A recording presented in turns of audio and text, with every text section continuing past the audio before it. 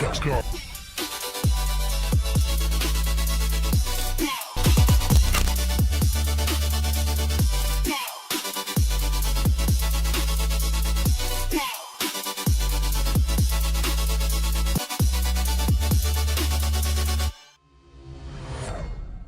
Welcome to the CS Asia Championship. So for those of you who are watching the A stream, welcome back to the CS Asia Championships 2025. I'm T-Tommy's Michael Yumi Cassidy, and we're going to be having a good old time over here. $1 million on the line in Shanghai for Counter-Strike's biggest VRS Tier 2 event in the calendar. This one is going to be a blast. Yeah, no, I mean, it's definitely a good time to be an Asian Counter-Strike enjoyer and enthusiast anyway. Not only the fact that Perfect World are hosting all these tournaments, but also the idea that there's a lot of events in the Asia region actually begged for the end of this calendar season. There's a lot of reasons to be a Chinese and Asian Counter-Strike enthusiast with the rise of big teams from the region, but then also just getting a lot of love events-wise as well. Absolutely. You know how the format works. It's going to be two groups to start off the group stages. It is double elimination through those. And then after that, we're going to be going over to the 6-team playoff stage, and it has become the norm for a lot of tournaments. That'll be held in Shanghai's arena stage. So don't forget that if you are, for some reason, an English-speaking viewer in China who wants to go watch it in, a massive venue, that would be for you. Go check out tickets if they're still available. Virtus.pro versus Legacy is how we're going to be starting things off on the B stream. We're then going to move on to Lynn versus MIBR and so on and so forth. Any game for you that stands out in particular, Michael? I mean, I'm just looking forward to seeing MIBR really get off the ground, and I'm also keen to see how that FUT team plays, given that, they go from being an academy roster to kind of being in the running for, they were almost on the precipice. You were one of these fringe teams that maybe could have had a good run to the major, but fell short. Absolutely. And look, for me personally, I'm glad that we stick to our originally planned first matchup in Virtus.pro versus Legacy, because that is, for me, what is one of the more exciting ones. And it's for different reasons now, because we've just found out, we're going to bring up the Virtus.pro roster for you guys on the screen. We've just found out, obviously, that Bist, who is supposed to be standing in for VP from VP Prodigy, is no longer going to be playing. It's actually going to be IC back in. IC was always told that you weren't really out of the roster. We're just trying something new, but then also he wasn't supposed to be here, but he isn't. And it's a whole lot of confusion going on, but sort of sums up VP in the past 6 months, Michael. Yeah, I mean, essentially, when they were given the invite to this tournament, they had Electronic, Flamus, and Icy on the roster, and Flamus is on the bench, Electronic's out, Icy is supposed to be out, so that's why this is essentially, they've had to pull Icy back into the fray, and, it's not, if I have to really think about the VRS system and all the rules that have been changed, the amount of time we've had to adapt and change to those rules does feel like it has been long enough to not make these mistakes. I mean, we only look about 10 days ago to the situation that FaZe found themselves in at ESL Pro League, where, coming into this event, we don't know how good FaZe are going to be, given the performance they had at Pro League was actually quite good, but it wasn't the roster that they intended to play that event with. So, yeah, I think, VP are going to be a little upset that they've maybe put in some extra practice and work with Bist, only to find that they actually can't play with him at this event. But who knows, maybe because the pressure's off, they actually might perform better, a la someone like FaZe. I think a lot of CSC 2025 is going to be about tying up loose ends for certain lineups, but also for others opening up new chapters. And obviously, one of those teams might be a team like an MIBR and whatnot. But for me, I think tying up loose ends is what I want to do for Legacy as well, because there's still such an enigma of a team for me. Because when you're looking out towards the recent results they've had some really good wins, right? They beat Furia 2-0. They had a decent run in Pro League versus some other good teams. But then also you're losing out to Bait. You're losing out to like Astralis and Gentlemates and all of these teams where theoretically they should be within punching distance. Even at FPG, at the Fisher Playground, they didn't do particularly well versus, again, teams like your Astralis and whatnot. So I don't know where I stand with Legacy, but what I do know is I do kind of like this team predominantly. For me, it's because of that Lux story that we keep on forgetting. With Fallen dominating so much of the recent Brazilian IGL conversation, again, the guy just won't let the zeitgeist go for the past 20 years or something. But we do tend to forget about Lux, and for me, that's such an exciting narrative, how much he's helped this team grow. Well, I mean, especially because they had such a great run at the Austin Major. There's a lot of hype around Legacy coming into this season, and then they just kind of fell flat. They've only beaten teams like Fnatic or Heroic in quite close series, actually. So they have a lot to prove in terms of being able to show it against European opposition. Coming into the opening round of play, we will have Mirage as our battleground between VP and Legacy. But yeah, this Legacy team is quite interesting because it feels like they've got so much firepower. The flair they expressed when we saw them at that Austin Major to make it even to stage 3 was, I think, a big surprise to many because they did it fairly legitly. You know, they beat teams like MIBR, they beat 3D Max, they beat FaZe, and they beat Vitality in the first round of stage 3 of that major as well. And everyone's just thinking like, wait, they beat 3D Max, they beat FaZe, and then they beat Vitality. Are these guys actually, you know, closet dark horses, someone that nobody even saw coming? And then we get into this season, and yeah, the results have mainly been against North American, South American teams that have kind of held their position in the rankings, but we haven't seen the same sort of big fish that they're frying up. Now, I do have this question mark about Virtus.pro because obviously I came in with a lot of preparation for BIS, and I was just lamenting, oh my god, all of my BIS prep doesn't matter. Then I started thinking, Michael, VP also probably came into this event with a lot of preparation with BIS. Obviously, they weren't able to play at ESL Pro League either because they had a visa situation. They were denied at the border, if I remember correctly. And we haven't seen this team activate in a long time, so I don't actually know how much practice you're going to have with IC at all. Yeah, I mean, they shouldn't have practiced probably with IC for the past week, maybe 2 weeks. I mean, because I think after they'd been denied from Pro League, that's when they started talking about the BIS conversation, because that was also in the lead up to the major. You know, I think VP find themselves in a very awkward position where had they played at that Pro League, they probably are in major invite range, but because they didn't have those games, other teams overtook them. And so maybe they thought that their season was over and that they could make all these roster changes. That's, you know, where we find ourselves now in this whole BIS IC proposition. But I think what has been clear is that, you know, the identity of Virtus.pro is shifting slightly. You know, under James' leadership into Electronic, it was surprisingly similar. The pacing that they came into T-sides with, maybe their CT sides looked a little bit better, but the T-sides were just as slow, if even slower than what James used to call.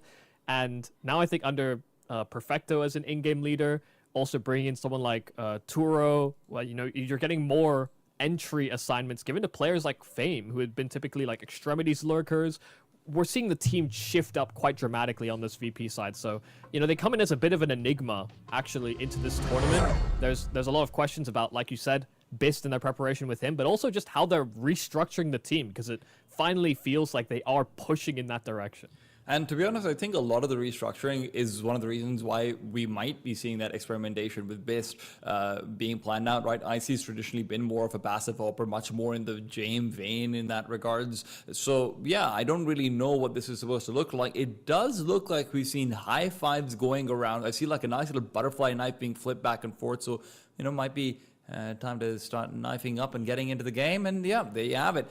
Into things we go. Virtus.pro will be starting things off with a flashbang of smoke on Fame and Molotov on Perfecto, and a lot of hopes and dreams on their shoulders as they're hoping that IC will not be too mean to them on the voice comms. Bet your BIS couldn't do that, huh?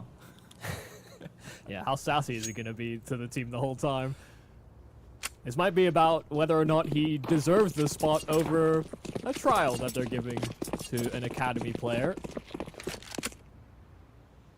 Interesting idea here from Virtus.pro, a mid smoke and then running back the other way once they realize Legacy aren't being aggressive on that mid control. They should understand that they're segmented into sites, but they'll come in with very limited util. A smoke that sails out, Lado fighting up close, but Lux bails, but doesn't need the support. Lado holding down his position, Sadson with 2, just as they try to emerge up that ramp, and so this is a complete non-starter for Virtus.pro. Legacy shutting them out in the pistol. Sadson, obviously one of the AWPers the only AWPer who we didn't talk about in this matchup. He's been a more quiet player as far as the narratives are concerned, but it does feel like it's structured to be that way. It starts off incredibly well over here in the pistol round. When it comes to a map like Mirage, this is where you want to see him shine. Legacy keep 4 alive. Very nicely done. The stack working out perfectly for them. Yeah, I mean, they were 3-2, but it felt like a stacked. Nobody could get out from ramp from VP. The flash they threw was ineffective. The smoke they throw actually kind of forewarns Legacy as to what's coming, because they're playing this close ramp setup. Had they been playing in more defensive angles, maybe Virtus.pro could have escaped. But some nice shooting. Very confident start from Legacy, and it's one of the fears, coming into maps like Mirage, is that there's actually this fighting pack that Legacy have is actually very threatening. I think if you look at them in South American bouts, players like Dumao, Lado, Lux as this combo can be just ruthless. Absolutely. Flash out in middle, but you can't have anyone moving away. Sadzin, 4 kills, and he is really having a good start to things. Yeah, hot damn. I mean, it's all headshots. He's popping everyone that comes onto his screen. They don't have armor, but he's been very sharp, more so than you'd expect from an AWPer in the opening couple of rounds. I'm also quite curious to see how Toro continues to perform with this team. Obviously, he's been another one of those, VP Prodigy promotions that have come through, and I'm really excited about whether or not this is going to be like an actually interesting talent that we haven't heard about. It does feel like one of the things about the CIS region is if there's anyone who's even remotely good, you're going to hear about them within 3 weeks from like your overdrives, like different Twitter accounts. Someone's going to do a demo review of them pretty soon and whatnot. Is this the next donkey? All the YouTube thumbnails you can think of. But right now, Duro out and about, and he's already down, so expectations have not been met. Dumao as well picks up another frag, and Legacy are reminding VP about that same firepower that you were talking about, Michael. This first gun round has gone abysmally. VP, in their attempt to accelerate, will at least be able to plant the bomb, though. Yeah, I mean, there was no smoke CT, so they took a risk just even punching in those digits, but Legacy allowed the plant. And this 5-on-3, there's very limited resources here for Legacy, but they do have smokes should they decide to use them. But with the numbers advantage, likely just to move in for trades. Nissim already dealing with one player inside of the site. Fame trying to lock down his position, but overwhelmed.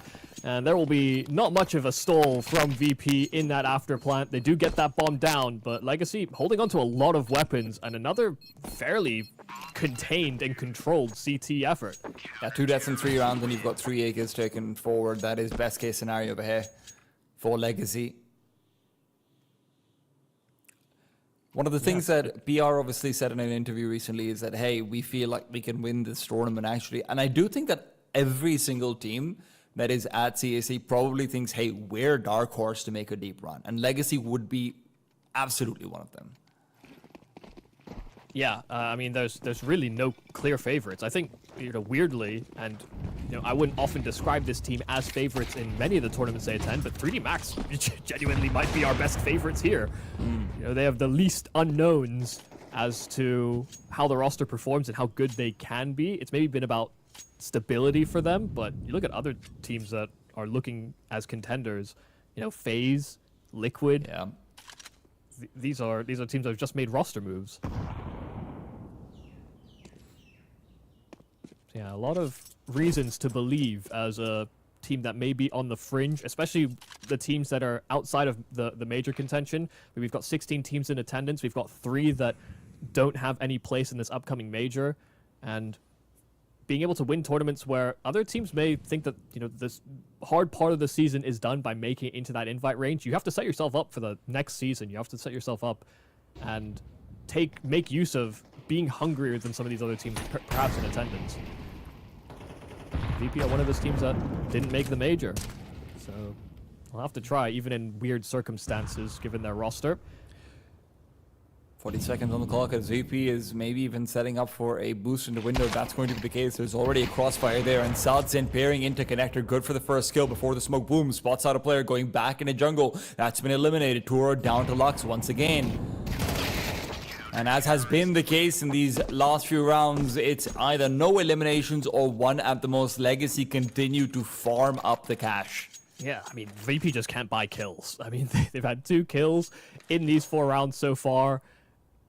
They are getting brutalized by just how sharp Legacy are entering this game with.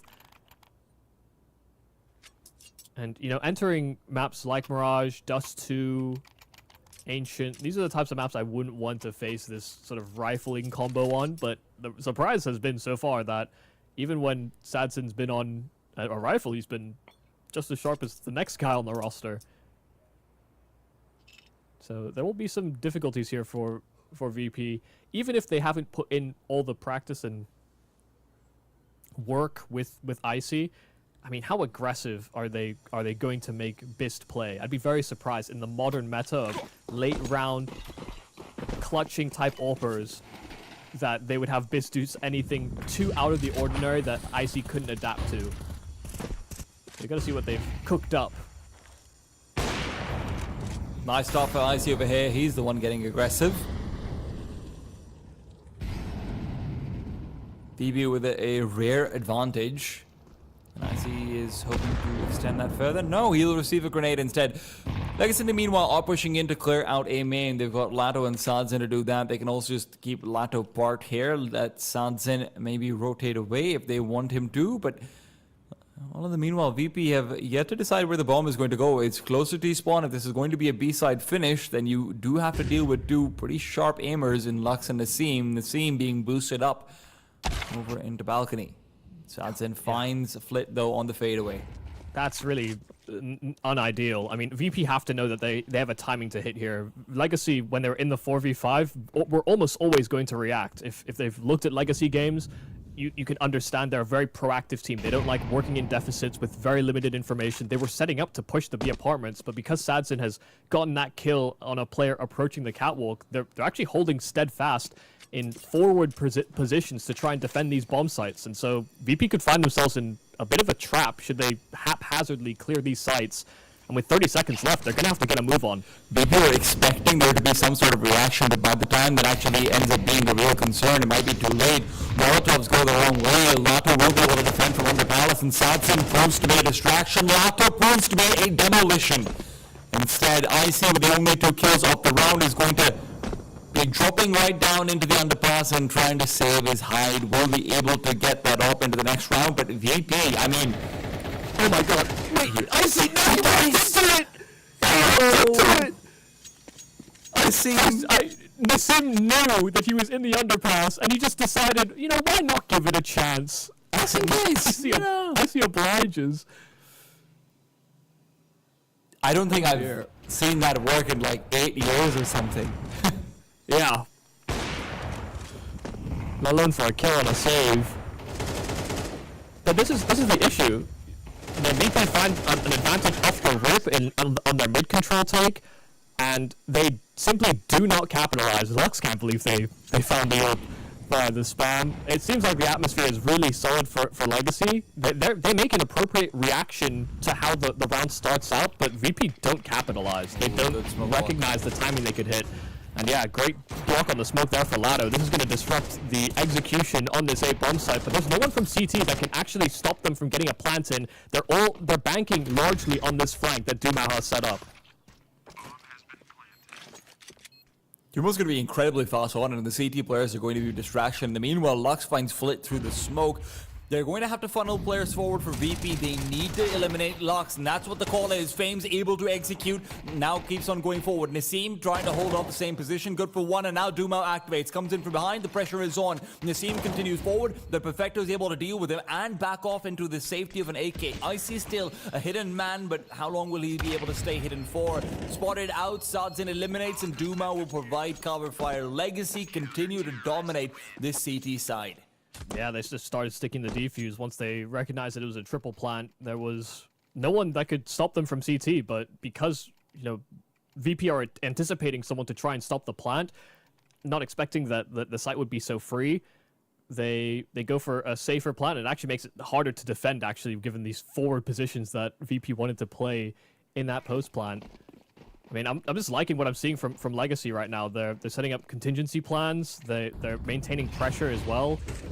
They did very little to clue Virtus.pro into that flank. They're letting these opportunities come into their favor and make they're making great use of them. Lux is going to be able to find a kill. Icy isn't there to be able to refrag this. Lux continues to spray through the smoke, and Icy can trace that out. Of course he can. Giving up that advantage that they had set themselves up for Mao will now have to smoke himself off inside the window. Perfecto, a grenade to follow up. Why not? Dumao's not feeling good about it. His grenade doesn't do nearly as much.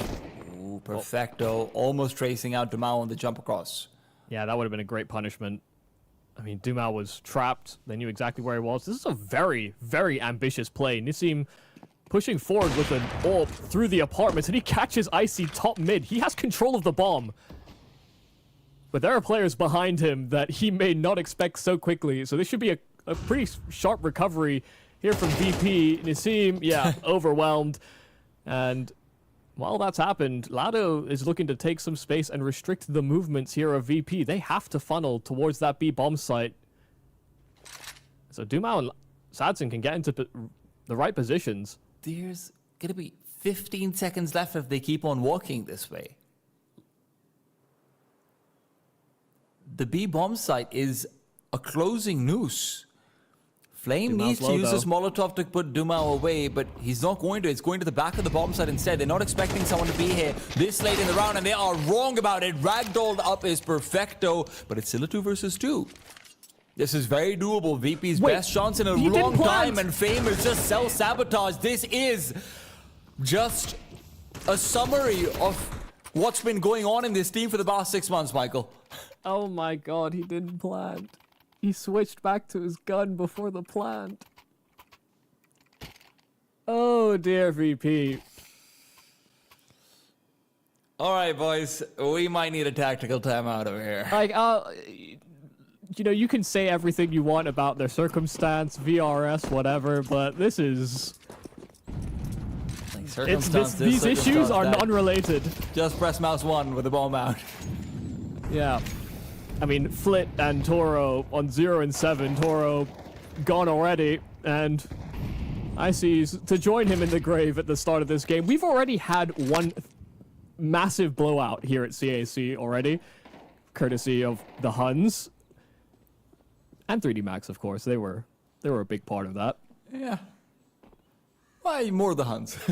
I saw that game. Yeah, I was also watching.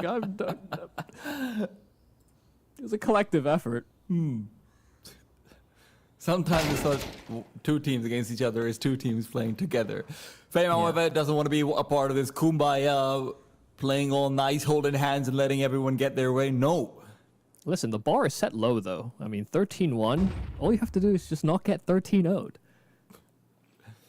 Flit's coming in from behind. This could be a big move. They don't expect this at all. They're missing the timing. Nassim's checking this one, but he's going to end up going in through the window right into Flit's waiting arms. Flit's no longer waiting. Now he is.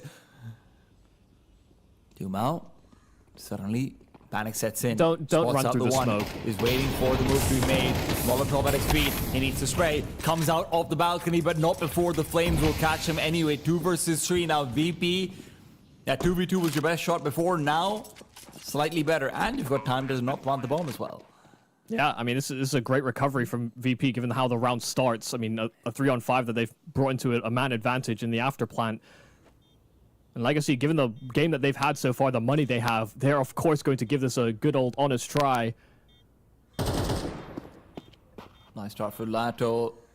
Sad's trained in for the bench play to make a move. That's what his responsibility is going to be. Perfecto, however, this is the exact kind of round where he's made his name. No, you can't be peeking first. Flint's going to fall as well. Lato just gives him the drive-by.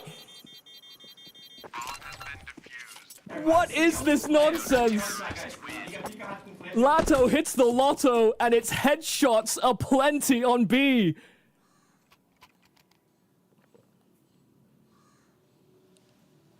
I don't understand how they even got all those fights. Flit, you know what? Fair enough, man. Last alive over at bench. Nothing you can do there. Whatever. Maybe just win your duel, but it's okay. Yeah, he's contingency. His other 2 teammates are supposed to effectively swing off each other. But nobody seemed to coordinate their swing to hunt for a trade at all. Legacy, they can do no wrong. I think that's what we're seeing right now. Perfecto at least does respond. Lux goes down, so does Lato. There's still no one in CT spawn. They've never had to position anyone there. That hyper defensive spot that's used predominantly to hold on for the post one, they've not even worried about it. Now Sadzen comes to replace, but bombs not planted just yet. Molotov is going to be shallow as well. Sad can go out and actually explore. Tuoro, if he peeks forward for even just a second, he should get the skill. Sadzen is double scope forward. Doomao, though, is using that as cover to start moving into the site itself. Comes in from the side, making a lot of noise. Good for 1 kill, but that's not going to be enough. See? Well, all right, they can't lose this one, Michael. You're right. It would have been impressive had they. Well, not everything goes peachy keen here for Legacy. They might have started with the opening pick in middle, but yeah, breaking into that A bomb site, Virtus.pro finally find some kind of gap to exploit. And lo and behold, they will not get 13-0'd. Not today. Thank the gods. Well, they'll be thanking someone.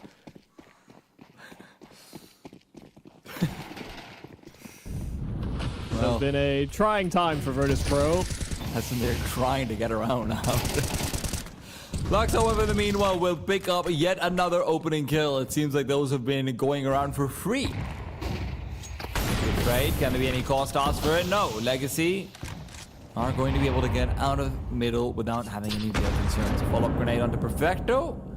Decent damage. There is no bomb on them, and IC was supposed to be prime candidate to go pick that one back up, so he will have to reposition sometime soon. If Sadzen can hit that timing window, that could be troublesome. I mean, it has been how they've been operating when they've gone out for this mid-control. IC does move back for that bomb as well.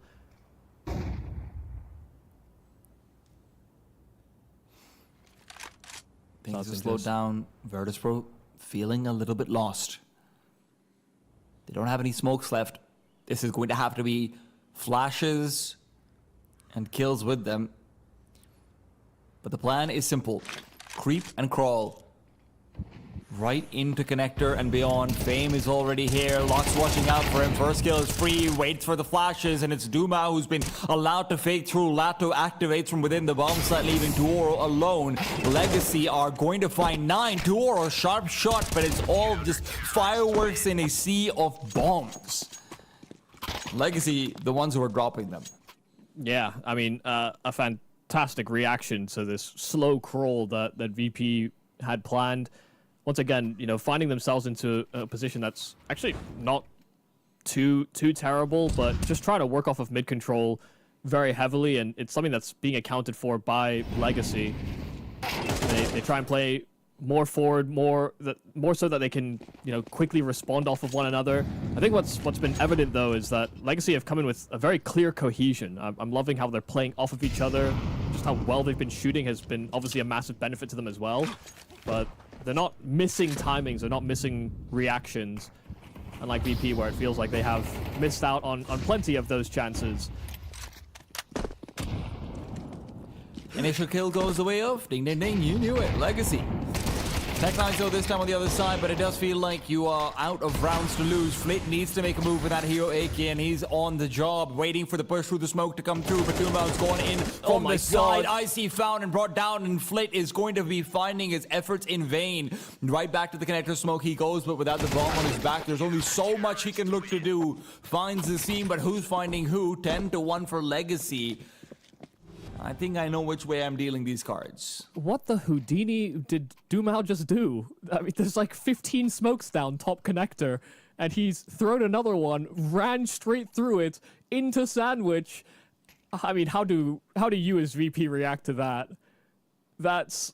These are not normal moves. I wouldn't even say Legacy are typically going to make moves like this, but they have everything they've touched has turned to gold, really, in this game so far. So why not make a crazy play that VP are just trying to get stability, meanwhile you're trying to innovate. Doomao still innovating. Or at least someone is helping him do so. Lux is out in middle. Sadzin now defending B. They're expecting this faster play out towards the site, and Sadzin can't trace out the bomber, but he can make him hella uncomfortable. Tech 9, you gave me this. How could you? But Perfecto's fighting back. Him and Icy are able to turn this into 2 versus 1. HPs are low. This is going to be troublesome. Incendiary doesn't go where it's supposed to, but Lato's still going to be able to put it to use. Icy peeks out, takes the headshot. VP on 2.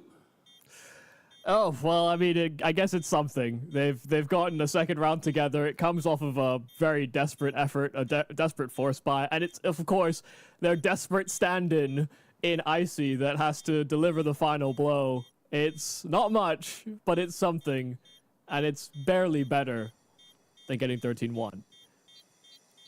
And who's to say they can't recover in that second half?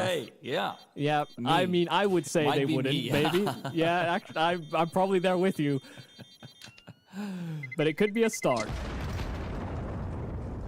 Sure. Let's not beat around the bush. The idea of coming into a tournament and not having the roster that you anticipated to play the game with is already a bit of a mental booming situation. Most people would think that sucks and just stew in that.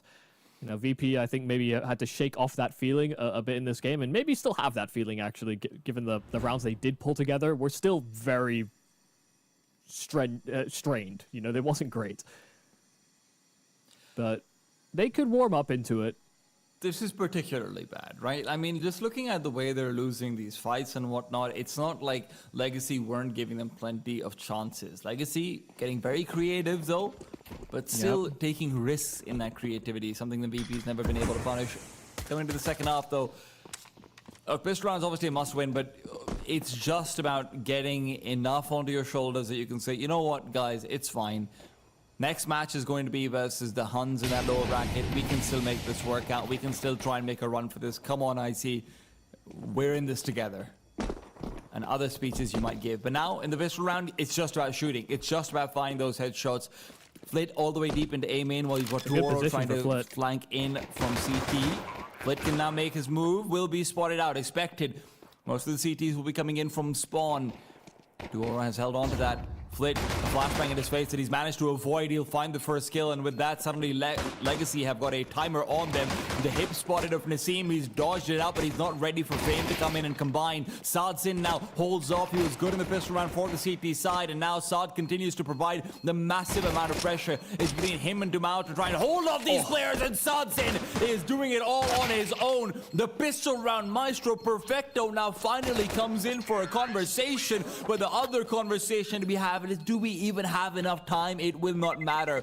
14-4 for Lato, as it's 11 on Legacy's shoulders. I mean, 20 kills on Sadzin. You know, this is not the type of performance I anticipate from someone of his caliber. I mean, he's definitely good, and he's performed very well against domestic opposition. But we've seen this before with Legacy, is that, you know, when they go up against the European teams or teams from outside of their region, they can struggle to actually get production on some of their players. And I think Sadzin actually is one that struggles fairly often in those types of scenarios. But he has been red hot from the start of this game, from, you know, 2 instant kills on the CT pistol to a 4K in the second round to now another very, very important multi-kill. He has been leading the way, and, you know, it's has just been the story of this game, you know, whether it's been Dumao Lato as that power combo you kind of maybe more anticipate, but that being accompanied by a very, very powerful looking Sadzin. I don't know that VP ever really stood a chance. Dumao taken out of a hair. VP on the forest spy are hoping to do what their pistol could not accomplish.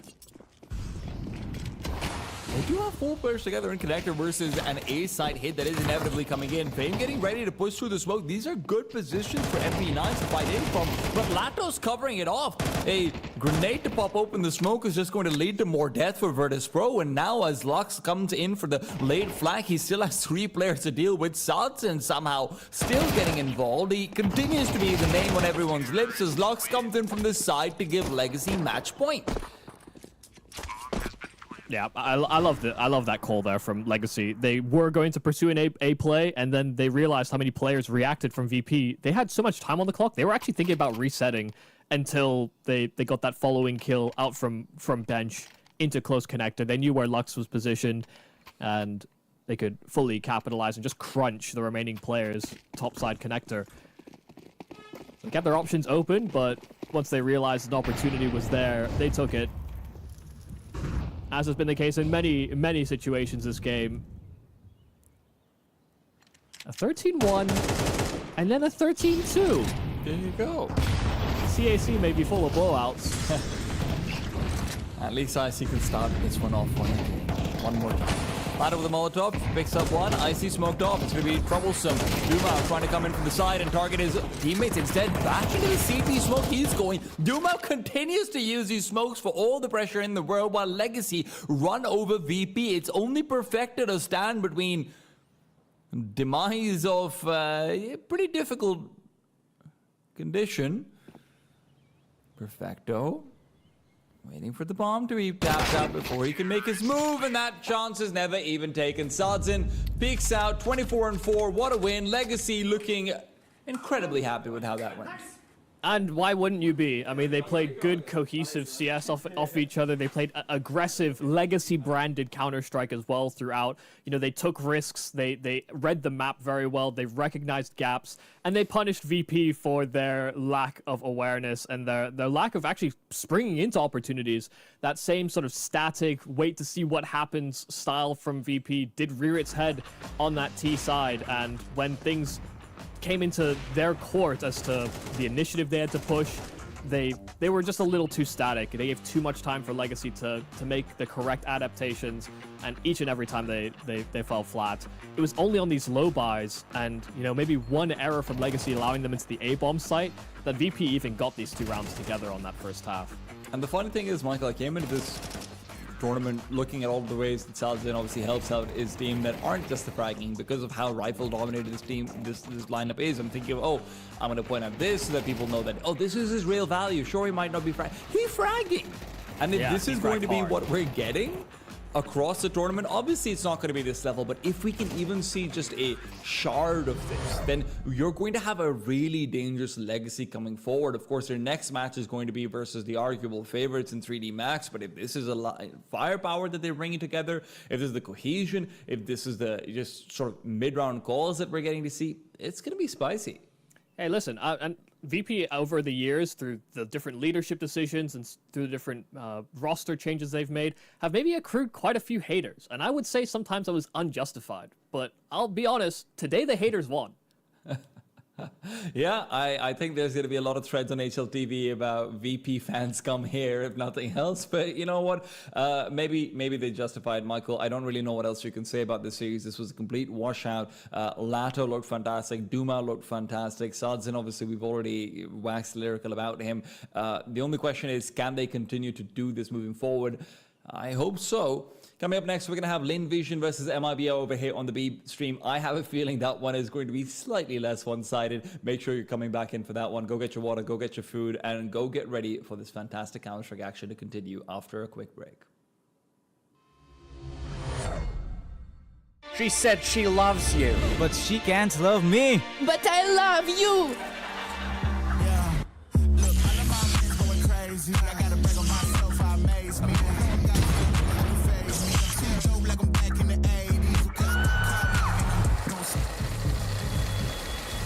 I won't play window anymore. What's going on?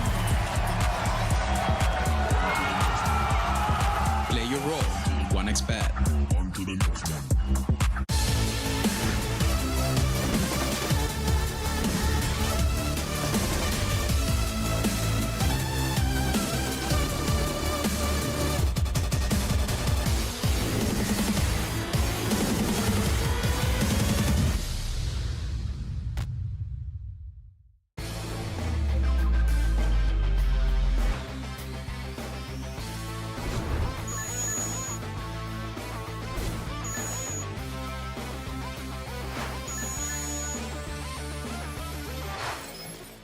The human body was built to move.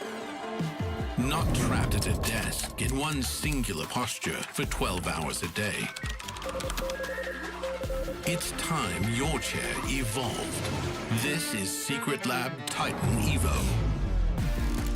Ergonomically engineered for you, gamers, hybrid workers, artists, backing your every move.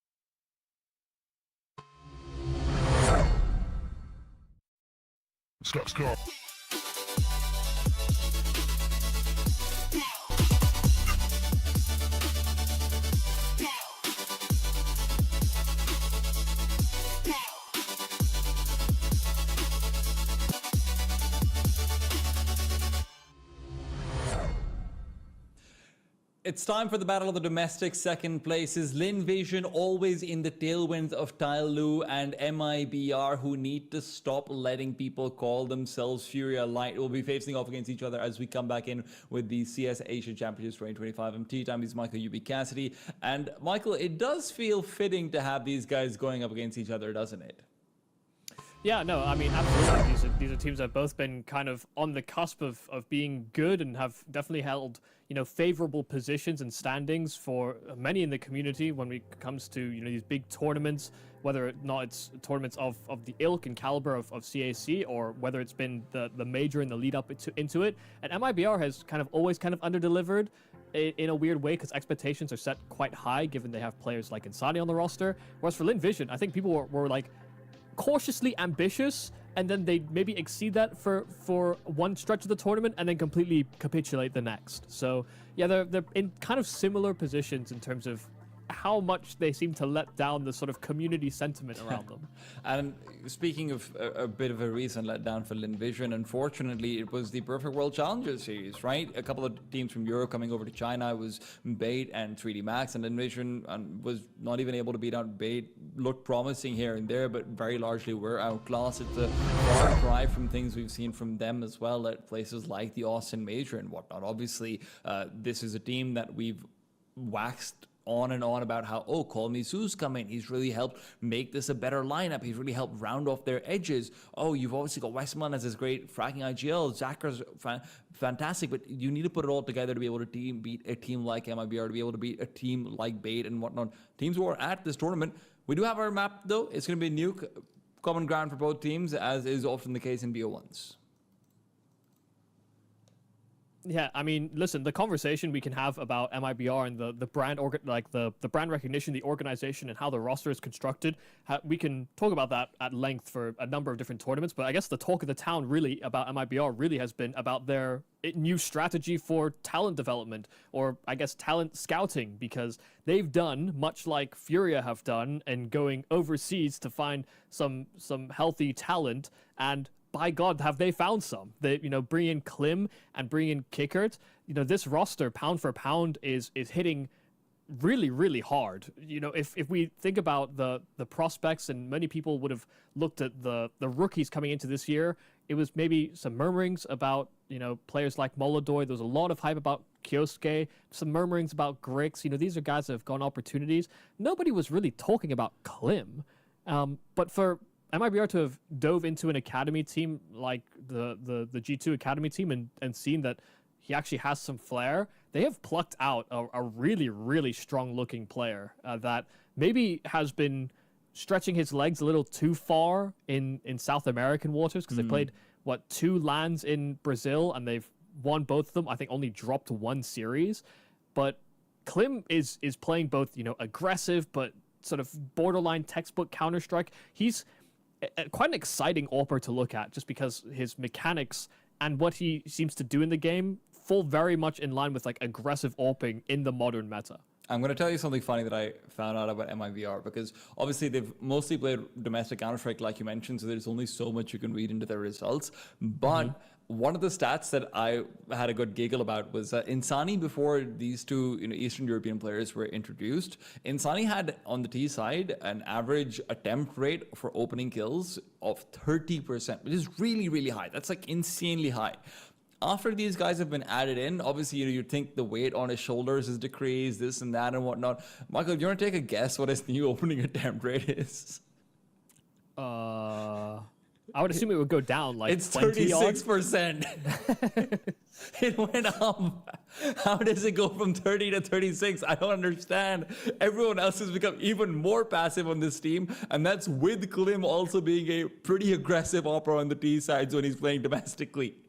Yeah, I mean, he's that's even if he gets the AWP out. I think that's something else about his game that's been interesting to follow, is that on T sides, he's actually rifling a lot. And maybe that, this is different to how he was in G2 Ares, where he would AWP on T sides fairly frequently. It does seem like he is, refining his ability on those rifles, and maybe just trust that they can play an up-tempo brand of Counter-Strike, because, if I think about MIBR and the strengths that they've lent into in the past, Exit, BRNazan, Lukowski, Insani, these are all players that can actually do very well in sort of pack bursty type plays. And I almost like that Klim is rifling more, but as they scale up against harder and harder opposition, I think that will become less of an option. I think it's also good to have, a team like Lynn Vision up against him, where I think Lynn is an amazing litmus test for a new lineup that's sort of leaving domestic waters. Obviously, their firepower isn't as high as, maybe someone like a G2, or like in the case of this tournament, maybe like a FaZe or a Liquid is. Sure, that's fine, but you do have a good opera in the form of Zaka, right? So you have to have pretty solid entry pathways if you want to try and eliminate them. You have to have really good utility to try and displace him. You've also got a very good mid-round caller in Westmelon, so your comms have to be fairly clear-cut to be able to get out of these sticky 3 versus 3 situations and the like as well. And not to mention, Lynn has always had clutch ability in the late round scenarios as well, right? So Lynn's a pretty complete team when it comes to trying to assess how good you are. And I know that Lynn themselves, they don't want to be that team, right? They don't want to be the litmus test. They don't want to be the examination. They want to be the result. Yeah, in a weird way, Lynn are almost similar to a 3D Max in that they're basically greater than the sum of their parts. And, their parts aren't as explosive or as electric as other teams within the region necessarily. You look at TYLOO, the amount of talent they have on that roster. Lynn are behind TYLOO in terms of just raw mechanics and just how much these players can kind of take over games. MIBR have that in greater capacity, but maybe don't necessarily have the team cohesion. I actually think there's a lot of refining that MIBR still have yet to do in terms of their roles, because, if you think about even just isolating for BRNazan, he came into this team as an AWPer.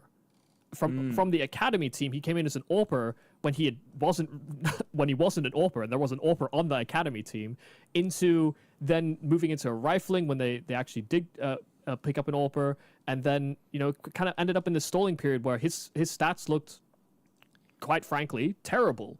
And he left the team and he came back into the team, and then Lukowski's on the squad and he doesn't feel like he fits. BRNazan's sort of back into being a sort of role player. He has undergone a lot of identity shifts as time has gone on, but with the addition of players like Klim and Kickert, those players are both ones that have had their roles more refined and defined throughout their own separate careers. Klim is an AWPer, but an aggressive one that likes to take some space at times. And Kickert has been a support player for basically his whole career. So if we're thinking about the way this team restructures, the pack, if we're going to subtract Klim against top-level teams, should be Insani, BRNazan, and Exit.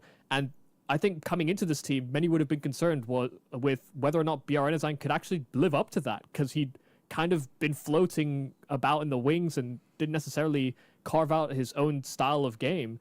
I think what's been good, though, is that MIBR have seen that BRNazan is actually producing under these new conditions in a way that I think many from the outside wouldn't have anticipated. Yeah, I definitely didn't think that would be happening. I thought BRNazan would be one of these players who is going to be one of the first to be cycled out. But yeah, it's been good to see. I will add a caveat for MIBR's recent performances, even domestically. It's that whenever they've gone up against one of the better teams in their own region, right? You're thinking of Fluxos, your Imperials of the world, Red Cannons would be the most recent. It's not always looked completely clean either, and that is where the cracks that you're talking about in terms of role, in terms of communication and everything will show. One of the things to keep in mind, if everyone's thinking, well, Furia did this, obviously they were pretty successful and whatnot. Furia is a different case. Fallen is an incredibly experienced IGL. He's just a very highly veteran player, great communication, has played with international lineups before, has led international lineups before. Yekindar is also a much better bridge, I would imagine, than someone like Kickert could be either. Obviously, they've both got young AWPers who I wouldn't pretend to know Klim's level of fluency, but I would imagine there's not going to be it's not going to be really high over there. I mean, he was brought up in an academy system where Yes. it wasn't just all Russian-speaking players. You Of know, course, but everybody is speaking English on these teams. 100%. But not having the same structure as Furia does, though, right? Like, you don't have the same ideation process as a Yekindar and a Fallen are going to be offering to you. You don't have also the same sort of level of consistency in a star player as Serato is offering you. Insani's very, very good, and Insani's been the hot prospect for Brazilians rifling talent forever now. Yes, but Serato is the guy, right? He is sort of the next generation Coldzera in a lot of ways, who's unfortunately not had his career go in quite the same vein. So this is not going to be a guaranteed success by any margin, and there are a lot of question marks about this team that CAC is going to be about answering for them, because as we go on, if they start taking these hits, one of the other things about CAC that you have to keep in mind is a lot of lower ranked teams you can lose out over here too, and even if VRS points aren't on everyone's mind anymore about the major, the next season is also very much decided by your results today. Invites for CAC went out in July. That's all based on the last season. Everything from this point on matters, and a $1 million tournament, you can't afford to let go of this. It'll also be a massive wake-up call for them even leading into things like the major, because, if you're playing against domestic opposition all the time, I think that's always our conversation in the major is that, hey, how many chances have they had to go into international waters? Is the gameplay going to work necessarily scaling up? And for MIBR, they may have proof of concept in their recent LAN results and the results domestically, but they do need to have a demonstration of that caliber and that skill against teams from outside of their region as well. So there's definitely a lot of questions to answer. I think the thing about the communication for Kickert and Klim, I'm not so concerned. Kickert was also communicating in English when he was on Into the Breach, if people remember that he was on Into the Breach. But he was also in-game leading in Paravision, for example. This is also something coming into MIBR that will be, I guess, paramount to their successes. I actually think Kicker is probably coming in with some ideas as well about how to run the team, because not long ago, Exit stepped away from in-game leading. He was in-game leader for a long time for this roster, and because they'd started capitulating in their results, they weren't getting the same star level production out of Insani, for example, they moved to drop in-game leading of all things. And that was even a darker time for MIBR, I'd argue. So for them to go back to Exit, to bring in someone that has sort of call, but could also maybe even secondary call, they bring in two Russian-speaking predominantly players, but ones that have communicated in English as well. I think it's actually more on the Brazilians about how well they'll uptake to the different spot communications, what they might call different positions, how quickly they'll relay information between each other. That will be the bigger test for me for these MIBR players, because I think the imports have actually kind of proven that they can make it work in these different types of rosters. So anyway, that's all to say. We're diving straight into Lynn Vision versus MIBR. The map is Nuke, and we have a lot of questions to answer, but we've got high expectations for both these teams as to how high they can really fly. Sue might be the first one called to task over here. Kickert and Klim are considering going in through Squeaky early on, but they're also very worried about aggression from the CT side. CTs, well, the only one who can get aggressive is Starry, a player who has had just as many questions about him as he has had answers at times. Kickert, however, ready for a late pop in. Sue, great position, not a great shot. Klim's going to be able to take him down immediately, and Westmoreland is without a frag. Starry, however, right back in from Mini, looking for targets, and he's been given a few too many of them. 2 kills, that's good, but Emilia now needs to come in and compensate for his team's failures. He's unfortunately only going to be adding to them. That bomb is in an awkward spot where it's been dropped on top of the blue box. Kickert will have to try and close the distance to it, but with Emilia's HP being where it is, you're hard-pressed to find a place where he can really send this round other than into the next. Yeah, Kicker just recovering that bomb and getting it into a safe planting position, and Exit will finally put a bullet between the eyes. MIBR coming away with that pistol round, and yeah, the way in the first line of defense for Lynn Vision did feel like it had to find some success. It was a good recovery from Starry, but MIBR able to maintain that pace and take room into this A-bomb site. Lynn were always on the back foot, rotating into the affair. Basically needed a triple kill from Starry if they wanted to maintain control.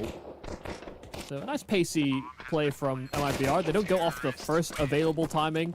They kind of wait to see if Lynn are going for anything too aggressive or have some opening util, for example, and they just burst right onto the scene. Kind of let the Lynn Vision defense stall out a little bit. Maybe all guards raised for the opening timing. This will be a force buy here from the Chinese. And I do like what I'm seeing from the minute. 2 players down below. You've got yourself the Ump and Falma set up. It ends up being a single player to be looking forward. They will get the kill pretty quickly. Yeah, the problem will always be that Su will have to take a timing at some point, and if that did happen and he died, the trades wouldn't have been great. But they're now grouping together to make that forward play into Secret. Meanwhile, Kicker closing the gap into Heaven, but Insani's already watching for the aggression at these Secret steps, and he will not fail the test. Very nicely done.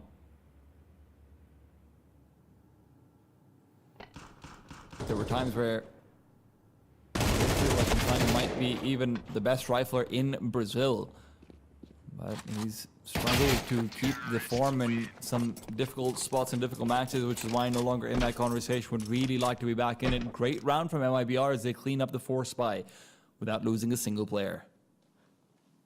Yeah, Insani is a very curious topic because, you know, kind of the same way that I would talk about players like Nerds, actually, kind of a do-it-all player at their height. You know, can be an aggressive opener, can be a pretty ridiculous clutcher as well. And when you saw him against domestic teams, he would just run rampant. Yeah. But I think it's partly testament to some other teams also improving how quickly they move for trades. But, you know, that hasn't always necessarily worked in every iteration of MIBR. He has recovered form as of late, though. All this damn restructuring. Well, he's just had his head restructured. And not just the 1 star, he's always good with a deagle.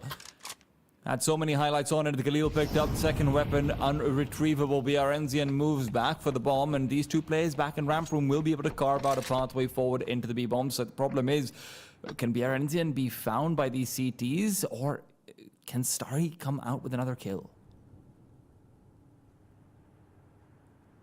I mean, their options are fairly limited, especially with Zacher closing in from behind and wrapping back into lobby. So there is a timing here for MIBR to hit.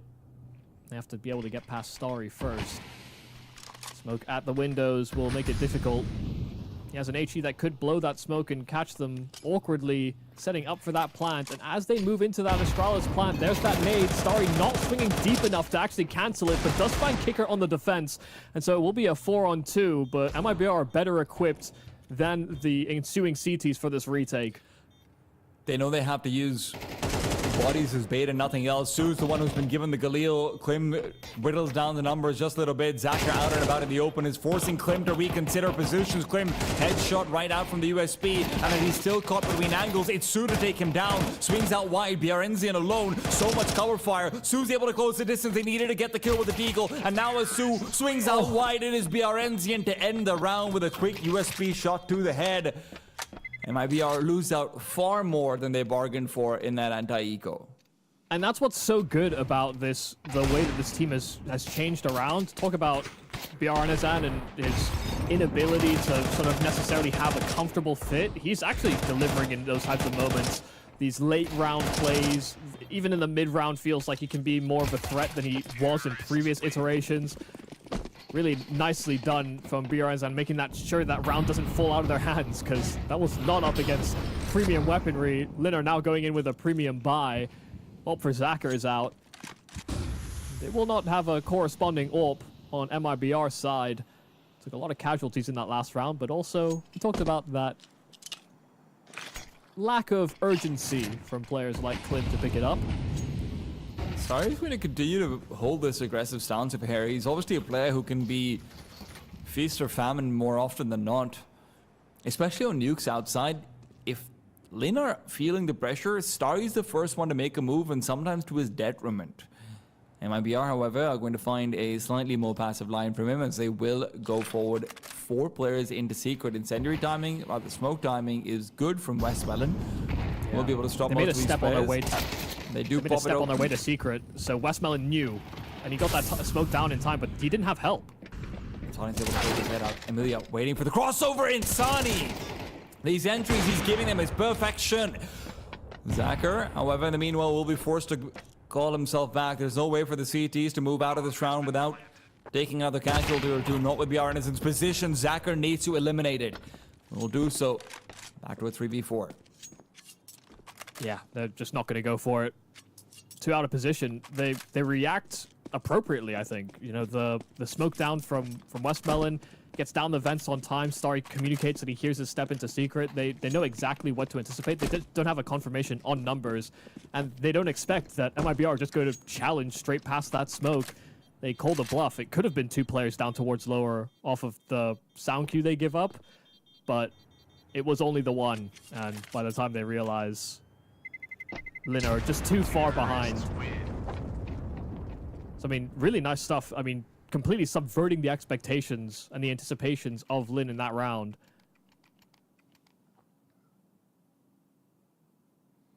It's nice that there's sort of, this is still a one-sided start for one team, but the reactions are a little bit more logical. Yeah.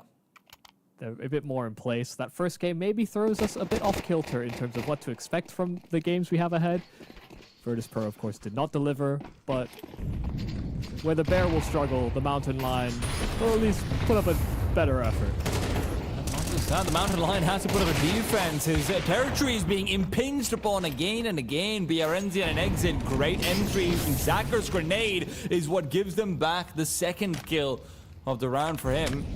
3-on-3 and MIBR, I mean, they don't really have any more utility for this post plan. Emilia's going to come to replace Zacher. Zacher gave out sound cues, so they might not be fully ready for this. The flashbang betrays Emilia's position. He's happy to make noise. A double swing might be necessary. Starry's not in a spot where he can do much without assistance. He's worried about Starry being outside. Zacher will drop down, let Emilia swing out wide off the back of him, and now cover off from Mini, while Emilia does the same for BR Innocent's position. BR Innocent swings out wide, good for a kill despite his HP, but he will be taken down. Zacher with 3 whole kills, and dare I say, a big contribution in another one. Yeah, no, absolutely. The first 2 kills stole MIBR long enough that Lynn Vision are able to kind of get access to those vents and hold onto it as another way back on the retake. This is a bit confusing from MIBR. They rush in to get the plant. Insani is still on top of main outside and is in no way able to contribute to this after plan in any meaningful way. He has to drop down. Starry hears him as he's doing that. So his element of surprise is not even really a consideration. It's a little curious that Insani stuck around that long instead of trying to play first when his position wasn't great to the site. But Lynn Vision don't miss a beat. You know, very brave move from Zacher leading out with that AWP. Starry's getting a move on inside the lower tunnels while BR Innocent does the same on the upper bomb site. This is going to be a battle of timings. If Starry's able to find the skill on Insani, it would be a big boon. Molotov to prevent that from happening as BR Innocent realizes there might be a window for him to start making a move forward. Su smokes off the squeaky doors, but is not aware of the fact that BR Innocent's already in and through. Westmelon can't stay alive, but you can't say the same for Starry, who reveals position with a kill only to have his own life taken away. Westmelon keeps it even. BR Innocent found and brought down when he wasn't expecting that secondary player to be in mini after Starry revealed position, but Zacher is now on the site as is Kikert with the bomb. Yeah, Kikert heard Westmelon drop down the vent, so they've called Insani back. Kikert's taken space. They know that there's a player down towards B, and there's very little that Lynn can do to react to this, aside from Westmelon diving up those vents, especially with Zacher being Molotov'd off. It's going to be a similar position. Zacher and Emilia up top together, but without a smoke to segment them. It's only a grenade. It's doing good damage as well to the both of them. Almost full. Westmelon makes a move on, but he's already lost a teammate while he's done so. Zacher drops down, takes damage, doing so while he loses his captain. Oh, captain, goodbye. Insani, another triple kill. I'm glad Insani is killing people. Kikert is looking around doing 360s on the bomb site. He gets shot at by the orb. He's looking up, he's looking down. He doesn't know where the sound is coming from, but Insani rips heads clean off, as he has been doing so far this game. Him and BR Anazan are doing a fantastic job. BR Anazan more in sort of late round moments, but this time trying to, instigate the action. Finds the entry on that A bomb site. that is that first domino to start toppling the defense of Lynn. Because after Su dies, then Insani's playing close to Secret.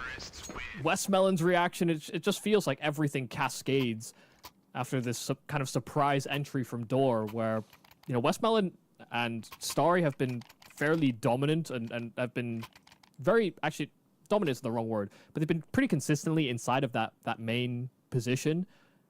And there's been I think the assumption is that they'll be able to challenge Door or throw blocking util, but when that's absent and there's no one face checking it, yeah, there is maybe a gap that can be exploited. BRNZan shows us exactly that.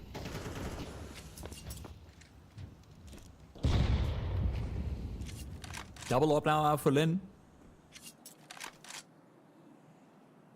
Emilia will be wielding one into Secret. That's where Insani's consistently been finding the perfect Molotov timing to cut off anyone who's feeling feisty. If he uses this Molotov to his advantage, though, he's going to be able to hold down the line for a much more favorable angle because of that molly being present, and he knows that there's no one who's snuck past a wall of smokes. Insani, plenty of noise made. Emilia ready for this one. Will shut down the reign of terror that Insani's been heaving down on them forever.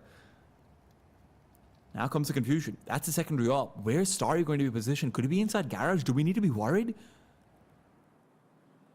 No, he's not. Starry is inside the bomb site. That's where BRNZan is able to eliminate him. But Westmelon, immediate response. He's so dynamic going into lobby. Exit realizes now that hell is likely going to be completely open. Zachar had pushed all the way forward through ramp, and that gives MIBR a pathway forward, but not a lot of time to exploit it. They have to take this. It's open runway, and they can find themselves into that B bomb site should they decide to go down ramp, but Emilia will be there to contest it, and he should have reinforcements coming his way fairly soon. Molotov into the heavens there, thrown by Westmelon. It doesn't hit the mark. And while Emilia tries to take position, he opens the decon door just as they're starting to emerge down that ramp, just outside of earshot. They need to cover this, and that ult of Emilia has to swing out wide enough to cancel, but he can't hit the shot. Gets a chance at it. Man advantage still here, held by Lynn. And they can keep applying pressure. The instant snapback there from Kicker, and Clint combines with that AWP. And fighting from dark, the AWP of Emilia trying to drag attention away, but they just cannot connect on shots. From a man deficit, MIBR find the open site, and they'll find a sixth. I mean, it's great responses for Lynn to actually get themselves the advantage, but the problem is they just don't have any eyes on and outside. So Emilia feels so pressured that he has to always be keeping an eye out. Hey, what if they're coming in from here, there? And at the end of the day, he isn't an opera. He's not even necessarily always a player you watch out to be that secondary. Starry known to pick that one up from time to time. So down below, difficult shot for him to hit to deny the plant or to get a further advantage, and he's just not able to do so. Great kill from Kiekert, by the way. That spin to win. Ooh. Good stuff. Heard the door open, and that's all he needed to know. I'd have been struggling with audio cues before. That one, it's pretty clear cut. Yeah. I'm not great at sound effects, but Insani's great at shooting, and he continues to display just that. Oh yeah, he's ripping it up outside. 9 and 4. I think this is becoming a big issue here for Lynn Vision. I was expecting maybe a slower start, but they're encountering a lot of problems. With not only containing Insani, but you know, if outside and the top site feel like they're a given entry each time, you're in for a bad time on the defense. It's a good kill for Emilia to find at ramp. Could get his hands on a rifle. Not really sticking around too hard to fight for it, but Emilia swings wide. Yeah, I thought you were talking about the problem of one-sided maps starting to kick in a bit too much. Oh, I mean, this could be another one, yeah, for sure. You know, 13-1, 13-2. The Liquid GamerLegion game did seem like it was a bit closer. Yeah. But, you know, we've set a fairly low bar to the opening round of CAC. And it's not been the teams from overseas that often have to the complaint and often have the consideration of jet lag, changing time zones. Yeah. the Huns were the first ones to get 13-1. Wonder if Lynn will give them company. Look, it's a long way from Beijing to Shanghai, okay? I'm just saying. Yeah. I don't actually know if Lynn Vision are in Beijing, by the way, guys. It's just a bad joke. Well, that's sure not a there's bad problem shot. somewhere. Zacher starts off strong. A good advantage to be gained. Emilia, to be put to the test, but he's not gone unaccompanied. Su, nearby, as Emilia will actually be closing the distance into the smokes. No, an incendiary down will force Kicker forward. Su needed to swing out wider, and he's good for 2 eventually, but he's lost his teammates and then his own life in the process. Zacher's in the B-bomb site. Remember that first skill he got? Well, that might be all he's given access to. Has got a decision to make. Where does he post himself down? As MIBR have the luxury of time, 50 seconds, and the world is their oyster. And he's against the 2 most threatening heads of the Hydra.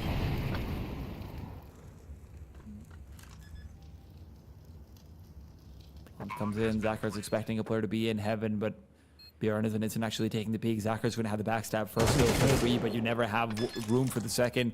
Don't have a kit, don't have a smoke, don't have a chance, and Bjorn he's got everything in the world going in his favor. Zacher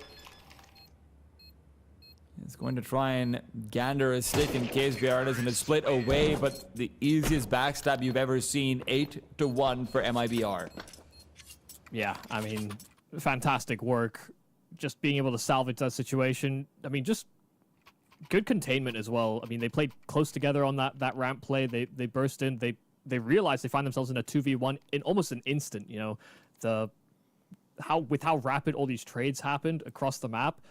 They took that time to assess. They regroup and they play the 2-on-1 from there on out. No one spends too much time hunting on their own devices. They realize the advantage and they come to the right assessment.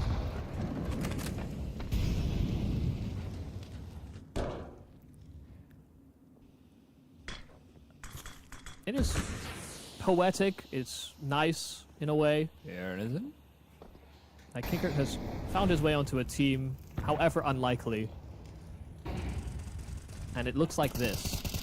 Dominance from MIBR so far. Bjorn is down to 1 HP, trying to hunt down a kill from Door, and he will be chased by the native Starry. But Klim has found a kill just as quickly as they lose one.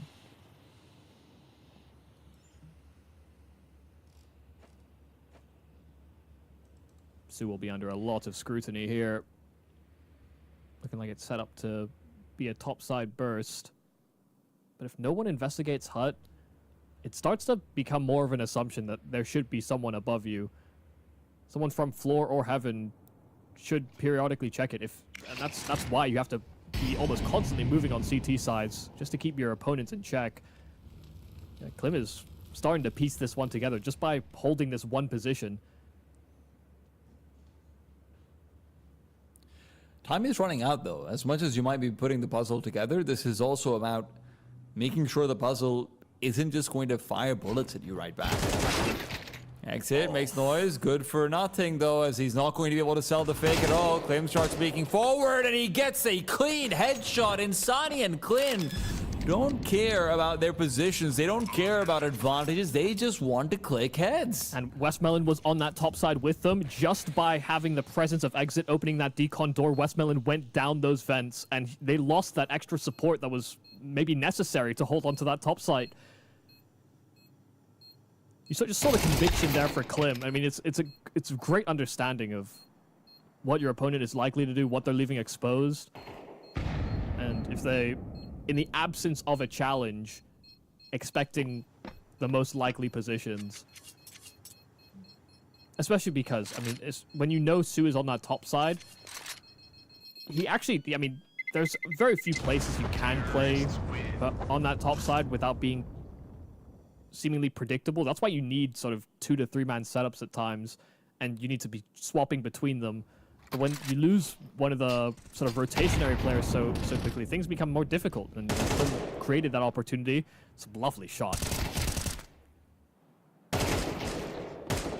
Yeah, the problem is also just that I mean, Westmelon A is clearly having such a struggle getting a read on the game, but even in positions where Sue and Amelia have been in spots where I actually don't mind their position. I think they're set up for success and whatnot. They've not always been able to get the job done. I mean, you look over towards that previous round where Sue and Amelia are in ramp, now over here.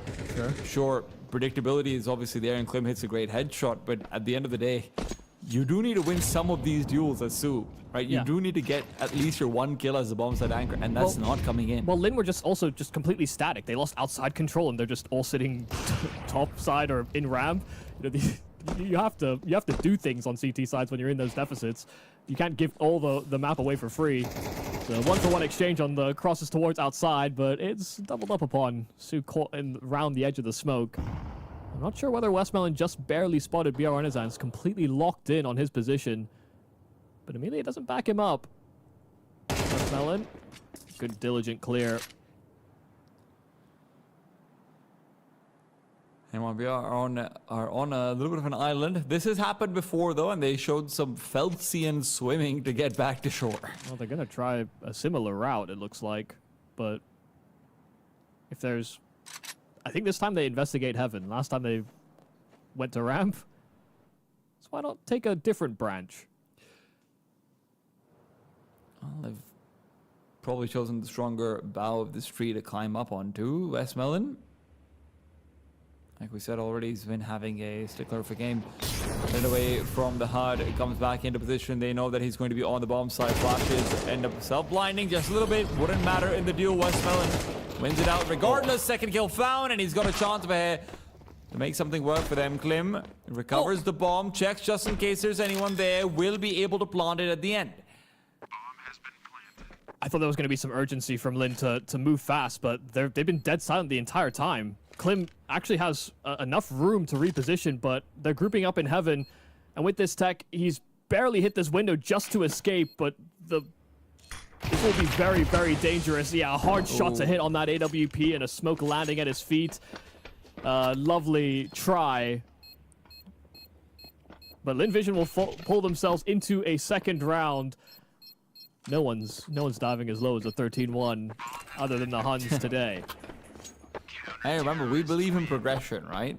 It's a 13-1, 13-2, hey? 13-3 coming soon.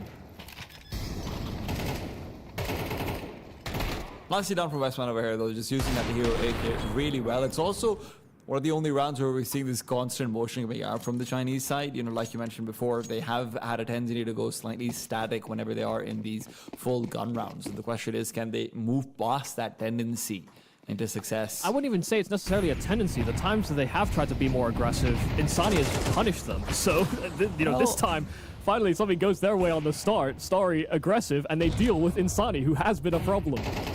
Moves in through the smoke. Starry does the same with the help of a flashbang, but Critical already bots it. He kills the flashbang deployer. Starry will find the revenge through the smoke, but now he has so much to do. Both players outside of Mini, Westland and Starry, are cut off by the smoke. BR Ennison is trying to trade fire with a player who's already kind of low, so he knows he has the advantage. Lynn thought they started this round off perfectly. Yeah, the reaction seemed almost too fast for this to have been a reaction just off of seeing that Starry nameplate, but MIBR find instant trades, instant entries onto this top side. So it's a desperate effort back in. Starry will hit that first headshot, and Westmelon combines with him, and they'll find every single kill. MIBR might have had a man advantage, but they had Lynn Vision had the better shooters. A 4-piece from Starry to get a third round on Lynn's defense. The absurdity of that round, I mean, Starry starts off, finds the aggressive piece, and Insani was being given the run boost. That's awesome. Then Klim moves in through the smoke, and in doing so, not only does he avoid the flash thrown by Zacher, he also just kills Zacher, who's not expecting anyone there, because obviously Starry just cleared that out, right? You end up in a 2v3 man disadvantage with full information given over, and then Starry repositions all the way back up to Heaven to be able to find those 2 instant headshots. That is... yeah, I mean, that's just not how rounds are generally won, but Lynn Vision, they'll take it. Not generally how Lynn Vision win rounds either, really. If we're thinking about the types of wins that Lynn pull together, it's very much a trial by committee. They You know, they push and pull. They're kind of spread across the map. They're good mid-rounding. They've been getting out-muscled, genuinely. The output from MIBR so far this game has been excellent. And there's been very little in the way of excellence for Lynn Vision on the same front. Just to get that little spur on from Starry could provide enough of a window, I think, for Lynn to maybe come back into this game. Let's not mince our words. So MIBR 9 rounds with the T side, the best you can ask for. Absolutely. It's going to be a passive look on the ramp side for the CTs, as they have largely left it relegated to, well, thin air. And that ain't doing much defending. Klim comes back in for a late round peek, as they're going to be giving up all the information. Lynn Vision down on the B-bomb site will have to try and fend off a retake attempt. Exit early or door open, and he has received the goosh. Emilio closes the distance, but he doesn't realize how many players are coming in his way. Will now be faced with 4, closes the door behind him like a gentleman. Wes Mellon still playing containment out from Secret. This is a good spot for Lynn Vision to be in. Not a single player dead just quite yet, and the Glocks are going to be funneling down these 2 versus 1s. Insani caught in a difficult spot while the rest of his team are fighting in from Decon. They've been forced forward into the bomb side. BR Innocent is low, and as the doors will open, the double peek is punished. BR Innocent, good for the immediate kill with a smoke down on the bomb. Can they do anything to stop him? He is full sticking this defuse, and Starry might have found a kill. He needs to find the knife. He needs to get this done, and they will get the lifeline that they've been desperate for. Lynn Vision with the pistol round. Yeah, they had to hinge off each other very quickly. They were surrounded on all sides, but in ready to fight positions, you know, swinging together, pushing together, and putting MIBR under a lot of pressure, just trying to get themselves back in on that retake. And even with the smoke that was down, just not enough resistance from those outside of it to stop them from hounding down BR inside of that smoke. If they had a kit, though, there was a real possibility. It's not something that MIBR accounted for when they went in with that pistol round. But given that they have a lead, given how this game has been going, a forced buy here on CT. It's also the buying pattern that should allow Klim to get his hands on an AWP. Watch out about it, clear cut. It is getting to the bomb site, and unfortunately, Kiko getting 2 kills was not part of the plan. Starry, his response is limited, and they're going to find success limited as well. Kikert, that's how Sue was supposed to be getting kills. Kikert is giving us a masterclass. Well, it's a double bait as well. Klim is above Kikert. Kikert dives off of the hut after it's Molotoved, and they think that they don't have to worry about that top side anymore. You look at where Klim is positioned, he's right above. He's dodging flashes, and with Kikert disrupting that initial brunt of the aggression, Klim is preoccupied with Dora, realizes there's no one there, and that he could just sweep up the remainder that come out of hut.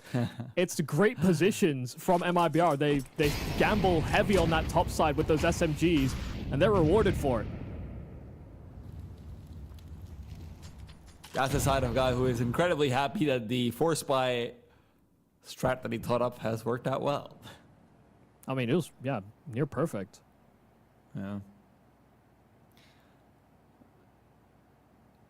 Lynn, who were corralling the troops, trying to tell each other, hey guys, we won this round, we can make this work. Now have to take a force buy away. Insani through the smoke. The Galil never looked so good.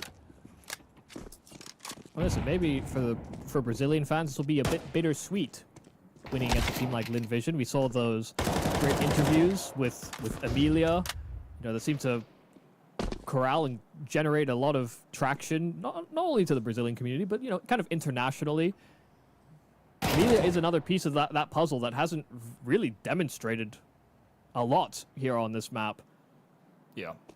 And he's been really a big part of their recent rise, you know, as teams like the Mongols and behind them TYLOO have started to maybe distinguish themselves with either more aggression or a change in style. There are reasons to be more confident in those teams. Emilia was a part of that for Lynn Vision as well, on their rise in some of the performances that they've put through. So I'm sure Brazilian fans are just happy that MIBR able to demonstrate that same domination they do domestically as well. If there's one thing I've learned about the Brazilian fans, it's from Rio when Furia went up against Cadian's Heroic. Sure. Brazil yeah. loves Cadian, but they love Furia a whole lot more. Oh yeah, yeah. Listen, you might be a friend outside of the server, but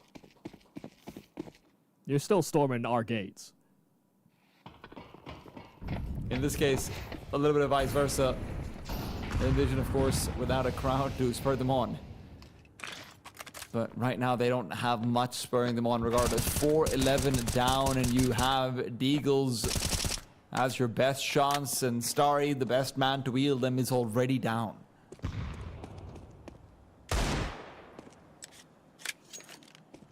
I remember an Amelia Deeg. I'm sure he does too.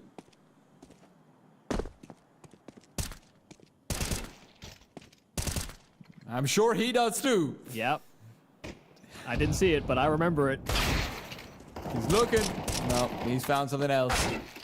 Insani and Exit will restore sanity as Su is unable to double up on that opportunity. Zaka closes the gap. But the real gap is around score, and that's not going to be closing anytime soon. Not with the way things are looking. Zaka would have to hit some absolutely horrendous shots. Illegal digs, and fortunately, he is a man of legality. Yeah, I mean, a very dominant-looking game here for MIBR. A couple of close calls, some clutches, some bailouts in mid-rounds, but showing a class to them here on this outing versus Lynn Vision. Gonna have to really see what Lynn are made of if they want to make a massive comeback here. 12-4. Need 8 rounds straight just to threaten an OT. I believe it took... Of course, will be going up against GamerLegion in the lower bracket as well. Not an enviable position to be in. Wow, this is a very all-in call. They even missed the waterfall smoke into main, but that doesn't deter them from continuing down towards Secret. This is a gap, something that they may have recognized from viewing the demos here for MIBR, that they maybe leave this open, because it's very full committal. They catch Clem on the rotate. Bomb's gonna have a struggle to actually moving over if Insani stays alive over here. Marshmallow peeks out wide, and Insani takes down the bomb behind red container. You have to go back this entire call. It has been wasted. Zacher needs now multiple kills, and he won't even find the one. It's all falling apart. Lynn Vision now 2 kills away from going into the lower bracket up against GamerLegion, one of the higher ranked teams in the entire tournament. MIBR are happy to consign them to that fate, as they themselves will look forward. 45 seconds left, as Lynn are terrified of even making that crossover to pick up the bomb. They're so convinced that they're going to die in that process, they have to double up. An incendiary into Mini will reveal their intentions and the plan of actually going back to pick it up. Insani, of course, low from early exchange, is taking a more defensive posture. They don't even feel safe going back down the route that they'd already cleared out. Starry does finish off Insani, though, in that low health. But they need to get past Kicker, and it's a flub spray. Starry able to adjust in time. BR Enizan in from heaven, arriving right on time. While that bomb is urgently picked up by Starry, it's all about whether he sticks it or taps, and BR Enizan will not sail out from heaven. Health advantage for him. He's had a stellar game so far, but as has Starry, but that clutch just eludes the Chinese. It will be MIBR to wrap things up here in their opening round. 13-4, a dominant showing versus Lynn. I mean, fantastic stuff coming through over here. Insani hitting all the beats that we need him to. BR Enizan as well, being able to continue performing, like you mentioned, Michael, within this new international lineup. And sure, we definitely saw some places where, hey, maybe comms were slightly unclean. Maybe there were places where people are confused about sound cues and whatnot. But all in all, a fantastic performance from MIBR. And you're really left wanting for more from the Lynn side on both an individual and an overall macro perspective. Yeah, it did feel like they were, again, kind of always on the back foot, and I think there's definitely been some demonstrations that there are some teams that have come in a little bit weary-eyed into CAC.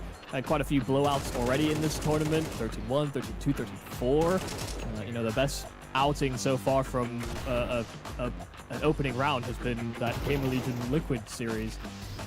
And it's strange to think that there is this massive gap, I guess, between what Lynn can do and what MIBR are putting forward, because I did just think that Lynn were either too urgent to move on rotations. MIBR understood they had this great timing window that they could continuously hit. It was at that sort of 25 to 18 second mark where Lynn Vision were at their most sort of anxious.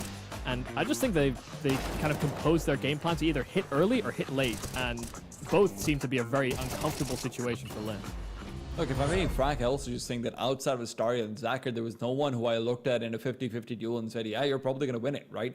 How many times did we see Emilia struggling, Westmelon struggling, the guy who we say is supposed to be Mr. Consistent, but Westmelon also just couldn't get a read on the game on that CT side. He's always zigging when maybe he needs to zag. MIBR called a fantastic game, just kept him guessing, and he always guessed wrong. Really good stuff, promising for the rest of the tournament as well. And when we're talking about Brazilian dark horses of legacy, it would be hard not to put MIBR in the same category, because I mean, this is a team whose individual ceiling is just fantastic, Michael. Yeah, I mean, it also just adds to the testament and the idea that, you know, teams from typically region-locked organizations should maybe look outside of their waters. I mean, demonstrated Moldoy, Yakindar, sure, but if you think about the wealth of talent that's out there, Kicker got dropped by Jamin Dastan twice, and he's doing this well on MIBR. You know, if those are the types of players that you can pick up and the type of experience that you can get, I think there's a good justification for it. MIBR looking very, very solid. They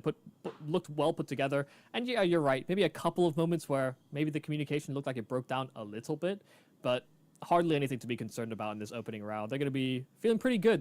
They looked from the cameras very laid back. And when they got into the server, it was all business. Well, the world of Counter-Strike continues to grow larger and wider and more international as always, but the world of this upper bracket is whittling down. Let's see which team will be knocked down to the lower next after a quick break. She said she loves you, but she can't love me. But I love you. Yeah. Look, I know my man's going crazy. I gotta break on myself, I amaze me.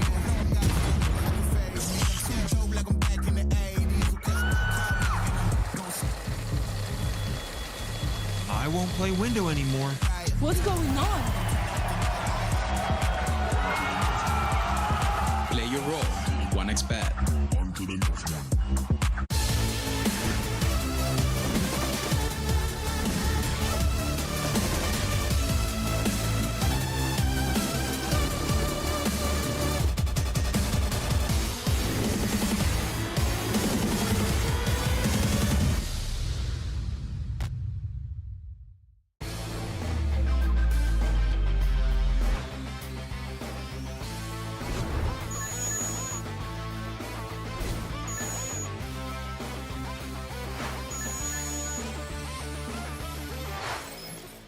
The human body was built to move. Not trapped at a desk in one singular posture for 12 hours a day.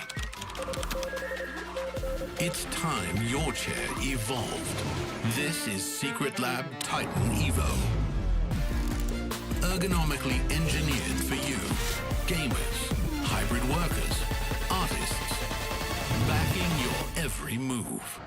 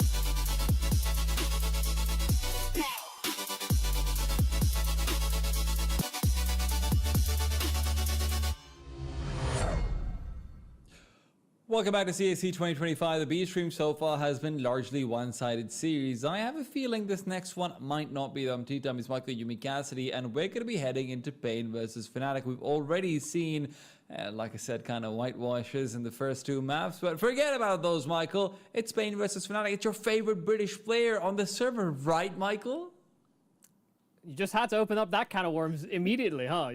That was the first nerve that you had to strike coming into this game, was that there is no British player on Fnatic currently. Yeah, I mean, it's hardly, I think we'd be disingenuous not to say that this is the big talking point about Fnatic right now, is that they make the major barely, scraping through by going to every LAN event they can possibly get their hands on, and they win at one of these LAN events, and it propels them into the major rankings, and it allows them to actually get their hands on stickers again, which is great for the organization, considering there's been a lot of rebuilding that they've been having to do over their time. You know, taking a risk and taking a chance on players like Fear and Jambo, great Passion UA projects that, definitely put them on the radar and on the map, and I think they were definitely astute pickups, but the real surprise was that, the very recent acquisition of Cypher has then been replaced by Jacasmo, a player just recently benched from Passion UA in favor of the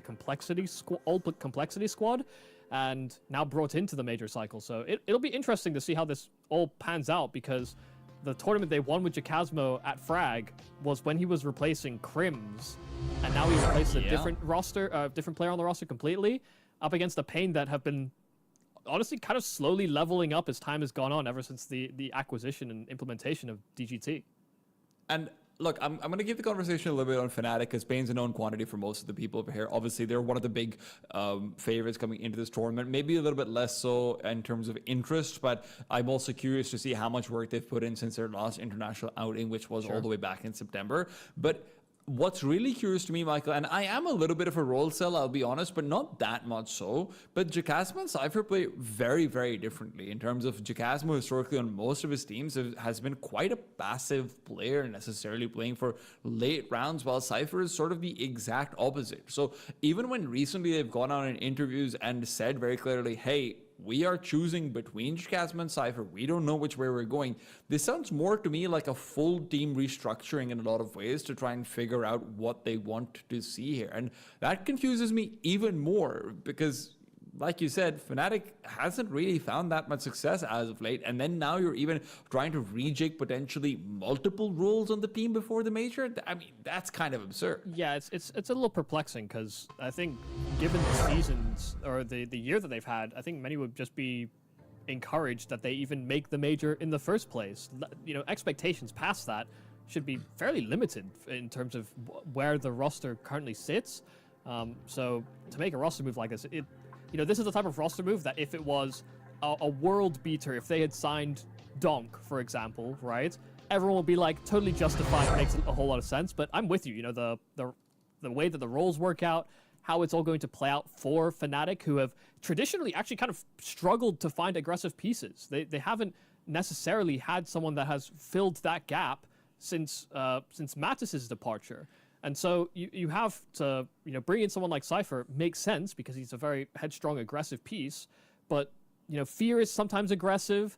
Jambo, not really. BlameF, not really. Crims, not really. And then you bring in Jacasmo, who has not necessarily filled that role before. I think it's a good question about whether or not Crims is the one that has to start being the aggressive piece on this roster. Because if you want to get a performance like you did from Jacasmo at Frag, you probably want him to be in more trading spots. And, I put out a silly joke on Twitter being like, can't wait to see Crim's entry. But I think there is a truth to that they may have to start thinking about that. It's going to be important, but what's also important is we're going to bring up the video for you very quickly one more time, because obviously it did go to Overpass, and Overpass is a map that Pain very consistently has been using as a second phase ban out in best of threes that they've been playing recently. The only times they don't ban it out second phase is when they're going up against teams that they themselves like to do so. So the fact that Pain is playing Overpass for the very first time over here in a best of one versus a relatively unknown quantity regardless in Fnatic, that's a risky move to let it through there. Yeah, no, I kind of missed that because of our conversation, actually. But yeah, it's very surprising, actually. But they may also recognize that this is something that could be a gap in their map pool if they're, they've probably been putting some practice on. They've maybe been able to dodge it in the past few months, but, come that major cycle, they could get exposed because there will be a lot more best of ones to play, best of threes where some teams will want to pick it.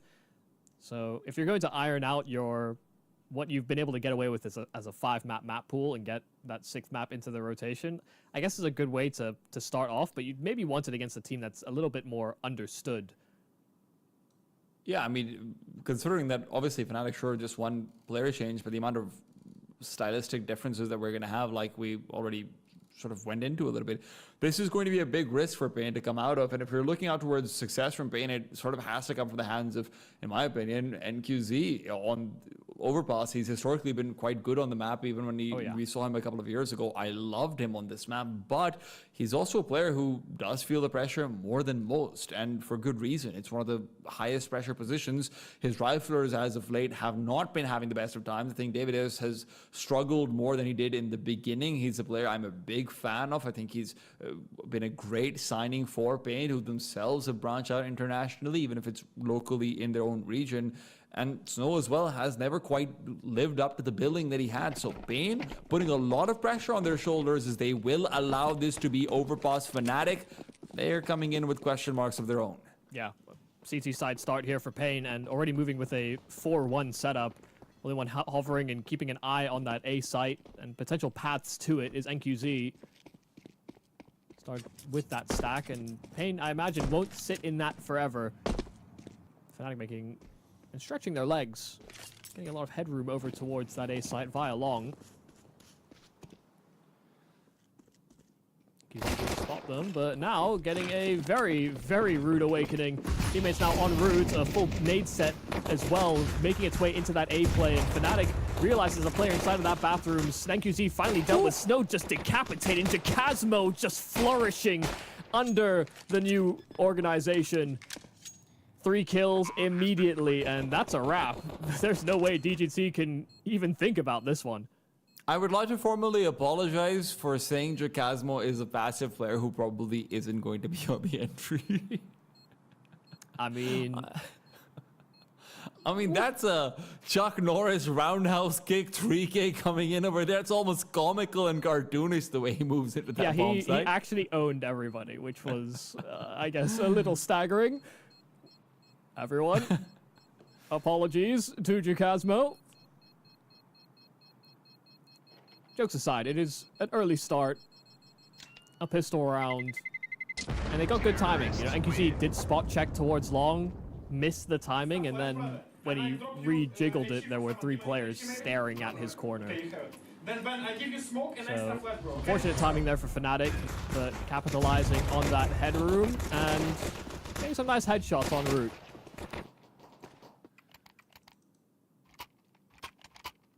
Fnatic, of course, one of the pieces about them that is less discussed is their relatively newer coach as well, in the form of Independent, the Latvian, who is now been head coaching them for a couple of months. I'm sure some of the recent changes would have his input on them as well. Let's see what he can try and assist over here. Pain go into this round with a full force spy. They will come out of the first 20 seconds with 2 players lost and no one gained in response. It should be a relatively clean last few kills coming out for Fnatic, and Jambo guarantees it. Well, a very curious opening gambit there from Pain, really. They tried to go for a deep smoke out monster and just hyper aggressive, but Fnatic ran past those timings and just shot at their feet. So they found 2 entries and then enough real estate, enough runway towards this B bomb site. So there was very little the remaining Pain players could do to stop it. It's a fairly all-in maneuver, but one that can set a precedent. Pain willing to express some of the things that they've practiced. You know, for Fnatic as well, this is a bit of a weird position to find yourself in, where you have a map that you don't necessarily pick all the time, but you've had a decent amount of reps in your run up to the major with it. Yeah. But you're flying into an opponent that you don't know that much about on the map. You can make some assumptions, but the tricks of the trade that Pain could demonstrate in this game, I wouldn't be surprised if Fnatic fall victim to them. It's the type of thing that you'd encounter in your demo watching or your analysis ahead of the game and think, well, we won't get caught out by that double or triple boost or that nade stack. There's no demos. How could you possibly? A lot of times you also just forget and get caught out by it anyway. Well. A little bit more preparation needed for that name. Legit, nice kill for him, but that's going to be all that we have. Coming through over here, NQZ adds in his little conversational piece with the scout, but largely speaking, Fnatic, actually, they are very low, to be fair. They are all within 1 body deagle shot territory. And they're rotating back to A. If NQZ is in position, Pain could feasibly win this. They've double rotated, though, down to that lower site. They're playing off each other and expecting this to just be a pause play here from Fnatic. They haven't pieced it together just yet. But there's also no urgency from Fnatic to dive into this bomb site, given that everyone is weak in the knees.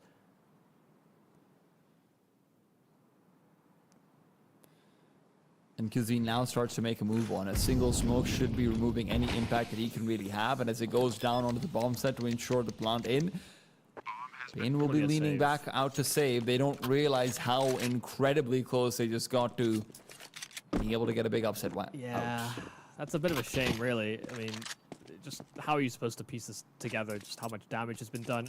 A lot of it is unconfirmed. You'd have maybe some communications that 1 player maybe low, 2, but you're also just out of position. Didn't come to the right assessment. So Fnatic, 3-0 start. Good to see. I think there's quite a few recent. There's a resurgence of Fnatic haters. I think that everybody was, down on the organization for a little bit.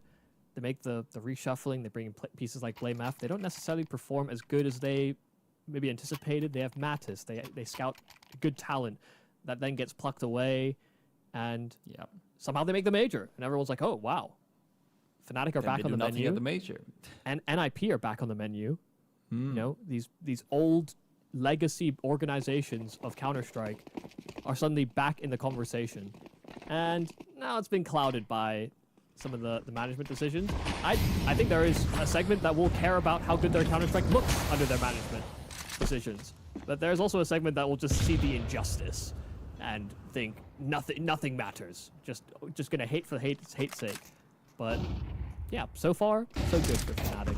They need the results with these changes. Snow, devastated on the peaks. The flashes are beautiful. Davideus offers nothing in response. The bomb goes hunting out on bridge though, and Davideus sweeps up 2 more. So suddenly a 3-on-2 here for Pain, where that bomb is out in the open. Eagle's in a very good position on the flank, coming in from behind. He's going to find a freebie on a Blame F. Make that 2. The double-double between Bigu and Davideus, that is just great work. Davideus delays his peak through. Fnatic are spending all their time lining up utility to get the double Molotov out towards CT and Alphabet to eliminate Digit, or at least eliminate him from the round overall. That's when Davideus strikes, because he realizes where that util is coming in from, knows that that smoke on the left side is going to be providing him enough cover that he can play the late round, and Snow did a Snow was in a very critical position there to be able to at least stay alive. When he goes down, I thought, like you said, Davideus wouldn't get anything. But nice adjustment, and he sets up for Bigu's knockdown. Yeah, the utility isolated Snow considerably, and he's going to be the major talking point, maybe a focal point really within the CT side. You know, that B anchor position is one that can be so pivotal on this map when fast rotations are very much available to T sides when you aren't continuously fighting for con in short order. This is the first time I've ever seen that triple boost being used in a full gun round. They completely abandoned any information out towards connector and toilets for that one as well. So Bane are going to be constantly antsy. Deep Heaven smoke comes out. It's going to be a B pop, and rotation from Bane are going to be in position. Davideus this time doesn't have a smoke to help him out in this position, but he does have Snow getting actual numbers. Not just the one, but the two in total. And incendiary to the site itself will delay for just long enough that they can even consider setting up for a boost for NQZ to peek back out over. They decide against it. Bigu's still clearing what he expects to be as a lurker, but Fnatic are still low and in risky territory. The bomb dropped on Briggs, no way to regain it. NQZ even goes for the peek out wide, gives the risk of letting that advantage whittle down, but he'll stay alive. And Bane are still convinced that someone has to be coming in from behind. Yeah, they're Fnatic has to be making a hyper-paranoid. move. They can't be just sitting and waiting for death, but I hate to break it to you, Bane. That's exactly what's going on. Blame F swings out wide, doesn't get anything, and neither will Jacasmo. Snow with 4 massive kills on that B hold. Yeah, I mean, wonderful stuff. Changed his position considerably. Held on to short that entire time when it's a full monster play from Fnatic. And once he realizes that there's nobody coming out from short, he just immediately starts fighting into the site, and Fnatic disregard it. So really nice effort from Snow, but yeah, Fnatic just kind of stole out, and you can understand, look at the scouting report going into this game, expecting, players like Fear, like Blame F, that can sometimes go on sort of rogue missions at times and late lurks. Why Pain were so paranoid about the prospect of a flank? Why else would they be pausing? They repositioned last time against the force buy we had on our B stack. But yeah, kept their wits about them and still secured the round, so that minor separation that Fnatic got on the opening trot are whittled down to 1, and down onto pistols as well. MF has a hero AK. What can he do with it? Pop for boost, spots out the one, isn't able to get the kill. Not even really much damage. Digit is feeling comfy. Don't even think he really spotted him. I think he just heard the steps on the retreat and started spamming at him. Knew where to assume he was. But I don't think either player really got a visual confirmation. It's the auditory spray measuring contest. That's what's going on over there. It's a weird B-hold setup. I mean, these CTs are in elevated positions on the bomb site itself.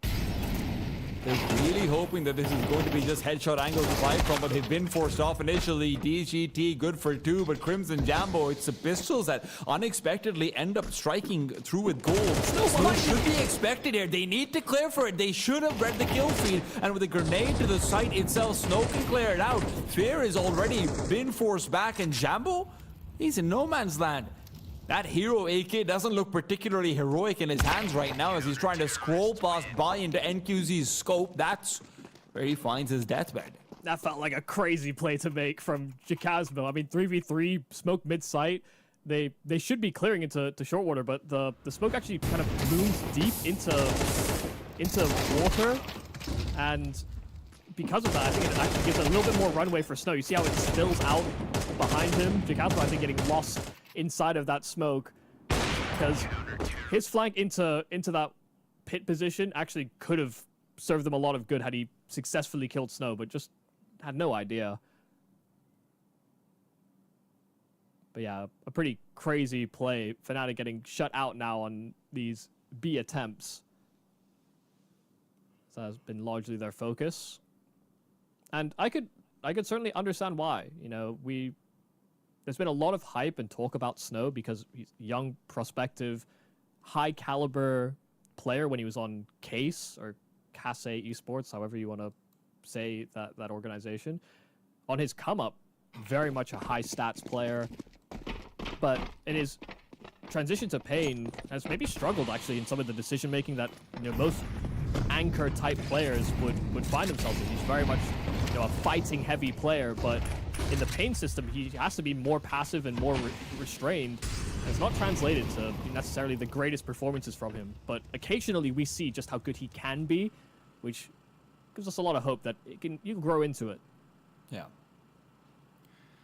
He has had a lot of time to grow, is maybe the counter argument. Like, superstars come out with guns blazing. Stars can still look for kindling, though. Yeah, flowers also blossom at different times, at different seasons. Yeah.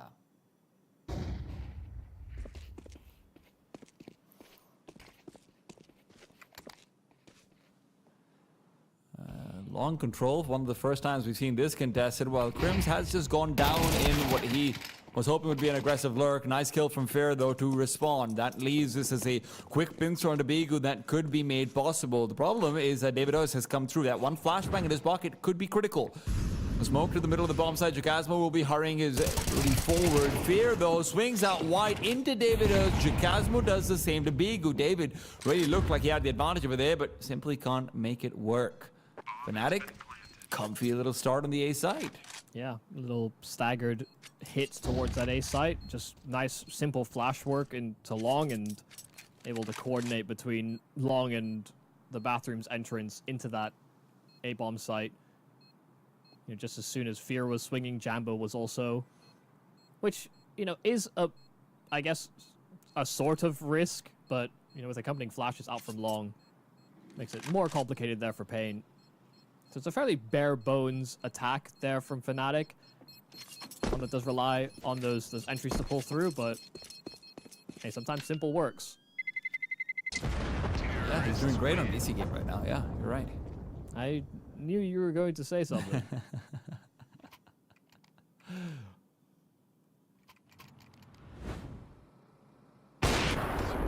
Simple's looking a lot like Flamus these days.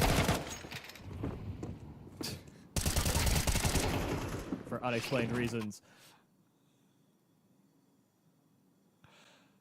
Fnatic have to compound on that success. One of the good things is that, look, just as a reminder to everyone again and again, Bane has not played this map in officials before. They might look good in some of these spots out towards the B-bomb side and whatnot, but they are going to have some of their limits tested. Right, so for Fnatic, it might be that the higher the variance you're bringing in from the T side, the better it could end up being for you. Kill on the Jambo is good from Bigu, though, and he's going to be able to hold on to Connector because of that. It's been a largely uncontested zone for both teams, but now Fair wants to recommit in and find this backstab. Spotted out the shadow, heard the footstep backwards, and Bigu's ready, but he's not going to get the kill. Looks very similar to that last round, the way he died, but they do still have themselves an advantage given to them courtesy of Snow re-aggressing to find Crims, who's poking and prodding. Yeah, just trying to operate as a lurk. And with him dead on one at extreme, that should signal something here to Pain. Little spot check, flash out from Jacasmo is just overhead, but NQC doesn't hit the shot. Back to 3-on-3, Digit up close and personal inside of those bathrooms. Spam does connect on him, but they don't know for sure that he's in here. One player down, another committed to the reload. Jacasmo has to commit to that plant, but they still don't account for Digit, who starts to emerge from that smoke and can deal with that player on the plant. Fear right behind that smoke as well. Digit allowed chance to reposition, but bomb not reacquired here by Fear. It's still out in the open, and with low time on the clock, has to take the fight. And Digit goes out and complies. Fnatic, by the skin of their teeth, by the in-game leader, pull through with 5. I mean, we're again and again seeing Pain in position to be able to really set up for a nice, successful, big multi-kill for a big individual play. Even these small things like Big Uzera not being able to find the kill on the clear, it's being compounded massively towards the end. You know what? Finding the kill on the bomb planter, that's great and all, but the fragment David is what actually breaks this round. Davidus is supposed to be that consistent piece who's then combining in with Digit to move in through the smoke or something off the sort, but they're not even ready to play that 1-2 in any real feasible way. Yeah, I mean, Digit just played inside of the smoke, and then there was this front side smoke that was likely deployed by CTs to disrupt the hit, which actually kind of screwed Digit on the play that he was making, actually, for the late round. It's a bit of a mess. And it didn't necessarily feel like they were the most put together, but that is the risk you fare, pulling into a map with no reps. Pain will have a lot to answer for. Yes, there's times to demonstrate your map pool, but did it have to be in an international foray? In a best of one? Yeah. Versus a team of X Factors. Their scrims must have been very good. I mean, they must have been killing all of Red Caneds again and again. Yeah, I mean, genuinely, those scrims must have been going swimmingly if to take the risk. I think most other teams wouldn't. I don't think that's unjustified. We are also seeing, like I said, a couple of individual failures, all right? Even in that previous round, NQZ not being able to find the kill when the flashbang fails on him, and he does have full visibility. It's a hard shot. You know, you're being run down by two players. You are trying to reposition while you're doing it and whatnot, but unfortunately, you got to hit some hard shots. Yeah, it's not... I mean, that's less a macro thing and more on the micro, right? But it's... I think... It just goes into the pressure of an official, right? It's also I think you'll always see it more so on like your star roles as well. So you're looking at towards NQZ on the op over here on CT side overpass. You're gonna look towards Bigu on the A site with the rifle, whenever he has that as well, because these are the most influential roles on the map.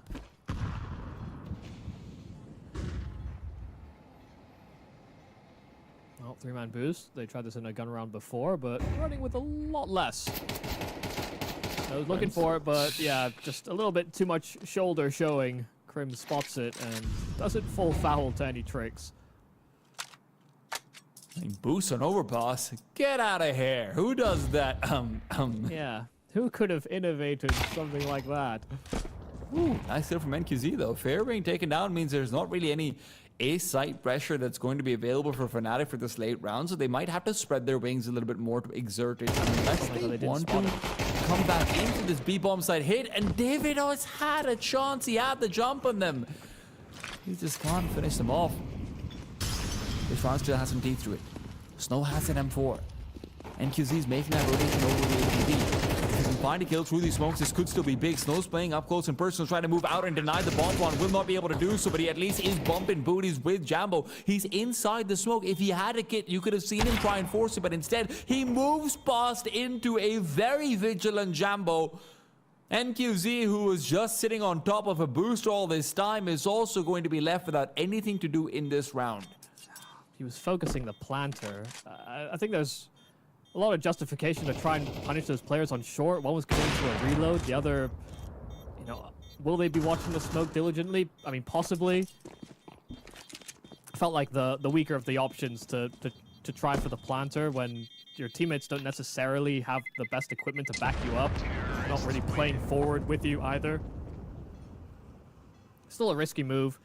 One that could have feasibly won them around in theory. But not to be. Fnatic don't let any tricks mess up their path back into a little bit of strength here on this T side. Start out with the 3-0 start. Answered back by Pain, but Fnatic with some distance and accruing rounds on this T side. And I think, when we look at the Pain and this Pain roster and the way that they've restructured, if I'm thinking about the weapons that they bring to the table, it is actually largely on that T side that I expect to see greater things from Pain. Players like Davideus, like Digit, Big Uzera. These are all very explosive pieces, ones that can win rounds in ways that other players actually can't. Digit especially, I think, I've always taken a likeness to, just because he's so lurky, but he also takes like crazy risks at times. So if I'm expecting to see gaps exposed, it would largely be on CT. But they're hoping for more of a cushion as they demonstrate their playbook. They won't want Fnatic to come away with a very dominant half. And that's still on the table. Hurt running away, and Fear will capitalize. Does a lot of damage onto NQZ, but actually doesn't chase down the trade. Chase down that frag, rather. The focus is still going to be over here on the B1 side, but the boost up on top of Jacasmo from Jambo will find him an opportunity that he can't make much of. Still 40 seconds and the trigger will be pulled. It's a B-side hit to come through. Close and personal is Snow right next to the wood, but he reveals position and he sees the shadow, still gets the kill. Moves back over, hunting for the AK. Doesn't want to reload, but now it's going to be all on Davidos. Good for the one. All covering him off on the other side. BlameF will be able to trade, and now Fnatic close the distance to that B-bomb site. Bomb can be planted, but they've tossed it out in the open. Who's going to go back and pick it up? Those smokes have got plenty of time left, so they don't have to worry too much about it. But now does Bigu want to try and make this round work for them? 2 versus 3. He's not even close by. He's going to call it quits. Ah, that's so frustrating. I mean, Snow doing a lot of... sending a lot of bullets down range and only coming away with 1 kill. He basically becomes a dud on the remainder of the hold because he's fishing for that AK. And, you know, I'm not one to usually criticize or look at M4A1S versus A4, but that's a situation you just wish you had an A4. I mean, B-side anchor overpass is one of the classic M4A4 spots. Yeah. You've seen some iconic spray downs over here. It's one of the best places to be able to dart to and fro between smokes as well, not just fire through them. Yeah, just you kind of felt that there could have been a start to a hold there, but you know, Davides is essentially holding the site himself because Snow is messing around with the smoke, which is crazy. It's crazy.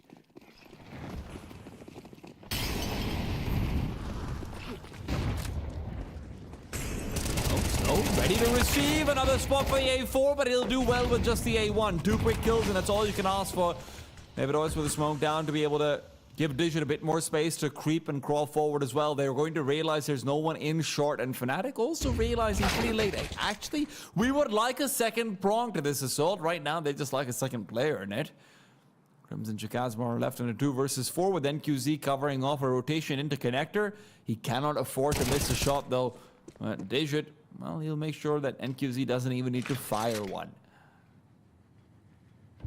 Behind, head spotted, and taken off.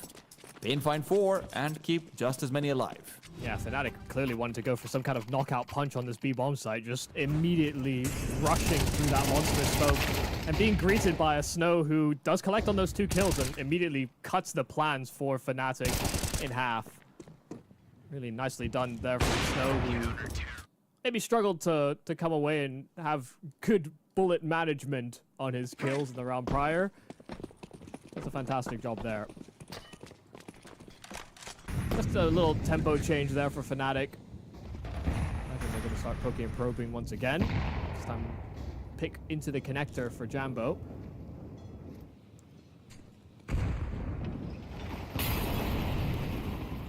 A Molotov could have spread. Yeah, not a set lineup. Digit has a big chance. He's given up his position.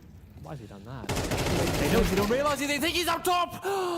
Digit still had the opportunity, but he's not able to put it to use. Still, 1 for 1 is better than nothing at all. And Biguzera nearby knows that there's going to be a player inside connector. That door has not opened. Crims, however, is on the other side of it regardless.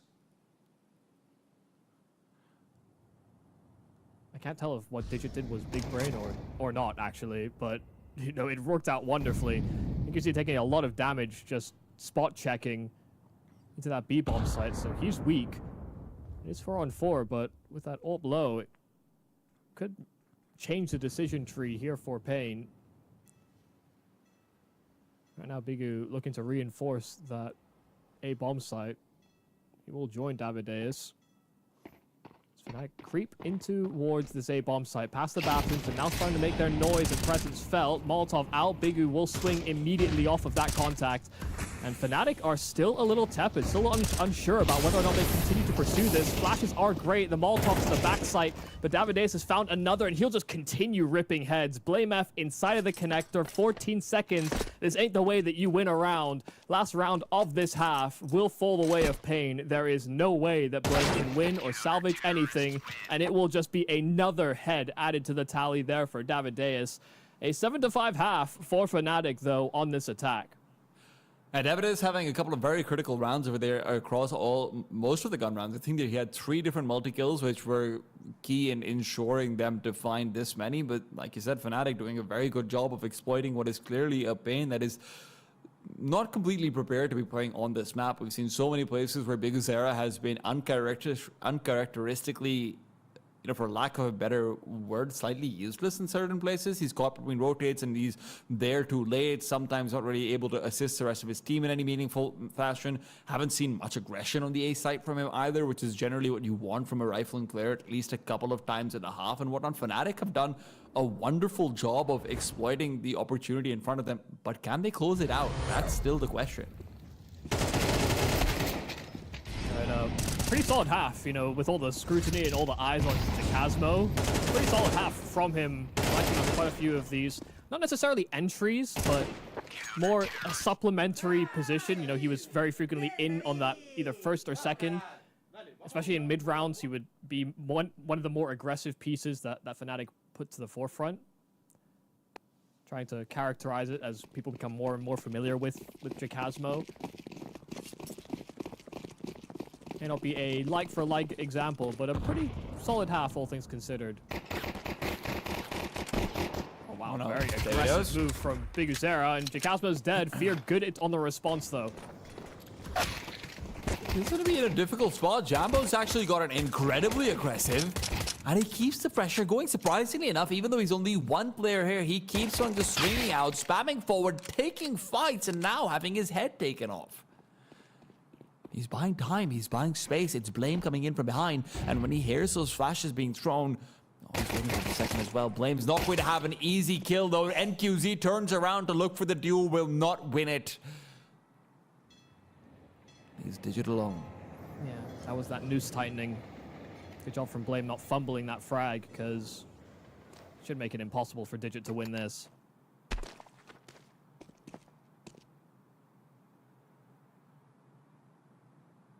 Too much to do.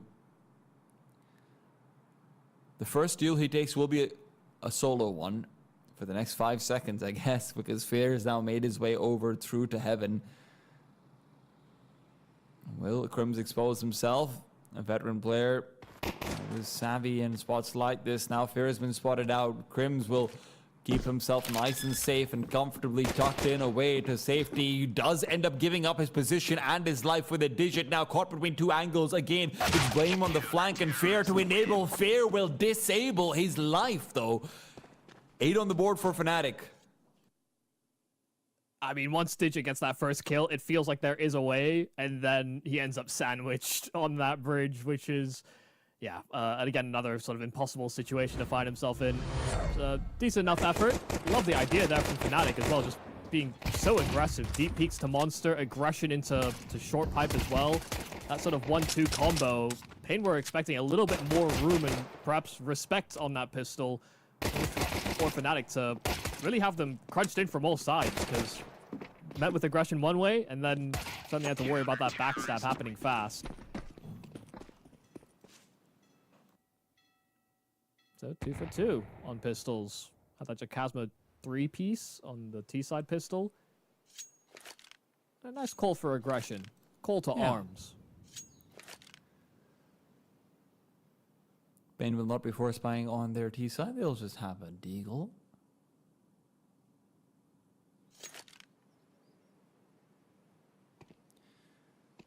They're hoping that Fnatic will be the ones to make a mistake over here more than anything else.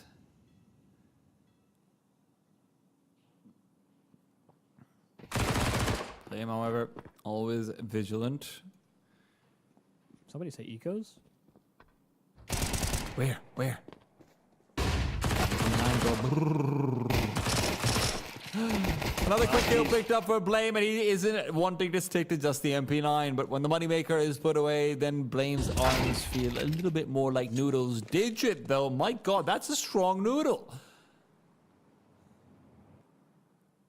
Crims needs to turn around and make sure that Digit doesn't close the gap onto Jacasmo, whose rifle barrel is showing. Jacasmo's a dead man. No, Digit, the movement inaccuracy comes back to bite him, and now through the smoke goes Snow. But he'll be melted. 9 for Fnatic. Wonderful job from Blame F. Got his 3 kills on that MP9, paid for it, plus more. And yeah, it's a little bit of a shame there for Digit. He doesn't hit that shot into Jacasmo. It would have opened up the round, and it wouldn't necessarily have won them that moment. But put that economy more on notice. Fnatic able to dodge out on that affair. They'll find themselves 4 shy of closing on Overpass. Will be the first demonstration of a full gun round here for Pain. Blame deep nade, Jambo right behind him. They spot this early pace of the South Americans.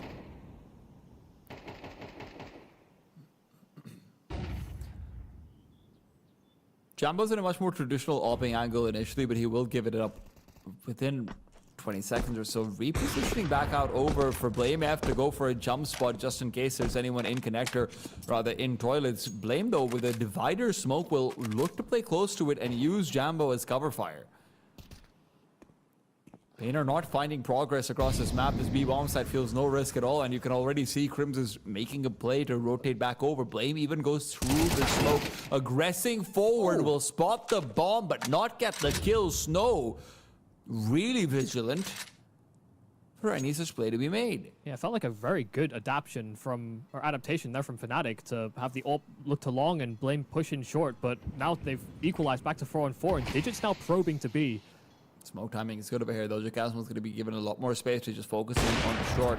Digit doesn't have a chance to start moving in through that smoke, and when you lose your lurker in NQZ, suddenly all that pressure is back on your shoulders. A quick rotation back to the deep bomb side. Jacasmo reveals position, but will not give up life. He'll stay in the conversation. Need to pop open a smoke that was going to be dissipating regardless. Jambo puts it to good use. 2 quick kills found as Snow and Digit are only going to be names on his kill feed.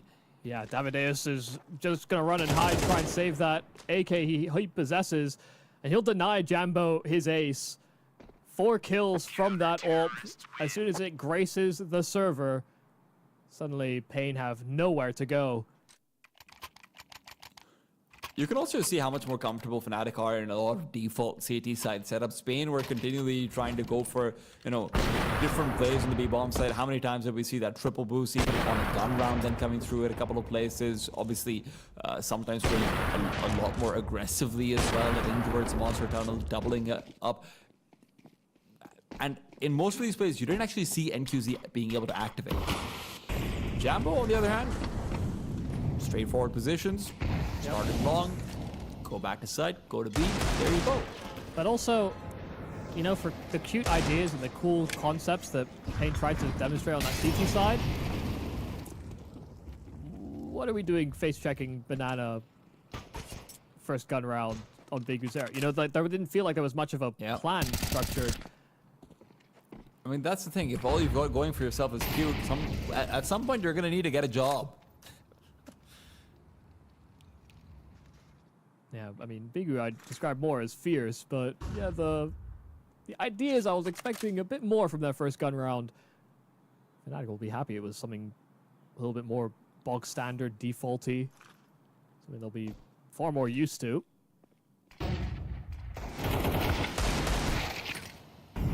Oh, you've got to be joking. Fair. Good times for him.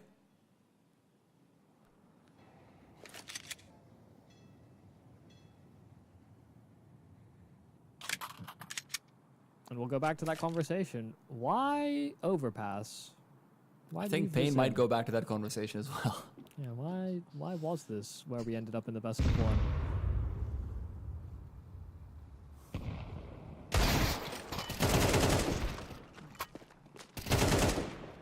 Alone, and now he's not. 11-5 Fnatic looking very good in a position where, I'll be frank, I didn't expect them to. The hate watchers are fuming. They will Don't not talk be about pleased. UKCS that way. That's why I used fuming, because it will be UK supporters. But I'll say it. Jacasmos look good. I don't think that was necessarily the question that people had about this, was whether or not Jacasmo would look good. I actually had more questions about how the roles would work out. And it really does just feel like Fear is pushing more to essentially entry. And Jacasmo is kind of right-hand man to that. And he'll be very familiar with Fear, given their run-ins with each other via Passion UA previously. So it's a soldier that he can rely upon. If Fear tells him to jump, I imagine Jacasmo's jumping.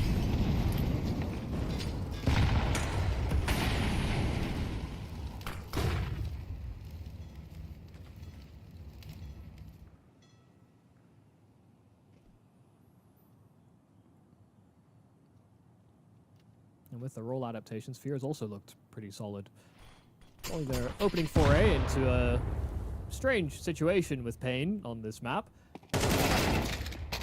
One that they're hoping that they can close cleanly. Davideus, immediate upgrade. Galil to AK. Crims is down in con. I like BlameF's position over here, though. He's taking that fight versus Bigu, loses it, while Jacasmo will take his own little victory. They're losing numbers on Fnatic, and this is going to look like Pain's first gun round win, unless you can have Jambo pull out that magic wand again. Fear is putting himself in position to succeed. Should he find the kill on the Bigu Zera, you could have Jambo get up to similar success. Now, kill number 1 comes through. Fair is found in second, but Jambo scoped away. Snow's looking elsewhere. Jambo's going to turn the corner pretty soon. No, he isn't. At the end of the day, now it's just a guessing game for Fair about where he's supposed to go. The smoke that's been completely whiffed. And with one that's a little bit more accurate on the B-bomb side, Fair is just going to move forward and look to save that up. Yeah, definitely should just go and grab that thing.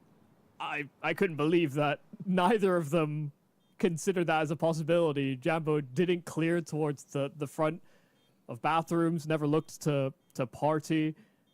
Instead, just locked in on top connector, and it leads to a way back into this round for Pain, really. Jambo killed Snow. This 2v1, they'd be going for it, and I'd favor odds for Fnatic, so it's not to be. It's a very strange situation, one that Pain will be more than pleased with.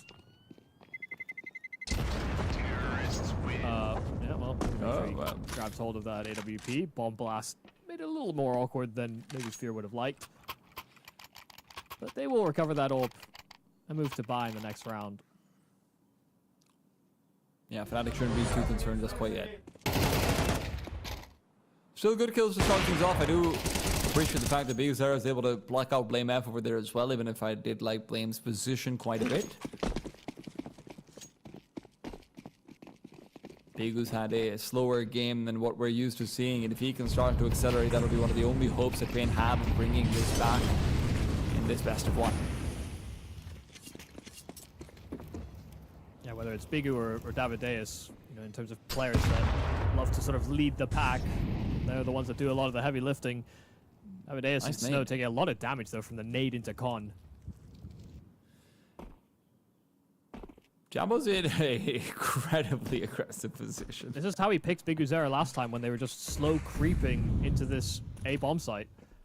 Well, they do hear BlameF going for the jump spot. If they're going to be going for the hard read over here, then Jambo's a dead man. Davideus has been given the call from earlier on. Blame will pick up not just one, but two, though. Pushes in through his own smoke, back out to long to maintain control and take the fight versus Digit, rather than the Digits on the other side. Blame nestled away, picks up kill number 3. Bigu and NQZ left in a 2 versus 4, and Bigu still got control. He's still bringing it back in, putting a case up for himself to be the MVP of this round, and with NQZ picking up yet another frag, Blame has to go for the full ace clutch. He's read it perfect. I mean, he's down con. He's going to beat them at this B bomb site at a very fast timing. He can get to this long pipe, but the post plant positions are very, very strong here for Pain. It's that smoke that makes it a problem, and NQZ is considering the possibility of someone to come in through Monster. Bigu's gonna know. He's gonna make the call. He's gone already, but Blame's not even trying this. Blame's not even trying this. This is not how you beat the accusations. I mean, after all the hard work he's already put into this round, I am surprised that this is the route they take. I mean, to be fair, he does have 19 HP and their money is terrible, but yeah, you'd love to see that clutch. 100%. I mean, Blame has done his job this round. Everything else seemed to fall a little flat. Done like 3 people's jobs. It's not an unreasonable save. I think just put that straight, you know, Blame saving after a 3K in a 1v2. People would think, why isn't he going for it? But it's not an unreasonable save. He did more than his fair share on this round, and it doesn't go his way. They can always buy it in a coming round and give Blame another chance at some heroics. I mean, it's this kind of round as well, which is why people who are, you know, advocates for Blame joining a team like an Astralis or, you know, Fnatic leveling up around him. I mean, this is the kind of round which gives them hope again and again, which is like, hey, sure, he has maybe, you know, taken advantage of Jambo's death over there, but he's then also not just found the double kill immediately, pushing through the smoke, fully foots it to the point where he doesn't have to worry about audio cues, then goes silent at the right time as well, so he's got the full element of surprise versus Digit. He's done everything he can, and then he just looks at the kill feed. Oh, Bigu's just killed my 2 rotating players off the back of a kind of bad smoke and dumpster. Yeah. I'm curious about why that was the setup from Fnatic, though, with Jambo's position and then Blame jump spotting from map without a divider smoke. I could see it if there's a divider smoke. You're trying to, like, coax somebody into a fight where Jambo's maybe focused on front bathrooms, but yes. I mean, Jambo needed some greater support there, basically. Blame had also stopped jump spotting, and then Jambo dives then. Digit now, though, finds that there's still some spots on more than just the one. Fierce 5-7 is it's a tricky weapon to deal with, as is Crimson's. Now, this is suddenly a 3 versus 3, and never forget that saved AK. Please don't. That would be a mistake. Blame's playing rotation. He wants to be wherever the action is. He hasn't decided where it's going to end up, though. Yeah, Jambo's restricting options as well in this mid-round just by pushing deeper and deeper past those mid-steps. You could even catch Davideus. Oh, Davideus is watching out for it, though, and he's going to give it the call forward. Now, Crims, 5-7 still risky. It's still a threat, but they might have misread this. They're expecting Davideus to be moving back over towards the A-bombs, and in that expectation, they are right. Now, the call's been made. Bane is going to the direction of the big bad Blame F. And Davideus is low. There's another rifle to be recovered on the ground. Blame's caught between angles. Who is he going to be going on? Davideus gets the kill. You have got to be kidding me. He can. I mean, if Davideus dies there, this round is just blown wide open. He's there too early. His teammates are barely out towards long. That is a must-hit frag there for Blame F. Bomb has been planted. Where he did all the work in the round prior, he did not do his job here. I mean, beautiful shot from Davideus. Had to have been a ripper. I mean, barely a bullet out from Blame F before he got his head cleaned off. But that'll be a disappointment here for Fnatic as Painter slowly closing in on that gap. Will be another saved AK, and there will be a buy in the round to come by. But 2 very, very close attempts here. Barely keeping Pain in it.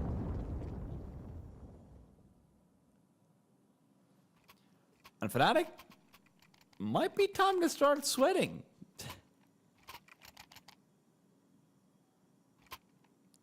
As much as we've asked questions about, hey, Bane, why would you let overpass through this and that and the other?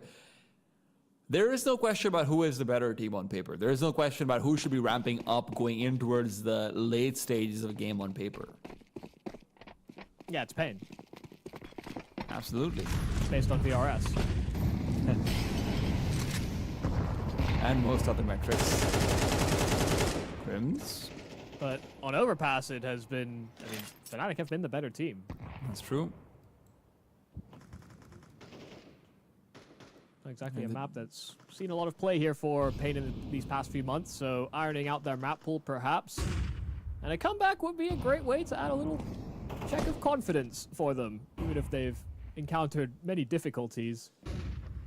The tides are shifting, and in this buy round, Fnatic have doubled up onto long. Biguzera got picked off last time haphazardly, sort of clearing towards that A bomb site, but if there's an absence of pressure, could call his troops back. They're all set up outside of that B bomb site. Nice. Biguzera has been found. They've aggressed out towards long as well. So Pain will be on a timing here that they have to hit soon. Pain have stalled, they've paused, they're trying to take it slow, and that's where they do find their success. A flash to follow, but it ends up being a team flash as well. Jacasmo gets a double because of it, and now you're in a 4 versus 2 where Fnatic have got the ultimate advantage. Even a quick drop, little stop and stare from Crims. It is 12 for Fnatic. And Bigu, what he's trying to do over there, he pops a grenade on the right side of toilets to try and prove this as a distraction so that Fnatic will not be moving rotations back out towards the B-bomb site. Unfortunately, the rest of his troops don't do anything about it. So Jambo, he clears this out, gets the kill, and afterwards, it's just straightforward for Jacasmo. I mean, the second kill, anything but straightforward, but my God. Yeah, I mean, great reaction from Jacasmo. Immediately sprung on the fact he lost his teammate over towards Monster and locked down that B bomb site. Stopped Pain in their tracks. You're right, it was a bit too static from Pain given how quickly Biguzera was sussed out on his fake attempt. Far from optimal weaponry here for Pain. They have that open NQZ's possession. Oh my Tech 9 in goodness. possession as well. Jacasmo, just barely spotted Digit. The smoke faded, so they know that there's a player inside of short. Jambo up close inside of the bathrooms, and he'll deal with 2 immediately. There's nowhere to go. They have very little room to work off of. A 5-on-2 where Bigu barely breaks through to bathrooms. The Davideus has caught BlameF on a reposition. Crims encroaching on that flank from Con. And backed up doubly so, has the support right behind him, and Jambo will lock things down completely. Fnatic opening round victory versus Pain, one of our lowest ranked teams at the event, punching up to Pain. Pain will go for one of the strongest wildcard situations in saying, hey, you know what, we're just going to play a map we've never played, and they suffer because of Fnatic. Looked like they were calling better, they looked like they were individually more comfortable, they were individually stronger, just as far as firepower is concerned as well. And the man putting on his shoes right now, NQZ, was just nowhere to be seen for most of Overpass, and unfortunately, you can't afford to go missing on this map. And yeah, sure, Igu has a slow start, a couple of other players are here and there, but you also had some big moments from players like Davideus to give you a lifeline to activate later on in the game. Not later, it never really came. Fnatic, fantastic stuff coming out from them in the opening game from them in CSE. Yeah, and listen, the rounds that Pain were pulling together were pretty laborious. It wasn't as though these were a breeze to get, it was a breeze for Pain to get back engaged into this game. They were almost always trailing. Fnatic, when they were pulling rounds together, were frequently doing so in a far more dominant fashion. They were finding more reliability in their picks. You know, I think there's an absence of a proof of concept here for Pain in terms of allowing this overpass to go through, and that will be the biggest question mark, I guess, coming away from this best of one is really, should they have allowed it to happen, and should they have tried to have this proof of concept against a team where they weren't necessarily going to have every position down pat. They weren't going to be 100% confident on everything. And even in spite of that, you know, there's a lot to really pull away in positives for Fnatic, that they didn't completely fall flat. Also, these stats are not right, almost certainly. You know, BlameF did not come away with 20, and Jacasmo is on 4 kills. Jacasmo, I could count like 2 rounds put together. Jacasmo had 4 kills, so... I'll have you know, I think Digit being on 21 kills seems very accurate to me. What do you mean? He's definitely not 13 and 17, but yeah. Look, whether or not the stats are always correct, I can tell you BlameF was a pretty important part of that game overall. A lot of he actually very had only critical... had 13 kills, I'll just be He had a Frank lot of with the very viewers at home. critical. He had a lot of very critical kills, but unfortunately, some of those multi kills didn't also lead to round wins. So you know what? He's a standout because he's Sure. standing out in our hearts. That's what matters over here. Stats be damned. This is a vibes MVP. I'm going Michael. to be straight with the viewers. Ignore what's on screen. Jacasmo actually was our standout player. Blame F might have had the vibes on his 3. Okay, so he got 3 kills in a rifle round where they lost, and he got 3 kills on an MP9. So of his 13. And he pushed through that extrapolate. smoke. That would have been a really good play. He didn't get the kill, but it would have been a really good play. You know, his vibes were impeccable right there. Yeah, That's all I'm going to say. All I'm saying is that on the debut with this new roster, Jacasmo actually was the standout guy. He actually did a Absolutely. good job of getting secondary entries. He fulfilled a position well here on Fnatic, and I think there's a lot of people that will be watching from home thinking, hey, man, justice for my boy Cypher. And I don't disagree with that, but you can't argue with the results of what they've put together here. The overpass looked pretty well put together. Jacasmo was a big part of that as well. And maybe you could ask more from Blame or Crims, for example, but that new acquisition, it's a good debut. Listen, this is just a best of one though, so hate watchers, don't worry, okay? Don't stop watching, okay? You still have chances to hate. We'll give you those chances, but right now, it's going to be time for some love as you've got everyone's favorite team who no one really knows what's going on with them coming up next. It's FaZe going up against the young upstarts of FUT. Find out what's going to happen between them and that best of one after a quick break.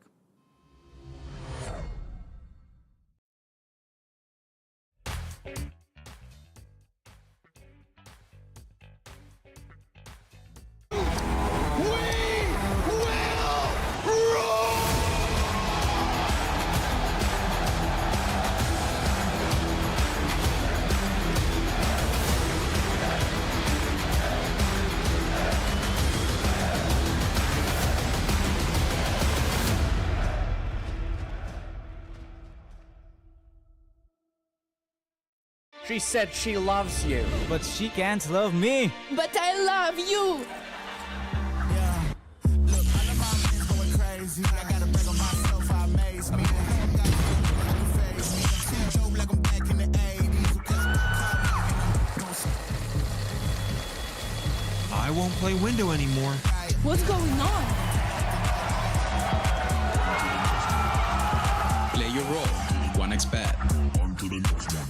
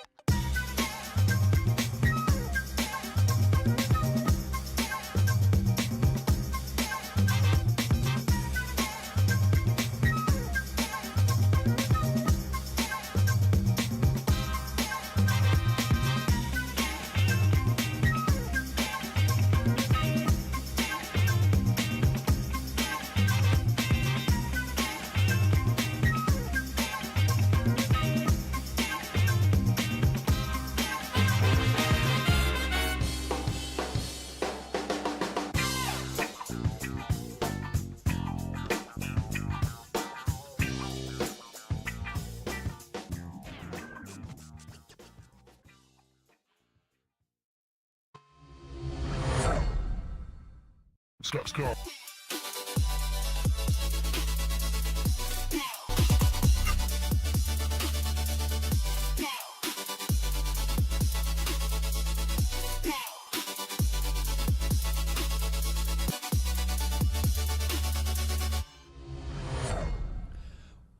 back to the last best of one of CAC 2025. I'm T-Tommy's Michael Yumi Cassidy, and we're going to be heading into game number 4, match number 4 of the day. It's between FaZe and FUT.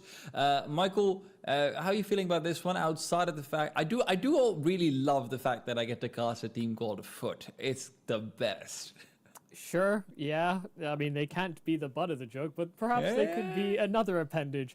How am I feeling about this game? This is strange to me because I think there's a lot of people that won't know who this FUT team are. For those out of the loop and maybe don't watch as much tier 2 or tier 3 CS as we might get up to, this is the ex-Navi junior roster. They separated from the organization. The Navi org, I think, were kind of remiss to let them go to a certain extent because they were actually quite high in the rankings. It's where Mikaze comes from, and it's where he got promoted to the main team from, but the rest of the team didn't join him on that journey, and so they've been able to go into a new organization under FUT. They actually experimented with how they replaced Mikaze with a few different pieces. They had Mateos standing in from Copenhagen Wolves. They came into this roster to the FUT team with Masuda still on the team, and everyone's thinking, like, is Masuda the replacement? And then they've landed on Launex, who actually feels more correct a fit.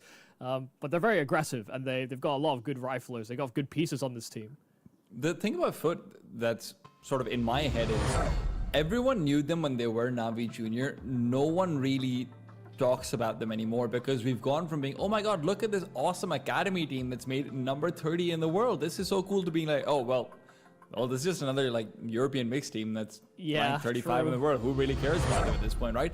And this is where they have to make a name for themselves that goes beyond just being a part of the biggest and probably greatest organization in all of Counter-Strike's history, Navi. And guess who you can maybe take down to try and take that name for yourself? It's FaZe, Michael, and it's a very weak FaZe. It's coming in, debuting their lineup in awkward circumstances in a best of one.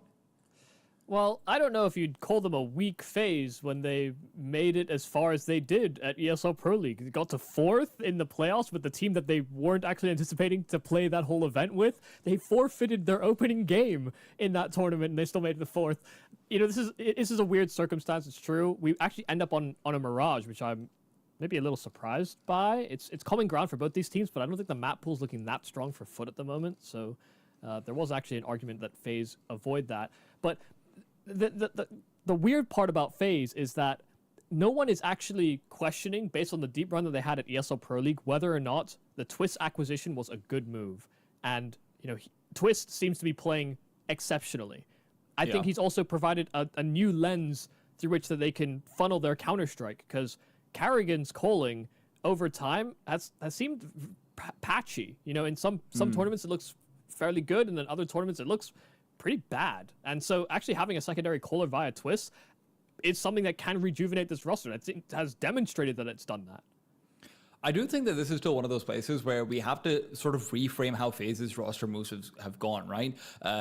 Everyone says, oh, well, Jacob replaced Elige and Twist is replacing Rain, right? But in my head, this is much more, okay, over the course of these 3 months, you need to treat this as Twist is replacing Elige and Jacob is replacing Rain. This is how this lineup is supposed to look like. And look, Jacob was kind of lacking on this team at times. I don't know if, he'll be able to step into those potential veteran roles more so. We are going to see things jiggled around a little bit. We are going to see things up in the air. And I'm not quite sure where they're all going to land down. Yeah, and there's been a lot of conversation about FaZe and, you know, Jacob coming from the team that's loosely associated to Carrigan via, you know, the mental health coach that they have on BetClick that Jacob comes from. And, you know, that maybe is an angle. It probably helps to get your foot in the door, but this is not a surprising pickup. Like, Jacob actually was a very, very solid piece in tier 2 teams in BetClick. You know, both him and Hypex were actually kind of tearing it up. He was a more justified pickup in terms of finding and acquiring new talent than Brokey was when he first came onto FaZe. And I think people have to really put it into perspective that, you know, this guy you know, maybe he isn't exactly what everybody wants FaZe on top, but he is actually I think a very good observable pickup from the tier 2 space that FaZe are trying to mold into a future veteran, as they have with Brokey. I mean, the problem is obviously expectations for FaZe are always going to be so high just because of name value that you're coming into it and everyone's saying, yeah, you better bang. That's just what this team does. And FUT right now, well, they're hoping to bang them out of this upper bracket. It would be a disaster. FaZe, the invited wildcard team, are now going to be receiving aggression on this A side, and boy, had they received it with open fire. Brokey with 2, Symmetry and Gravity are the only ones to actually get responses, but they've got decent positions right now. Remember, Twist is going for a flank. He's going to be very late to this, so Gravity can actually re-navigate and put himself into a 1v1 versus Twist. This is a very doable round for the FUT side, but not if Symmetry dies. Takes first contact, Twist comes in, Gravity distracted by that first contact, and with Karrigan picking up another, it is going to be FaZe to get that clean pistol win. Yeah, Gravity was very aware of the prospect of that flank, but held it for a while, thought that Twist could have taken the fastest possible timing, but just by being a little delayed, actually, Twist able to blindside him. So, nice re-up on that pistol. Solid shooting on the initial defense, and then just able to get their pieces into the right spot. FUT have a mountain to climb. I think it's fair to say. Even the fact that they're at this event is a very promising thing for them, because it does allow them to get some wins over other teams. Actually puts them on display, because I think you're right.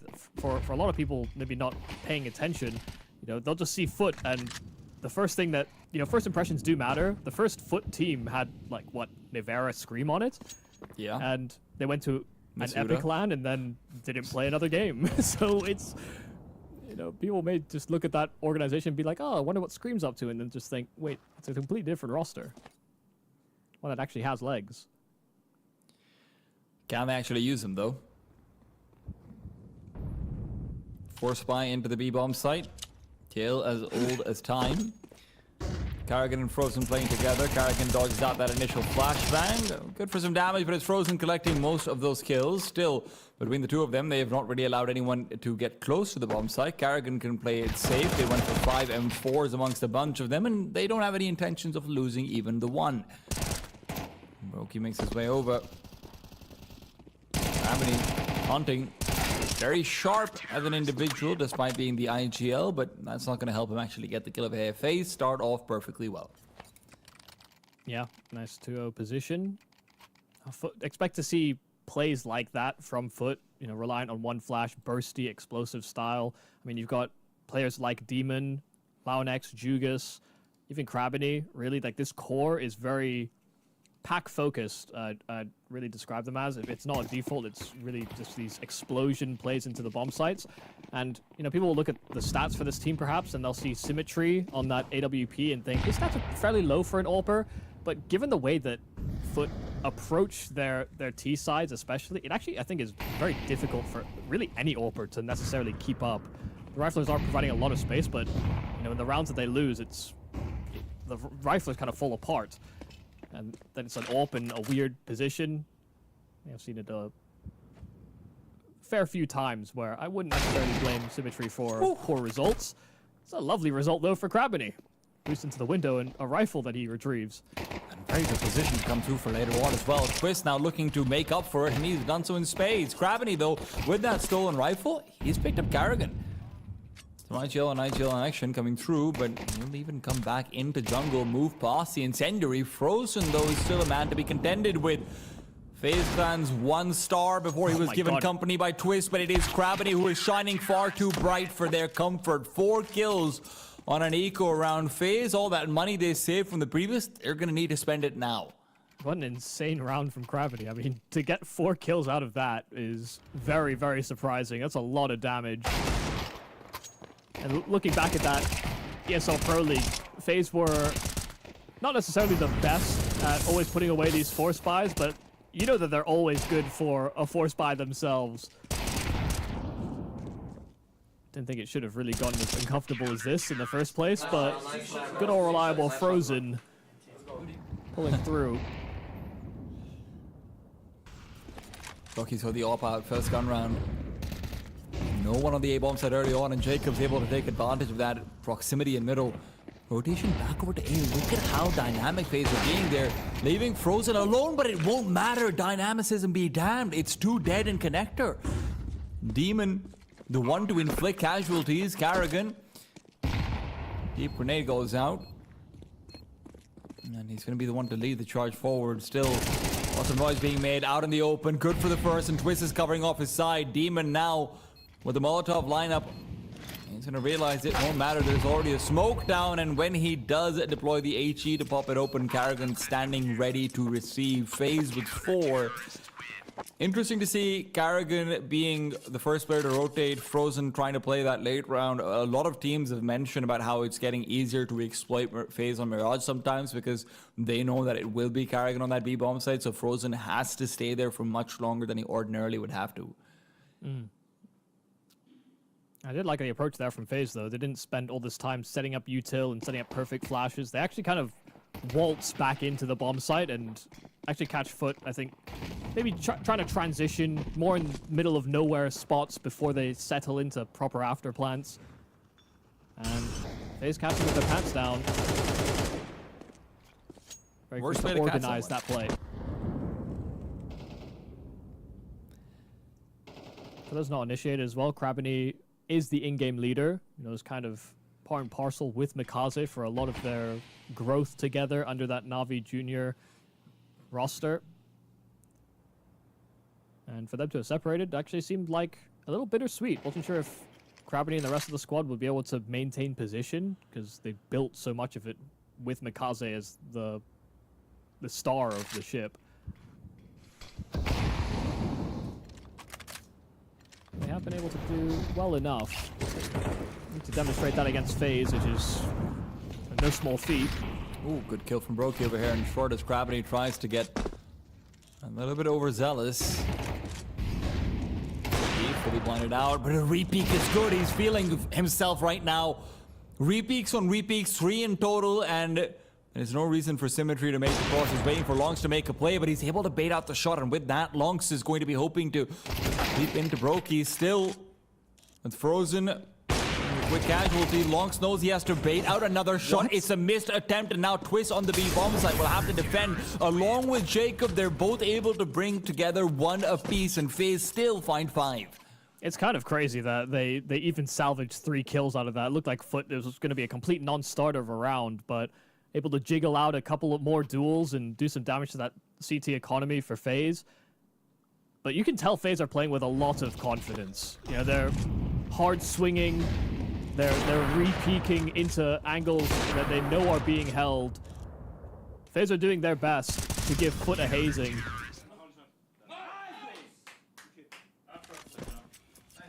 While FUT may be sharp, they've got a lot of T-side weapons.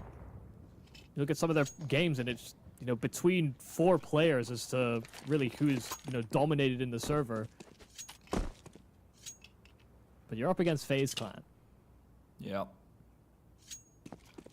Don't forget that. A confident FaZe is a hard one to beat. Most of the times, any kind of FaZe is a hard one to beat. Yeah, well, they'll always make the games interesting, put it that way. A FaZe with a stand-in, a hard one to beat. A FaZe with on an a rainy old player. Tuesday. Yeah, a hard one to beat. Krabany, however, looking for a bit more success. Twist is covering it up this time over. Now, Jacob peeks back over in a very good time, otherwise this could have become a little bit more risky. Demon still puts Frozen to bed, and Jacob's watching out for the push through the smoke. It will be a last second bullet from him.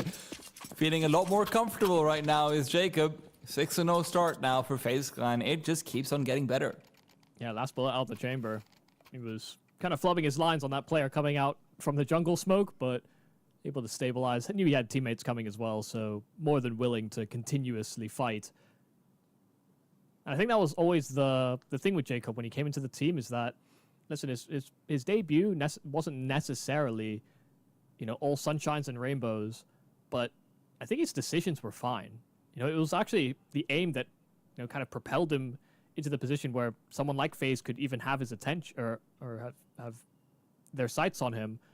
His aim was actually something that would draw a lot of people over to someone like Jacob, but his decision making is also very solid. And in his first foray, I'd argue that his aim kind of let him down, and maybe it did feel like, from the outside, looked like nerves.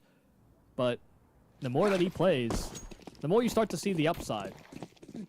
And again, I'm just going to repeat what I said before. Treat him like a replacement of Rain. Yeah. Right? That's what he's trying to fulfill over here. He's will not be able to find a kill initially. There is that smoke down to prevent Launix from pretty much in tandem. FUT on the other side, they're desperate. They just need to find an opening pick and make this work somehow or the other, but look at how defensive they're playing. Not a single player is actually exploring. The only one coming close to it is Symmetry on the AWP. And he's one of the less talked about players on this lineup right now. That's not what Brokey meant to do. Yep. I'm almost certain of it. Supposed to be a palace smoke, but Tell you, CT spawn. He just pressed the CSGO jump button accidentally. It's only been 2 years, you know. Yep, yeah, haven't fixed it yet. Carrigan. Need to open up that smoke. Jacob isn't going for too aggressive a line right now. He knows that his primary duty is staying alive. He's got a lot of utility for that late round, but with 40 seconds on this clock, Jacob worried about a push through the smoke. It's never going to be coming in. Carrigan takes point, and he's had his head taken clean off. Jacob, good for one, switches back out, focus on Palace. Good for the second, but Demon is swinging for three. Demon keeps himself alive, and he's covering up that bomb line. It's Symmetry to put it down. Brokey, you've got to be joking. Right through the boxes, and now he's buying space for Frozen to come in as well. Frozen will seal the deal. 7 for FaZe. He headshot him straight through triple, just on the plant. That is some Brokey BS. I mean, great initial hold there from Jacob. Got his kill in con and kept on fighting into the bomb site proper, but it's that rotate that really does stifle any chance for FUT to break through into a proper after plan. 2-on-2, again, great entry work here from Demon. I was about to say, you know, the best chances so far from FUT have actually come off of that one time they went towards that A-bomb site and then lost it in the 3v3. So they end up in a 2v2 where they can't even get that bomb down. Lovely entry once again from Demon. And it won't be a collection onto 2. It's Twist that answers back with 2 of his own. Frozen support from short. And while Twist commits to the reload, back triple, that bomb is still stuck. Jugis kill out from Palace, and Demon finally funnels Twist into an unfavorable fight. Demon will be stopped at those 2, though. And the rotates aplenty. Carrigan and FaZe continue to spur on this CT side. Man, FaZe just looks so dynamic right now. They're changing their CD positions regularly. Carrigan, we've seen him on the A side as well, not just on the B side every single time. Obviously, practically a double CT setup over here. Then Frozen's providing assistance to Twist, so he knows he's got space for the reload as well. Just the comms going on in this team must be really fluid for this to be working out for them. FaZe looking, I mean, they're 8-0. Obviously, they're looking good, but they're basically making every eye test right now. Jugas, good for a skill, but Brokey through the smoke. There you go. Why not? Just kept on peeking around that con smoke too. Onyx gets a second kill in middle, but responded upon by that AWP. Kravany testing the extremities will at least punish Carrigan. So man advantage here for FUT. First time they'll have had one of these and open runway to a plant. But with the money that's been built up here on Brokey, Frozen's got a lot in reserve. Carrigan will have enough to buy in the following. It will be an honest attempt here by FaZe, but Jugas' late round position into short, he could just cut them both down. It's Symmetry that holds in from the apartments. And while Brokey will try to save, he will get flanked, and there will be no possibility of such.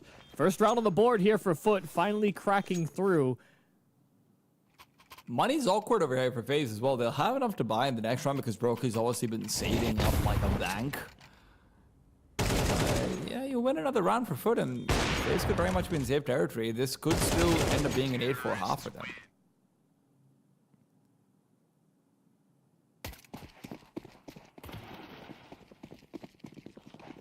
lot of less than clean rounds out from FaZe in these past few. Brokey and Twist going for a quick smoke bomb play that's unlikely to find anyone. Very few players actually here. Kravenny's playing it safe, and Brokey's got a nade of his own. Frozen's the one to play aggressive, while Karrigan actually has taken a deep angle into the apartment. So Karrigan's going to be in a very good position for the rest of the round. He doesn't really need to move from there. Watch out for Twist and Frozen to make a play between themselves.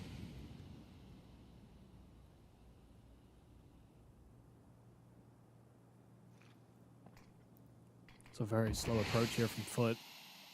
We have control of middle, but that's a very awkward looking bottom con smoke. It's not gone quite where you'd anticipate Twist wanted it. Yeah, but Lonix got scared off. I mean, it makes this fight coming out from underpass a little awkward, that's for sure. Time's running down low, and that timing on the battle smoke is great. 55 seconds is when it bloomed. It's going to be there till about 35 or so. And you still have Definitely a yourself team an that- incendiary for Twist. There's just a lack of drive. No one's really pushing forward for any ambitious plays. Top con smoke here from FUT, but they've been Molotoved at the bottom of it, and they were hoping that they could creep up close to make an A split happen. Frozen disrupting that initial plan already. Symmetry down, and Launex too. That bomb on Kravenny's back has to make its journey in through connector, because Jugas and Demon, this double D duo, has been able to break on through, but Twist is locking them down. Bomb in his possession. Twist will swing high, and FUT will dry themselves out. It's a 9th round here for FaZe Clan.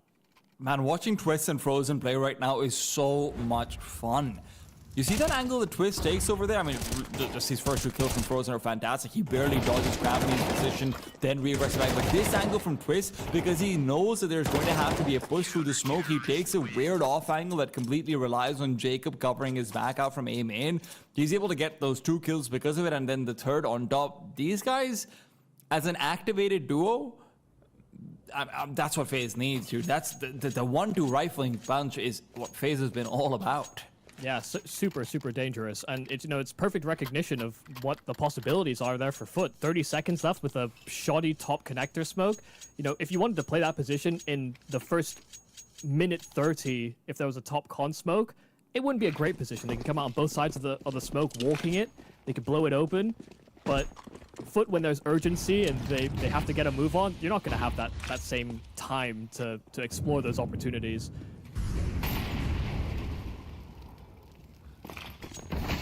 The veterancy that FaZe were after when they picked Twist back up. It's a fast play here from FUT to B. Frozen already dealing with the first, but Demon again finding these entries into the bomb site, and they'll find Karrigan as well. Back bench, it's Brokey that sits inside of the smoke. That could be the hidden tiger, but Demon finally deals with him, and they'll shut out the rotate too. So Twist is too late to the party. FUT will find another collection, and it's on this B bomb site. Yeah, second round at the very least, but it does feel like damage has been done. Good for them is that FaZe's money is going to be awful going into that next round. So no AWP out for Brokey. And you know, at best, a handful of premium rifles. So I do think maybe even missing those. This is the type of play I was expecting to see more out from FUT, and it's not like they haven't explored it. They've tried a couple of A plays, they've tried it on B a couple of times, and you can see the results have not been fantastic. But we are getting the entries you're after via Demon. Whether that's been on the B or the A bomb side, he's been contributing very heavily and creating opportunities. And it's not like they haven't cracked in close enough that they could get a plant. It's just that they've never really been given enough room past that to feel comfortable. And it hasn't been a smooth activation of all these stars that FUT are proposing to the scene. Still on a Twist, nothing too surprising, but Brokey's still getting chaotic inside middle. It is 2 with the MP9. This was not the round where you were supposed to be experiencing struggles, and that's before we even talk about Karrigan in his position this deep into apartment. Judas pushing through the smoke. Karrigan, you were supposed to have that. But it's back to a 3v3, and Demon's got position. here on this A bomb site.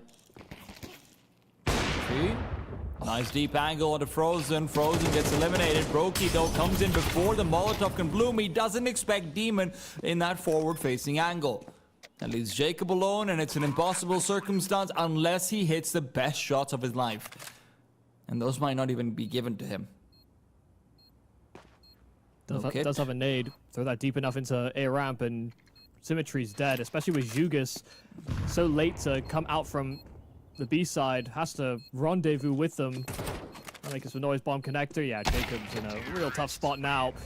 And he will not be given a real chance to clutch things back. Third round here for FUT. They at least give themselves some breathing room moving into that second half. What a fearsome... It's bare minimum. Yeah, but what a fearsome trio this FaZe Clan can be. That 1-2 combo between Twist and Frozen, like you said, from Con and Short, was pretty devastating. Not even just on their fights to middle, but try and go to that B-bomb site, Frozen was picking them apart. Go to A, Twist doing the same. And again, this is exactly the situation you want for Jacob to succeed. Right? You've got two riflers who are expected to probably put up 20 kills apiece. You've got an Opera who's a bit of a wild card, and then Jacob, you know what you need? Just give me 14 to 18 kills, and we're really happy with that, actually. There's maybe like one pop-off map out of 6 that you're playing. That's great. That's what Rain used to deliver. That's how FaZe were a championship contending team. How many games you have an okay Rain and still win, only to get into the playoffs and have an exceptional Rain? Yeah. They want something somewhere in the middle. There might be an arena conversation to be had if they get there, but yeah. Sure. Obviously, where let's Rain not was at his pretend. most deadly. Yeah, let's not pretend like the shoes he has to fill are not massive. Sure. There's shoes so big, Rain himself couldn't fit into them anymore. Also true. That Molotov has been completely... We didn't see it, but it doesn't matter. It's going to be a B-side hit where Demon has received a goosh. He does, however, give one right back. Lonix also good for the same. Carrigan feeling frisky with the Glock, but he is quickly put down to bed. 2 versus 3 as Twist makes his way over. He's already lost Frozen, all alone now with the bomb in the ground and his body right there with it. Yeah, I mean, great job from Demon. Took first contact inside of the apartments, got his kill, actually stalled long enough that his teammates could get into decent positions, and Symmetry on the rotate. It will contribute as well with a couple. So, nice enough stuff. It was a fairly simple looking round from FaZe if, you know, you subtract the utility that didn't seem to hit the mark.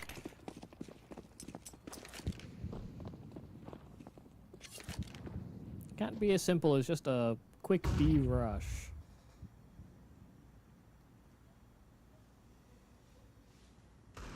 All rifles out from FUT. So casualties here could have implications moving into a future gun round. It's a force from FaZe. And we know they are good for these types of rounds. 1 or 2 in a series, and in a best of 1, they're hoping to get that mileage here and now. Twist gets his, and it's a double at that. The rifle's recovered. Now Twist fully armed. But they won't have free space necessarily to get this bomb planted. Gravity is going to push through the smoke over here, but he doesn't find anyone. There's too many targets to deal with, but he's got Demon coming in from behind. Lorix as well. Lorix with a spray transfer will save the day. FUT can breathe a sigh of relief.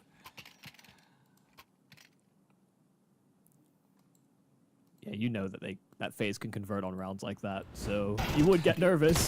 Those Gravity's play around the smoke at stairs was ambitious, to say the He does a good least. job to get the one kill, though, because honestly, if he dies there, it doesn't matter what Demon's getting on the flank. Yeah. One more smoke. If he'd fumbled completely, things could have been very dangerous. Oh, God. The flowers of youth. Yeah, still quite an expensive round, and in with more Deegs. Carrigan's the one that starts, as everyone would anticipate. Yeah. Everyone has heard of the KD. Can be good with it.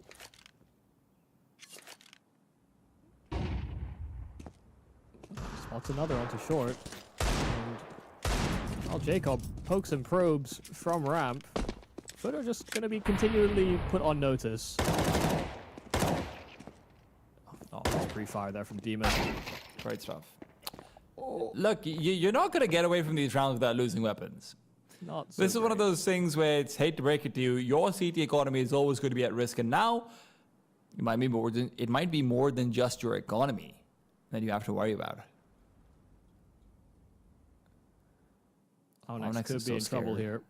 here. Yeah. Why wouldn't you be? Every reason for it, sure. Oh, that's why you need to be scared. Your head's on the ground and it's shock and awe written all over your face. Symmetry, bombs up not in a place where he can interrupt it. Brokey's going to be able to jiggle him out and spot him as well. Symmetry now caught between angles, and those angles are fighting fierce. Symmetry was actually brought down low earlier on by Jacob, so he's the one who's dealt all the damage from across the map. You didn't lose to the force spy. How about the deco? Yeah, this one hurts just as bad, if not more so, because there was going to be a buy around the corner there for FaZe regardless. And they've come away with a round win. That is absurd. Should be a rifle somewhere, surely, for Brokey to recover. I think so he doesn't have to invest into a rifle himself. But yeah, that'll be disappointing there for FUT. Third rifle picked up by Brokey as well. Oh, he had time. He really did have time. I know it's in slow-mo, but he took a very, very wide swing into top mid. And one by one, these players from FUT got coaxed into fights they didn't necessarily want to take.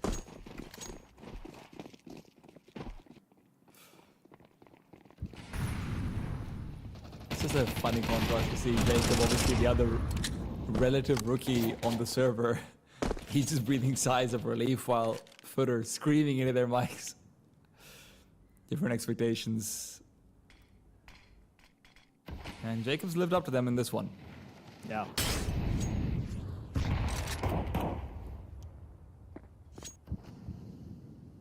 Twist is all too familiar with working with Polish rookies. Vouched for one himself. Yeah, and then he left him behind. Maybe that's why Jacob looks so nervous. He wouldn't do that to me too, right? Right? No, not him that's vouched for him. Good stuff for Jugas. It's very late timing to take this. Could cast him off guard. Karrigan has to check this one though. Moves fast. He's going fast. They're trying to accelerate into the B side. Watch out for Demon and his Deagle. They need to find at least a kill or two. Jugas though, the flank is good for the double, but that's where he'll be forced to stop because Jacob comes in, flanking the flanker, but Lonex is hoping to do much the same. Long range though, and with only a scout and a Deagle, it does feel like FaZe have guaranteed their way to 11. With Symmetry dying, Brokey's got no reason to question where this last member could be. Lonex would really only be in apartments. Yeah, good show of urgency there from FaZe. Knew that there was going to be a possibility they could be approached on from the flank as well, so Frozen just pushed. You know, if there wasn't going to be some presence out from Market in the 2v3 when that plant was just coming in, very suspicious of this flanking opportunity. So made it so that FUT effectively couldn't play this Lao and X late round. But very, very spread attack. Solving Jacob late from the catwalk. Love the idea there from Jugas. I mean, great execution on his play out from short. If without that, it looked like the defense was going to fall completely flat. They didn't really have a proper position on the B side itself.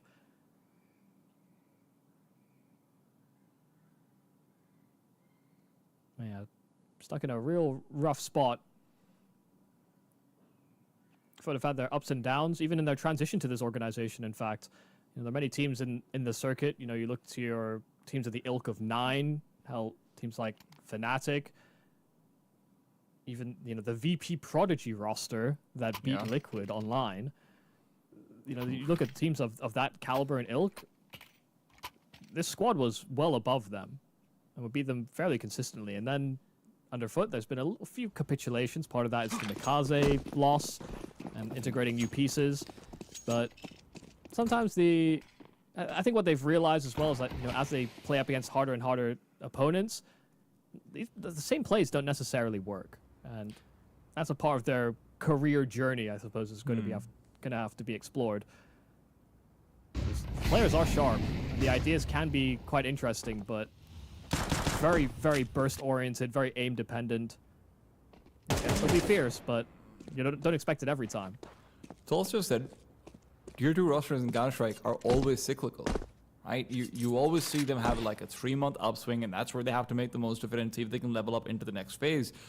Or they go back down because it takes them longer to figure out strats. They have less time to actually sit down on the server because they're playing all of these online officials and everything. We all know how brutal the online circuit can be, and then it's not until you sort of fall out of favor till you can actually redevelop all of that. It's difficult to set up new strat books and make adjustments, especially when you're a relatively young core.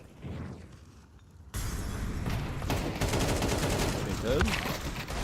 Shot in the back, and it's Gravity to assist. Jugas and getting that kill, and hey, there might be more damage where that came from. Karrigan, however, is going to be able to move on to the largely undefended B-bomb site. FUT is making this incredibly difficult, though, for FaZe Clan. Where FaZe themselves won out on Eco, but have the chance to replicate that feat. Karrigan is low. Brokey and Twist are going to be your primary defenders. Twist is watching out for a player to jump in through that window, but they're not going to be the ones to make first contact. 3 HP on Karrigan. He's still in position to defend. Could go for a one and done, and indeed he does. Head swept clean off, but Jukas finds Twist in the meanwhile, and Symmetry's done the same. Brokey can't survive. They don't have a kit, though. I don't know if they have time. They barely dove it. The beep started changing sound, and it's so close. Oh, they have it. They have it. It's actually not as close as even I thought it was. Because that tone did shift, and it shifts at 11 seconds. Gives you just enough time to adapt to it. And sure enough, they may have won on a deco, but this is a near full eco. This is a lifeline for FUT. And another time that they've set up this late ladder play. Yes. Where they let the first wave go past, only for it to rear its head late, where FaZe don't expect it. I genuinely thought FaZe had done enough, with Karrigan surviving on 3 health and getting a kill. Not to be, this game is still on. Full XU is coming in. Jugas has just heard a whole lot of nades coming his way, and he's made that call. Jacob wants to accelerate. But where is he going to accelerate to? There's a smoke separating him. Smoke's been blown. Jacob gets it first. Frozen is no longer frozen. He is burning to a crisp still. Barely gets out of the flames. And with that, they can move on to the bomb site. There's another kill from Gravity. Through the smoke, find Jacob, and Brokey's done the same. Still planting in a difficult angle. Symmetry had an off, otherwise could have just sprayed him down on default. Brokey barely gets the digits dialed in before... Well, the point, Symmetry spotted out the Tetris play, but he already deployed that nade. Incendiary to move Frozen away from angle. That's going to be burning him into the bullet of Symmetry. Demon now covers off Firebox. Karrigan's all alone. A man known for many clutches. This will not be one of them. Oh, dear. So close. And I thought FUT had fumbled it. FaZe a full A exec. And Jugas got his smoke down. I didn't think there should have even really been a proper way in for FaZe. They throw all this util, they get blocked at ramp, and they're funneled towards top Tetris, out from top Balk. And all the support flashes hit FaZe hard. And still they're able to make enough headway to get into the site. I think Jugas played his position perfectly. I don't think you could have asked for more. But... then not actually getting the kills they need, you know, maybe not stalling FaZe out, not expecting them to play with urgency around those smokes. Yeah, they found themselves in an uncomfortable spot, so there's a sigh of relief. I think it will be heavily through the comms of FUT there, because they do a lot of things right, but they still comes down to this key clutch.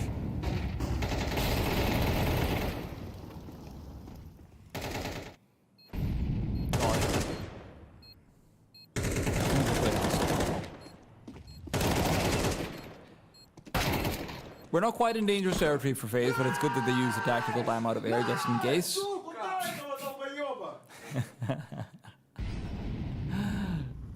And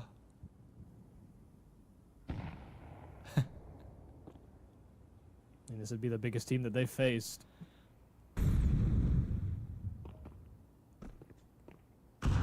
Let's not forget what a deficit they were on earlier on. It's for good reason that they're feeling emboldened. FaZe was up 9-1. Now 11-7 seems a lot more doable.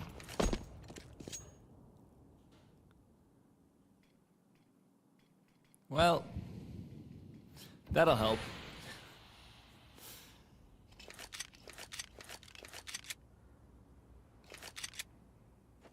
Still a somewhat solitary B bomb side. Demon's not going to have support for a while. Lonex is incredibly committed out towards the mid side of the map, and Krabany, well, with that smoke down, he actually can't peer into underpass. So there is some information denial happening. Maybe not the ones they want to face are going to circle the world. Yeah. There was no footsteps made, no flashes thrown, no nothing after they exchanged glances into the apartments. And so FUT may think they have them track behind that smoke into the apartments, but it's a ruse completely. FaZe are going the complete other direction. And there'll be a fake, a second pump that's thrown by Karrigan, but it's a complete ruse. Symmetry does not deterred from his spot in that ticket. And while there will be enough headway to get into the site, they can think about a plan. 10 seconds. Jacob needs to start punching in those digits if he even wants the extended play. But he'll be hounded down. FUT within 3 rounds. And we're still not going to see FaZe be in complete total full buy territory. They're going to have everything they need as far as rifles and whatnot are concerned, but they'll be missing out on a few bits and bobs of utility. And as much as we may have waxed lyrical about how well they were playing together on the CT side, oh my god, Twist and Frozen, it feels like the communication is in perfect flow. T side was always where the question marks were going to be. CT side's the one that feels empowered in the modern meta as well. I think we had Twist and Frozen on like 13 kills at the end of the first half. I think it was like 12 and 14, yeah, something like that. Not that many more in the second, and Jugas, oof, that's why. Good first kill, but with both players coming in through the smoke, Twist was always going to be able to go for that trade. It sets them up for a 4 versus 4. With a lot of time to work off of as well, but FaZe have run out of Molotovs.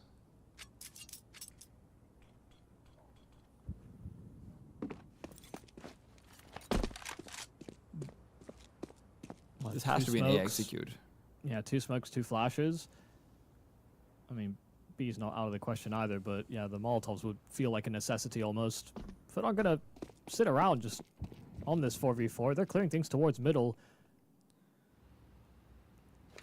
You might be thinking steps. You might be thinking that that smoke in A main is going to fade soon, and that's going to be a problem because you don't have another one. You're wrong.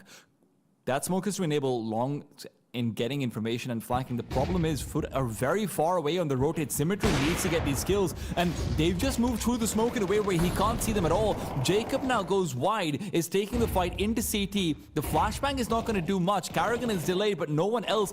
Watch out for Lonex, so that's the one they've been waiting for all this time. Bomb is down, Long's good for 1, make it 2. Jacob responds. Now back in the fray is Karrigan as he reclaims CT. Symmetry and Krabany both split up, but it will not matter. Krabany finds the first, and Symmetry can reclaim through spawn the territory he barely just lost. I mean, what a beautiful flank there from Lonex. The timing was great, even if they weren't necessarily 100% sure about this being an A play, still committing to that flank from T-spawn from the get-go. As soon as he cleared towards top mid, understood that he would have to try and link up with that A player in some capacity, and his timing is fantastic. His shots are on the money, and Krabany, even on this retake, connected on not only the player front side triple, but also behind it. And just like that, FUT are within touching distance. That confident FaZe, the one that could be tough to reckon with, within inches of maybe even being victim to a first round upset. You can't afford to let that happen as well. This is a brutal format for that. Remember, double elimination, you lose 2 and you're out of there. Who waits for you in that lower bracket or in that potential lower bracket? Oh, why don't we go ahead and just take a look over. Oh, it's only what? Well, Bane, who could theoretically end up to spoil your chances of a playoff. Well, not just them, but it could also be anyone between Heroic and Bait, two very competent teams in their own right as well. When it comes to getting like these upsets before arena stages and whatnot, these are heartbreaker teams. Yeah, and FaZe would have felt very good, very confident about that opening half. 9-3 was the scoreline. Wasn't sure if FUT were really going to turn up to the server in any meaningful way. The strategies were looking a little flat, really, on that T side. They got great entry production on Demon, but that was kind of the only real shining light that they could look at as being consistent. But there hasn't really been a weapon that FaZe have shown so far on this T side either.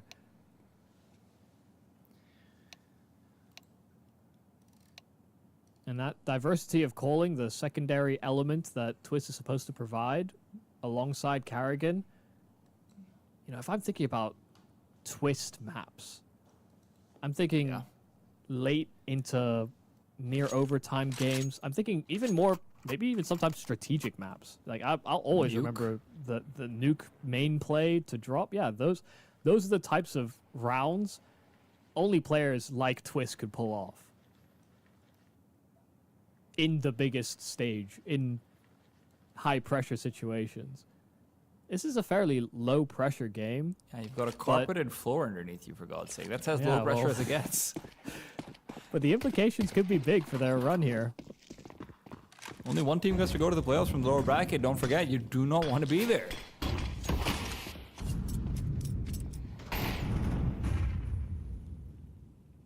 FUT, however,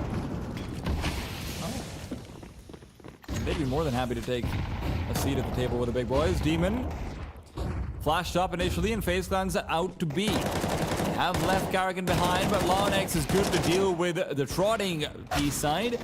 Karrigan good for one, Jacob the other one, and Lonex is slow to pull out the USB, but still gets a kill. Jacob holds on now with the M4 recovered. Frozen will bring it back to a 1 versus 1. They know where Jugas should be coming in from, but they don't have the bomb. Frozen's got a lot of ground to cover, and as he tries to do so, Jugas is in the perfect position. He's going to have the timing.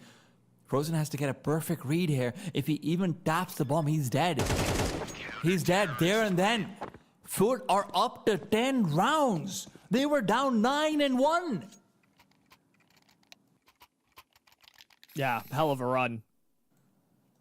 A hell of a run. And Frozen thought he'd come to the right conclusion there. Outdone in the clutch by Jugas.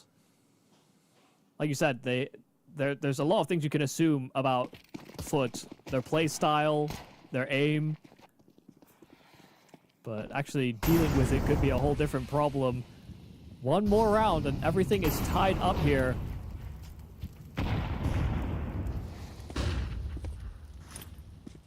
That really would be a bad surprise for FaZe management.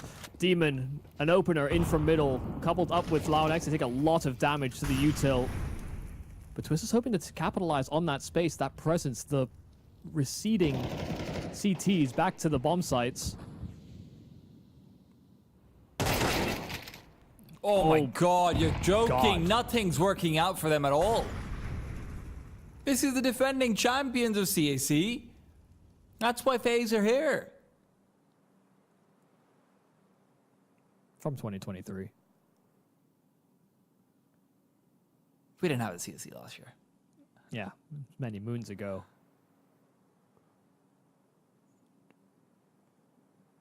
But Roki's lo and got a behold. crack angle, and he's really hoping he's got a cracked rifler. Jacob needs to do it all there. Roki 8 HP, and now with the chance given up, Jacob could have gone in for the second. Unfortunately, it's too much to ask for. Roki closes the distance, trying to make his way onto the bomb side. Even a plant over here would be nice. FaZe's money is incredibly bad.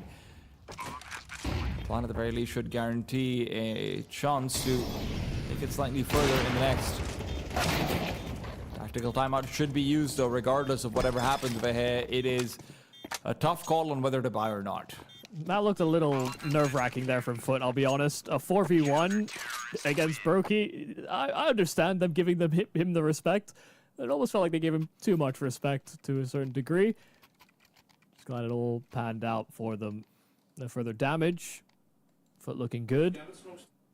And really, it's just nice that in the absence of all the other pieces, you know, Demon was definitely the shining light for FUT so far in the what we would have assumed to be a loss, really, from the start of this game, given the 9-1 scoreline. He was the best looking piece for sure, but he's actually given a lot of room, I think, to other pieces to start contributing. You know, we're seeing rounds from Loud-X, we're seeing more contributions from Jugas as well on the extremity. And this is that sharpness that you would hope for a team like FUT, who Absolutely. are very, very inexperienced on these types of stages, who did a lot of their best work with Mikaze, who's now in a tier 1 team. They want to carve out their own path, and it could start with FaZe.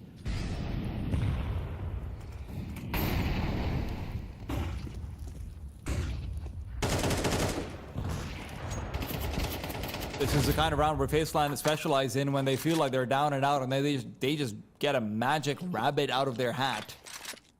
Force overtime, make it a scrappy double overtime win, and then we forget about it as they level up into the tournament. FUT don't want to give them that chance.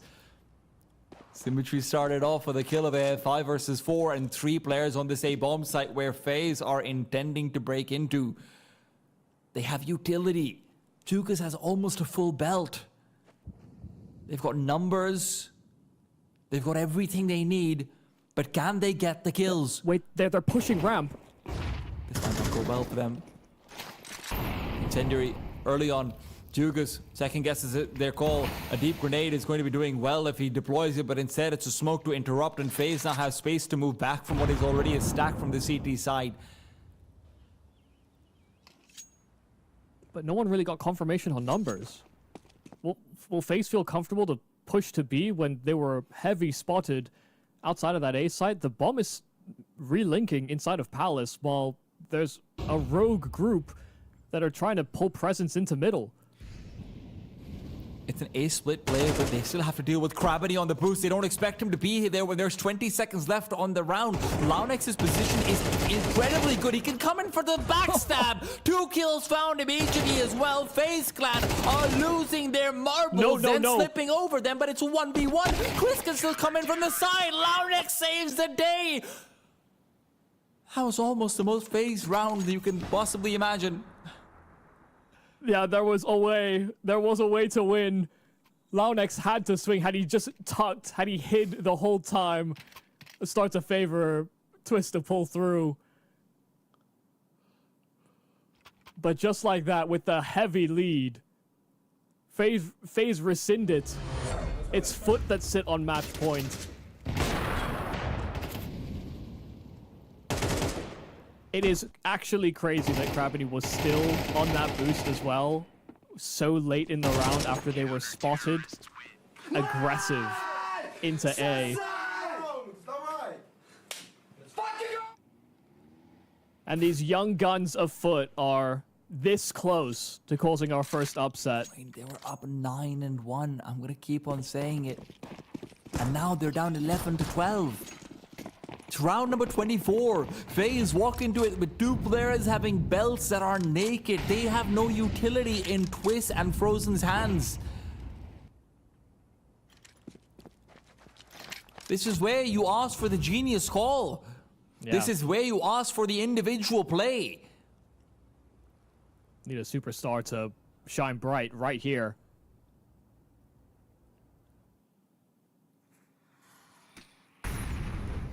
For a classic FaZe performance, you need brains, brawn, or frankly, sometimes balls. Can they bring it together, or will FUT stomp on their faces? FaZe are waiting to see if FUT make a mistake or go for something too ambitious, with them being so close to the finish line. And they'll have to hope of something of that caliber, because, like you said, they're so low on resources. They don't have the best weapons either. You don't get to rejig this. You don't get to bump in twice. Jacob's already low. Twist feeling a little bit more honest as well. And there's 40 seconds left. You need to find Demon. You need to find Gravity, but Twist has got too many numbers to deal with. Twist position is so good. looking out for it though, and he's going to be taken down. The crossfire too much to deal with. Now they try and push forward into connector. They're losing numbers, they're losing chances, they're losing hope, they're losing the map. FUT will upset from the 9-1 lead down. They will bring it all the way back versus the veterans of FaZe. The youngsters will prevail. And they beat the strongest team that this organization or this squad has ever had to face, with limited expectations. Many teams within this bracket, you put them up against this FaZe Clan, sure, there's those question marks about roles and the roster, but this FUT team had very low expectations, but they exceed them. They dig deep at a 9-1 scoreline and win it in regulation. That's insane. And to think that it came off of a lot of the sharpshooters that FaZe are most touted for, FUT seemed the more competent hand. I mean, you had FaZe winning a deco round in the middle of it all. You had FaZe winning every single late round scenario, which is getting a little bit feisty. And even towards the end of the first half, you're like, well, you know what? They honestly, they just lost one round. That's why it went to a 9-3, because their money also went down. They're surely going to bring it back over, right? Surely it's going to work out for them. Absolutely not.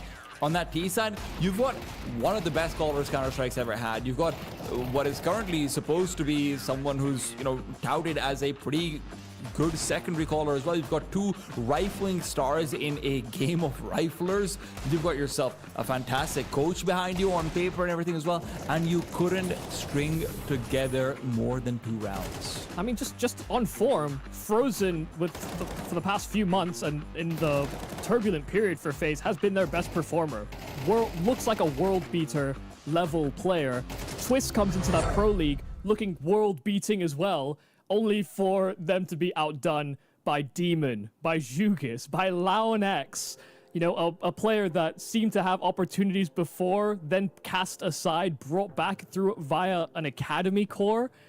This is a monumental win for not only the players on this team, but the organization as well. This is the type of performance that they were after when they picked these guys up.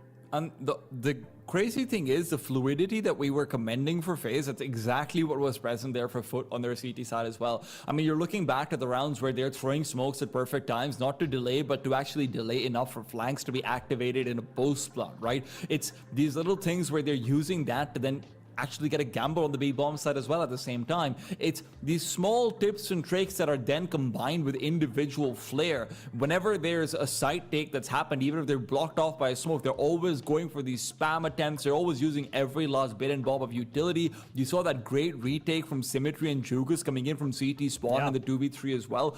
These are really good signs for a team that has got question marks around it with the recent, you know, sort of easy to forget nature of their performances. What a way to start off their CAC journey for them, Michael. Absolutely. And the good news, I think, for FUT is that it looks sustainable. It wasn't like they were just wide swinging and winning every duel. It wasn't as if they were running with relentless aggression. You know, you look at previous big upset moments. You look at teams like Bad News Eagles, for example. I feel like they're always a good capture of how good a team can be if they just go out and hit headshots. That wasn't how FUT, I would characterize FUT in this game. They played fairly contained. They played restricted Counter-Strike, and they let FaZe actually play quite a lot of their ideas, only for FUT to triumph. So I have to commend the reactions felt good, and the players actually met those expectations as well. Yeah, Krabby and Coolio continue to do a great job. There are still question marks about that T side. Let's not make any mistake about it. Yes, we probably did like some of the attempts that they made, but we can potentially end up seeing things be problematic. This, however, is the end of the best of ones for Group B. The results are there right over here, rather for Stream B. VP losing out to Legacy, landslide loss, and you thought that was bad. Lynn Vision then lose out to MIBR, another landslide loss. Pain, however, you know, a little bit more competitive versus Fnatic, and it's just been a ramp up in excitement and excitement and excitement. But at the end of the BO1s, the Counter-Strike will not end over here, Michael. Before we send it off to the BO3s and potentially the last legs for some of these teams, any match for you that stood out? Ooh, I mean, stood out from the best of ones or stands out? Hey, give me both, Michael. I want everything. I mean, obviously that last game definitely stands out. It's the only real upset we have. considering the expectations. For this next round of games, though, I'm really looking forward to that Liquid MIBR game because I do think this MIBR looks pretty threatening, and it's a very weird situation going on with them. But Liquid also are a newish project, so I'm looking forward to how those two stack up against one another. Some fun stuff over there, but for me, I just want to see my Chinese side survive. Please, Lynn, show me something better up against GamerLegion. Of course, that's going to be it from us right now, but we're going to be watching the games right there with you as Anders and Vince take you through the rest of the action. Coming up next on the B stream will be Lynn versus GamerLegion. Are GamerLegion going to be eliminated in early, or will Lynn have to watch from the sidelines? Let's find out after a break.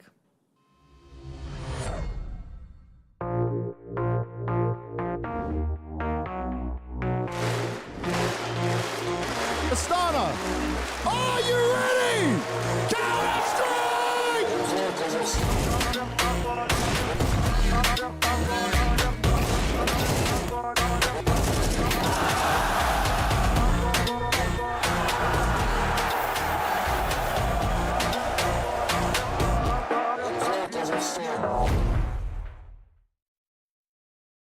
She said she loves you, but she can't love me. But I love you.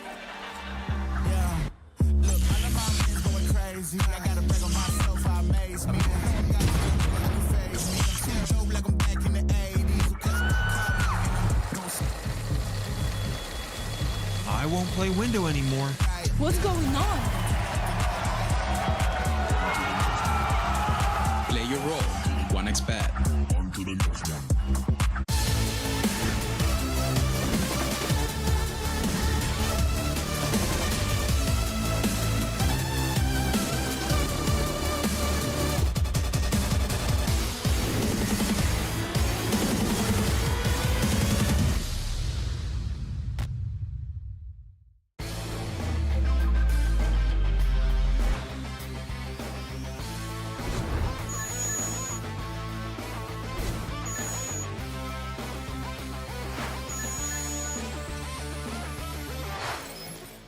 The human body was built to move.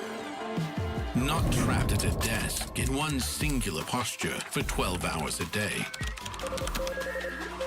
It's time your chair evolved. This is Secret Lab Titan Evo. Ergonomically engineered for you. Gamers, hybrid workers, artists. Backing your every move.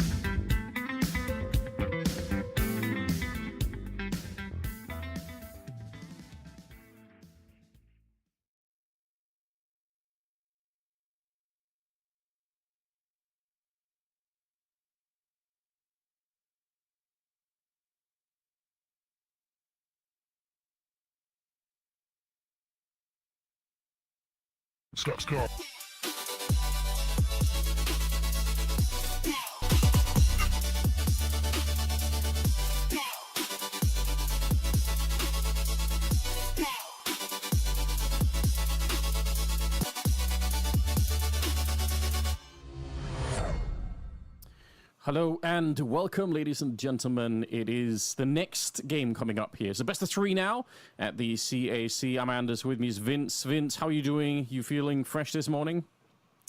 I'm feeling great, Anders. I'm feeling great. I've been on a bit of a Battlefield binge. As you know, we've been talking about this a lot off stream.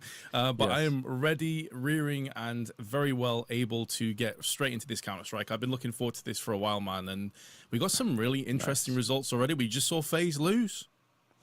I know, in a spectacular fashion. I really can't believe it. I'm excited because I actually had FUT as kind of like the dark horse of the tournament. But I'm gonna be honest, when it was like 9-1 down, I was like, I was so wrong about this. Never mind. Obviously, they're the old Navi Junior lineup, and I just thought they were really cool. But what a comeback it was. So yeah, shocking way to begin. Everybody wants Rain back, and you know, I don't know. It's a rough way to start for FaZe, but that's what they do. No, absolutely. A team that you expect the world from, but oftentimes they do fall a little bit short. I'm sure they'll take it as a learning experience, though, and of course, they're not done. We got plenty games coming up. We are going to be casting 2 games up first in GamerLegion and Lynn Vision that have also already tasted defeat. In both their games, fairly one-sided. Lynn Vision certainly more so than GamerLegion, and then we have Liquid and MIBR afterwards, which I think we got super lucky with this game, Anders. I'm going to be honest. I think that one in particular could be an absolute banger. I think so. I mean, obviously for GamerLegion, they're still trying to put everything together with the new lineup. They haven't played a ton of maps or games yet, so in general, I think it's gonna be hard to know exactly what to expect. But I do think I agree with you, and it is fun watching Ash do his work and kind of trying to put these new lineups together. Lynn Vision for me are still one of the most entertaining and at the same time most nerve-wracking teams to watch. I feel like they make so many decisions in the server that I would say are probably mistakes, but you know what? They make it work a lot, so I'm not going to complain too much. Dust2 is out, and so is Mirage. So the first one is going to be Overpass. That's really interesting. Yeah, that is actually quite an interesting pick, because when it comes to GamerLegion in particular, it is a map that individually Hypex, I have to say, I was looking at his stats. He doesn't have great Dust2 stats. The last 3 months in 10 maps played, it's actually one of his worst performing maps. Maybe that also factors into it with a little bit of respect being shown across. But GamerLegion have played a ton of Overpass. As you can see there, 5 wins, 5 losses. Most of their losses coming up against like the tier 1 opposition, the kind of guys you'd expect them to lose out against. The reason I was a bit surprised by this, though, is that Lynn Vision, yes, their permaban is typically Mirage, but Train is not a map that we've seen them play much at all. I believe the one time they played it, they actually lost to Virtus.pro, and this is after the electronic shift and everything, and that was a pretty one-sided loss. So I have to say, sure, you'd expect that they've gone back to the drawing board here, Anders, and like really worked on this, but GamerLegion could very well have won this veto as far as I'm concerned.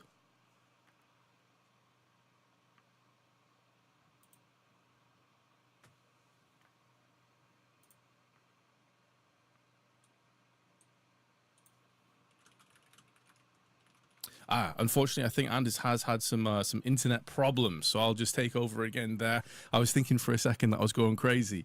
That being said, though, I mean, to play devil's advocate, and a point that I was going to raise there afterwards is that GamerLegion don't have a ton of maps played on Train themselves. They've only played it 4 times, 25% win rate on it, and when you consider the one win that they did pick up was against NRG in a nail biter 13-11, maybe there are some weaknesses here as well that Lynn Vision can exploit and really expunge.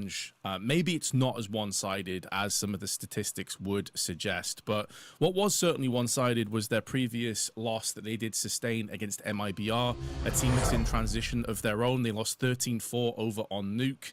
It was really, really rough to watch. I did get a chance to tune into that one, and honestly, Lynn Vision were never really a part of the game.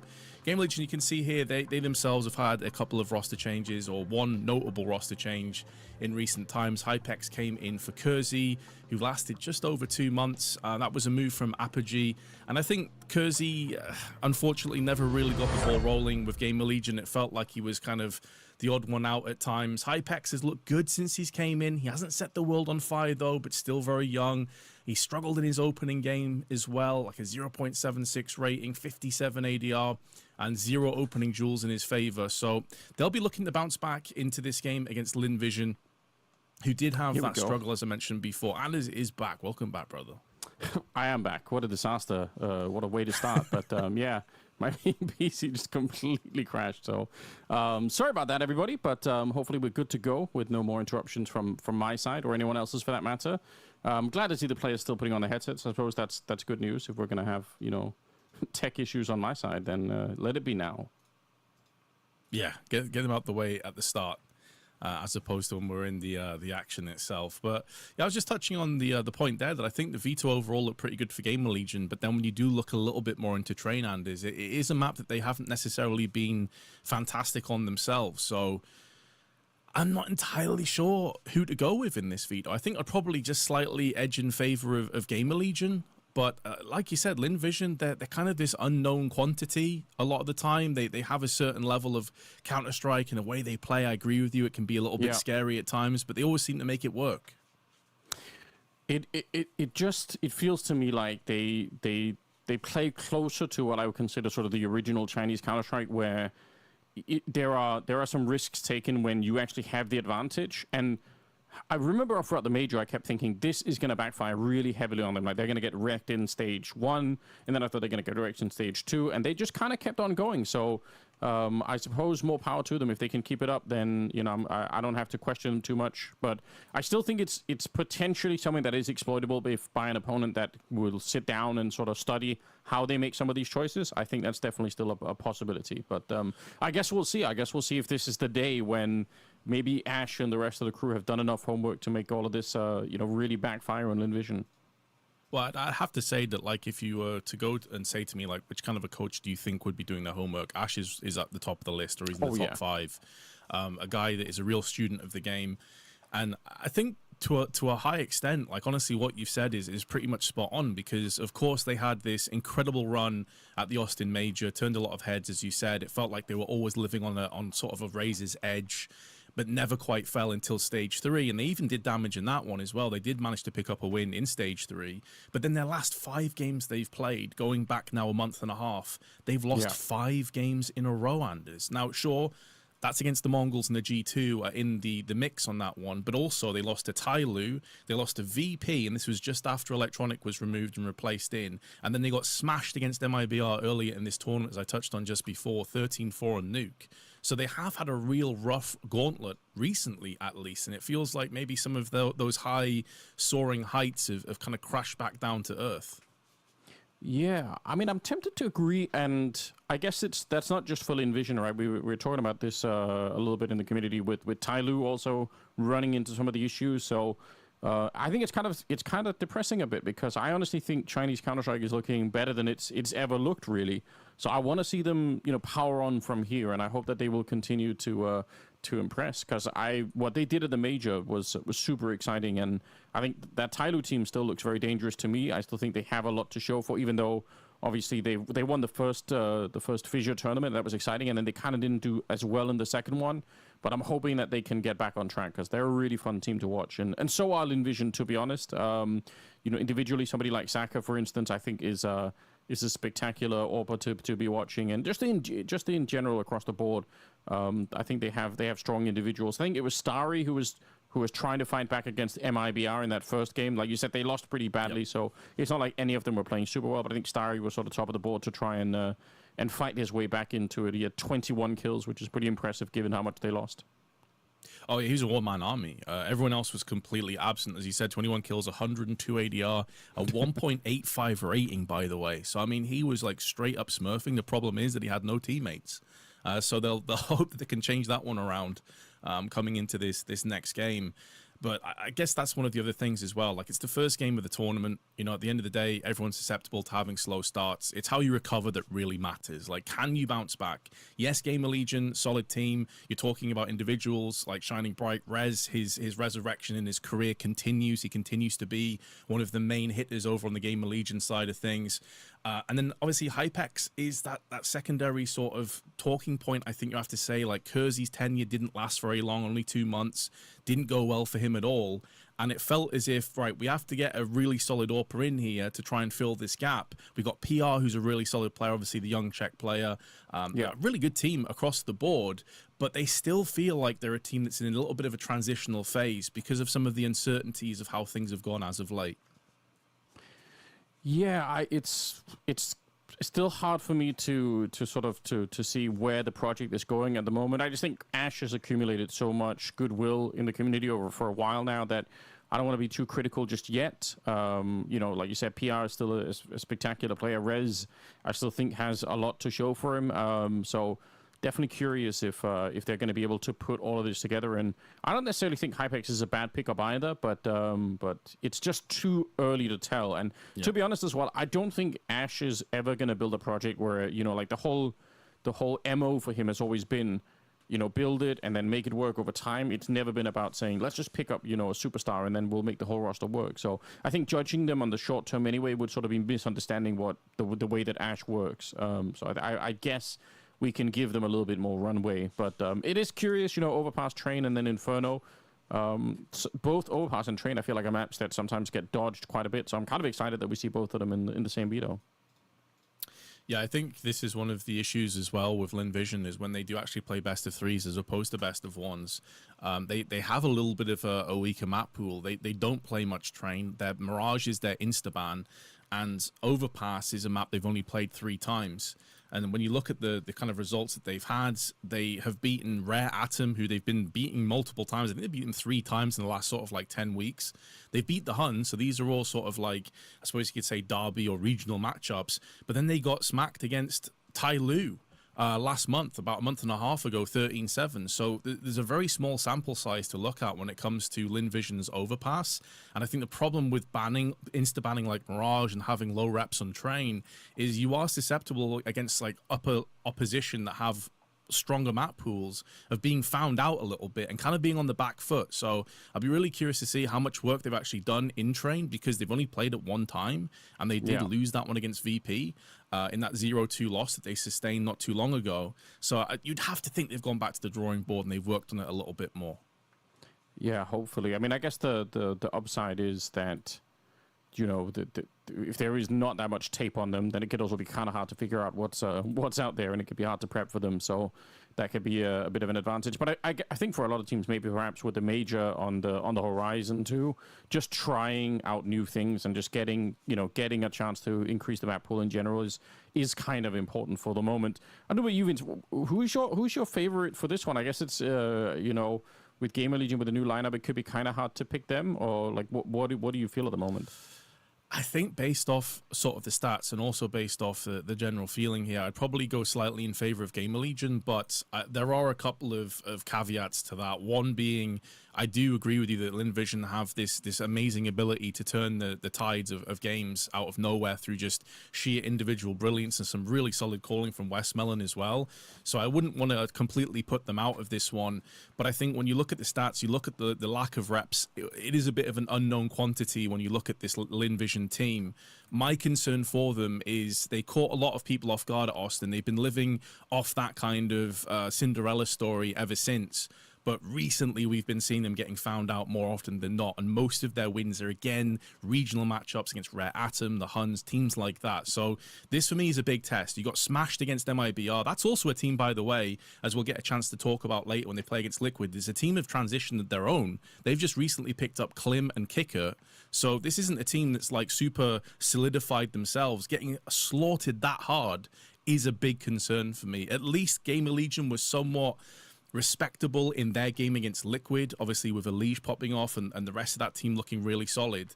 So I'm going to slightly go in favor of GamerLegion. How about you? It's tricky. I actually got a little bit juked out by the veto, to be honest, because I thought there was a really good chance we were going to be playing Dust 2, or maybe failing that, you know, like even Nuke or Ancient, like all of those maps are maps that these guys have somewhat in common. Maybe even Inferno, you could say. So the fact that we're playing Train in the middle of it here is interesting. Mirage, we knew we probably weren't going to see.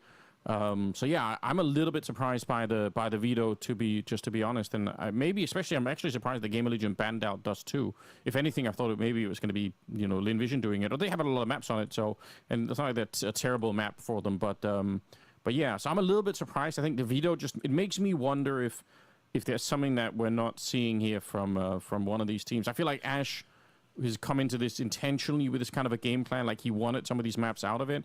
I'm really, really curious. I'm interested by it. Again, just look at it. Lynn Vision banning out Ancient, but they have an 80% win rate in an Ancient. Even if they don't play it a ton, it's still definitely a map that they should be feeling a little bit more comfortable on. So yeah, very very interested. Yeah. So I guess at the end of the day, I'm just gonna pick Lynn Vision. Why not? I feel like they always surprise me. Today's the day where, you know, I'm gonna be on their side.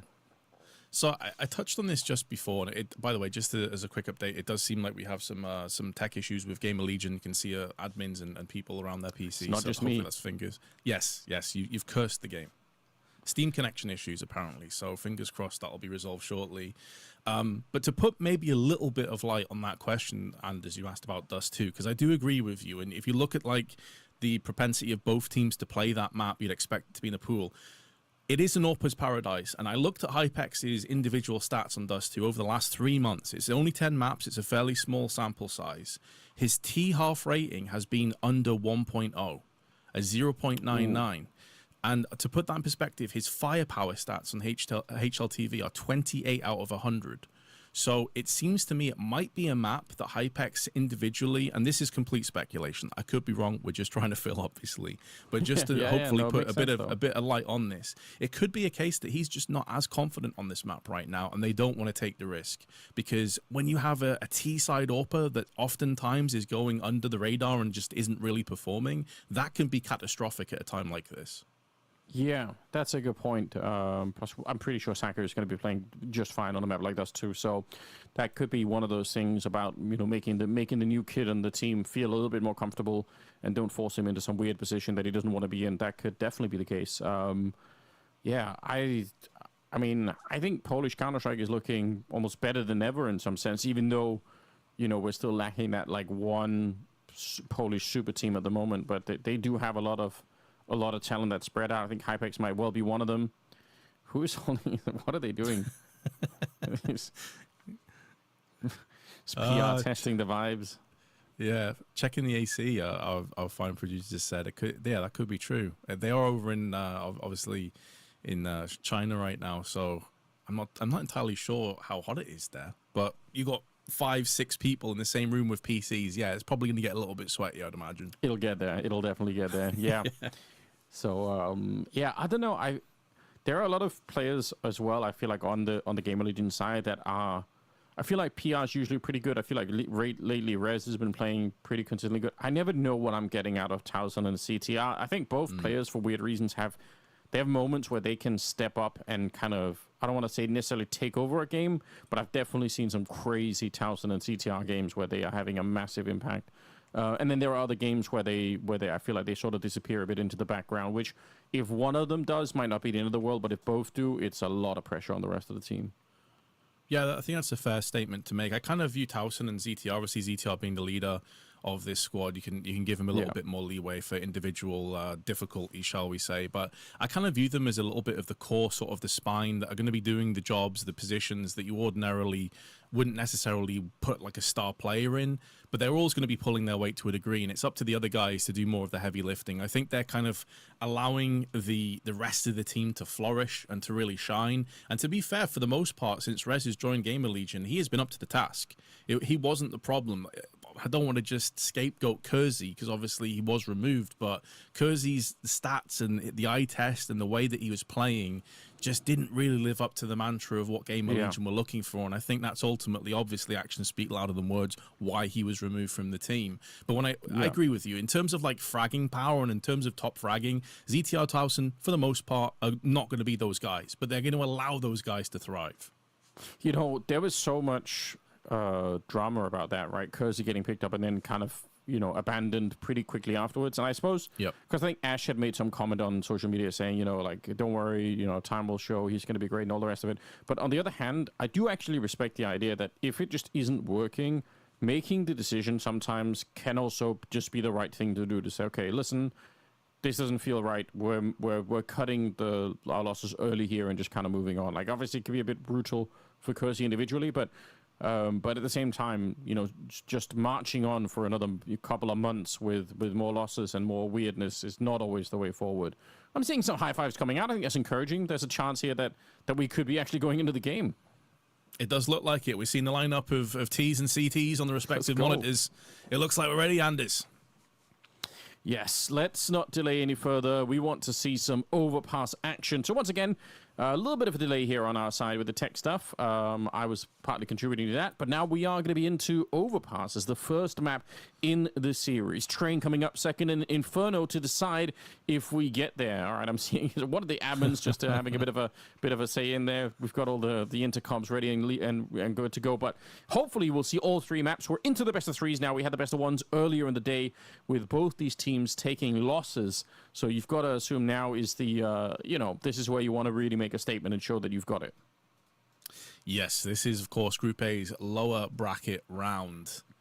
It's a brutal system, but effectively, you could be done this early in the tournament.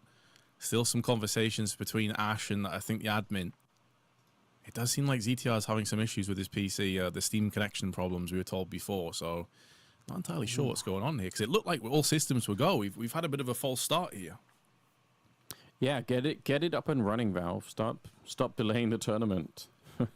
Is it the verification thing that I remember that was such a plague in the past? If you remember, like especially on LANs, for some reason, it would always pop up and it'd be like, oh, you haven't been authenticated by the whatever, like the VACnet thing. It's like, no, you get crashed out in the middle of it. But hopefully it's less of a problem.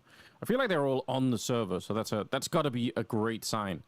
If nothing else. Obviously, we do have another game coming up a little bit later in the day as well. Another best of three that's going to be following this one. So quite a bit of Counter-Strike. We start early, but then we also go on for a while. So I think it's going to be lots of fun. A liquid MIBR that we're going to be doing here on the B stream, and there's also an A stream at the same time. If you guys have the RAM for it, open up another browser and watch both at the same time. Here we go. Yes, sir. And we are ready to dive into our first best of three of the tournament. Lynn Vision starting on the CT side, and GamerLegion coming out with a couple of flashes and a smoke early doors. Going to be a fast, rapid attack from Hypex, and he will drop Starry, instantly pushing through into bathrooms. That is a quick way to get started. It looks like they're not going to delay. They'll leave one player behind in CTR. The rest are going to be pushing the side. He's just there to catch the rotations. Good flash going over. Rez with the headshot on Saka, and it's all gone completely wrong here for the Lynn Vision defense. Emilia, I like the idea of trying to just rush through, but unfortunately, when they're all dead on the other side, he is just running through a smoke. So that is quick speed coming in from the side of GamerLegion and absolutely wrecking Lynn Vision at the beginning here. That's how you want to get started. We had a bit of a slow start, but now, you know, they're putting up some speed. They're trying to catch us up as quick as they can. Yeah, no doubt. And that looked pretty straightforward, right? Like, no frills, nothing particularly spectacular about the strategy. You get the pick you're looking for, you explode, you make sure you make the most of it. And unfortunately, we have the casualty of ZTR once again. His PC demons continue as his corpse litters the ground. And everyone looks around like, oh, come on. Please. Yeah. Well, to be fair, though, if you're a professional Counter-Strike player, everyone's been through this multiple times, so I'm sure everyone has their own routine for not getting too stressed out or whatever. I guess it helps when you need the pistol round anyway. It does look like we have a bit of a buy-up coming in from the Lynn Vision side, which has started to become more and more popular, obviously, even on the CT sides. On a map like Overpass, is it a good idea? I haven't seen these work too much, to be honest, on Overpass. It doesn't mean it can't work, but I just feel like if you're going to do it, I'd be more in favor of trying for like a double scout or something, if it's even possible. Yeah, there's a lot of avenues and places where you can make the scouts work. Obviously up in mid, long. You can even get aggressive on sort of monster side as well. I think the problem is, though, that you're susceptible to being charged down from like Mac 10s, flashbangs, like fast, rapid hits. It's the complete Achilles heel of that kind of a purchase. So I'm not sure if... And I feel like Lynn Vision, like obviously Zaka, we know what he's capable with his AWP and his scouts, but I don't really look at the rest of that squad and think that they have like a secondary AWPer or a scout that's like really at that kind of like level that can make the most of it. Like when you think of a team like Vitality, Rops is fine to pick up an AWP. Like to be honest, probably everyone on that team can AWP to some degree, shape or form. And a lot of these squads kind of have the same sort of caliber. So... I believe Anders has had another issue of his own. It's all going on right now. Having crashes left, right, and center. It's fine. It's all good. I'm here to guide you through, guys. Hopefully, pray for Anders, please. Pray for ZTR as well. Here's the replay, though, of what happened in the first round. As I said, nothing too spectacular, just a straight-up rush. I think West Berlin will feel like he should have done better from that position. He had a couple of opportunities before he got encircled to rattle off the USP, but we all know what the hitboxes are like when you're shooting someone in the back of the head. It is a cruel and disastrous moment more often than not. However, ZTR is back on the server. He has Julies, interestingly enough. But now they are going to be purchasing back up to where we were before. Lynn Vision, as Anders touched on before he got wrecked, they are going to go for the Force. And I do agree with his sentiment. It doesn't often work on a map like Overpass. I'd be curious to see if we do see some aggression from Lynn Vision to try and supplement some of their shortcomings in terms of utility especially. But early on, GamerLegion tossing the molly over onto shorts. This is a good way of dealing with some of that aggression. It has been smoked off. Tees will be very alert and aware of this. And knowing that Lynn Vision on low economy, that effectively gives away the play almost instantaneously. They will be boosting up, though, as a result, onto the short side on sandbags. Starry, the one player that shone bright against MIBR in a complete routing of a loss, is now going to be afforded the luxury to take the head of PR and back away. So they get the hit and run they were looking for. They're not able, obviously, to pick up the weapon outside of Monster, but it now does apply a lot more pressure onto GamerLegion. A fast 4-man rotation back up onto A. And GL have very little to show for it. Sure, they still have a few smokes, a few flashes, but very little map control. Well, here we go. Back towards the B-bomb site. I return a little bit once again. A failed smoke. That is out in the middle of nowhere. An unexpected side effect, but they should be able to get onto the site. Surely Call Me Sue alone with just a UMP. No flashes to set him up. It's a nice team to begin with. Honestly, he's done very well so far. Flash around the corner. CTR trying to get him, but he dies instead. And Rez, he can't hunt him down. This is very awkward. We're talking less than 30 seconds as they try and get onto the A site. And it's just a bit of a fumble so far for GamerLegion. Trying to get the bomb down, but being interrupted. This is buying even more time off the clock. They finally are going to be putting in the digits. Bomb nearly planted here. It's the 1v1, and Towson gets a triple and saves GamerLegion. That is ridiculously close. That is one of the most chaotic rounds you will ever see at this level of Counter-Strike. It was just, how did Call Me Sue survive for that long with the UMP, Anders? I'm so mind-blown at that he gets a kill onto ZTR. It's UMP versus UMP. It feels like we're back in 2017 or something. And then he backs out on shorts, getting shot all around him, somehow survives. And it felt like that was going to be the difference maker. You could see that with 20 seconds left, GamerLegion were too scared to fully commit to the bomb plant because there were so many angles they had to cover.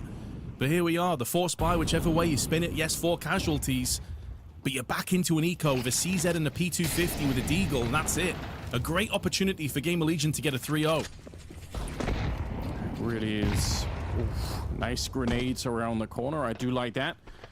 Making sure that Starry wasn't up to anything crazy at that particular situation. Got to see 75 as well on Call Me Sue, so definitely a rare sighting these days. I don't get to see that weapon that much. I've never been able to use it myself, so I don't really have any particular love for the weapon, but doesn't mean it's not fun to see. Nobody at the B-bomb site, and in classic Counter-Strike fashion, PR is going to be checking out the bomb site, because why not? We are to be seeing a fairly easy round from here on out, to be honest. So yeah, that 3-0 that we were talking about pretty much secured at this stage for GamerLegion.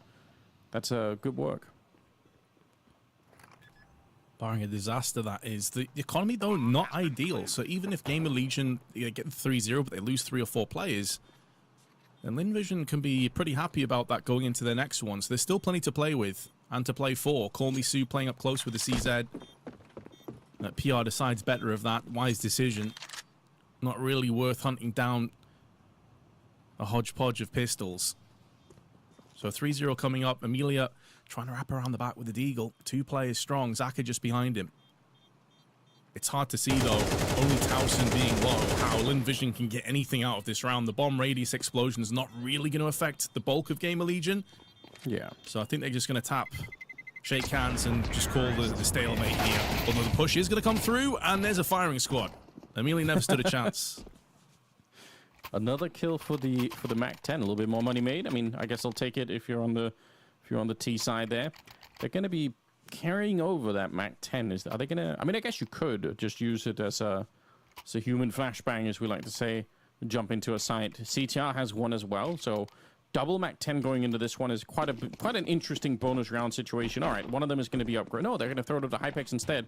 So I'm really interested in this. I don't necessarily hate it, but it is just it's going to be perhaps affecting how they play this round. Want to get a bit closer. PR straight through with the Galil. That's lightning fast, trying to take the L bend, and I think they might just go for it straight away. They're all outside of the B bomb side. Why delay at this stage? Unless you're going to go back and try and reclaim the A side of the map, what are you really achieving here by waiting? That's a very good point. You can see that Hypex is about to throw a flash in, and he's one of the MAC-10 players, so they're not going to be charging in with the SMGs first. Will that cause them a lot of problems? Westmelon in the time being is going to pick up one, but gets traded back instantly from PR. And now those SMGs can spread their wings and fly onto the site. Molotovs preceding the push, 2 of them back on the site, and it's going to burn Starry alive, who never had a chance. I think a flashbang also connected on him. And Rez will thread one more kill in, his second in the round, looking way more comfortable for GamerLegion than I thought at first when they pushed outside a monster. I mean, what can Zaka realistically do here, Anders? I mean, surely he's thinking of saving already. Yeah, in spite of the fact that that smoke did fail from the sniper spot, it doesn't really matter, I suppose. Even if it failed, it probably could have worked for Rez to hide inside of. But yeah, I think he was probably sticking around hoping to get one kill and just make it a bit more expensive. Doubt he was ever going to be able to do anything else there. That's pretty remarkable work, and it is true what you said as well. The MAC-10s weren't even necessarily leading the charge. Love the position as well from PR at the beginning. He just catches Westmelon. That's the L-bend. He's just there to make sure that no one can rotate back. So super well played, GamerLegion. That is from potentially a sketchy second round that they absolutely could have lost, except for Towson getting the triple. This is now looking like a very good start. No doubt, and whether it's the MAC-10s or the AK Galil in first, they lost 2 players, but the other 2 were able to trade through, and so they maintained 3 rifles regardless. So the money has built up nicely. Only PR below the $3,000 mark. Everyone else is looking good. Whereas the complete opposite said for Lynn Vision, sure, their round loss is starting to accrue, but I mean, a map that typically lends itself to the CT side, and you're already 4-0 down here, and as the pressure is mounting so quickly. Yeah, they're taking up space towards this connector position. It is important. This is where Starry got double-naded last time, so obviously you don't want to be experiencing that again. The flashes are doing real damage to him here. It's really dangerous. UMP up front, trying to pre-fire the corner. It's kind of worked out, and he's got some backup here. Hypex with good kills, but Westmelon opening the door and just making sure he can trade that kill out. So honestly, for a UMP and a couple of pistols, it's not bad to trade that evenly and be left in this 3v3. I kind of like it from Lynn Vision. Oh, they'll take it for sure. Because now it's only Call Me Sue that doesn't have a primary weapon. The downside, though, is Zach has been caught in the cross, winged, as he gets clipped down to 21. And that flash has afforded Call Me Sue to get up close on the truck, but Brez seems like he's read this script and he knows what's coming up here. Still 45 seconds. They don't have to fully commit to this bomb site if they don't feel it, but Rez decides he's going to put bullets to heads as Westmelon falls down. He knows Call Me Sue is here, but he comes out second best in that trade. A lot of damage, though, has been inflicted. This 2v2 should still favor GamerLegion. Should. They've got some time here. Bomb has luckily made its way all the way there, and just the health that's left, you're right, is one of the big concerns. No more utility really in play, but the smoke going down is a big issue, obviously. And I think they've already made up their minds. Unfortunately, I kind of would have loved to have seen them gone for it, but I guess the AK and the AWP, it's just such valuable weapons to fight with that they probably are happy to just go into the next round with it. But what a start. This is the T side of Overpass, so typically can be quite brutal to play. GamerLegion doing a very good job at the beginning, you've got to say. Yeah, especially after a couple of, sketchy and wacky moments in that second round especially. Comes down to a chaotic 1v1 that goes the way of GamerLegion. But that's now in the rearview mirror, and it's just gaining more and more distance. I touched on the round loss bonus building up for Lynn Vision. That's all well and good. You've got an AK, but you've got to start doing something with these weapons.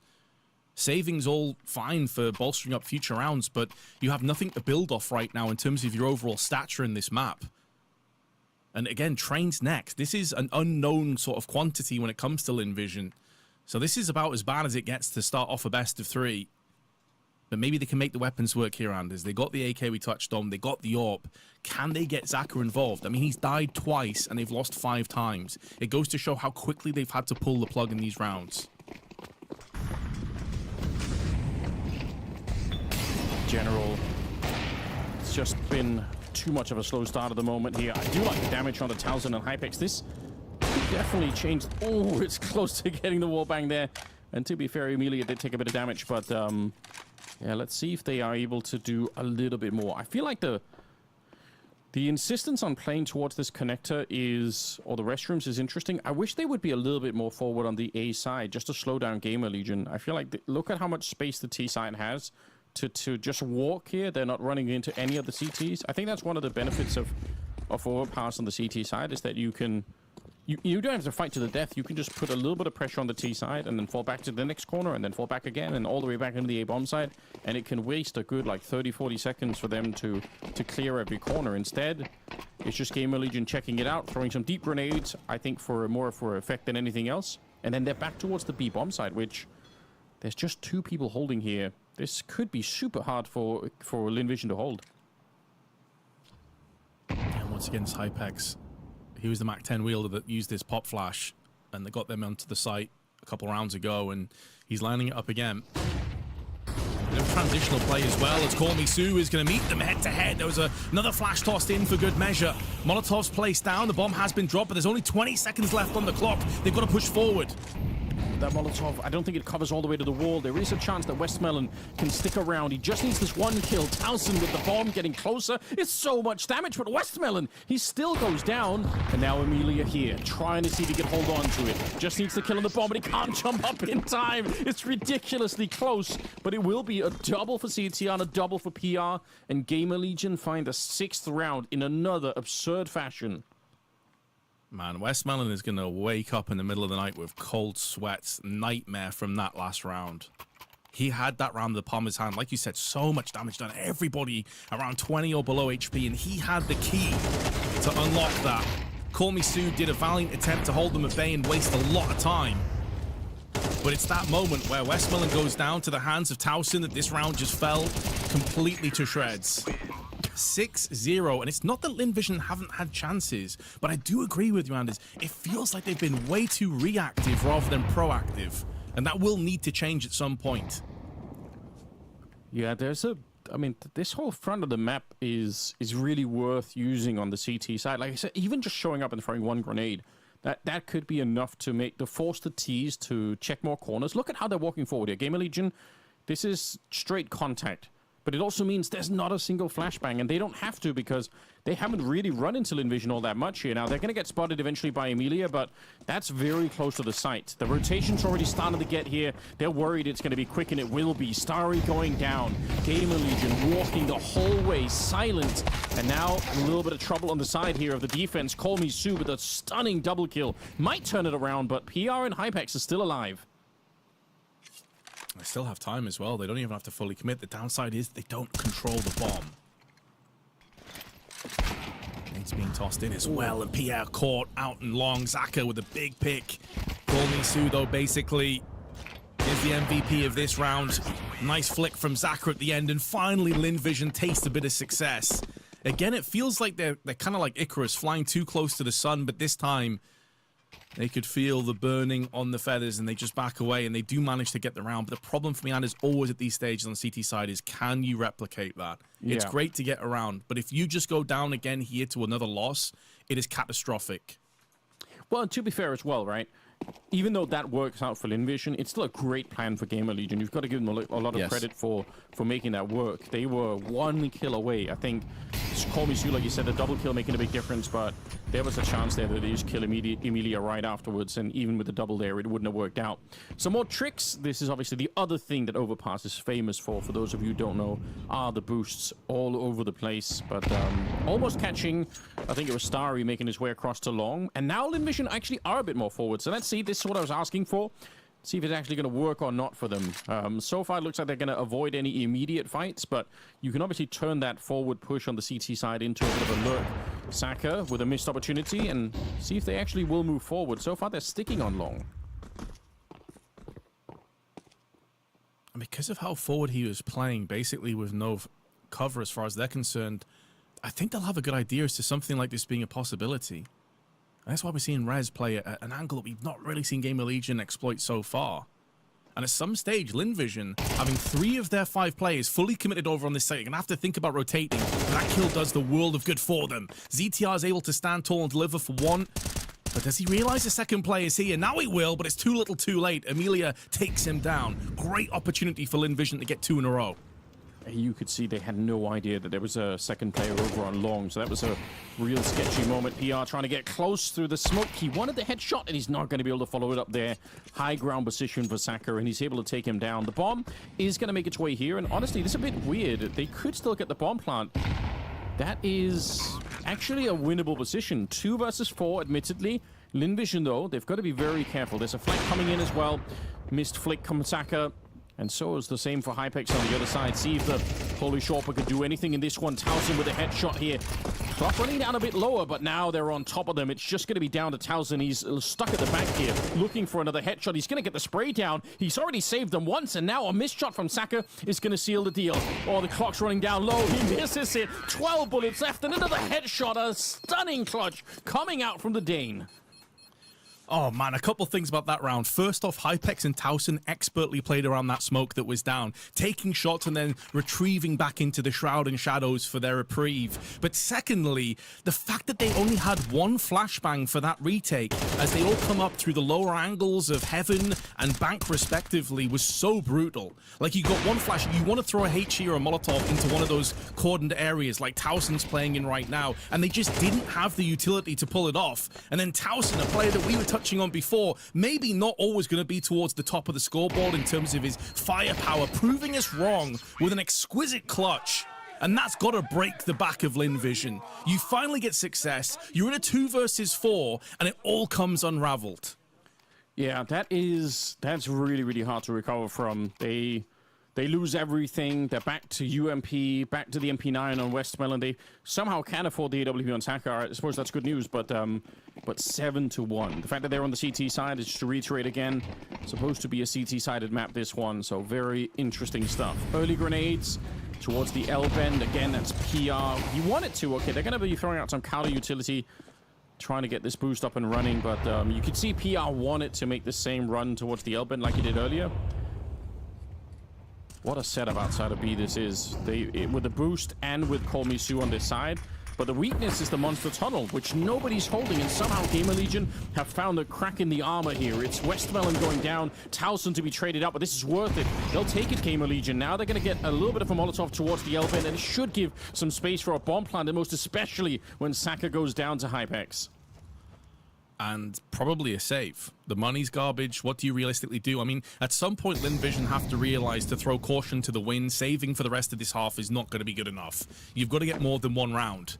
They're still in with a fight of this one, but the fact that they have no kits and a flash between the 2 of them, and also unknown quantities as to where GamerLegion are currently hiding, there's a lot that's going against them. The good news, though, is that they still haven't planted the bomb as of yet, and that's one hell of a wide swing. Call Me Sue, keeping this round, keeping this map alive, as he spots the head protruding up, but it's the check of PR that will body him out of this.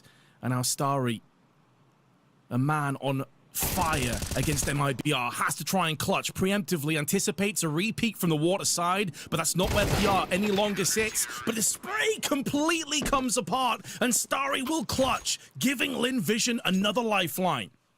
Oh, that is such a needed round. They absolutely had to pick that up. You could see the chaos there for GamerLegion, even in the 1v2 against Starry. They don't know where he is because they take down Call Me Sue. They knew that he was at the L bend, but they just didn't have the correct labeling for where Starry was, unfortunately. So they had no idea about that first kill. Very close round once again. If Lynn Vision have any dreams of getting back into this game, then they do need to win the rest of the rounds, I think, here in the first half. And then it's possible. It's not great, but definitely still something to fight for here. So 7-2. A very nice clutch, and honestly, look at the money already. In spite of being this far ahead, GamerLegion suffering some early money problems. Yeah, we've seen a few rounds where even though they have picked it up, it's been kind of clutches, like the Towson play. Then you look at that round 2 as well, and it has kind of caught up with them, as you say. But they're still going to be a threat. They still have 3 AKs, or pardon me, 2 AKs with 3 Tech 9s. So GamerLegion, who have, for the most part, favored over on this B side of the map, just going to be sitting and waiting, letting the CTs expend their utility. They do have a flash, a couple of smokes as well, can cordon off heaven. But I wonder if they'll just go through here dry without any smokes and try and catch them off guard, Anders. That could be a play they go for here, but Lynn Vision are not falling for it. They're stacking 4 players still on B side, even they've got no intel on A whatsoever. Yeah, it's, you know, it takes a bit of faith, I suppose. I was wondering about the silent walkthrough as well, because Towson's kind of out of position to try and do anything with the flashbang, but he could, I suppose, just join the rest of the team in a second or two. But yeah, there we go. There's the deep flash, one that they had in the back pocket. It doesn't really hit anybody, it seems. Call Me Sue's going to get traded up, but Westmelon doing the best work that he could have done there. Big double kill for him. Rez trying to answer back in at range. No head armor on Emilia. I've got to think, because that Tech 9 just completely destroyed him, and now Sakura up at the high ground here. They're all so low on health, but when he's got the AWP, it probably doesn't matter that much. So Lynn Vision in absolute torment here, just winning the casual round here or there, but never able to roll more of them together. Yeah, it's been such a turbulent half, hasn't it? Like, hope has been present a couple of rounds, and then it's just snatched away from GamerLegion. Some really good calling, has to be said, and some shots that maybe should be connecting more so. Westmelon gets 2 in this round, but he'll feel like he probably should have got the 3rd, and that very well could have put this round to bed. Instead, 8-2 the score. Another save for Zaka at least is going to keep that AWP alive, but it's not great money apart from that, is it really? I mean, 4K for Call Me Sue, a few players on 3K, but just nothing that you'd be comfortable about. I mean, the flashbang itself just was so unimpressive, but the follow-up, obviously, great shot coming out here from Rez, and the follow-up tapping away at Starry was absolutely brilliant work. 20 seconds again left there in the round, but Lynn Vision unable to hold the B bomb site. That is an experience I think a lot of people are used to, though. Somehow it's very hard to hold this B site, to be honest, even if you have a lot of people there.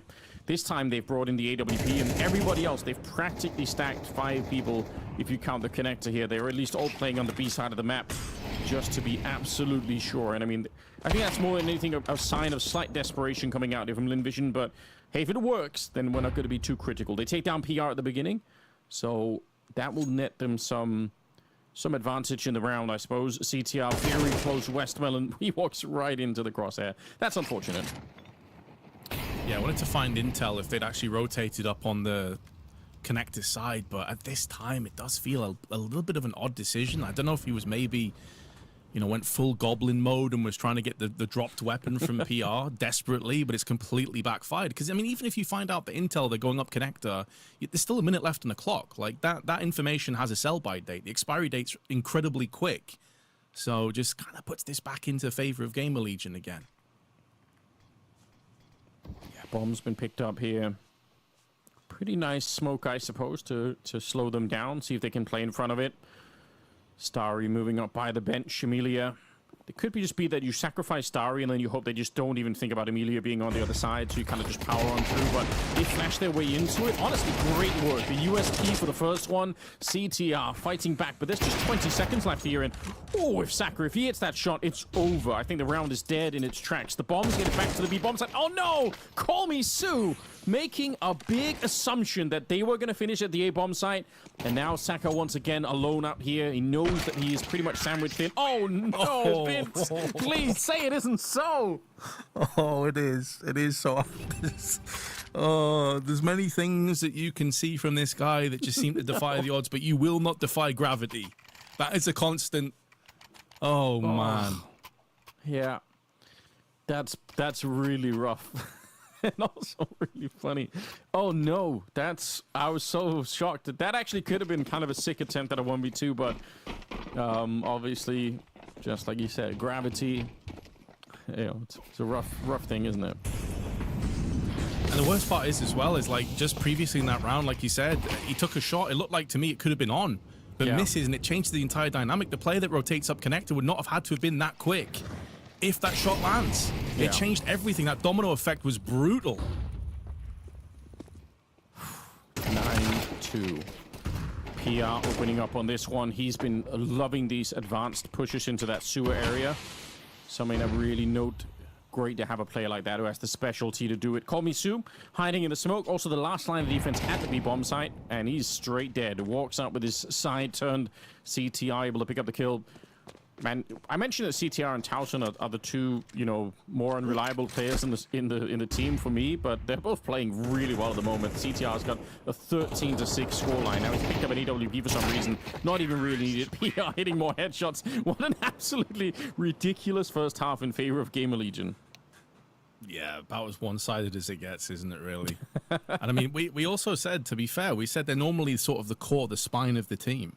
They allow other players to flourish, but I've got to say, GamerLegion played a really good half. They take nothing away from them. Lynn Vision had a lot of questionable decision-making, though. Especially, as we said before, like these weird short pushes into sewers, it did reek of a team that was desperate. They were not proactive enough when they had weapons, and then when they were in these half-buy sort of eco rounds, then they were playing aggressively, but that's just way too obvious. Like, you can read it so easily, because GamerLegion just sat back saying, come on then, like, push into us, and they did almost every single time.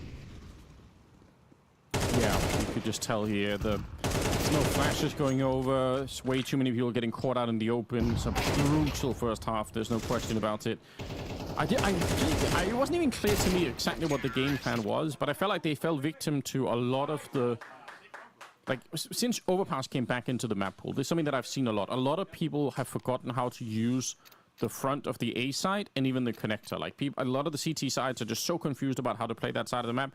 And then obviously the other problem, which is honestly I'm not even sure how to fix, but holding that B bomb side is just so hard. Like, we saw it in some of these rounds. Even when you have 3 or 4 people there, it can still be hard to hold on to B. So I don't really blame Lynn Vision for that, but it is annoying and it's frustrating.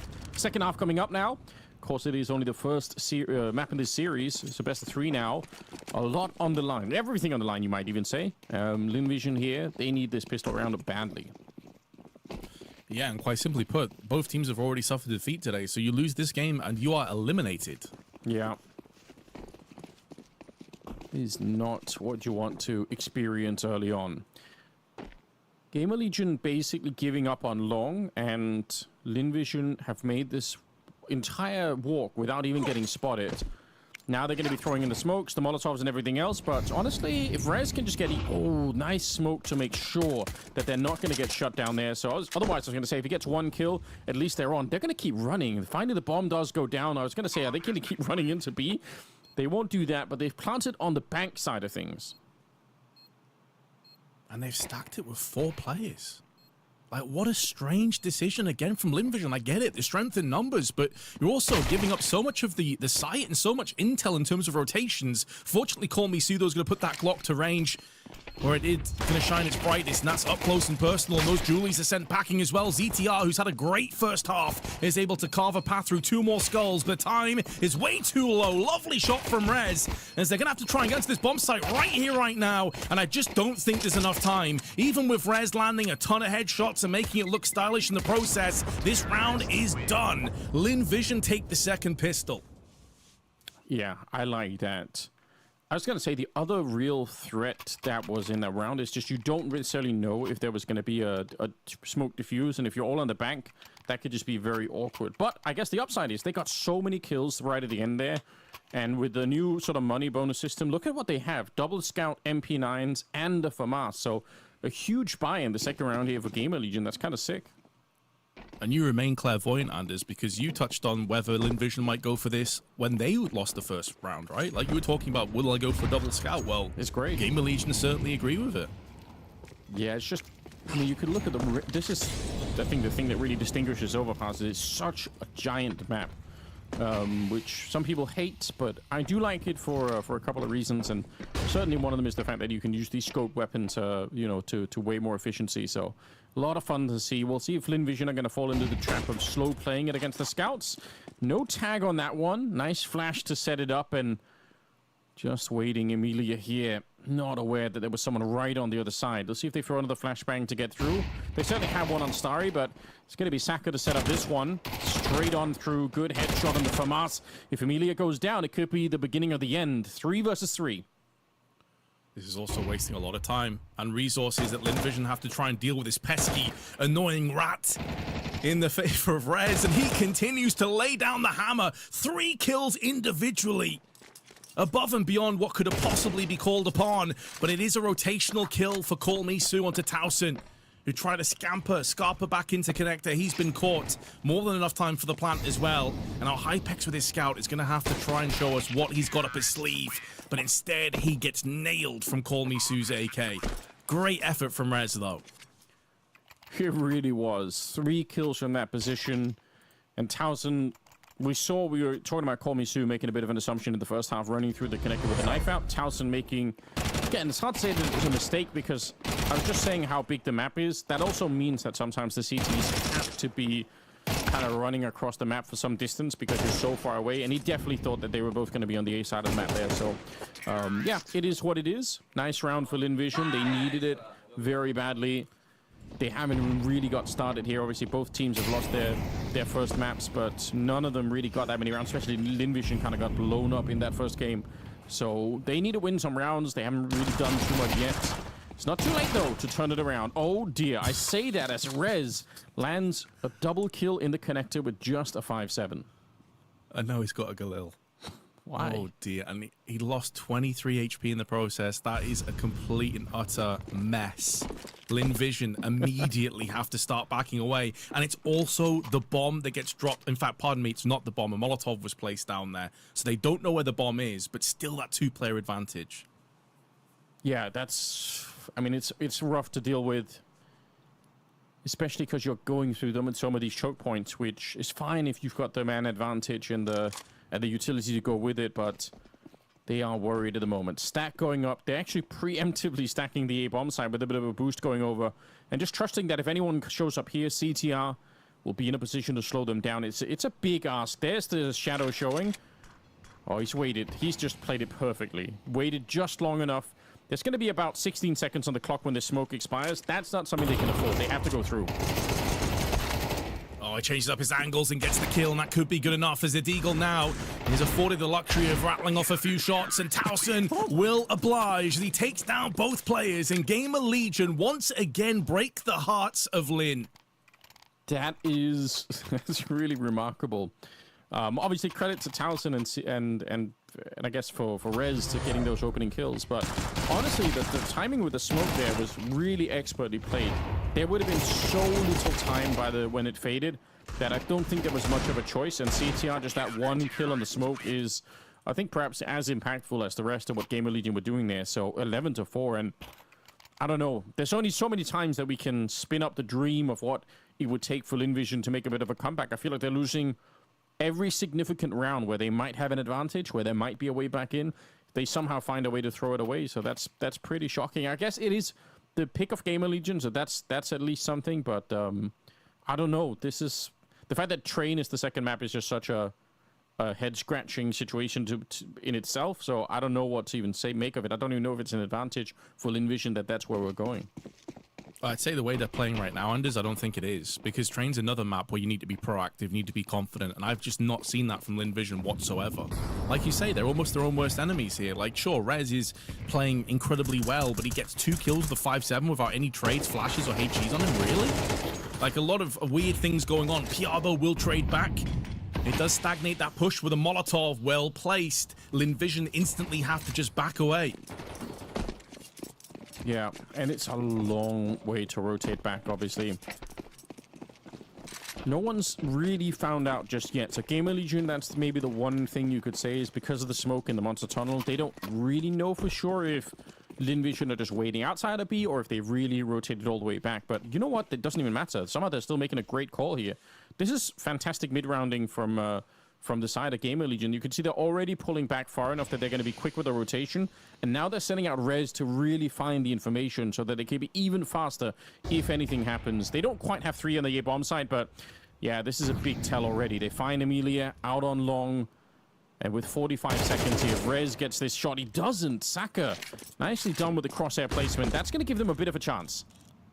It will. Lifeline has been flung out. Need to grab onto it with both arms right now. Hypex is kind of his back against the wall as grenades start to rain down. 2 players strong. It's going to be a bait and switch. Oh, that's the player pushing in first, and he does have the bomb, and Hypex is going to put down another 2 behind it. Showing why Ash has full faith in him, as do GamerLegion, and they move to a 12-4 lead. Those are some really interesting shots. I feel like, sure, the first one on Amelia, that's probably a little bit of a free kill, but the follow-up was fantastic. And even hiding, yeah, so that one's kind of a free. He actually spots a second player. We didn't see that the first time around. So yeah, they definitely knew that it was going to be an A attack. But the fact that he got 4 kills in the round, wow, that is so shocking. As if they weren't already winning. They didn't even need Hypex to do this. But now at 12-4, Lynn Vision completely getting crushed in the opening map here against GamerLegion. I'm just so impressed. And this would be back-to-back 13-4 defeats. Yeah, you're right. After losing Nuke. Yeah, they will have another shot, obviously, with Train. This is a best of 3 if you have just joined us. But it is an elimination game. Lower bracket matchup in Group A. Everybody, as you just highlighted, Anders, with that 4K on Hypex, now double digits in terms of frag count. Only Call Me Sue is at that accolade for Lynn Vision. As again, the utility has been so on point from GamerLegion. Their timing, impeccable. Look at the forward position for Rez here. This is one of the things I was asking about why Lynn Vision didn't do this so much on their own CT side, and it's risky, but look at what it affords them. A 4-man stack at the B-bomb side, although the flashes and the running Tech9 actually kind of, for a minute at least, looking to overpower the bomb site here. Apex peeking into it. I don't think he needed to do that. Ends up going down to Amelia and Rez on a bit of a mission to try and see if he can maybe shock them one last time. 1 versus 2 here. It's winnable. He's got the smoke. No kit picked up at the moment, but there should be one on the ground, presumably.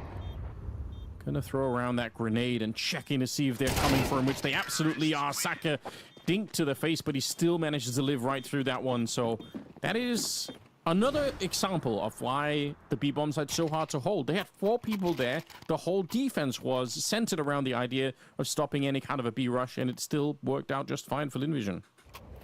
Yeah, Lynn Vision giving GamerLegion a taste of their own medicine. How many times do we see these kind of executes work out for GamerLegion when the roles were reversed? So starting to feel that way themselves. And like you say, the flash is really on point. I love that Rez made this call, by the way. His game sense is incredible. It's one of his strongest suits. Sure, his aim is good, but he always seems to have the right position, the right reads. As this time a Molotov will go down to deal with Rez's position where he had that double 5-7 kill earlier on. He did drop across a weapon as well. In terms of the economy, it's looking pretty bleak on GamerLegion. This would be effectively a 2-for-1 round, you'd have to think, for Lynn Vision's perspective, if they were to pick it up, but that's a big if. Yeah, I mean, there's a story about making a comeback that could be possible if they get the next 2 in a row. That's something interesting to think about. Utility is also dropping a bit low there on the CT side. It's not disasters yet, but there is a world in which they could end up hurting for some grenades later on. They flash their way into this position. I don't hate it, but when you check this part of the map with flashes like that, you are also giving away some information. So it's more safe, but it also does telegraph what you're doing a bit more. Hypex goes down, and that was actually the AWP, so a bit unfortunate perhaps. Starry making his way across right into the grenade here in Amelia. That's a very awkward battle to take. CTR's flashed out, though it's still a 3 versus 4. Yeah, and Rez staying alive right now just outside the bathrooms is huge because they can try and get a crossfire in. PR just needs to save himself for a few more moments. Allow Rez to activate, and that's what happens. A nuke goes off on the site, and it's Rez that presses the button. And now Call Me Sue, try as he may, gets the first frag, but it's at heavy cost to his life, and time is low. A stray bullet will seal the deal, and GamerLegion get it done. Rez with a phenomenal CT side. Those are some disgusting mechanics coming out from the Swedish player, I must say. Very, very impressed. The first kill, fair enough, but the one that he got on the guy jumping up on the box, that is something else. So, yeah, just complete destruction here. GamerLegion taking down Lynn Vision in the opening map. Was their own map pick, but I'm quite pleased to see what GamerLegion brought here for the first map. Very promising signs. After a loss against Liquid, which was a 13-10 loss, Liquid no slouches, obviously, with the Elige buff right now. To come into this map, a couple of uncertainties in terms of how Lynn Vision were going to perform. They started off with a horrendous, I think it was, what, 7-0 at one point to GamerLegion in the first half. It was looking super one-sided. At least Lynn Vision didn't completely crumble, but ultimately, Rez in particular was just way too strong when that second half came around. You saw it here with the FAMAS, the first opportunity. He picked up 3 kills in this round. This is the 3rd of those, which really did just send a shockwave down the spine collectively of Lynn Vision, and he just didn't slow. He didn't relent at any point. Yeah, it's just a great individual performance from a bunch of players, I would say. You know, Hypex here towards the end, they looked like they were winning even without his contribution, but a lot of fun to see him get warmed up into things, and that's got to be important too, right? It's one of the things that when they had Kersey that seemed like was kind of missing was just hitting some of these shots that are not necessarily super hard to hit, but it seemed like Kersey was getting affected a little bit more by the pressure, and yeah, watching Hypex land some of those kills, definitely important. So well played overall. 13-5 in the opening here with, you know, Rez, CTR, Towers. Like, look at the whole squad just really playing well. So I don't know what, if anything, Lynn Vision could have done to stop this. I think they just need to practice this the map a lot more on that CT side is probably my takeaway. Yeah, I think being more proactive and trying to make some use of the forward positions. I kind of view Overpass on CT side as almost like this wave of retreating, if that makes sense. You take the forward positions, you fall back to bathroom, you then fall back to maybe on the column side, you try and get the plant pots, etc. Then you fall back to the site, maybe bank, maybe, you know, dumpster, B side respectively, short through a monster, etc., etc. And at no point did we really see that coming through for Lynn Vision. They didn't feel like they had that confidence. And we were talking in the pre-game segment that sometimes they fly too close to the sun, it looks like it's never going to work for them, and oftentimes they dig themselves out of that ditch. Well, this is the other side of that coin. If you can't rely on individual prowess from the likes of Call Me Sue and Starry, this is the kind of defeat that you're going to face. You're going to get steamrolled, and that's exactly what happened today. Yeah, and very, very comprehensively, I must say. There were a couple of good fights that, you know, where we were celebrating Lynn Vision individually, but I feel like overall most of the momentum here the whole way through pretty much was just with the GamerLegion side. So very cool to see. Obviously, the one caveat, I suppose, is the fact that it is the map pick of GamerLegion. And we'll see if Train is going to be different. I'm skeptical, you're skeptical, we're all skeptical at the moment. But if they can make it back on that one, it could well be exciting for Inferno as the deciding map. But I think it will be tricky. Yeah, I think the main reason why is because we just don't have much data to really process when it comes to Lynn Vision and Train. So you kind of look at that last performance that we saw, it didn't feel either of us confidence. I think it's safe to say probably not that many people watching, if you're a Lynn Vision fan, are feeling particularly confident right now. But for all we know as well, to look at the optimistic side of things, they've been really working hard on their Train after that loss to VP. It was a 13-10 loss. It was pretty close. And they might be coming into this with a new look Lynn Vision Train that really is going to blow us out the water. So that's what I'm hoping for from a neutral's perspective, at least. Yeah, fingers crossed. I really want to see them sort of bounce back from this one. They have so many, you know, iconic players. I want to see Amelia get excited again. I want to see a bit of a return for the Chinese side of things. So hopefully they will. We'll find out after the break, so stay tuned.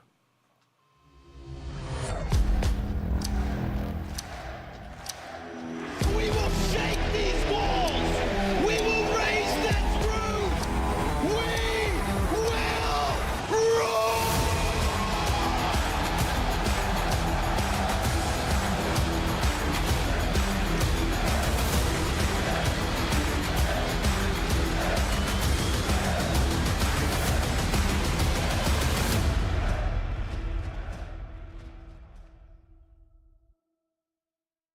She said she loves you. But she can't love me. But I love you.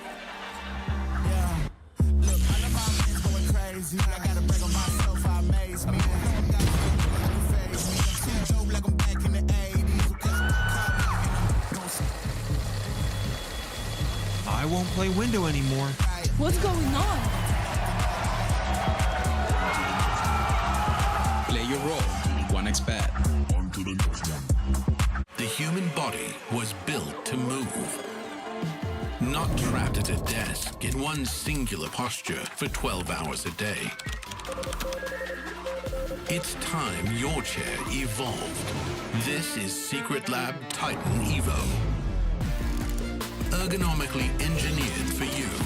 Gamers, hybrid workers, artists. Backing your every move.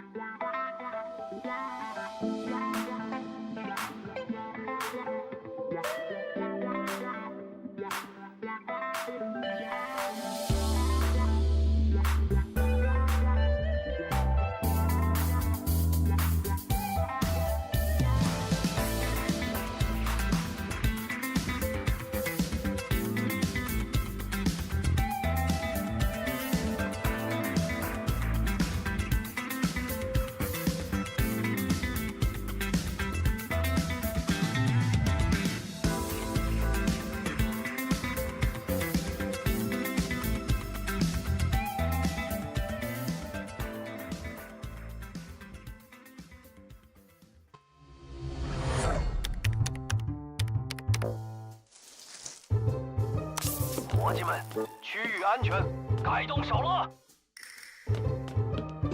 什么声音？我好像听到了动静。集合，该我们出手了，咱们给他们来个出生入死，来吧！你这手感，无人能敌，他们简直不堪一击。小心点，还有一个。一切都如计划所料。出发，出发！都是我们的，快撤！就是这样，就是这样。兄弟，现在麻烦大了。炸弹哪儿去了？跟我来。老哥，真是潇洒。没有什么能够阻挡。来吧，看我们的！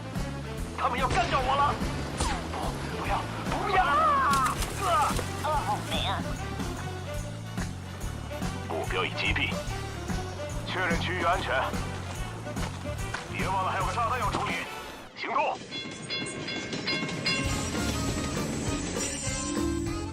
出发！来吧，任务开始了。发现目标。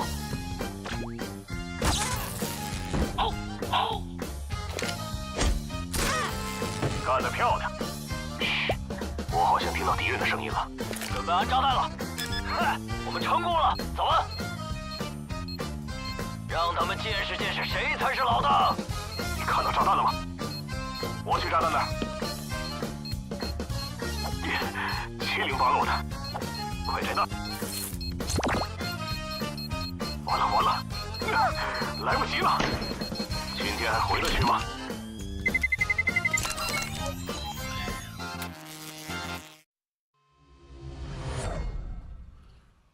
？And we are back once again from what has to be just said a phenomenal video. If the bombs in Counter-Strike were nukes instead, I feel like it'd be a lot more of an exciting game. But here we are, Vince. How are you feeling? Confused, because that guy tried to outrun a nuke. Did you see him plant, then try and run away? Like, what difference does it make, dude? You're dead either way. You have to trust yourself in these moments. You know, you've got to back yourself, I guess. But yeah, fair enough. It's not going to be easy whatsoever. Here we are. Second map is coming up. If you are just joining us, then a big welcome. Here we're at the CAC, and we've already had the first map on Overpass. Second map is Train, picked by Lynn Vision, who did get crushed pretty hard on the opening map, but let's cross our fingers and hope that they can get on to Inferno, because Inferno is kind of a somewhat even battleground between these two teams, or it should be in theory. So it would be exciting to see them play a third map, I think, but we're all a bit confused about the fact that we even have Train in the maps here. Yeah, and it's mainly because I think GamerLegion have done a really good job here. Obviously, Ash done his homework, DTR's done their homework. In terms of, like, Lynn Vision's map pool, honestly, is not particularly strong. And so I think they realize, you know, if we get rid of Dust 2, then ultimately Train's going to be in the mix, Overpass going to be in the mix. And then what was surprising for me is that Ancient got banned, actually, by Lynn Vision. That is the one where I'm a bit head-scratching myself. But yeah, I think it was a good decision, ultimately.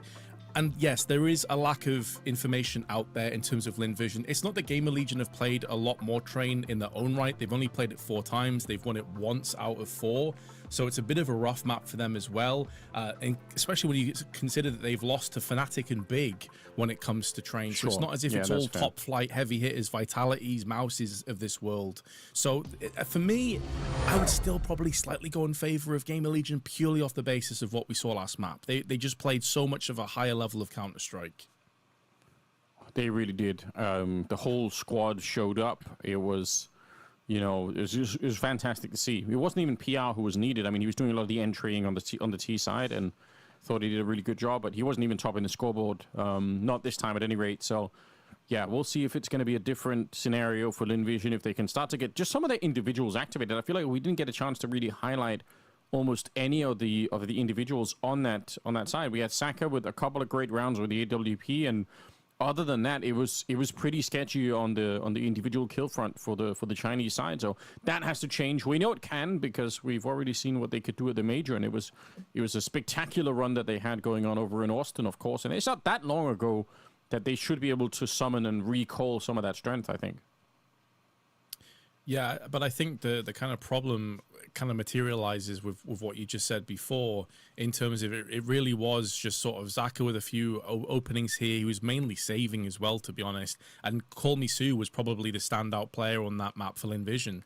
You know, he led the charge. He was having a lot of double kills on the B side, on the CT side, also some entries thrown in the mix. Apart from him, it was just once again super absent. And it kind of felt like a similar outcome to their opening match against MIBR, where Starry pops off individually, everyone else has a shocker of the game. You cannot afford to do that at this level of Counter-Strike, because you will get so punished. Like you said, PR wasn't even required. After the first half, it was Towson and ZTR who were both at the top of the scoreboard, and then Rez took over in the second half where he was required. Yeah. So it doesn't feel like GamerLegion have needed to get out of like third gear so far to deal with Lynn Vision.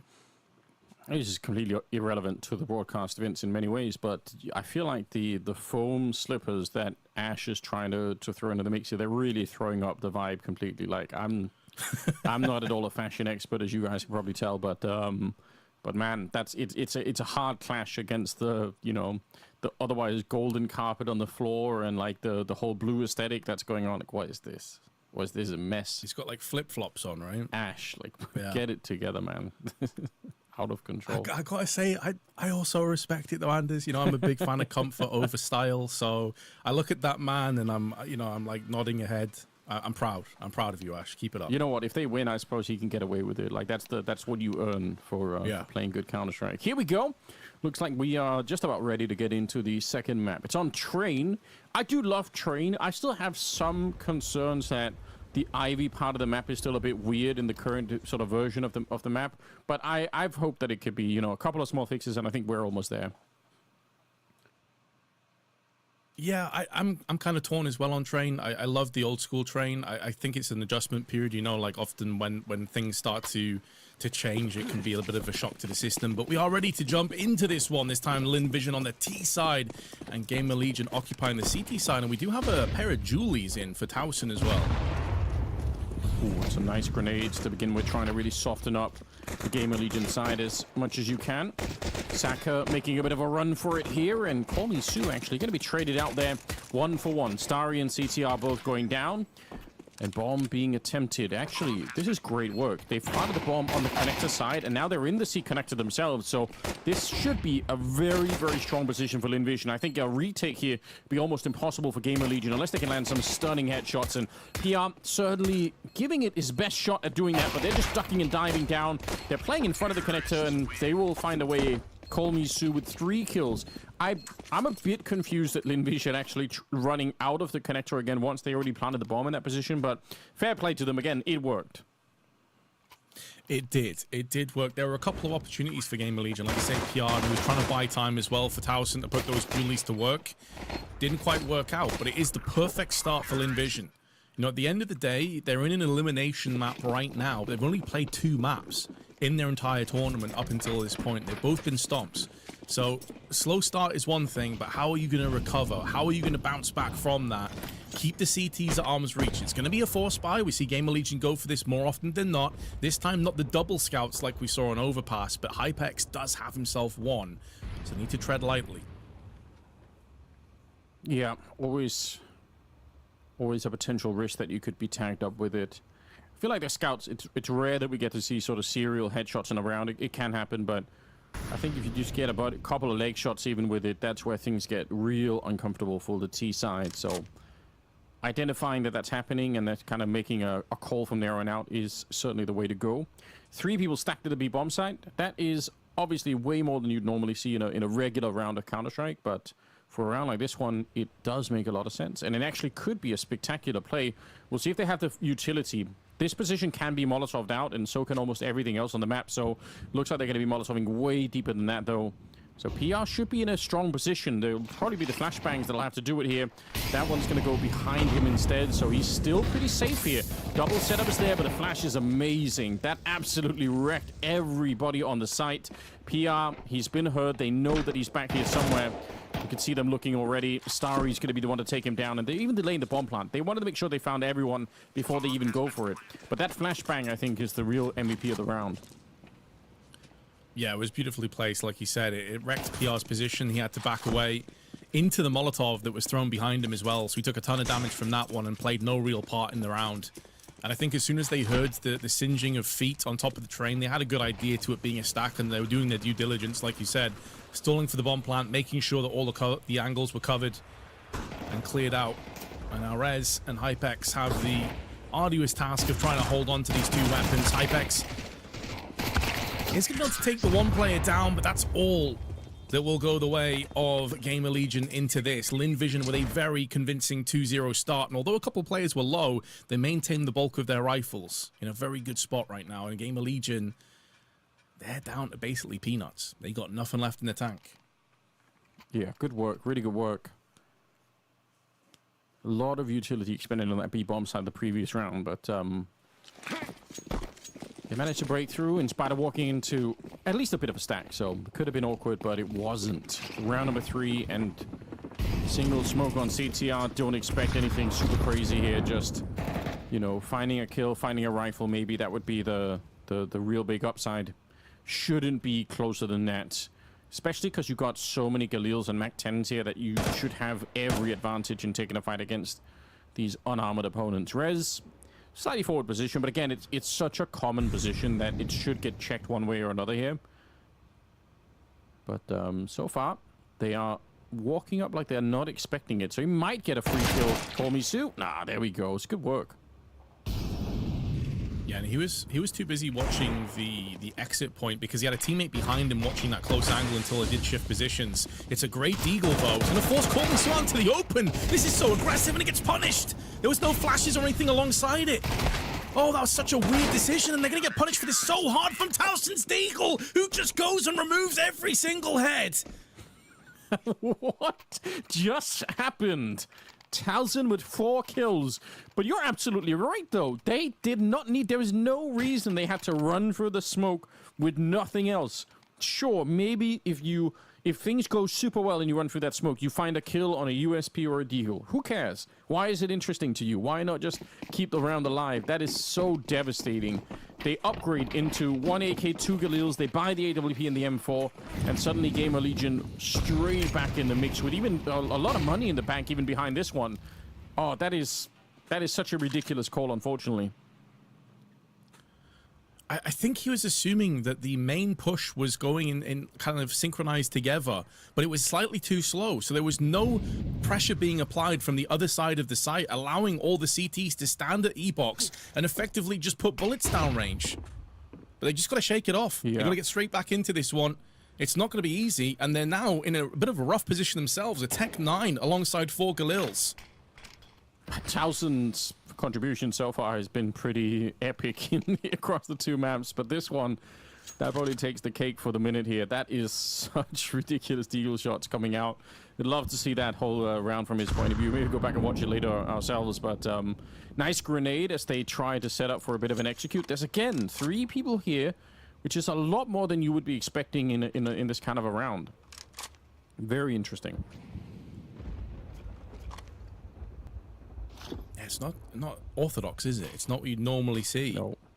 PR is going to block that smoke. I think it's still going to plume because of the volumetric elements of it anyway. And Towson flashed off, but able now to open up with the Galil. Bit of a rice spray, but we'll get the one. Beautiful entry from Zaka, though, is keeping this round alive. Watermelon low, going to get up close and try and hide behind the smoke. Long-range tapping. PR comes in second place, and Zaka from strength to strength, from frag to frag. And Hypex, stuck behind the smoke and nothing really to say about it, has opened up his account. But this is where Westmelon's position could be massive. He gets spotted. Oh, the USP, though, is going to let Hypex down. How is he still alive? But then lands a beautiful flick afterwards. And Zaka's getting up close. He wants his 4th frag. All the pressure, though, is on Hypex. He has to go and try and deal with this bomb. And he almost flicks across. But Zaka's too fast on the draw for his 4K. I can't believe it. That is another nutty round, to be honest. Saka with the 4K. I thought for sure they had that lockdown on the B-bomb side. I was not even there was no doubt in my mind that that was going to work out, but somehow they just couldn't land the shots as they came down the B ramp towards the sidewalk there. I'm really surprised by that. Lynn, I feel like they should have had no chance after losing the first fight there. But yeah, well played, well turned around, and yeah, it's a surprising round. Match has been paused in the meantime. I'm guessing everyone needs a deep breath after that one. But well played on the T side. Yeah, it's almost like doubly damning, right? Because you stack the bomb site on B, you have this crazy, really good call, and then you just get obliterated by Zaka running out with a Galil and just removing heads left and right. And it was a bit weird as well, because I think PR is one of those players you look at on this GamerLegion side and you think his mechanics are really solid, he's a really good player, super confident. The way he wide swung there and just got completely obliterated without really doing any damage was a little bit concerning for me. I don't know if it's a case of maybe not being as confident on this map and feeling like you have to snatch at an opportunity and try and desperately make something happen, but it completely backfires. And they also had a third position, right? That was by that elevated boost up at the hut on the B bomb side, and typically that position is just so crazy strong for the CT side. It's a real pet peeve of mine that no T teams want to learn how to Molotov that position, because you absolutely can from the T high ground. You can throw Molotovs over the hut that land and burn out that entire plateau on the CT side. It's relatively trivial, I would say, to do it, but nobody is learning how to do it, and a lot of teams lose attacks towards B just to that position, but they just erected. It was, again, Saka coming through with a bit of a whirlwind of a round over at the B site. It's pretty sick stuff. 7-2 on him individually, but Lynn, I mean, listen, if you're going to throw away the other round, then at least win this one back. I mean, that kind of evens things out, I suppose. Oh, no doubt. No doubt, because it was a real good opportunity for GamerLegion to establish their economy early on in this half and kind of start to run away with a pretty significant lead. So this really does like tug back at them and force them to be a little bit more honest with their future buys. And you can see in this round, it's not going to be anything spectacular. You got an MP9 Deagle in play, although definitely hold the phone with Towson's Deagle. He got a 4K a couple rounds ago from E-Box, which was disgusting. So I'm not going to write him off. But yeah, I mean, this is exactly what we wanted from a neutral's perspective, though, right? Like, after a very stompy first couple of maps that Lynn have played in this tournament, important for them to get off to a good start here and show us what they're capable of. Because it would be a real shame, you know, in the CAC if Lynn were one of the first teams to get eliminated and just basically went out with a whimper. We want to see more from them.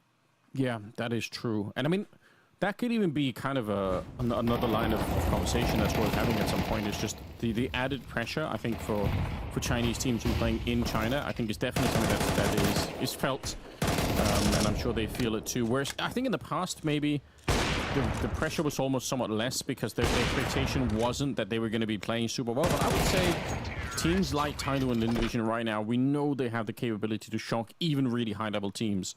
So probably now more than ever, there is an expectation that they're going to be able to make the playoffs and really be out there in front of the crowd, which I'm sure that, you know, it's been a long time coming, I would say, for Chinese Counter-Strike, but I could see a world in which, you know, the next couple of years will have a real sort of real turnaround in the region just because of that alone. I can't remember for the PGL, for the Shanghai Major, I can't remember how many Chinese teams it was that signed up, but it was some ridiculous number, like 3,000 or something, that tried to sign up to play for the qualifiers in China. It was absolutely mental. So the game is definitely experiencing a bit of a growth in the region, and partly obviously that is because, for those of you who don't know, Perfect World is the distributor of Counter-Strike in China.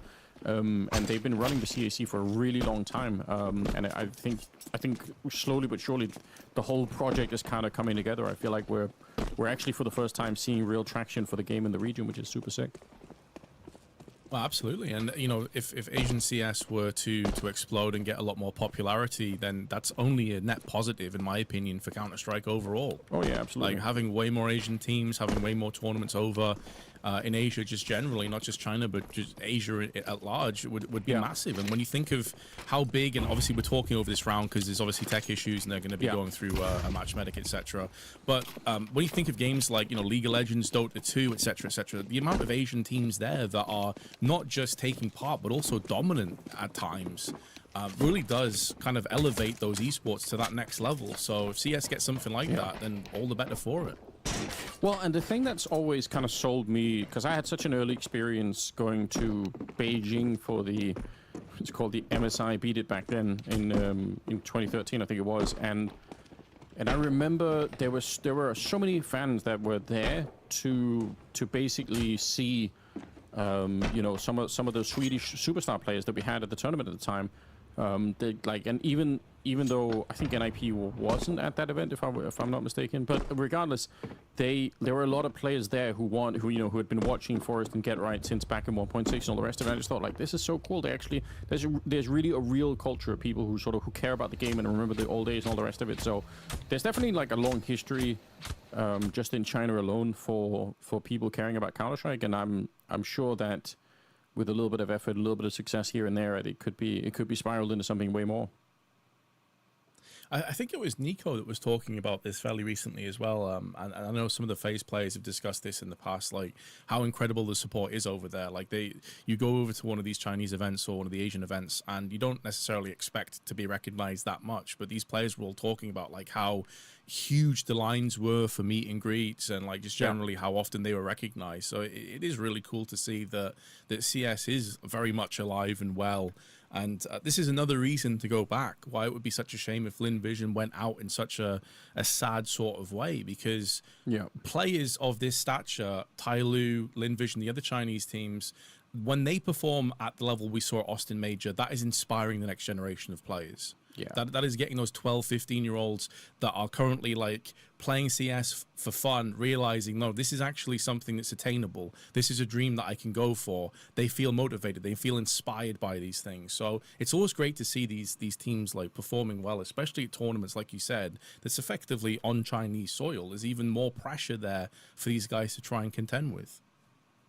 Yeah, I really think so, but we'll see if they can kind of outperform that pressure a little bit. I feel like at the moment, having won that last round with Saka and the quad kill, that's kind of how we exited into this tech pause here. That should be a big turnaround moment. And again, just to say how they got into this trouble to begin with was that one round where Call Me Sue run to the smoke, and I saw them make these kind of calls at the major too, and I felt like I kept thinking all throughout the major, I thought, this is it, like, it's going to backfire. It's too much, you know?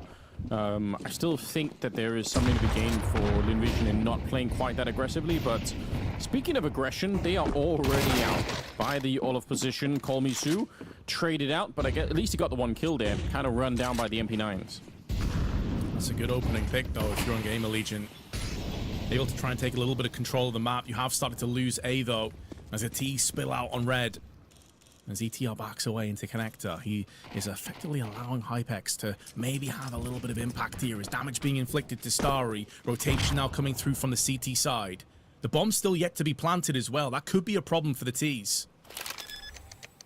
Yeah, they are really making sure. This was happening earlier on B. They want to make sure that there's nobody hiding in a corner somewhere. Saka might just be a free kill, and there will be res to go down. And honestly, you might just want to save the M4 and the AWP here if you're on the GamerLegion side. There's still a lot of the half to be played for, so I don't think giving away these weapons is a good idea. It could have been fun if somebody had walked into Hypex before res went down. That could have really changed the round, I think. But yeah, nice work for Lynn Vision. The early pressure and then the slowdown once they actually get to the bomb side. I don't hate it. I think it's a nice way to play, so good job. Yeah, they had so much time left. Like, the reason why I was a bit concerned about them not getting the bomb planted is effectively you have 4 players from multiple angles that can come in. And in the chaos of trying to get the bomb down, if you get peeked at the wrong time, that's where the round can just completely erupt from you. So, like you said, though, they had good angles, good awareness, and they do factor it into a 4-1 lead. But GamerLegion, as you highlighted, they're not going to be playing with their money too much. They decide to save, so they will have a couple of threats in the form of Hypex and ZTR to contend with here.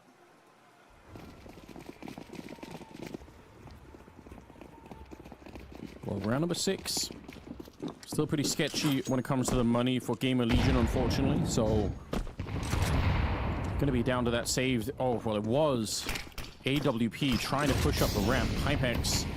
I feel like doing that is probably no longer worth it because the standard utility there for the T side has been so well established now. In the beginning, it was just the Molotov, but then the CT started to throw smokes, and then it turned into this, you know, grenade bombardment where it's Molotovs into double HE, and it feels like there are almost no rounds left where you can actually go for that push, but they're going to at least save the AWP for now on 1000. CTR, as you can see from the observer, is boosted up onto the box outside Long Dog, and I'm not sure Call Me Sue's going to be aware of this. I mean, you can see through the panes of window on the glass that no player is currently peeking around that corner. And this allows them to keep 3 players over on this side. It's effectively a gamble at this point. Like you say, they're going to be holding on to that AWP for Towson. And he has it on the B side. Smokes and Molly's now being put down. 40 seconds left on the clock, and it is going to yield a bit of success. ZTR gets his man. They back away. Yeah, and I think they can feel, or they should be able to feel, that there's nobody else coming out towards that A yard at the moment. Might all come down to whether or not Towson can do it. He's done it with a Deagle in the past, and great with the rifles. Now with the AWP as well, sniping long range and taking down Westmelon. This is very awkward. The bomb is on the site, but they need a bit more control before they can really plant it. Saka's got to be careful. He goes down. Towson, he's doing it all right now in this game. Back to his trusted Deagle, looking for another headshot. It's going to be CTR to drop Starry, and Amelia is so far away. I don't think he could do much here, unfortunately. There is a way to stop that bomb defuse, but he's so far from it. Had the Molotov in the back pocket, so I thought there was a chance that maybe he could go for some crazy lineup, but that's not going to happen. GamerLegion, they steal another round that they probably should have had no business winning. Yeah, and it was kind of interesting as well, because they threw a smoke and Molotov and then they did nothing really with it. I don't know if they were anticipating a rotation and they were going to try and shut down like a push around the back. I think that's what Call Me Sue was looking for, right? Like, he was in Pop Dog and didn't expect ZTR to be watching that angle passively. So I think they may have expected a rotation to come through around the back of Brown Halls, but instead it's just completely backfired for them. Gotta say, though, well played for Towson. Like, he was so dialed in, so disciplined, just sitting with that AWP way back, not falling for any rotational plays, just wants to make sure he can nail that first shot, and then the entire dynamic of the round shifted abruptly away from Lynn Vision. So, yeah, kind of a shock to the system. Back to reality with a bang for Lynn Vision. You can't take anything for granted on this T side. Yeah, and maybe just worth highlighting as well, they are on the T side, and typically that's where a lot of teams are struggling quite a lot. Even people that love playing Train, we see them just sometimes have almost no impact on the T side, so maybe that's just worth taking into account. The fact that it's already this 4-2 scoreline is probably not that bad. Failed Molotov, I think, for Lynn Vision, kind of hilarious, but there's nobody there on the CT side to really capitalize on it. I don't know how they would have known anyway, so they're just going to be slowly taking over the hallways here. But yeah, this next round I think is critical for GamerLegion. If they want to have more of an impact on Train, I think they need to win this next one. Then they're going to have pretty much a free round afterwards, because the money's going to be low on Lynn Vision. So it's all kind of laid out for them. There's a path back into this game, but I think this round is the real swing round for them. The amount of team flashes here for Lynn Vision, this has not been a smooth, clean take at all. Failed Molotovs into team flashes. Yeah. I think Gum, their coach, should be sat back like pulling his hair out right now watching some of these moments, but they're not going to get punished for it for the time being. They have expended quite a lot of util though, and they only have 2 smokes left to execute with flashes and a couple of Molotovs as well. Let's see what they do with it. We already saw a couple of perfectly placed flashes previously. Zach has got the lineup for outside main. I hate the time that's left here. Rez has an incendiary that is holding over at the B site. If they just execute A right now and he saves the incendiary and runs back to A, he could probably stop the bomb plant on his own just with that grenade. It's going to be Hypex to begin with. Might not even need the grenade at this stage. 18 seconds on the clock, and they're trying to get around the E-box. Great headshot to follow through. And Rez right here on top. 10 seconds left. There's the incendiary, but it's a bit late. He's trying to bounce it in there. I think if he was quicker, that could have absolutely worked to seal the round. But instead, it's a 2 versus 3. And GamerLegion, they might have to back away from this one. Unfortunately, they don't really have the cash, and it's just unlikely they can make it out of the connector. Yeah, I'm not sure if it was PR or not, but the player that was at the sort of con side of A site just needed to stay alive there. Just needed to desperately waste a little bit more time to allow the luxury of that fast track connector rotation. Like you say, as soon as he dies, it's such an easy angle to watch. You got multiple angles to watch from, and there's no real way forward for GamerLegion. You're effectively just running into machine gun fire. You're not going to survive. So that, for me, was the turning point on that round. And it looked good for GamerLegion. I agree with you. The amount of time left, it did not give Lynn Vision any room for error. Yeah, I didn't necessarily love the strategy for Lynn, but I think you're probably right. Unfortunately, some of the fights there for GamerLegion, once the clock was that low, once they had the advantage, just fall back and let him try and plant the bomb. Even if they plant the bomb, who cares? You can probably retake it after that, but didn't work out that way. And it could be, again, another sign that GamerLegion, as we came into the map kind of knowing, they don't feel super comfortable on this map. It's not like they absolutely love it, so it's not too surprising, I suppose. Is that another friendly HE? I think they named themselves. What is happening? It is. Yes, the observer is in agreement. He's nodding. Sick. That's great work, guys. Great work. Oh, so is that. Hypex will take down Starry, and we will start round 4 versus 5 in favor of GamerLegion, who, again, it's not like they've lost the map or anything yet, but I am concerned about the fact that Lynn already have 5 rounds. If you're looking for a 2-0 victory for GamerLegion, I think that dream is pretty quickly slipping away, in spite of the fact that it's been a bumpy ride for the Chinese side. I mean, they're putting in the rounds. Yeah, it's been scrappy, hasn't it? It's been pretty turbulent on this T side, but they've just managed to land the knockout punch when it really counts. The GamerLegion have all 5 players remaining in this one. They can still pull this half back. A 6-6 kind of scoreline. It's not going to be an easy one, but at least it's doable. But there's a long way between then and now. And Lynn, not for the first time, taking all their seconds, all their time allocated to move on to the site. This time more passive, more deep angles from ZTR and Towson. Oh, they're really whittling down the clock here, Anders. They need an entry and they need it quick. Deep nade, classic one by now. CTR pushed back behind it, can't really stay up there. This is a pitch perfect execute. The only thing that could go wrong right now is Rez on the flank. I mean, he is the linchpin for this, and he's already spotted. He gets Saka, and that's really sick, but at least they know that something is happening. What a lineup for CTR as he knocks out Emilia and Westmelon both, and there's just nothing left here. They get the bomb site and the bomb plant, and they know to get a single kill afterwards. That's pretty sick for GamerLegion. Yeah, and that's precisely why I was saying they need an entry frag, they need one quick, because you're already a player down. You're going to have a lot of your sort of personnel, a lot of your pieces looking towards the backside of B, not necessarily anticipating that rotational play. And even if Rez doesn't get that kill outright, and it's a bit of a scrappy one, he does a bit of damage, him just being alive at the top of the halls is going to be enough to absolutely wreck Lynn, because you have multiple players coming in from connector and CT side respectively, and they would just get overwhelmed and sandwiched in kind of a crunch. So well played by Rez. GamerLegion do draw it back to a 3-5. And now the money a little bit grim on the side of the T's. Starry's got an AK, but there's not going to be too much behind that.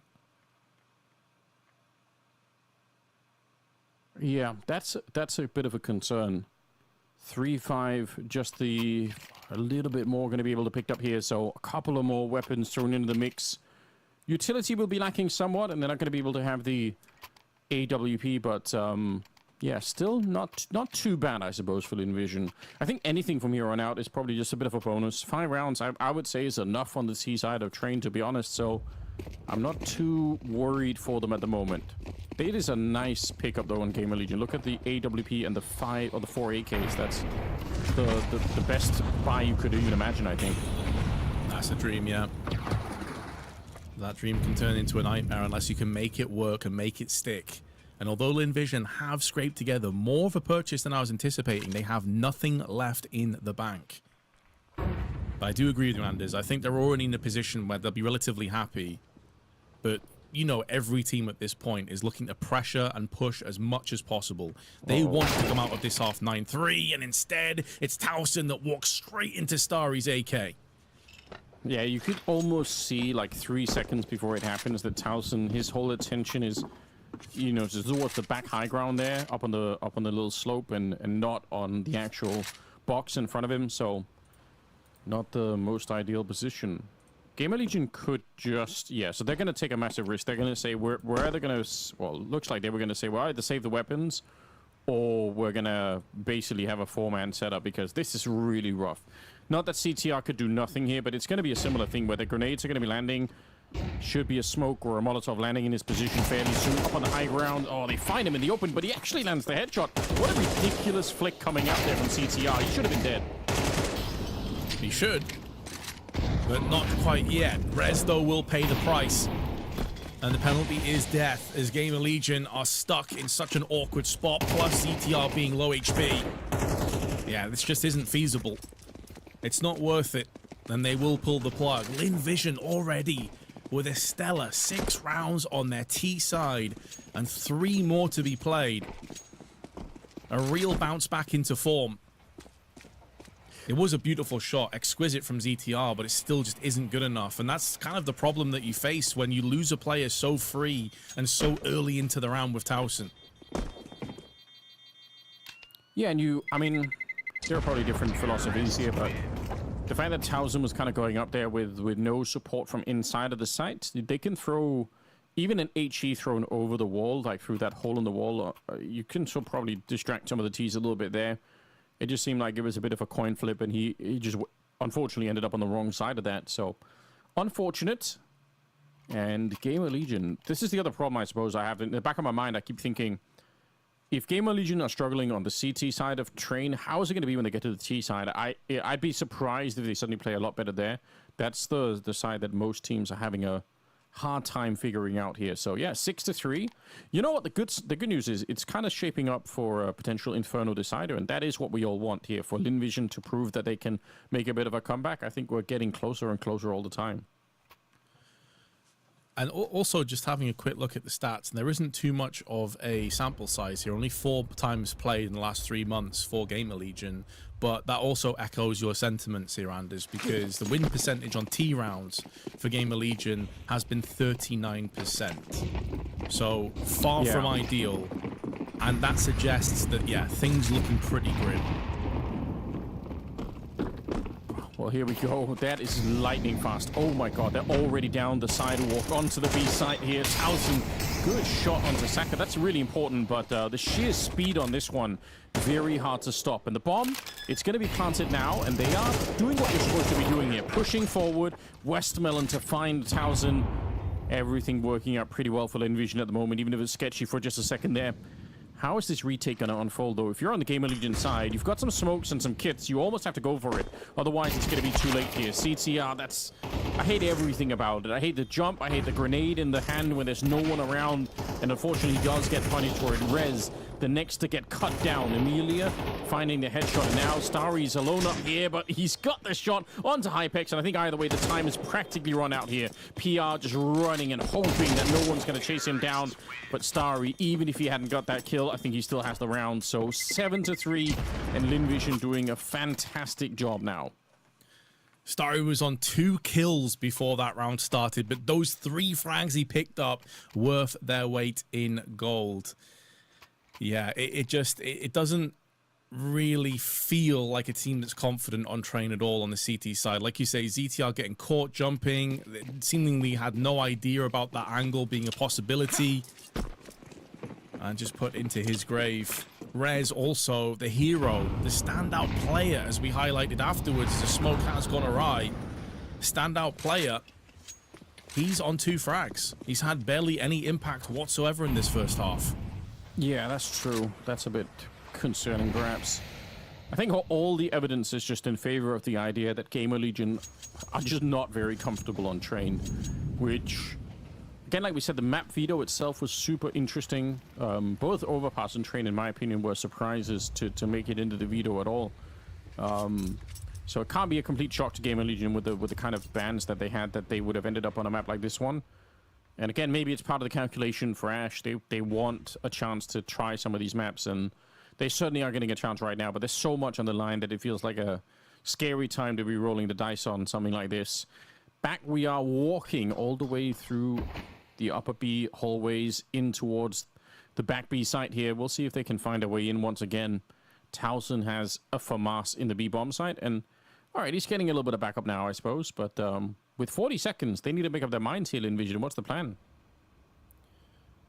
I do really appreciate as well, though, that they have been very comfortable and confident in their T side to mix up the pace. Like we've often mentioned about the fact there's 20 seconds left, but then that last round was about as fast as a rush can possibly be, and it completely caught GamerLegion off guard. At some point, though, you feel like this is going to end up backfiring, and maybe this is the round 4. PR's in a good position, shouldn't be too affected by any grenades, but it's unlikely to deny the bomb plant from coming through. And that is a real problem when you have a distinct lack of utility. That's why PR's just going to say, screw it, unleash me. But the downside is he's fell on his sword after 1, and Starry building in confidence with every passing second as he puts 2 more bodies to the dirt. Lynn Vision, with a fantastic T-half, are on the brink of an 8-3 lead. Yeah, that really is a classic B execute. You've got to get it to them. Starry, back-to-back triple kills, trying to recover his individual form, and doing so, I must say, with very, very quick pace. 8-3, and round number 12, the last of the half. They go into it, Vince, with so little economy to work with here. GamerLegion have been really deflated, I must say, on the second map. But, you know, we're talking about all the pressure for Lynn Vision as a Chinese team playing in China and how maybe it was getting to them. I feel like right now they're playing with a reinvented level of confidence. So that is pretty sick. I'm glad to see that they're not just going to be crumbling here in this really critical game. Some aggression finally from GamerLegion on the CT side as Rez just going to be pushing W and holding it as long as possible. And P9, tailor-made for these positions. Misu has no idea. He is a dead man. How is he running so quick? Oh, that's a failed smoke. But I feel like he was running quicker than even with a knife. I'm so confused. But I guess now we know why people throw those double HEs on the T side to stop that kind of a play. Interesting times. Yeah, that's gonna put a little bit of pressure on the rest of Lynn Vision. I hate to say it, but I don't even think it matters that much whether or not whether the GamerLegion get another round. I think the harder half is still ahead of them, so I'm very skeptical that they can make it back here. I'd love to be proven wrong, of course, but we'll see if they can steal this one away. CTR, awkward off angle, still checked with great precision by Westmelon. Watching the left side allows Zaka to move in and have a quick look through on the Ivy. Some damage inflicted, but Towson with that deagle. We've already seen how deadly he is when this pistol's in his hands. Also has Hypex. Does get his man. I thought he missed this opportunity after the first bullet, missed it out. And Zach is taking a couple of speculative shots, but nothing really connecting. Time once again beginning to be a extra adversary enemy for Lynn Vision to contend with as they get aggressive, but Hypex lays down the law with the AK. Towson comes through with the deagle, and it will be a cleanup to end the half with GamerLegion on a bit of success. But 8-4 deficit feels like it would require a Herculean effort to even get close. Yeah, I mean, again, it's not like we have a lot of data on Lynn Vision on the map either, so maybe their own CT side is going to be confusing and weird, but I would suspect that this is going to be GamerLegion running into even more problems here. Ash giving them a little bit of a talking in the halftime, getting into the second one there, but certainly winning the pistol is going to be important. Certainly winning the first rifle round is going to be right up there, but yeah, great stuff for Lynn Vision. And we're talking about on Overpass how we didn't get to really highlight many of the Lynn Vision players individually. We certainly had our moments here where they were really showing up. Saka, that one round where he had 4 kills in the B bomb site, that was really, I think, a pivotal moment in the half. Yeah, the Galil, right? He runs through on the ramp and just removes heads left and right, the executioner. Yeah, they'll need some moments like that on GamerLegion side of things. And what concerns me is that Red's been a little bit quiet. PR's not had a great series overall, although it wasn't really required that much to do a lot of heavy lifting on Overpass, to be fair to him. But this would be a great time for him to show us what he's capable of. And we've seen it many times around. Still super young, but a lot of talent. Let's see what happens. A lot of utility for ZTR. Full bag of it. Flashes, molly, and smoke.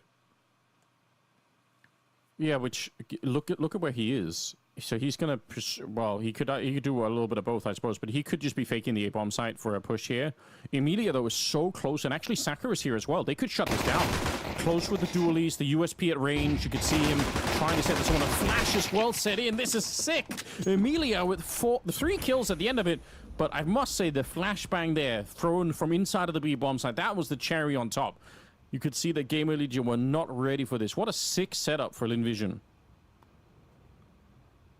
And that utility is going to be feeling like it weighs tons right now because it's had absolutely no impact whatsoever. Julies do trade hands. But Lynn Vision have a firing squad set up down here. Westmelon is joined alongside Zaka. Both of them ice trained onto the exit points or entrance points, depending on which way you look at it. But it looks like it will be the final exit for GamerLegion here on this pistol and potentially the map. As they turn tail and run, they do still have time, but CTR 9 HP, and this is a pretty obvious read if you are Lynn Vision. That this being a distinct possibility, Starry playing passively, letting his team move through on Connector, and it will be a massacre, a slaughter, as Hypex gets one, but that's all that will go the way of GamerLegion, and that lifeline goes begging.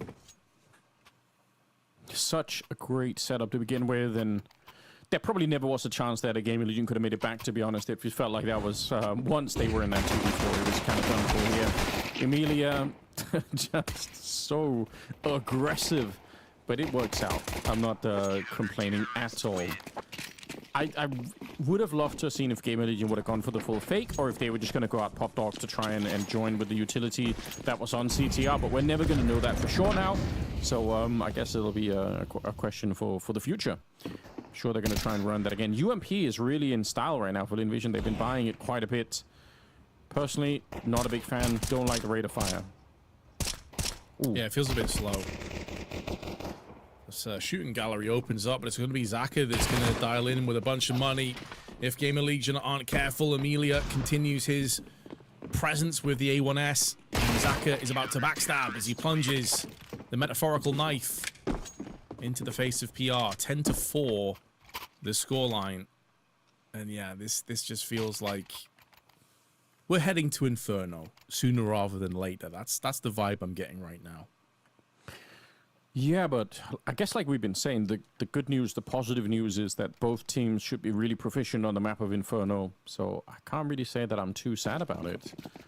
Deciding map in a series, it's a classic for a reason, I suppose. We'll see if Lynn Vision can find the last 3 rounds that they are gunning for here. I'm sure it's possible. Classic utility to try and stop any kind of a rush here. So a lot of evidence, I think, that Lynn Vision feel more comfortable on this map than anything GamerLegion have shown so far. Call me Sue. I'm surprised that he had the gun out already. He wanted to peek with that flashbang, so he could have died to PR. Probably should have died to PR there, but trade is in. CTR opening up. I mean, that smoke fades.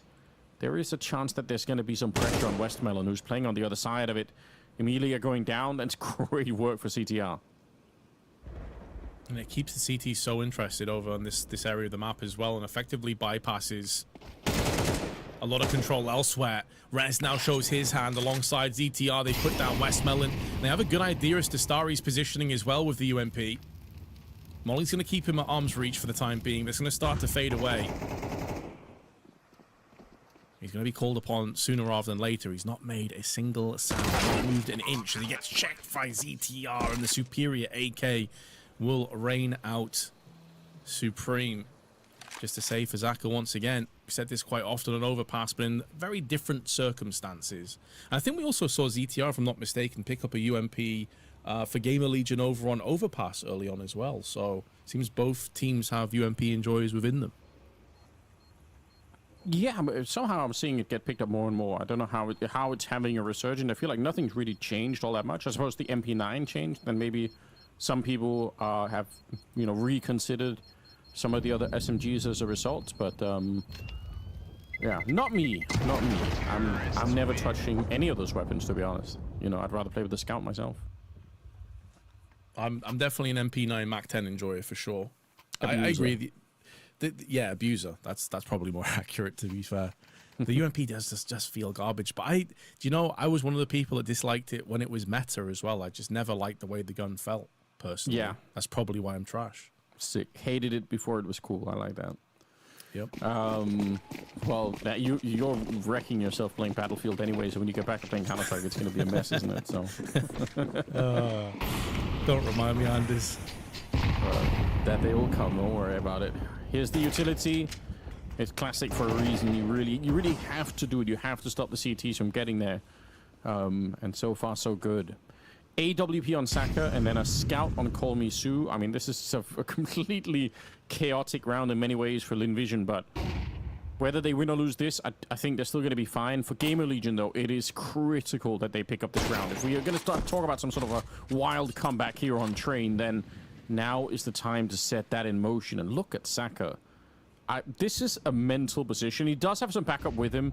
Obviously, with a rifle or any kind of an MP9, this is super common. But with an AWP like this, that is pretty advanced. Yeah, you leave yourself basically no room for error. It's like it's a one and done shot. Like you say, he does at least have the bodyguard of Westmelon in here, but look at that. GamerLegion not taking any chances. They hadn't had eyes on A main for so long that they realized that was a distinct possibility, especially when you know the economy of the opposition is low. These kind of cheeky positions are more likely. So well done, at least at cordon off that area, but they still need to deal with a lot of CTs here, including an AWP with just 30 seconds left. This round can still easily go the way of Lynn Vision as Zaka plucks ZTR out of midair. It's dangerous jumping like that on the T side. I don't know why they're doing that behind the E box. 15 seconds now. They're trying to clear the space, trying to plant the bomb here, but is anyone going to be covering? They're actually interrupted. Hypex, he's now alone with 8 seconds on the clock, and if they just run him down, I think the fact that he faked it there, he's already going to be dead. If he wanted to go for it, he would have had to have crossed his fingers that no one was going to peek him, but they probably were anyway, so another close round, but it goes the way of Lynn Vision, and you know, I think more evidence in this round. This is, I think, a classic example of just how GamerLegion don't feel comfortable on Train. I think we're finally also starting to see what Lynn Vision are actually capable of. Like, they've been sleeping giants for those first two best of ones, or first maps, I should say, in their respective games. And now Zaka in particular, some lovely shots. Amelia's also chipped in. Starry at one point was 2-7, by the way. He picked up a clutch 3K, and since then he's been off to the races. He's up to 11. Right. So a complete turn of events here for pretty much the entirety of Lynn Vision. And GamerLegion, they're going to be shell-shocked, man. Like, wondering, what the hell do we do at this point? I mean, I've been saying it for a minute now, but I really think this T side is... I can't see how they can easily put it together. I think there's a level difference here between Lynn Vision and GamerLegion on this particular map. Lots of individual examples where you can just see that some of the GamerLegion players, they don't like the angles, they don't know how to play certain corners. It's a bit awkward when you kind of look at it in totality. I'm sure they would recognize that themselves even. Rez trying for the opening, probably should have been his right there, but Starry, even with the flash in his eyes, my god. Deletes Hypex as well, because why not? And that's half the team more or less gone here for GamerLegion. Yeah, and I need final hopes or desires of getting that 2-0 slipping through their fingers. Towson, PR with rifles, he could maybe justify holding on to the next round, but no smokes to play. Well, they just did pick up one, to be fair. As you can see here, the bomb still sprawled out. Needs to be reclaimed, but it will be momentarily. It looks like they're going to go out on their shield. If they're going to lose, they're going to do it on their own terms. They're not going to be hiding and saving at this point. They're going to try and take the fight to Lynn Vision.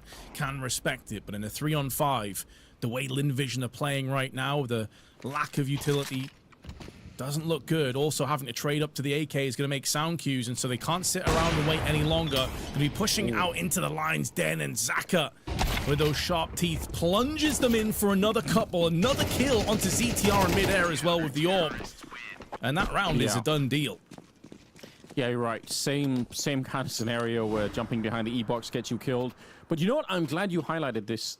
That 3v5 with Lynn Vision playing so far back on the map, I really like that. That's the sort of stuff where I feel like in the past you've seen them, somehow they go fight in those 3v5s because they just want to. They feel like, oh, well, you know what, we're winning, we're beating them up. And suddenly you end up losing a round or two. So I actually really respect the discipline in that last round. I think it's important to you know, carry this home now. You're one round away from winning this map. It's a really impressive lead. Don't screw it up by suddenly feeling really confident and brave. And I think in the last round kind of showing you that they've got some control of the troops here. So that's a nice, I think, a nice look for them at the moment going into what should surely be a third map. I don't think we could even be doubting that so much anymore. Round number 18, we're going to be seeing an attack towards the B bomb site, but Amelia, smoke is down at a very nice time. And well, this is incendiary, sorry, but I feel like it's going to buy them a little bit of time. We'll see if they rotate anyone else over. They're so far back, though. Mollies are connecting. Smoke's going to go down, though, to keep Emilia safe. His vision gets blurry, though. It's a smoke. It's going to fade away. Emilia pushes through, and PR's the only player to get any success in this round. He has doubled up, though, and a triple on top of it. And Towson comes in with a deagle. Not for the first time today. Call Me Sue could still put this map to bed, though, and take us to Inferno. But it will not be in the way that he was anticipating just a few moments prior. He has the cover crossed. He is worried about the push to his right-hand side. And now players going onto the site. Has the incendiary as well, but the flash is going to keep him at arm's reach. He can't toss that into the back of the site as it stands. And Towson can start to reposition. Call Me Sue, though, is snaking his way up, meandering through onto the backside of the site. He does have the kit, but no smoke is a bit of a problem. He knows one player is over in this vicinity somewhere, and there is the kill. Does he decide to pull the pin on this incendiary and toss it onto one of these sides? He does, but it's a little bit too late, and PR secures the round with a 4K.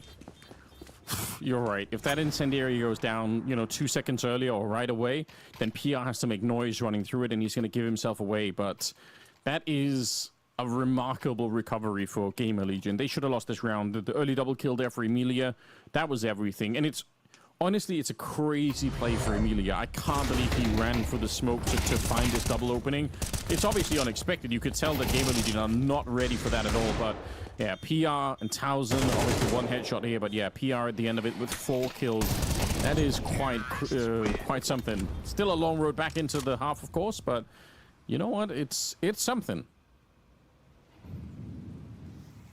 Yeah, it's just going to take each moment at a time. Don't get too ahead of yourself. Call Me Sue, though. Speaking ahead of himself, dirty off angle. You probably don't expect to peek, but he kind of helps his adversaries out by swinging through onto a natural angle that PR will be watching anyway. Did himself no favors, and that's a pretty big scalp to take early on. Not just Call Me Sue being a bit of a threat, but also it now funnels Lynn Vision into an awkward position where they have no eyes on Ivy. They're not sure if they're being pushed from the backside, and at some stage they're going to have to try and deal with this. Yeah, they are spread out really far. I feel like with the money that's left here, it would make so much more sense for me if Lynn Vision all grouped up in one bomb site right now and just said, who cares? If we lose another round, it doesn't really matter. But if they come to us in either A or B, we're gonna have all of the guns ready. So I don't like this really thin spread that's going on the defense at the moment. I do like the fact that they're pushing into A main, though. If you're gonna do something, then again, it's taking a risk, but it is also potentially setting themselves up for a bit of a play. It will be the split to B through CT spawn, which is my all-time favorite strategy on this map. It's what I think definitional for how the map can play if you're doing it really well, and you can tell that Zachary just got no idea. 6 strategy.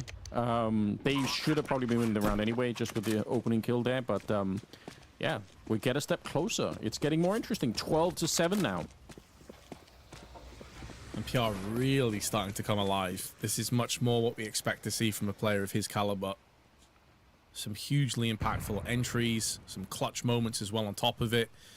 Westmoreland should get the kill into ZTR. He's going to see if a second player is going to bypass as well, now that he's realized that's not the case.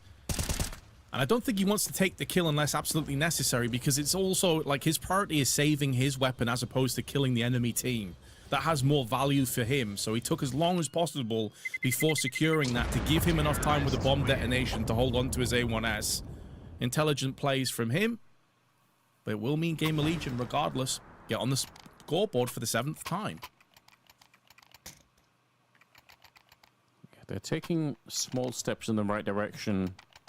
I mean, we've seen some ridiculous comebacks today. Obviously, the FaZe game earlier in the day probably takes the crown for at least day 1 here, the CAC, but why not another one? I mean, GamerLegion, they could make a bit of a comeback themselves. With the money looking like it is on Lynn Vision, it's not out of the question that something could be happening. Rez getting so aggressive here, though. Unfortunate for Emilia. 2 players wide swinging with assault rifles, and you got the P250 is a very unenviable position. Molotov is going to stop Towson from getting aggressive, but that goes both ways. Also, Lynn Vision can't afford to push any longer, and so they back onto the site and get through connector. They're going to be rotating 3 of 4 onto B, and they're hoping they're about to welcome the oncoming T's. GamerLegion are taking their sweet time, and they're very split up as well. I don't think they're going to be committing to either bomb site anytime soon. Yeah, they've definitely got time on their side. They got the utilities still slowly shaping up to be more of a split, so presumably we're going to be seeing Rez and Towson joining down from the pop dog position, and honestly, the way that the setup is working, I think it's going to be absolutely fine. So you could see Saka is out there pretty much alone. Linvision, again, I think they should be happy to save these two weapons. It's maybe not the most exciting round to look at here, but from Linvision it makes so much sense because all they need is 1 or 2 good buy rounds here, and it will massively increase their chances of winning just the one round that they need. So sure, you stack the wrong bomb site, who cares? Just save what you got, and this is pretty much what I wanted them to do in the last round where they had 4 rifles alive. They're just doing it a round later, which is fine. Yeah, exactly. Bosses that economy. They can afford an AWP into the next round for Zaka, who's had a lot of impact, 16 and 8. And like you say, they have the luxury of a ton of bonus rounds. They got surplus rounds and surplus cash now, and they just have to hit success one time. And this map is done. Sure, the pressure is going to start to build because GamerLegion getting a little bit too close for comfort right now, but Linvision have already shown us they can bounce back from adversity multiple times over. Does look like they'll be given this reprieve and able to save onto these 2 weapons without too many issues. The GamerLegion now have brought the deficit down to 4. Getting closer and closer. Yeah, full focus here in the GamerLegion camp. It is awkward when you are on the CT side and you start to run out of money, which is why saving the rifles there was going to be pretty important. They can now rebuy the AWP on Saka, and yeah, him and Amelia both with 16 kills. That's pretty impressive. Need more of that one good round here, and they can see off train, start to focus on Inferno. Early attempted wallbang there with the Molotov on top. Oh no! He fully burns from that. Ridiculous. Oh, that's such a good read, man. That's such a good call. Waiting all this time to finally have the AWP, and Zaka gets naded and mollied down from 100 to 0, trying to get aggressive into Pop Dog. GamerLegion, they're in the minds of Linvision. They really are, and he was slowed from the attempted wallbang. It's like he was looking at the wall, thinking, "Oh, wait a minute, I don't want to do this." And then, as he's standing still waiting for it, it's just an absolute firestorm on top of him. And what a pick as well. Like, if you wanted one player dead at the start of the round, it would be Zaka. You want the AWP down. Yes, they've picked it up now. Starry's retrieved it, but he does not wield the same prowess with that gun. Zaka, we've seen him already pick up a bunch of multi-frags, plucking ZT out of the air multiple times. But still, the work is not done. They're going to have to push through the fire and flames of the incendiaries that are being hopped onto the platform. And Amelia stands his ground and delivers for 1. His position known, but he needs Call Me Sue to help him out. And he'll do just that with 2 huge kills alongside Westmelon. And that may very well be the curtain coming down here on train. Hypex is going to have to try and bypass 2 smokes with 20 seconds left. He controls the bomb, but that's basically the only thing in his favor. And Westmelon puts him down with shrapnel. To Inferno we march. That is a great rotation coming into the B-bomb side. So good stuff here. No worries at all for Linvision towards the end. I was getting a little bit scared, but they managed to control the situation. High fives all around, as we do see a 3rd map in the series with absolutely everything on the line here. This is critical, and I think this is going to be a closer game than we've seen in the first 2. I expect the GamerLegion are going to be super ready. I think Linvision will as well. Everyone's warmed up and good to go, so I think the best is still ahead of us in many ways. Yeah, and Inferno does feel like a kind of handshake map between the 2 teams, you know, like reaching across from their separate stature, but ultimately, I do feel a little bit concerned for GamerLegion here because I think some of the key components, those activated players, have really started to shine a little bit brighter. That being said, I remember saying a similar thing about not favoring Linvision because of how great GamerLegion were in the first map, and that's completely backfired. So, but what I'm saying, Anders, is who the hell knows? It's going to be a good map, though, I feel. I think it's going to be entertaining, if nothing else. I think so. I'm glad that we've got some of the individuals on Linvision started to really show up, because it was a bit depressing, to be honest, on the opening of Overpass, but now that we're seeing them I would say come alive a lot more. It's you can start to see what they're all about. Starry, Saka, all of them really had great individual moments. Some of the shots that he hit by the E-box here, Saka, when they were jumping on the other side, I mean, that completely crushed GamerLegion. So, well, still an open question, I suppose, about how they're going to be taking this one, GamerLegion. Bit of a brutal loss here on this map. I mean, 13-8. I would almost even say that scoreline is it could have been closer if Lynn Vision hadn't screwed up some of the rounds that they definitely had won almost in the first half, especially, but they still managed to make it out. So that's pretty good. Or yeah, not bad. Yeah, I think it was at least a respectable sort of loss for GamerLegion. They didn't get completely hammered. Like, it was looking at one point after that first half, after it went like 8-3, I thought, oh no. Like, this has a 13-3, 13-4 written all over it, but they did at least kind of bounce back. And a lot of that was honestly down to PR. Like, he started to really accelerate his own individual performances towards the end of this game. Really, those 3 rounds that you see in rounds 21 to 23 were off the basis of PR getting a clutch, getting a multi-kill the next round after that, getting a ton of entries on, I think it was Westmelon that pushed outside of long, or maybe not actually, maybe it was Call Me Sue. Either way, he was getting those entries, and it felt like he was on the fast track to like really pulling this one back for his team, but it was just too little too late. Like, ultimately their CT side was a bit of a disaster and it got punished. Yeah, nothing really much more to say about that, honestly. Happy that we see a third map. I was getting worried for Lynn Vision on the opening. It just looked very flat on Overpass, and you could tell that as well. 13-5. If you're only joining us now, you maybe didn't miss too much on these 2 opening maps. I think you're in perfect time pretty much for Inferno coming up to decide. It should be a reasonable handshake, like you said, between both these teams. So I'm looking forward to it. I think it's going to be super sick. It'll come up right after this. She said she loves you. But she can't love me. But I love you. Yeah. Look, I know my man's going crazy. I gotta brag on myself, I amaze me. Like I'm back in the 80s. I won't play window anymore. What's going on? Play your role. 1xbet. On to the next one.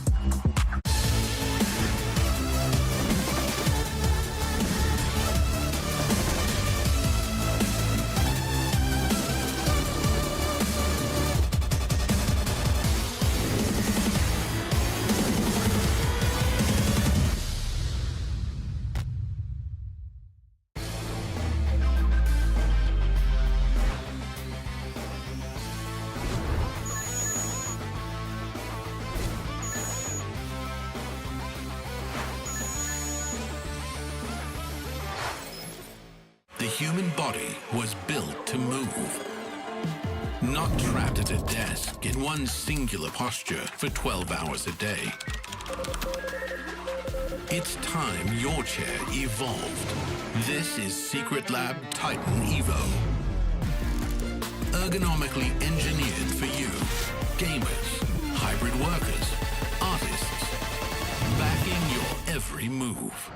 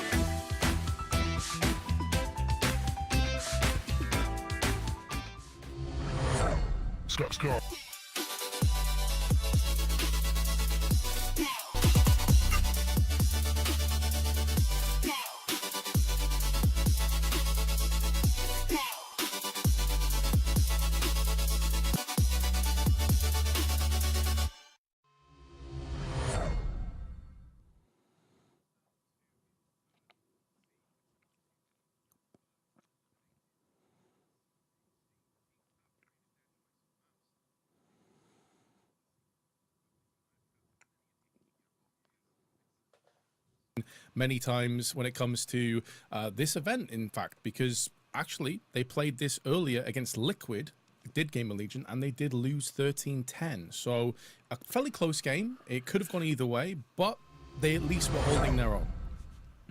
Yeah, I think that's respectable, right? Not necessarily a bad performance there for GamerLegion earlier. Liquid seemed to be in a pretty good form, to be honest. So I don't know if I'm too worried about that. More than anything, I think this is going to be a more fun game. I felt like both teams were off for different reasons on both maps. To be honest, I think half the explanation probably comes down to the fact that none of these teams, it didn't seem like Lynn were really happy on Overpass. It didn't seem like GamerLegion know what they were doing on Train all that much. And I'm sure it's going to be different for this one.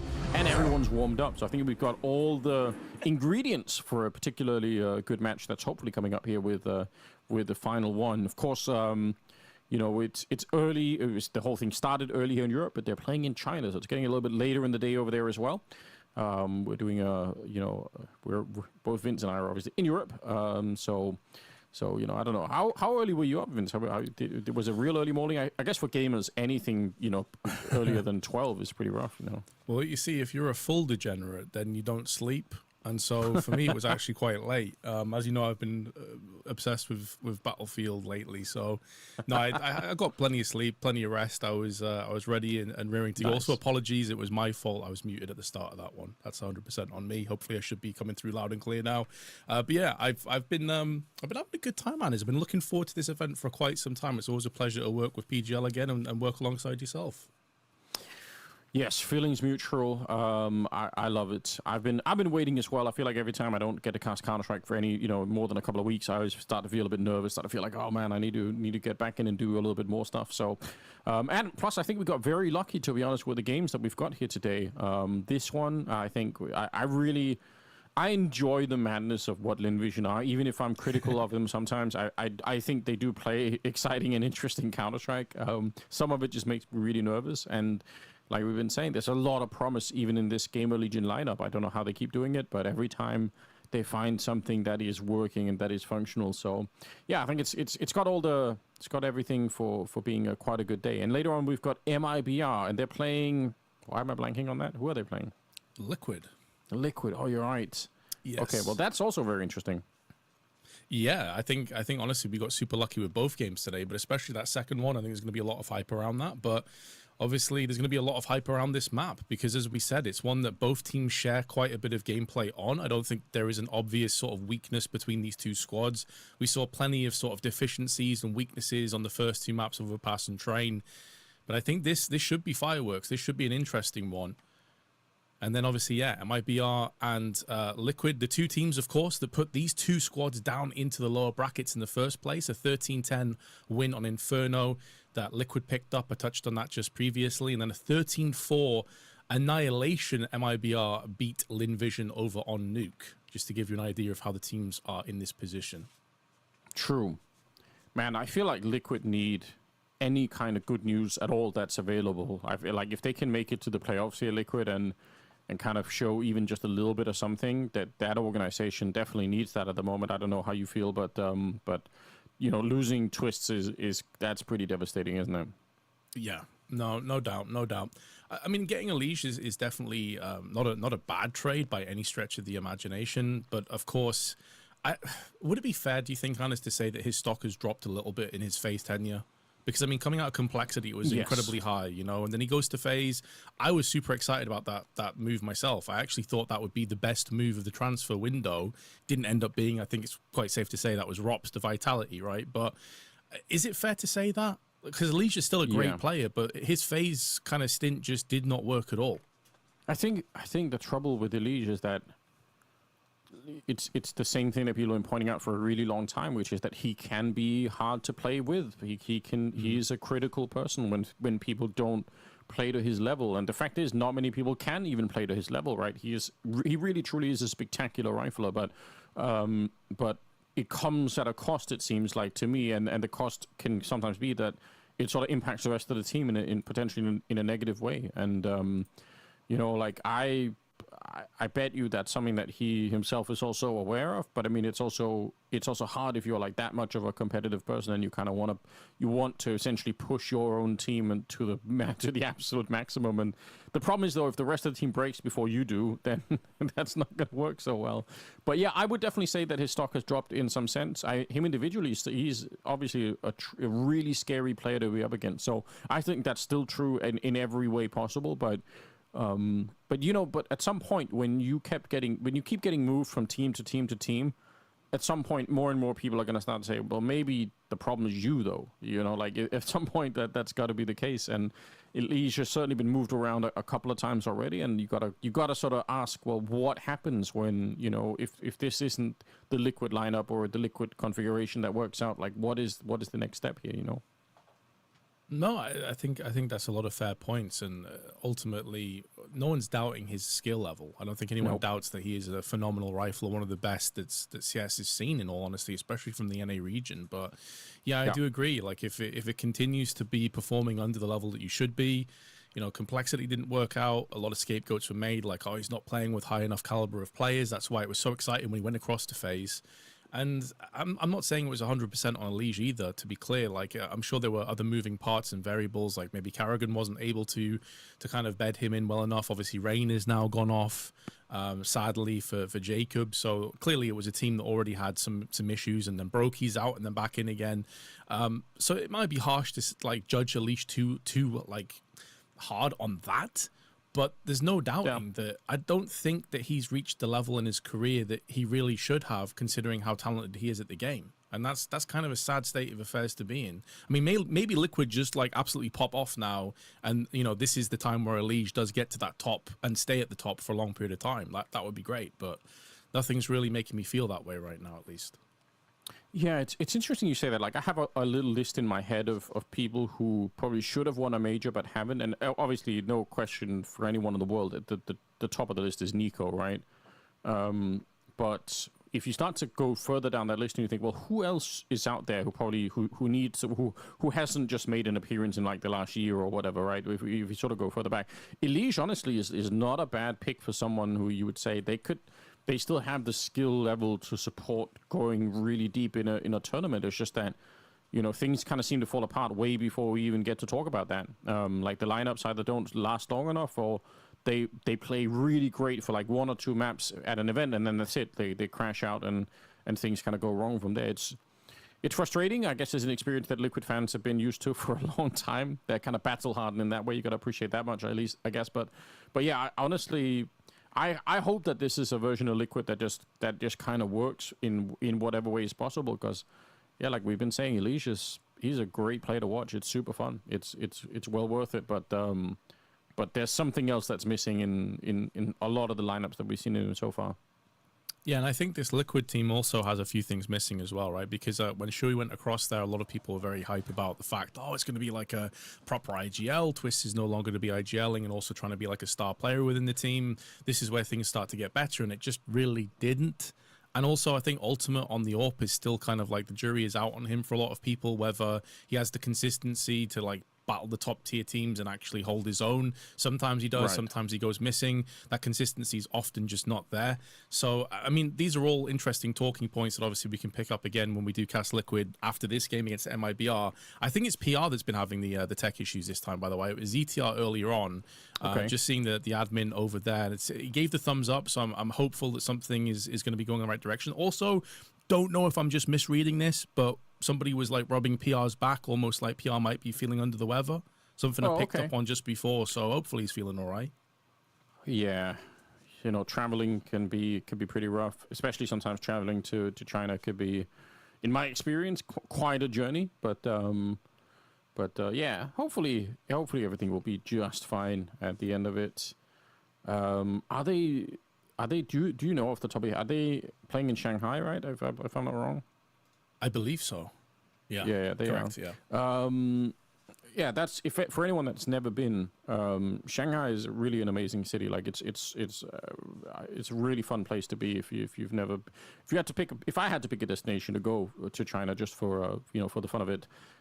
Shanghai be near the top of the list for me. There are probably many other places that I have. Obviously, many places I haven't been, so I can't sort of speak for the rest of the country. But I've been to Beijing. And I've been to Haiku once, which is a little island outside of the mainland, which was very interesting, very strange experience myself for me, but nonetheless one that I'm not too sad to have had. But yeah, Shanghai is really cool. I'm seeing he's also taking some kind of medication or something there as well. What is that? Who cares? He can't read on the box anyway. Just take it. Don't worry about it. Just take them all. Yeah, take 2 of everything. Take triple dose. Let's go. Yeah, high fives all around. The meds are in. Meds, as they say on HLTV. PR's got them. That is my favorite reply when somebody comes up with some absolutely delusional take. Meds. Here we go. We're back, ladies and gentlemen. I've taken some meds myself, in fact, and we're good to go. Inferno to decide the whole thing with here. Lynn versus GamerLegion. Thank you for your patience. It's the CAC, and it's the final map of the series here. Elimination on the line. Nobody wants to get knocked out this early. It's going to be Lynn. Looks like they'll be starting on the CT side with GamerLegion on the T side. And moving down through the middle, Saka. This is not really a rush down the middle. They are just walking silently, but the shadows showing, and Towson will open up on Inferno. Oh, they do get the man in return, though. I was going to say, it is a bit of a concerning strategy to have, because like you say, they know they're not pushing up the banana side. They've got 2 players at the top of banana, and that shadow is always going to give the advantage to the T-ramp player. And they have took that advantage again. PR onto Starry. Yeah. Was that at the side of the box or through the railing? I'm not really sure, but it looked like it clipped the wall on something. They're going to throw down smokes. It's going to be these 2 players defending. That's it. Emilia flashed back inside of the site. And, yeah, slowly the grip is tightening around the A-bomb site. Westmelon, good headshot to shut it down. But unfortunately, they couldn't stay alive. So the bomb's going to be planted at 1 versus 3 here for Call Me Sue.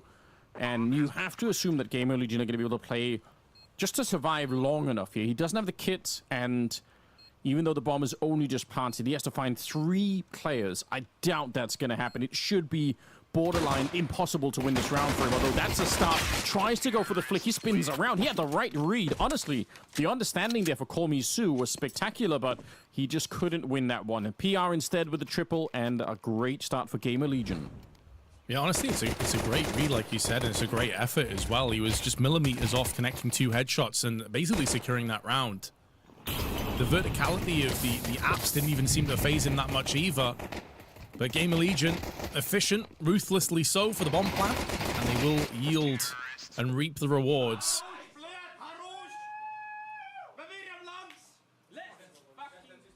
I have no idea what he just said. Do you, Anders? No, I couldn't hear quite. I wasn't sure if he was shouting. I mean, he was shouting horror, and then I don't know what happened after that. Hopefully, it wasn't Danish, because then obviously it's a bit embarrassing. But you know, I do my best. Every once in a while, I try and translate some Danish, you know, but I forget half of it myself, to be honest. It's a confusing language. It definitely sounds like it. More UMPs? Call Me Sue? They're not giving it up. They will not. And so does Rez. Okay. The UMP is making a soft comeback into the meta. Don't really feel strongly about it one way or another. I am interested in this flashbang that's going to be thrown in from Emilia. Okay, trying to body block that smoke as much as possible. Does leave a bit of a gap on the right-hand side that he could jump through fairly easily, but I think it'll be down to the flashbangs here. That's what's going to make the difference. Molotovs going out left and right. It's a jumping Mac 10 coming in. PR with 2 kills, and they pretty much clear out the bomb site here.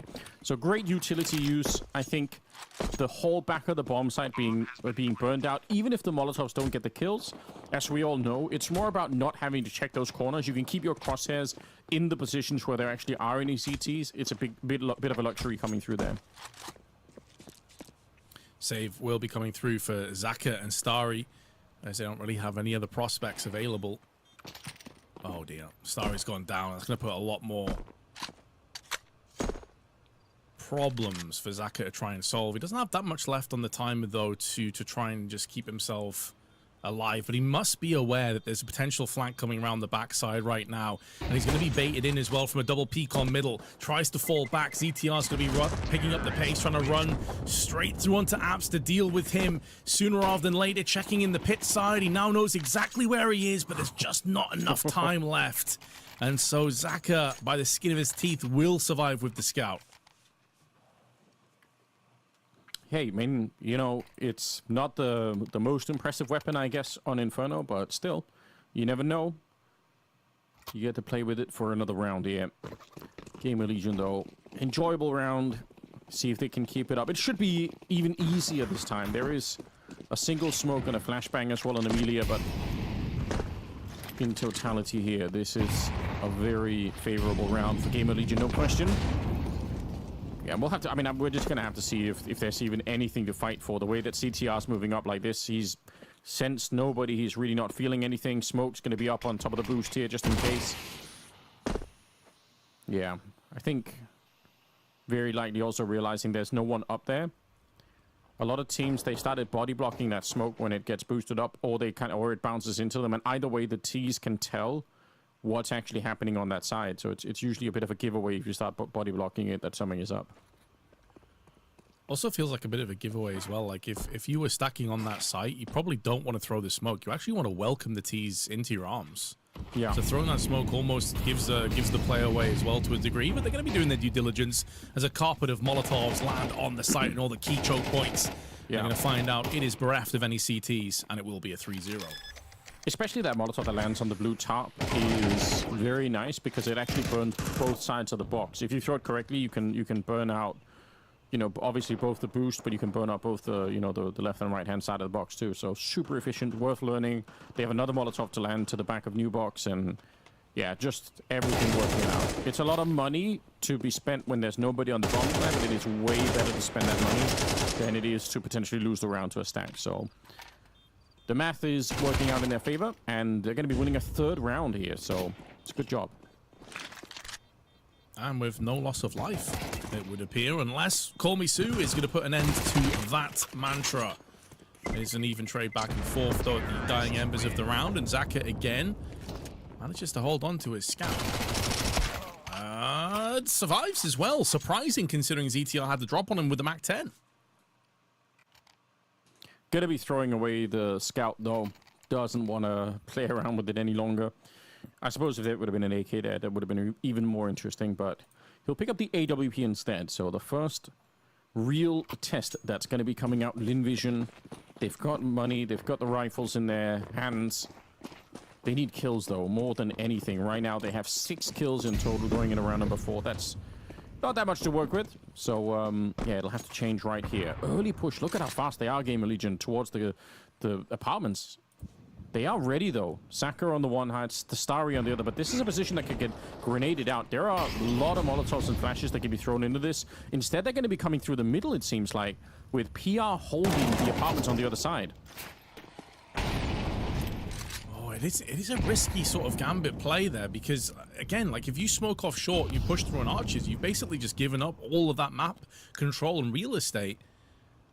But it's not punished. And instead, the timing was perfect. ZTR down, and PR is going to try and make the most of this. Make sure that Apps is now under control. There's no pesky CT still lurking around in the shadows. That's not the case. They got the man they were looking for. The re-engage, though, is starting to come through from Zaka. I believe he's now up, perched in the hallway once again.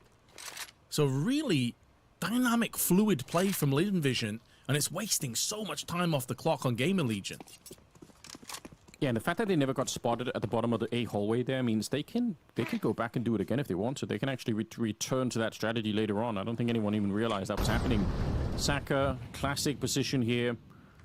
Bit scary if they just get a bit closer now, but he's good for the first kill on Townsend. Can't quite make it back, and that is so worth it. The trade is in. Oh, and Erez catching Amelia, trying to get through the smoke here. In a matter of seconds, it turns around in favor of GamerLegion, and now Call Me Sue and Westmelon, they're way on the other side of the map, but they're not even going for it. That is spectacular. The round starts off so well for Lynn Vision. It seemed like it was all working in their favor. 2 kills to open with, and then 3 seconds later, the round is lost. That's like one of those rounds as well, Anders, that I come out of this and I feel like this was just really good Counter-Strike from both teams. You know, some really cool moments from Lynn Vision in the early stages of the round, and they get away with it. Their fluidity with how fast they were rotating, but then poking and probing over on the hallway. But the call there from ZTR is so on point, but behind it there is ruthless execution on that AK control from PR and Hypex for those 2 entry frags. Really nicely done. And the 4-0 is going to come to as a shock to Lynn Vision, because for all intents and purposes, that had to be their round. It should have been their round. They certainly had the setup for it. They certainly had everything they could have needed to make that work. But yeah, you're right. Great work for both teams. I don't disagree. PR with an 8-1 scoreline. So some of the credit here is going to be put down to him. He was kind of absent on train. Like, you could tell. We talked about it a couple of times during some of those rounds, but he looked very awkward in some of those fights, and that is not the case at the moment. Again, GamerLegion, look at how fast they are towards the A apartments. Normally, this takes a long time for the T side to actually get all the way into A apps like this, but PR's walked the whole way there. Nova shotgun, a beautiful one at that, waiting on the other side, and his face is just completely disfigured behind that one. Unfortunate. It's going to be an early kill there with the shotgun. What a rare sight that is. Yeah, relatively cheap shotgun has now been upgraded significantly to the AK-47. Perfect crosshair placement. It's also an angle when you're up on those balcony railings. It's actually hard to flash. Typically, the flash is going to hit the backside of the balcony or the pit players. So it is a really annoying angle to contend with as PR feels face first. And although, as you highlighted, he was off to a crazy 8-1 start, he has been the talisman. Towards the end of train at the start of Inferno, he is the only player to fall. So the pressure certainly swelling. Good kill from Rez. Doesn't give too much away. If anything, it's going to keep these 3 CTs interested over on A, while the bomb is starting to make a move onto the B side. They're about to throw in their utility. Yeah, they're just going to go all in. There's no reason not to here. Westmelon. Oh, is he going to run in alone? I feel like this is a big mistake, although he does get the headshot. But honestly, they had a 4 versus 3. He had another incendiary, even another flashbang. I feel like going through like that alone is potentially risking the round quite a bit, and it still could be very dangerous. They're in the corner trying to see if they can get out now. Towson, good shot. Oh, what a flick from Hypex. Takes down Amelia. One more shot will do it, and he will absolutely clear out Call Me Sue. That is so sick from the Polish AWPer. And he knew he had to re-peek as well because his position was compromised. If Call Me Sue has a Molotov or a HE, tosses it into Shadow, that could be the end of the round. So Hypex taking the initiative, being reactive, but also just getting aggressive behind it is so well played. And again, Lynn Vision, they had the opportunities to get this round done, and they just let it fall away by the wayside. They should have 2 rounds already on this half. Yeah, you're right. Walking into that shot and then being ready, that was the play. Little smile on Rez as he is loving life at the moment. Deep grenade, that's actually kind of painful, but does it really matter? 5-0 in favor of GamerLegion, and round number 6 here. Starting to look pretty grim for Lynn Vision. Where are the kills coming through? They still don't have that many to speak of. And now this buy had better work out. Westmelon, beautiful taps. Taking down CTR. That's a good start, but can you escape is the question. Towson's running in front. He wants to hunt this down. He's ready for the fight, but now the flashes are coming through. Good, fundamental teamwork here for Lynn Vision. Yeah, and this time they don't get overzealous. They wait for that flash. They knew it was coming. But we've been in similar situations where they have a huge advantage. They have a stranglehold over round 6, as we've seen twice already. They've got to snatch this with both hands, and if they lose this map, they're done, and they're already off to a horrendous start. This is where not just win the round, but make sure that you do it without any more loss of life. You can build your economy, you can get yourself back into this game, but instead, Zaka goes down to Hypex, and PR is making moves round the side. The timing, though, works against him. Yeah. was close, but I feel like there should be plenty enough here. Backup is coming in as well from banana position. Rez, that's a dangerous headshot. Swings wide for it, but they are both on the other side there, ready and waiting. So the first round for LynVision has been picked up 5-1. It's not a great look, but it is definitely not too late to make it back here. So let's see if this is enough to kind of propel this team back into action. They need to get a whole bunch of rounds here. Shut down PR, shut down Hypex. Both of them are playing super well, but yeah, at least they're on the board. Yeah, just the 2 casualties as well does afford them the luxury of having a really solid purchase and a way back into this. But I mean, we saw this kind of happen on Overpass as well. They were at a 7-0 deficit. They started to make a bit of a comeback, but it never really materialized. Let's see if they've learnt their lesson. If they're going to take that form from Train forward here. Hypex and Rez both going to get flashed through. In fact, it's actually a HE to blow open the smoke. They're going to happily take that damage. It's 30 between the two of them. We could see what they were looking for, that shock and awe kind of approach. But no one was home. LynVision playing way more passive. And obviously, just to point out, if you're laughing at that in the chat, that looks really funny when there's no one on the other side. If there's a CT waiting there, that's an easy way to die. You're looking at a smoke, and then suddenly, essentially, the top of the smoke gets blown out, and there's just a T waiting inside of the smoke with the crosshair already in position. So I'm sure that can work in a very dangerous way. What a shot! He actually got collided by the grenade, and then into a headshot by Kolmisu. That's unfortunate. What a way to go. Hypex out of the round. They're setting up some utility towards the Arch side and Library to try and see if they can create some space here, but another really tough round for GamerLegion to get out of. Yeah, it feels like LynVision have had advantages in so many of these rounds, getting the opening pick or two. And Rez, once again, he has been very proactive around this Arch side alongside PR. Going to be coming through the smoke, and Zaka is watching, eagle-eyed, trained onto him with the AWP.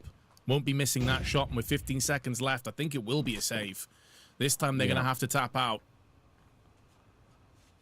Very similar ideas in some of these rounds where they can't quite make it through on banana. They go back and try and test the Arch position, but they don't have the right utility to get through on that side, unfortunately. So yeah, save has been called. I suppose it's not too bad. They get to get some of these rifles into the next one, but the utility will be suffering a bit, perhaps, on the GamerLegion side of things, and LynVision, more than anything, happy to take some of these rounds 5-2. It's the beginning of something. It's nowhere near the end. They need to hold strong, but I'm starting to see how there's a way back. A lot of obstacles along the way, for sure. Molotovs and smokes being exchanged as this fierce battle for banana commences. There is a gap in that smoke. Westmoreland's going to get flashed in, but there is Towson and ZTR watching, and they're happy at that opportunity. It gives them the advantage, and I was looking at the stats here, Anders. Coming into this round, by the way, LynVision had 4 opening picks, and GamerLegion had 3. So they were getting the opening pick more often than not, but just losing the rounds. Yeah, that's, in a way, it's frustrating. In another way, hopefully it means you can keep doing it and then eventually win the rounds behind it. But you're right, with that many opening picks, it should have been more of a better start for them in many ways. It almost was.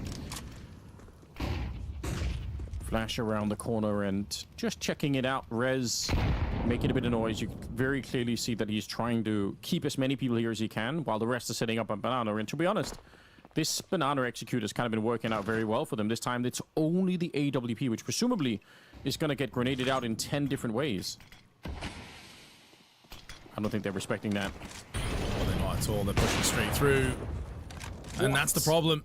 They get slapped for it. You show disrespect to Zaka, and he's going to put that up to use. Another smoke comes in. Still 3 players alive, though, albeit a low ZTR. Going to just force that plant down. It does change the dynamic of this round slightly. And he was hoping for a couple of USP headshots there. Give a haircut to that player. Narrowly missing out. And PR goes in for a kill of his own. Now, all 3 of GamerLegion are low, but LynVision don't have much to work with on this retake. They really don't, you're right. They've got the kit. The flash has been set up already. Now they're going for the wide swing, and that will set it up. Kill onto PR. And CTR down in yellow alone. They're coming in behind him as well. He knows. Oh, he's so sandwiched in. Great retake. There's the kit picked up. All right, I was getting a bit nervous. But they will have just enough time for it here. I can't believe Saka landed that first flick, though. I felt like that was so unlikely that he was going to be able to do that. But I still think for GamerLegion, it was the right move to go through the smoke. They just needed a little bit more. Like one more kill towards the bomb side, and they would have been fine.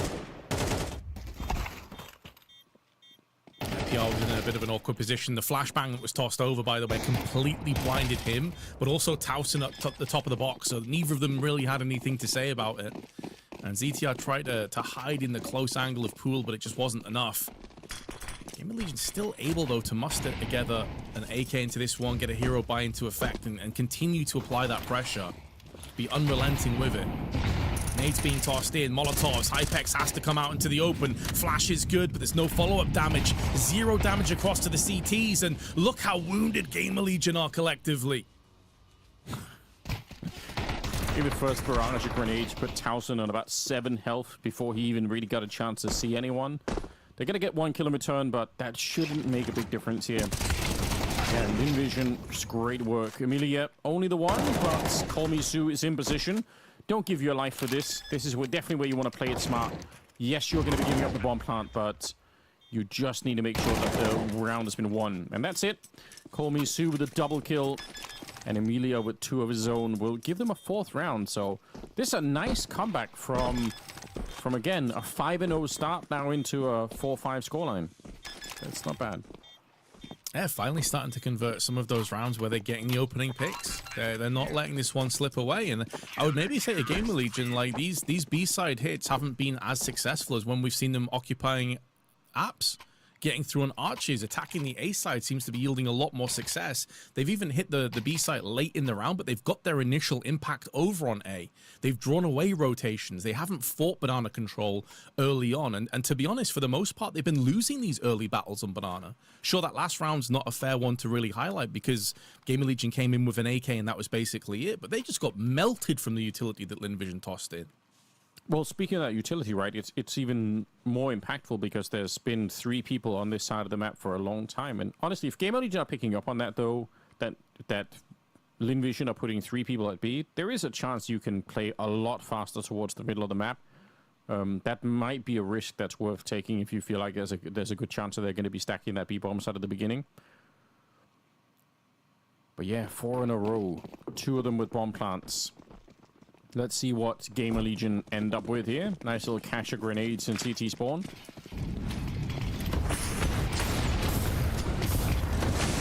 It's more of the same. Getting peppered, but this time it's CTR that does get the first kill. Starry is straight back though, and Call Me Sue hiding in the smoke, hoping, praying to the CS gods that his position will be safe, so he can just draw away. He was hoping to see a player push up close. It is a typical angle that you're going to be looking into behind the half wall, but now the smoke clears. Oh, and Emilia is caught in the worst timing. Call Me Sue nearly put down to the HE. 8 health remaining. And just as I was saying, like, maybe it's time to go and focus elsewhere. GamerLegion, they say no. And they show why they have confidence in this B-side hit. Saka, what a weird position to have to fight in there. I don't think he's expecting for PR to be holding the stairs that late in the round. Call Me Sue, automatically dead. Towson, it's great work. It's one of the most thankless jobs you could imagine in Counter-Strike is being first in on banana that often. You're always going to run into the grenades. You're always going to have a tough time. But yeah, just a couple of rounds like that where you actually find the opening, and that is all you need. So, 6-4 now, and yeah, this time it works out in favor of GamerLegion. I mean, a lot of it is also, I don't want to say it's luck, but there's definitely also a bit of a coin toss sometimes when you're trading grenades on banana. It's hard to know who's coming out on top always. And Ash actually made a really fascinating and a really good video on entry fragging, which I'd recommend you guys check out, obviously after these games today, but it'll definitely illuminate a lot of elements that he's looking for, especially from a coach and his players. 1-for-1 trade early on, though. Westmelon and ZTR go back and forth. Damage, though, to ZTR, and he's going to have to be very careful. Oh, PR, that's a sneaky shot. Completely and utterly jump-scaring Starry, but at least Emilia was there to avenge his fallen teammate. I really thought he was going to go back and hit that wallbang. You could just tell that he was ready for that, but you're right. Shot in the back instead, and 3 versus 3. Still got a minute on the clock, so they're going to be moving out. I do like the rotation, though.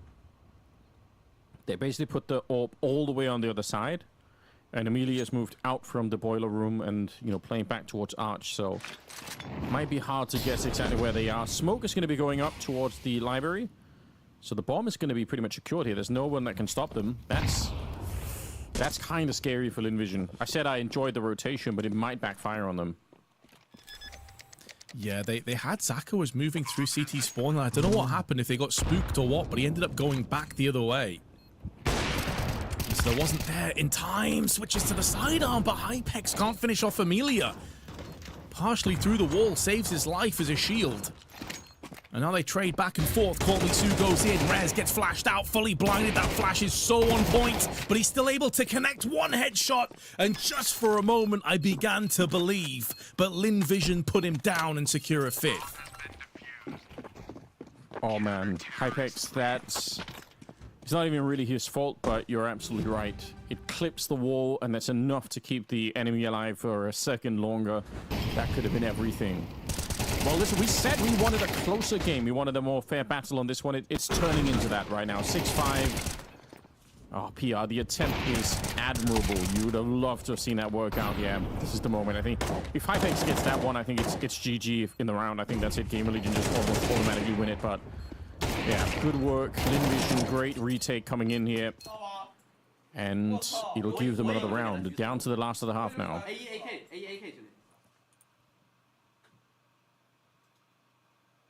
Talking about picking up AKs, I would assume at the end there for Lynn Vision. Want to make sure they have as good of a purchase and as well as equipped armory as possible. Starry has one. Not sure what Westmelon is currently rocking with.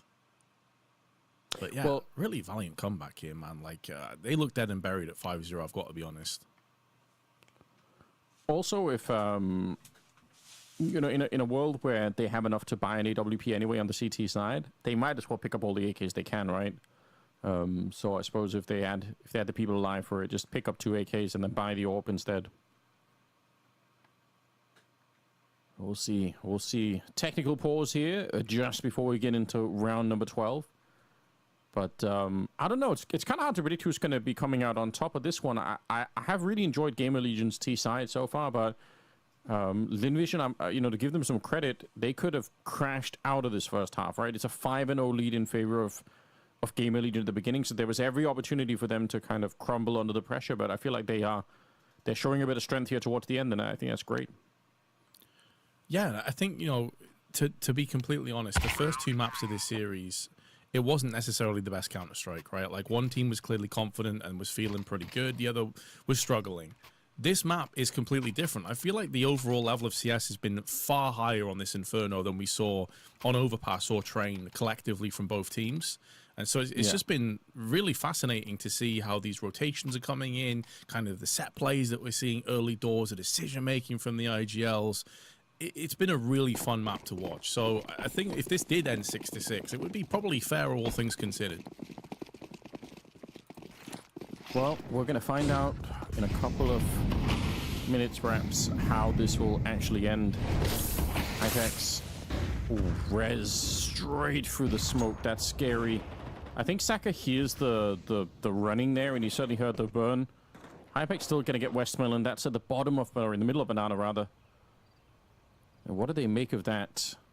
Not quite sure who else, if anyone, is on the other side. And it looks like Lynn Vision have decided go back into that 3-man setup. Kormisu, he's going to be left alone once again. He's done a pretty good job, I think, at holding the bomb site, even when he's been on his own. I think he's been playing it smartly, not risking his life too much at the beginning of the fight.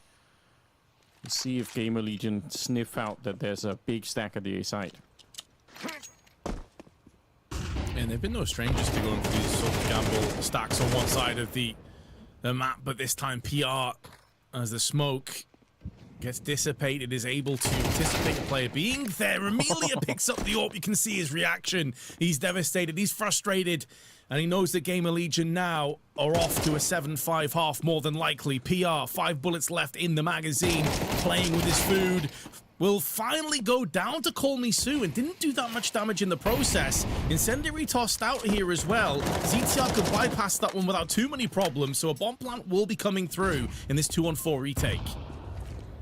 Yeah, and Starry's only now just legging it through the library to try and get there. To Call Me Sue, he needed a very fast second kill. I mean, it's asking a lot. I don't know how he would have been able to do it, but they needed something like that. Grenades getting tossed out. That's very deep and devastating. Starry's got a single incendiary. Sure, maybe you could find someone, but it's not even going to land in the corner where anyone is playing. So not getting into easy. Call Me Sue goes down to Rez, and Starry is not going to be long after either. So GamerLegion will come out on top at the beginning of the third map here. 7-5 is not a bad T-side half. Not bad at all. Of course, they'll be a little bit disappointed they let a 5-0 lead get quite close, too close for comfort, but all things considered, if you offered them 7 rounds on their T side at the start of this, they'd have snatched your hand off. So I definitely think that they'll be pretty happy with things, but they've got to make sure they keep themselves focused, because this pistol round is going to be oh so important now that they move across to that CT side. And I'm curious, you know, you actually said this in the first 5 rounds. Where are the kills going to come from? They ended up being from like these really well played, sort of mitigated banana hits, and we saw a lot of picks from Zach. Also, Westmelon had a way better map than he's had pretty much the entire series, I would have to say. But Yeah. does that translate and move across to the T half? Because it's an entirely different ballgame now. I think without a good start here, it could still be pretty rough for Lynn Vision. I feel like it's scary watching PR do his job there on the T side. So many great ways to open up the rounds with, and if he's going to continue into the second half like that, that's got me a bit worried. 13-7 on him individually. Look at how far ahead of the rest of the team PR still is, even out after all the first 12 rounds have been played. Lynn Vision now on the T side, GamerLegion on the CT side. And that's some good utility, to be honest, on the CT side. 2 HEs, 1 incendiary. No kit, though, in play. But, yeah, those are some deep nades. Already doing some damage here. Burning out Westmelon. He's not loving life at the moment. PR to open it up with, but they've got to be careful. Yeah, they're running into the Glocks. It's a huge stack here, but they are not making it work. Panic on CTR. Doesn't even get a chance to reload before they're on top of him. 2 bullets left. He lands a headshot on 1, but he's ultimately going to run out. Still a 2v3. Man, those 2 kills from Amelia, though, may have just saved them. Bomb plant down. They still need to deal with Rez and Hypex. But it was looking curtains once again. They're going to be coming through on the same side of Church as Hypex can't do anything. Gets run down from the gauntlet of Glocks. And Lynn Vision pick up the second pistol. And the game is well and truly back on. I think that is... It's a very slight mistake coming up from GamerLegion. Once they get this kill, I think that's it. You don't really have to keep on fighting here, but it just feels so good because that smoke is up and everything is working out. Like I said, it's a tiny moment where they probably could have said, you know what, let's just fall back and be happy with that. It's all right. But they had so many people there that they probably also thought, even if we lose a player or 2, the fact that it's basically a 4-man stack at that position, they're never going to expect it, and they'll just kind of run through and get slaughtered anyway. That just was not the case. So a buy-up in this round. We got MP9s, a Scout Deagle, and a 5-7 on Rez. And they're running in front. Oh, the timing is actually not bad. They were running just as the grenade were being thrown. That could have been so much worse. Look at the damage on Emilia and Westmelon. Yeah, heavy damage inflicted, but they're still able to take down multiple GamerLegion players, so it may not end up mastering his Hypex through the smoke. Okay. Nailing Call Me Sue. So there's at least 1 casualty on the T side, but it's not going to stop anything to be the fact that this will be a 7-7 score, and Hypex and Rez will try and hold on to their 2 weapons. So, dead even. We are tied up here. And the money situation for GamerLegion, even with these 2 weapons, not great. Yeah, unfortunately, I mean, just doesn't work out. I really thought that double push with the MP9s were going to do it, but yeah, you could see the casualties at the top of Banana right here. They look comfortable, though, to be honest. Good resting position. But apart from that, they're not going to have much going into it, so that will tie up the game and actually probably will give Lynn Vision even a bit of a lead going into the start of the second half here. Like we said, almost difficult not to be a bit biased in favor of Lynn Vision, just given the fact that we're, you know, playing Counter-Strike in China, which doesn't happen nearly enough, in my opinion. I wish we were there more often to try and grow the scene a bit more. But yeah, the pressure is definitely on Lynn Vision to show that they could do it on home ground.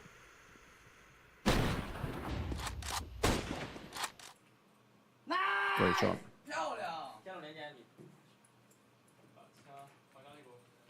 Yeah, pressure's certainly on, especially after they took a real thumping from MIBR in their opening game and then lost the first map on Overpass in the nature that they did. It looked like this would be a bit of a whimper and a very fast best of 3, but it's been anything but. That being said, you can't take your eyes off GamerLegion either. They're still in with a fight. This round should, keyword being should in that one, go the way of Lynn Vision pretty comfortably, especially as, although there are 4 players starting to make a move over onto the A site, one of which is out of position right now in the arches, and they already have top mid control. Just making sure none of these angles have any CTs that are looking to pop flash their way into a quick push. But there is an MP9 around the corner. They do need to be careful about this one. The smoke has gone down. They can now try and isolate Rez, but he gets 2 with the MP9, and that's 2 traded weapons on top of it. Oh, it could get worse. Towson on the corner. Gotta be careful. Hide your dogs. It's Starry going down. That is brutal. Saka and Emilia left. It's a 2 versus 4 for just a second here. Or Emilia started to answer back. Hold the phone. There might be a way out of this round. They still have a little bit of health. I can't believe it, but somehow this round is not done yet. Saka just with a Galil here, but he's got near 100 health. Emilia, that was a very crisp shot. He's going to get one more before he finally gets outdone. Saka in the pit. Do you know exactly where he is? Oh, he's jumping up, PR. That is not a very favorable fight for PR. The way that he has to jump up on the railing there, but he still makes it work. Yeah, I think it's purely off the basis, and yeah, my face when I lose against basically nothing and a Zeus. But yeah, I think it's the fact that they double stacked the apps, right? Like, it's probably the last position he's expecting to get peeked in from, probably thinking archers may be short, so I think that totally caught him off guard.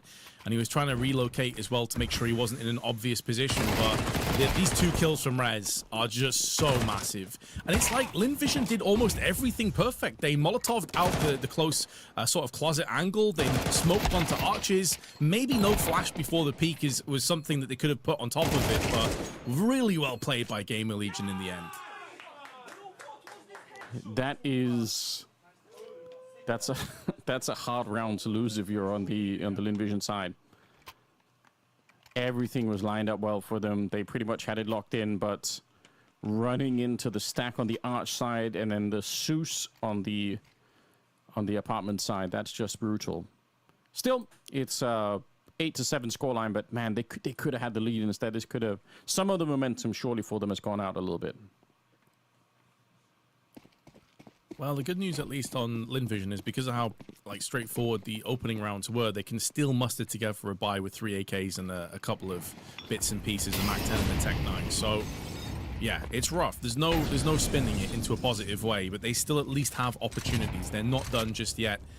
And if they were to win this, it's GamerLegion that are going to be struggling once again, economically speaking. So, putting Call Me Sue into the forward position, the entry frag roll here with that Mac 10. They're going to throw him and sacrifice him to the CS gods. Flashes are good, jumping around. Screws with a vision of Towson. Can't do anything, and the other 2 players have been cordoned off with the smoke. And they need to be careful. They're about to get peeked in from top mid. They drop a nade on top of one another. It's a complete calamity.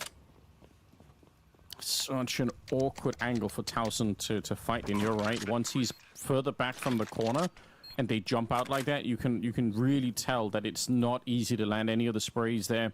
And the problem is, if you're playing on that railing and the T's are already jumping out, if you're trying to track the T's mid-air, there are going to be more people behind him that are, that you're no longer fighting, that are just going to shoot you in the side of the head. So either way, it's a very, very tricky position to be in. Rez creeping around the corner here. He's just looking for exits. He's just trying to make it more expensive. Maybe stop Lynn Vision from getting some of these rifles back here if he can, but that's not even going to really make any kind of a difference here. They've got the AKs they wanted. So, what a round. Lynn Vision tying up the game once again.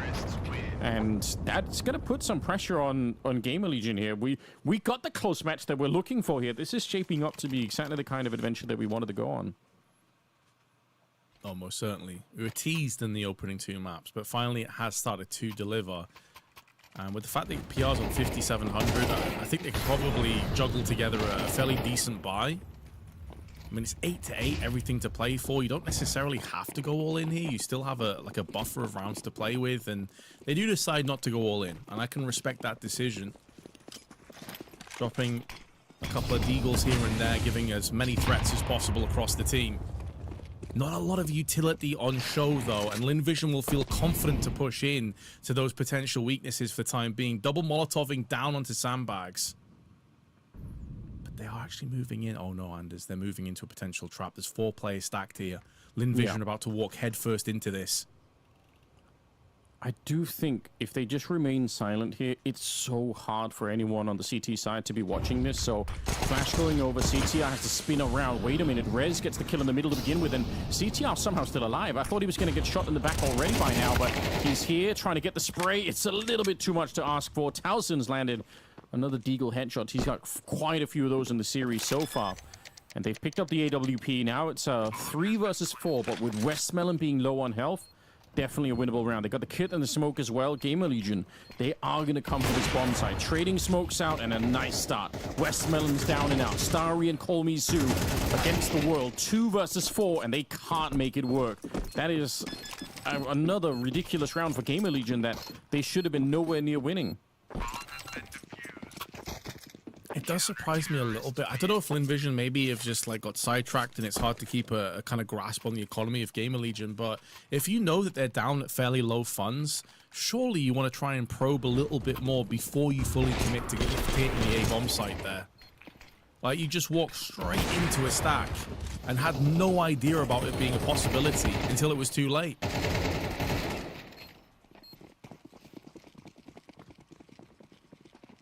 One round separating the teams here again.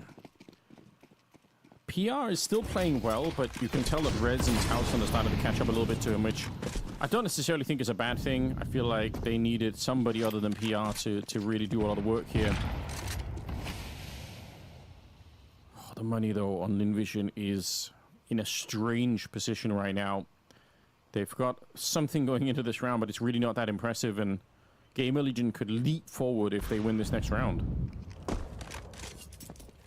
Yeah, and they've just put themselves in the best possible shape there. Hypex just wide swinging, no one watching, and plucks out Amelia, who has been the standout talisman player for Lynn Vision. Concerning times. They're going to just make sure that the banana is for the most part clear, but they can't be too confident about this. Knowing that a flash into peak is a very real possibility. They know Hypex with the AWP was last spotted up here, so we could be holding off one of these close-knit angles, which is exactly what is taking shape. This is such a great setup as well for the CT side, because if you don't throw the smoke to the corner, then the AWP will get you. If you do, you give time for PR to throw out his own smoke. There's the timing for it. Smoke goes down. Incendiary as well to try and slow them. They are pushing out in front. It's actually very impressive. Westmelon finding that kill, and on top, Hypex will be going down. Westmelon with a double to crack open the bomb site. I did not see that coming. I feel like the protocol there for GamerLegion somehow failed. I'm not 100% sure. Maybe it was the fact that they flashed him out of the position, Hypex, before, and just didn't give enough time for PR to throw down the grenade, but that setup should have worked better for GamerLegion. Yeah, then the Molotov was tossed into the entrance point where it's already pretty much been bypassed, because you know the smoke has gone down and they're already charging the site. So I'm a little bit surprised that Hypex didn't try and bank that off the wall and to try and deny the bomb plant up on the grill. Or at least hold on to it later on into the round for the retake. The fact that he also goes peeking by himself when you still had Towson on A site, 2 players in CT that couldn't possibly help him. Yeah, a couple of maybe sort of desperate, odd decisions towards the end there. Maybe some of the cracks starting to show here with the pressure that's being applied to GamerLegion. But that is now back to back to back, sort of the rounds that you expected to go the way of the team with the better weaponry. It just hasn't. It's these weird sort of buys with Tech 9s and MP 9s that have been reigning supreme over the last 5 or so rounds. Yeah, you're right. It's been hard to predict exactly who's going to be coming out on top here, but at 9-9 at least everyone has rifles. At least there's that to fight for. But yeah, it's been a lot of trading. You could see 15, 16, 17, 18th round here. It's just been back and forth. It happens. Typically, whatever team, I mean, I was going to say whatever team wins 2 in a row, but at this stage, you win 2 in a row, you practically won the series, so maybe they just keep on trading back and forth all the way to the end. Unless we get some overtime, which we all love. You mentioned Emilia earlier, and you're right. I didn't even realize he was all the way up to 18 kills. He's overtaken PR as well. That's kind of crazy. Yeah, he's had 7 multi-kill rounds as well, by the way. So when he strikes, it's typically pretty hard. Okay, well, let's see how this plays out. Round number 19. Decent grenade on top of CTR there. You love to see it. Still going to be sticking around and jumping, but the AWP is over on this side. Hypex trying to find a new position. Again, Lynn, though, very close to Boiler already. They've been rapid with this early control, but then just as quick to decide, nah, it's all good. We conquered. We move on. Problem is that some of those smokes going to start to fade away, and one been replenished from the side of the CTs onto middle, perfectly timed and placed. So if Lynn Vision were dipping their toe in the pool to see, well, the temperature was looking like a little bit too cold for the time being. Wait a little bit longer, let it warm up. PR knows he just has to live through that one. He's going to put down a smoke, and that's a 20-second timer. So look at GamerLegion. They are blind by their own smoke. Not that it's a bad move for PR, but it just means they have no idea, and you can tell they think this is going to be a late B execute. That's what they're thinking. Smoke is about to fade over on Banana, but nobody's checking, and it's actually going to be a wraparound towards that A side. Hypex and PR, or it's 1,000. I don't know if they're going to be able to make it out of this one. CTR shows up, but that smoke is down. This is so well played. 15 seconds on the clock. 1,000 gets one, but Hypex is going to get downed, and with 10 seconds on the clock, they're going to... Oh, the bomb. No, it's locked in the smoke here. Oh, trying to spray on through. They're running to pick it up. I don't think they have time. Oh, just at the nick of it. Call me Sue to punch in the digits. That is as close as it could possibly be. And that could also bait GamerLegion now into going in for this retake and potentially losing all their economy. But they decided better of it. I think for a second, they assumed that Lynn Vision had completely screwed this round up, and they very nearly did. Like you said, milliseconds away from disaster. That's such an important, integral moment in this game, in this tournament. But Lynn Vision will edge ahead to a 10-9 lead, and they can see the finish line. They're so close to it now. Man, if anything would have touched him in that smoke to slow him down, that just might have been the end of it. The spray is so close to connecting. What a way to go, but they just do it. That is... I love to see how close that bomb plant actually is, because obviously once it ticks to 4, you know, we're talking about milliseconds to make that work. 10-9, and round number 20 here. They keep trading back and forth. What an absurd game this has turned into. Yeah, this went from, like, you know, if you're watching a boxing match, both boxers are super fresh, they're super fit, you know, 100% endurance at the start. It's silky, it's smooth, it's super technical. And then when they start to get exhausted, the haymakers, the wild, crazy blows from downtown come in. And we kind of reached that point now in this game.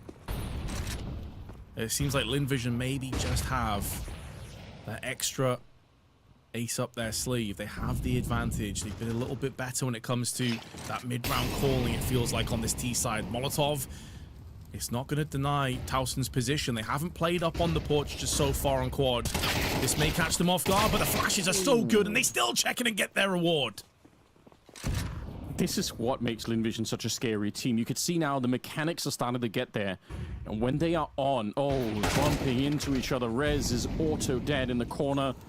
Westmelon, not even any mechanics required. They just have to push the mouse button. CTR, not the weapon for the job. Against 4 people coming at him. We haven't seen this throughout the whole best of 3, right? Not every round or every map has been like this.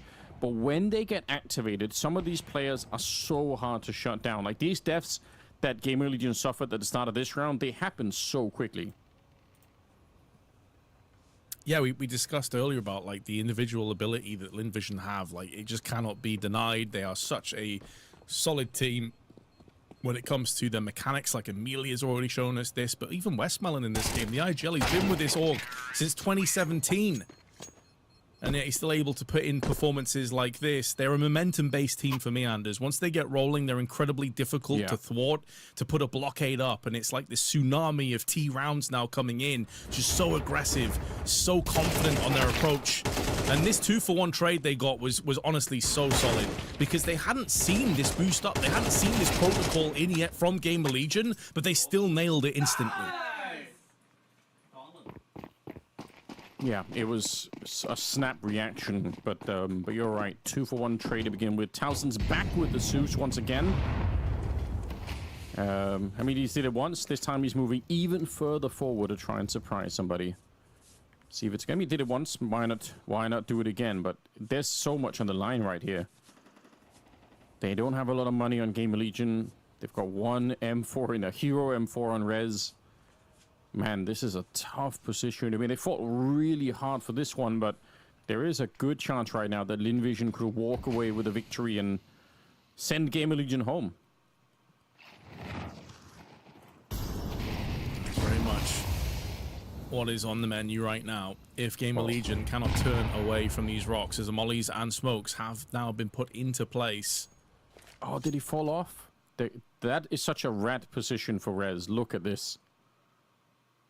With the smoke up, I don't know if anyone's going to be expecting this. I mean, it's been done before, but it's very rare to see this kind of a thing. Smoke goes away. CTR is there for the distraction. Let's see what actually happens here. They need a round like this one, GamerLegion. And to be honest, we've been seeing a lot of swing rounds that shouldn't have happened. So maybe this could be another one. The flash is going to land behind Rez. He's good for the first one with 30 seconds left. And PR's picked up the M4, waiting. But they're slowed down, Lynn Vision. They're not quite going through yet. He's running into the fading Molotov. And backup is starting to get there. Hypex now over by the church with just a USB. Starry with a headshot. And that's all they needed to set this one up. It's close. I know they've won the round now, but if you look at the time here, 12 seconds as the bomb is planted. If any one of these GamerLegion players get another kill, suddenly the round could turn. AK down. That's what Towson wants. But he knows if he peeks around this corner, he's a dead man. So instead, he's going to wait. He's going to play the long game. Can I get a Zeus frag out of this?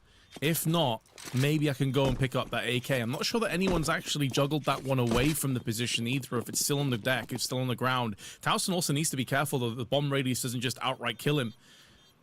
He's looking. He's found it. He's got his prize. He manages to smuggle an AK out of this round. Not bad, all things considered, for GamerLegion. And I agree with you, it's that angle from Rez is potentially really potent, but the problem is, I think almost as important from that boost itself is having a player on CT side. You can see they did have one, but he was flashed, but he also had a USP. Like, typically you want like a 5.7 P250 there so that you can go in conjunction with one another, because Rez's position is a natural angle that you're going to cover when you wide swing. But you can understand why they had to just, like, leave a couple of things off the table, because they simply didn't have the finances or funds to tick all those boxes. It's a nice try, but it doesn't work out this time. It was close to getting them, I think, a ticket back into the game, but not this one. 12-9. 3 opportunities here for Lynn Vision to close it out and survive. Well, honestly, it has been a bit of a scary match, I think, for them in some sense. Both, obviously, the first one, they never really stood a chance on Overpass. Second one looked absolutely fine on Train. But here on Inferno, there have been many opportunities, I think, for GamerLegion to walk away with a big lead. And Lynn Vision have just kind of held on for long enough. But the thing is, now that they've, you know, the deeper it goes, the more their squad is starting to get warmed up. It was just Amelia at the beginning, but now we're seeing Westmelon, Colmy, Sue, Starry, all of them getting activated quite a lot in these rounds. Seems like the firepower is coming online more and more for the Chinese side, and for GamerLegion, it's do or die time, overtime or bust. And this time they opt not to try and wage war for Banana early on. They give it up because their utility's not quite there. They flash in and it's a good kill for PR. He is down to 9 HP, but he got the pick he was looking for. And it keeps Lynn Vision away for the time being, but they can sense the weakness. They know PR's probably low, and so they're not deterred by the fact that they've lost a player. They're going to stay in position. They're not giving this up just yet. Yeah, but they have the right utility for it. Smoke off that position. even if you don't get the high ground smoke, surely PR can't do that much with low health, but they are walking into it. I think that scope might have just given it away. He scopes at the corner on the T side, Saka, and the smoke comes out 1 second later. That's kind of interesting. Do you think, Anders, that might have been intentional to get their smoke out early? I mean, yeah, it could have been, because they're certainly just recommitting to it. But the thing is, now there is a rotation coming over. That's the elevated smoke, so PR can't really see through it. He's going to try and reposition, and CTR moving in front. 20 seconds on the clock. A great entry for Emilia. A fight that maybe CTR could have won. 15 seconds now as they're getting a bit closer. The bomb trying to be planted here from Call Me Sue, and Towson, who wants to stop it, but he can't. Oh my god, Linvision. They just walked onto the site like it was nothing. Yeah, and they didn't have any plan B either. Like, the play that they had, which was Starry on the other side of the map, quickly rotated back onto the banana side, but now all the pieces have been put on the table, all in a GamerLegion, and they are hemorrhaging more players. PR still low. It's a big entry from Hypex, gives them a chance, but it's snatched away from Call Me Sue, who doubles up with the AK, and PR on the measly HP may land one, but that's all he'll get from this round. Linvision secure their space in the event going forward, and GamerLegion get eliminated first. Wow, that is one hell of a way to close things out on the final map. But well played to the Chinese side of Linvision there. I think that was really sick. Honestly, I still think not a bad display for a GamerLegion team that just hasn't had the opportunity to play that much with Hypex. So I'm not necessarily even too sad for GamerLegion, even if they obviously might be individually. But I feel like they showed a lot of promise here, and I think once they get working on the map pool, it's gonna be real interesting. But it was good to see. Yeah, high fives all around. Everyone's happy. Emilia getting activated. I think he's kind of like the talisman for the team. Everyone loves him. But yeah, he really showed up on Inferno. My God. Oh, he certainly did, but obviously you've got to feel sorry for GamerLegion as well, traveling all the way to China to get knocked out basically in the first day. That is definitely a rough one. PR, you can see head in the hands, bitterly disappointed, and he had a pretty damn good series himself. I mean, it was a bit, I won't even want to say off an overpass because they dominated the map so much, but he really was the guy to look out for and train, and then in some cases here on Inferno as well, but it just wasn't good enough. And I also kind of feel bad for GamerLegion. The two games that they ended up losing, one was against Liquid in a best of one, like fair enough. Liquid's going to be up there as one of the favorite teams now having a Liege, and then you also lose to Linvision on home soil. So commiserations, but ultimately today they just weren't good enough to get the W. Yeah, no other way to put it. I think PR even had a bit of a statement at one point saying that they could even win the tournament, which obviously I like the confidence, but that has turned out not to be the case. So yeah, long trip home, but for Linvision, it's a step closer to making the playoffs, which is kind of what we want to see at this point in time, right? We want to see them actually get there and play in front of the Chinese crowd. That'd be quite something. Yeah, well played. I still think there's some weakness to be discussed about Linvision and how they start some of these games. Like, they have to claw their way back, and I think it takes too long for some of these individuals to get fired up. But the thing is, when they are hitting the shots, it is really impressive. Like, it's great to see it. It's one of the things that does make them a really fun team, because they just shoot so hard. Yeah, it's that momentum we were talking about before. When they pick up pace, it's almost impossible to slow them down. I think there are going to be some potential problems, though, with their map pool in particular, Anders. I'm not completely blown away by their map pool overall, and that's going to be exploited against some of the better teams, I think, going forward. But you can't discredit that train performance in particular. We were kind of scratching our heads like, they didn't pick Ancient? That's a bit strange. It's one of their better maps. Why are we headed to train? Well, they showed us. They had a pretty good performance there, 13-8. And I think also you've got to give a lot of credit to Linvision after getting slaughtered and just straight up hammered on overpass. 13-5 might even be a little bit kind, considering at one point it was 7-0 in favor to GamerLegion.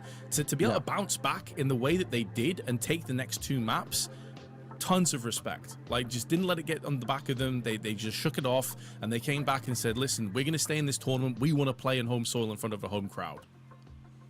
Yeah, I hope that they will. Obviously, it would be a great success to see, but overall, I think there's lots of positives still. I think, looking at the change from from Kersey to Hypex. I feel like I'm positively disposed towards the way that Hypex is playing at the moment. I just think it takes more time to finalize the map pool, to get everything working. And, you know, GamerLegion will be back to the lab, I'm sure, working on all of that. But congratulations, at least for now, to Lynn.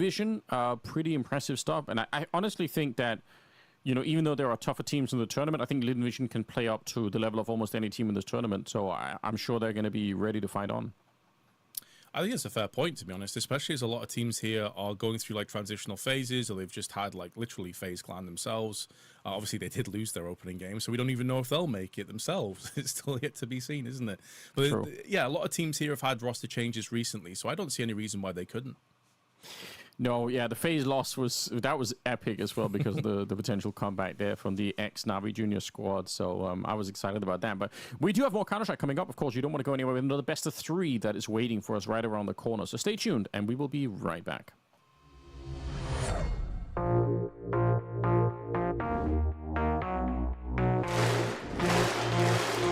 Astana, are you ready? Counter-Strike!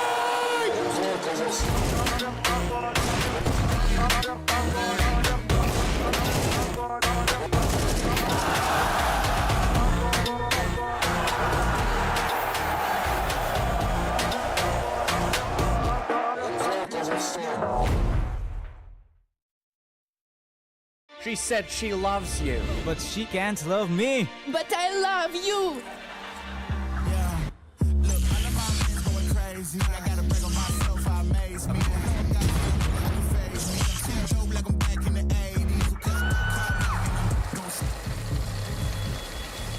I won't play window anymore. What's going on? Play your role. 1xbet.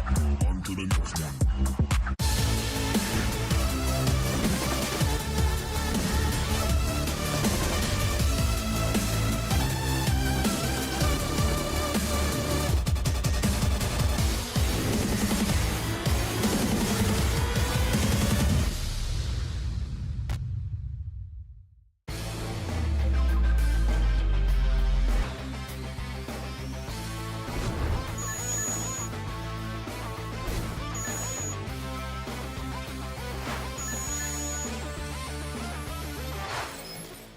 The human body was built to move.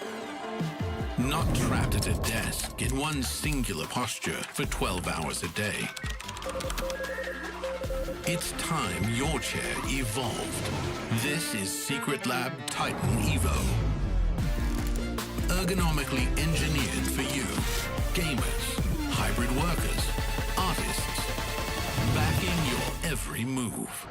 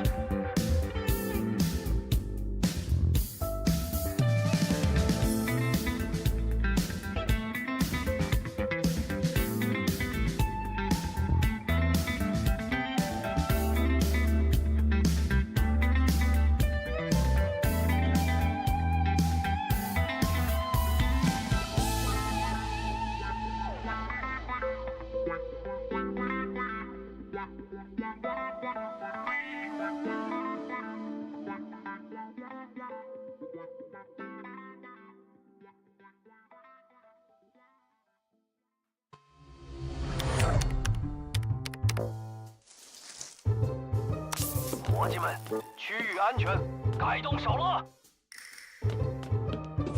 什么声音？我好像听到了动静。集合，该我们出手了，咱们给他们来个出生入死。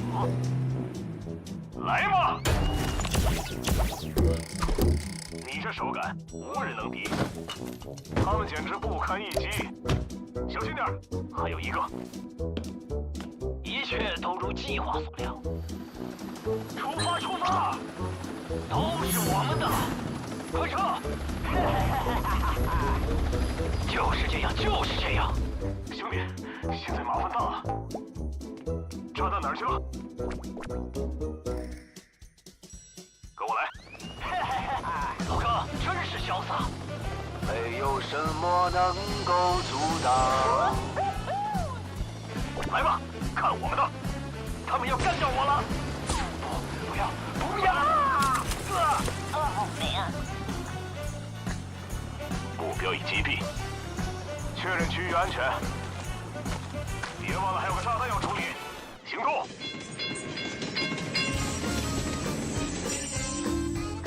出发！来吧，任务开始了。发现目标。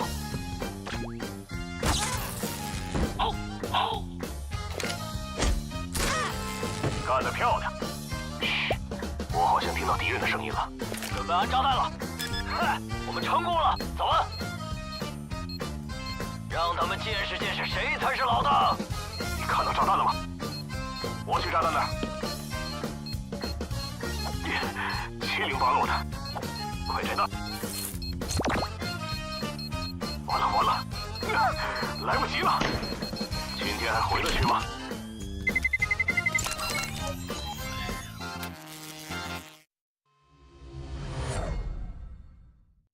？Back, ladies and gentlemen, it's the Asian Championship here, and Amanda's with me is Vince. We've got another best of 3 coming up. This time it's MIBR versus Liquid. So, Vince, who's coming out of this one? What do you think? Are you excited about any of the teams? Ooh, I'm excited about both of them, actually, because both teams obviously have had roster changes as of late. On MIBR, you've had Klim and Kicker in recently, so they've gone away from the whole Brazilian sort of thing. Safe and Nyx did get replaced. And then, of course, for Liquid, the big story is Elige is back in an American team again. He replaces Twists, who went across to FaZe, of course, a straight-up switch between the two. And it's yet to be determined whether this is going to work out long-term or not, right? Like, we kind of touched on this in the previous best of 3 as well. Like, Elige has probably underperformed in his career compared to where you'd expect him to get to. He is that damn good. One of the best riflers from the NA region, if not the world, that we've seen. He's incredibly gifted mechanically, has a lot of good game sense, but for whatever reason, it just hasn't really worked out for him the way you'd expect.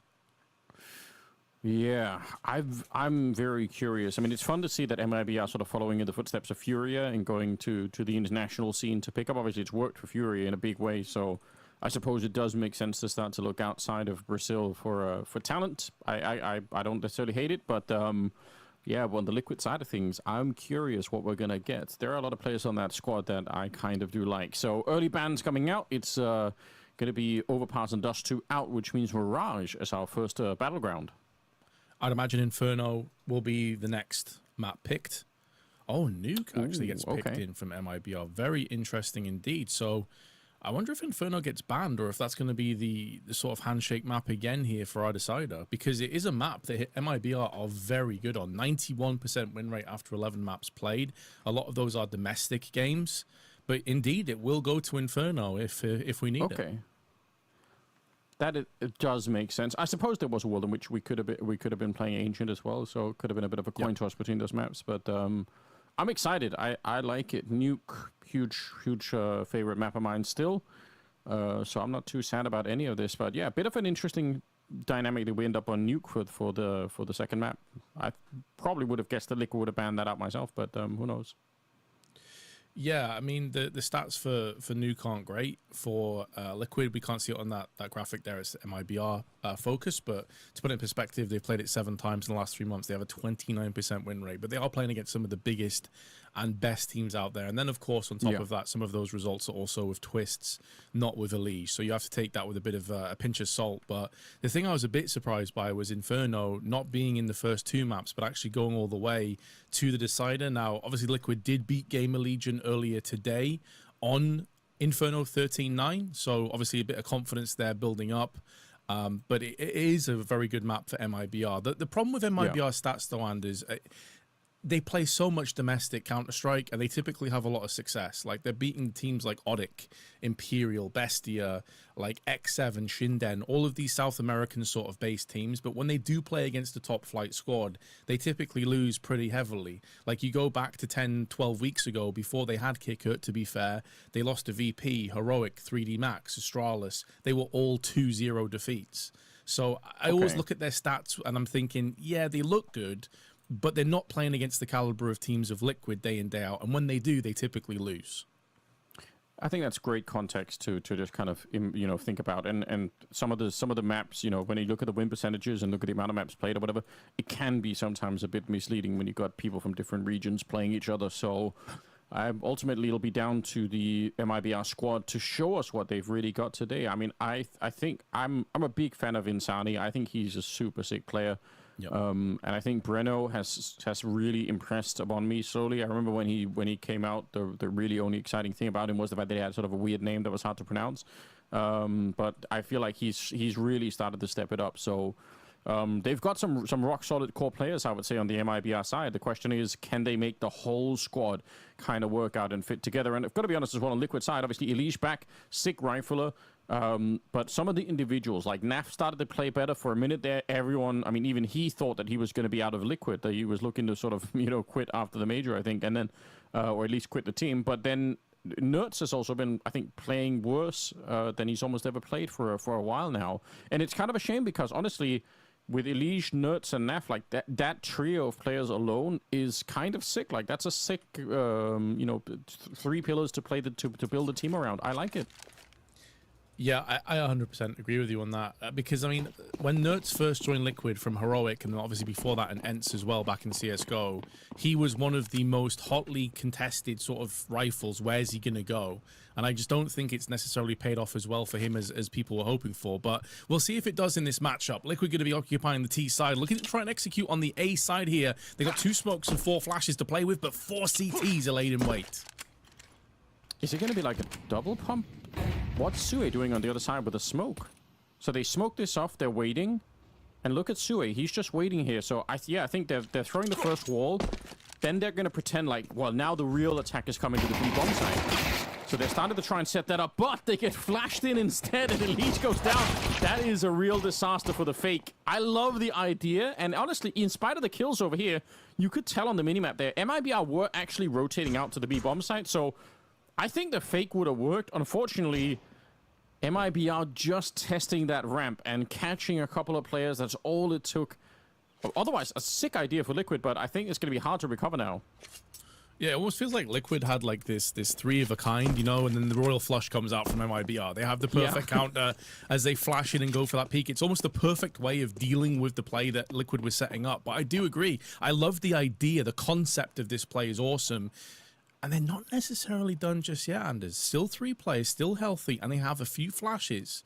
And considering that 3 of the 5 are still over on A side of MIBR, there is maybe another couple of twists and turns left in this round yet. I mean, it's actually strangely winnable. It's not a big chance here for Liquid, but one good Glock kill to entry with. You never really know. Trying to get it right there, but kick it, shooting him at the side of the head instead. Breno sort of fumbling the lines a bit here, but Insani's got him on the other side. Sui's going to be going down, and MIBR will pick up the round to begin with. So, yeah, great work flashing the way out. I'm really sad that we didn't get to see the full execution of that strategy, because it's a really cool idea. It really is.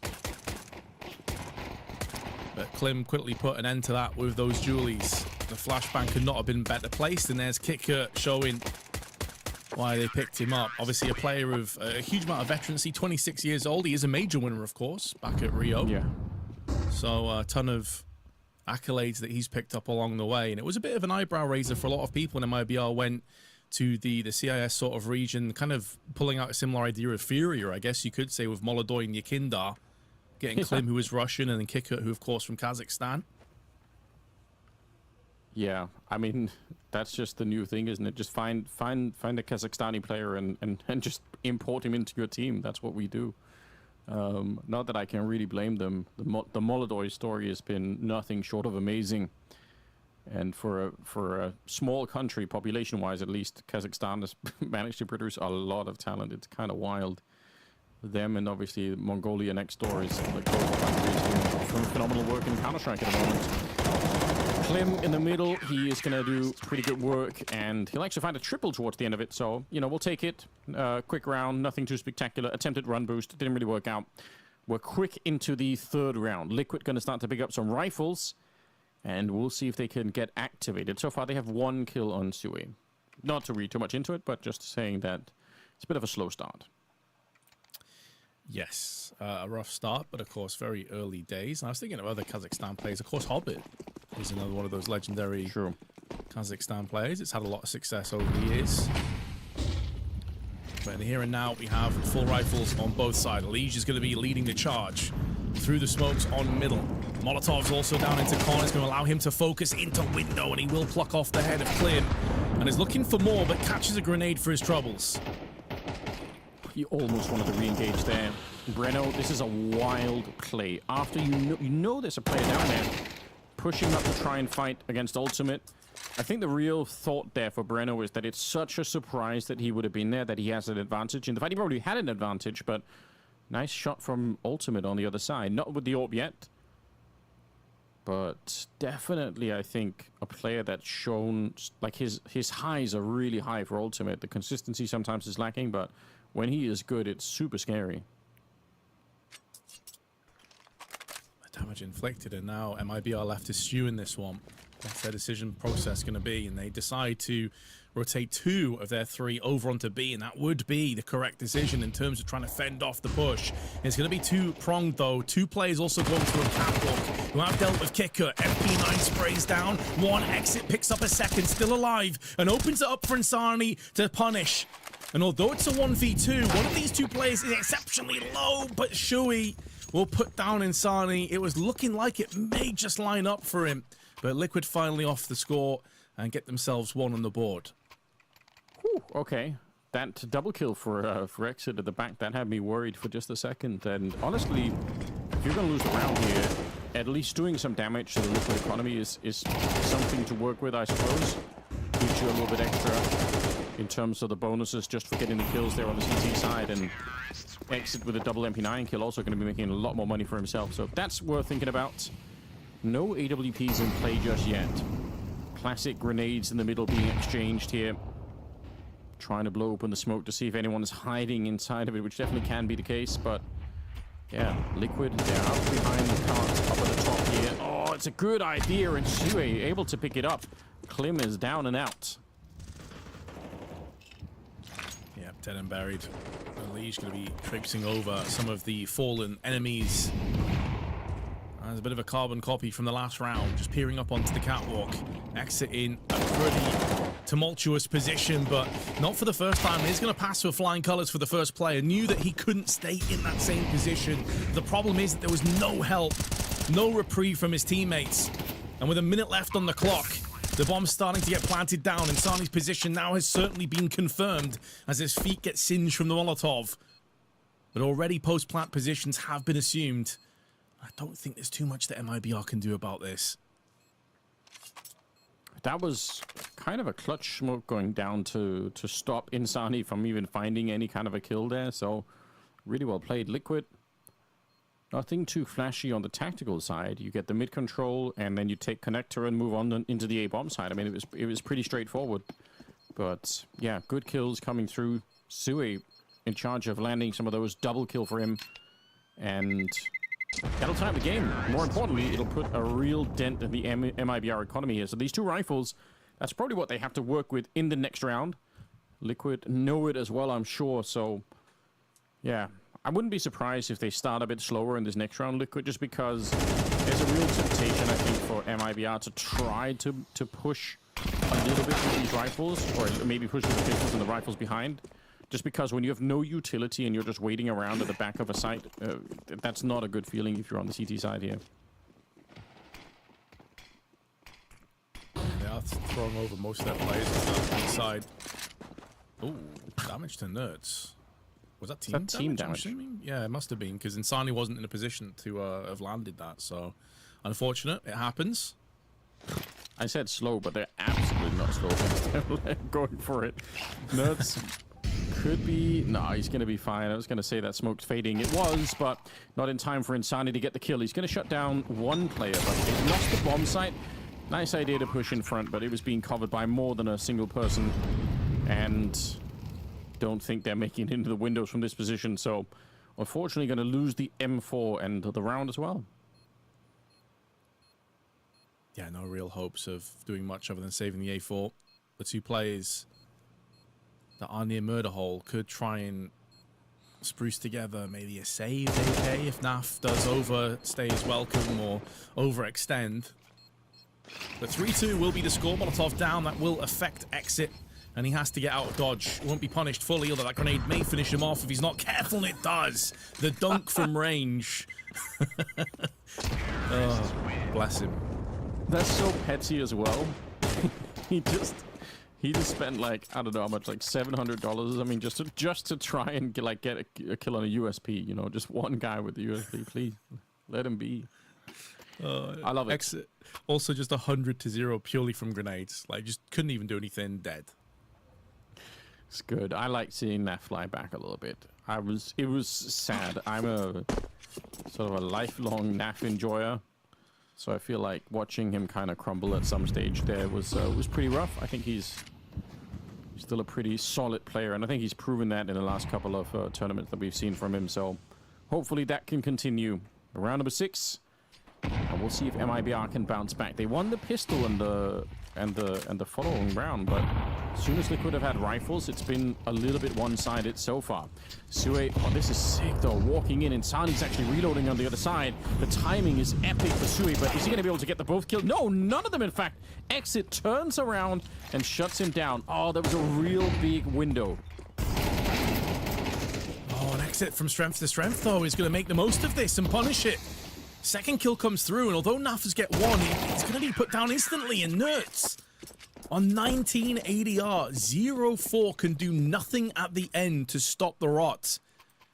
But yeah, I mean, that's a round that Sue is going to be so disappointed by, so frustrated, because he comes out connector, he guesses the 50-50, it was the wrong way. Very unfortunate, punished, and that was their open. That was their chance.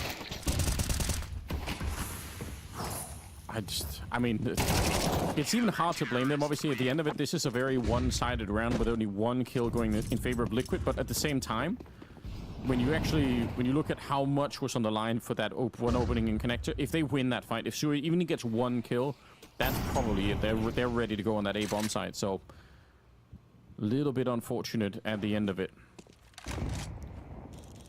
Naf playing up in the palace. He does this a lot, and it's one of those things where if you study enough Liquid demos, you can definitely find ways to try and punish him. And some teams have in the past. I remember there are some teams who try to make sort of a point of fighting Naf up there. But MIBR are not in that mood at the moment. They finally pick up the AWP on Klim.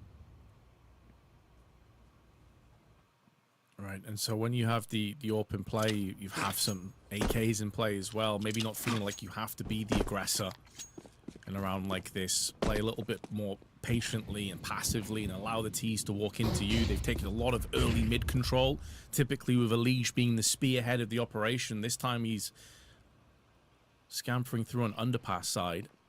Just 40 seconds left, and although they do have mid, these smokes are going to begin to fade sooner rather than later. They're going to replenish it and allow Elige to get up, and he gets the entry and then just runs back out again. It's a disgusting play with the smoke for Elige as well to make that jump up here. Kicker in so much trouble. He does get the kill, but it's unfortunately a little bit too late here. Breno at the back, only 20 seconds left. Oh, he just barely shows himself. And ultimate is there. Crosshair trained on the corner. Klim shows up. He wants to get away, but unfortunately he's stuck by the bin. That is not how you want to go. Honestly, the chances that he get all the kills there, it's unlikely that he's going to get a 1 versus 3, but you know what? With the time that was left, he didn't even need to.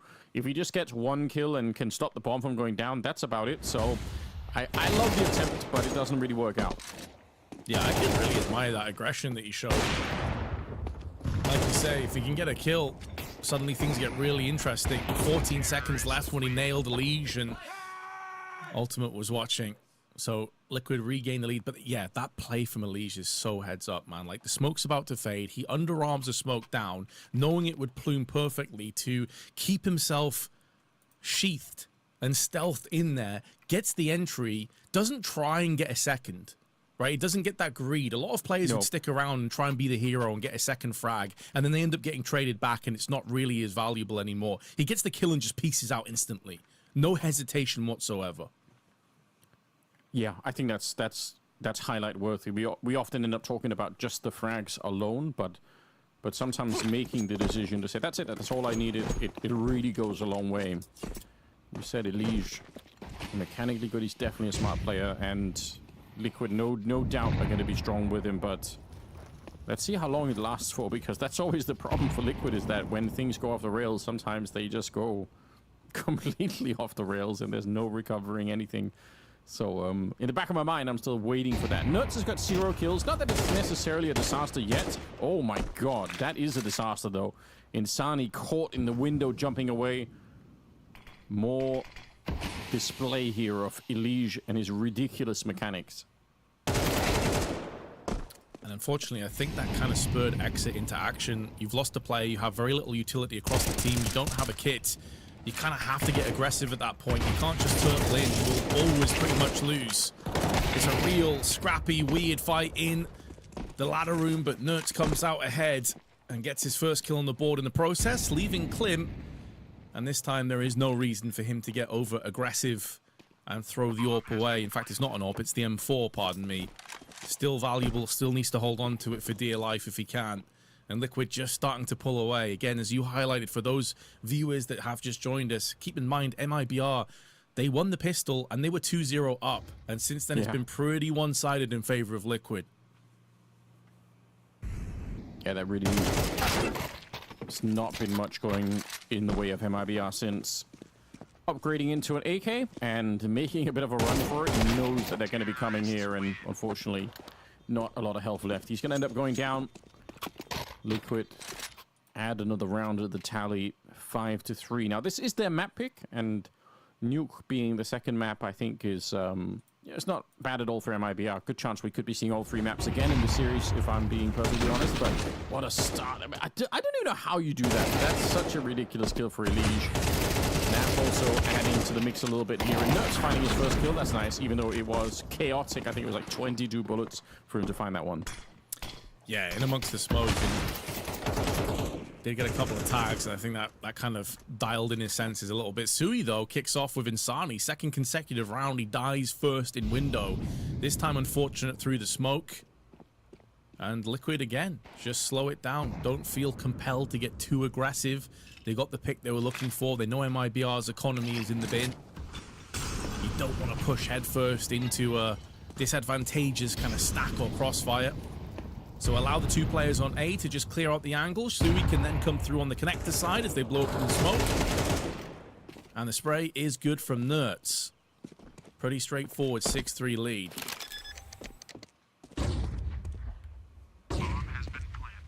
Yeah, not much of a discussion to be had about that, unfortunately, for MIBR.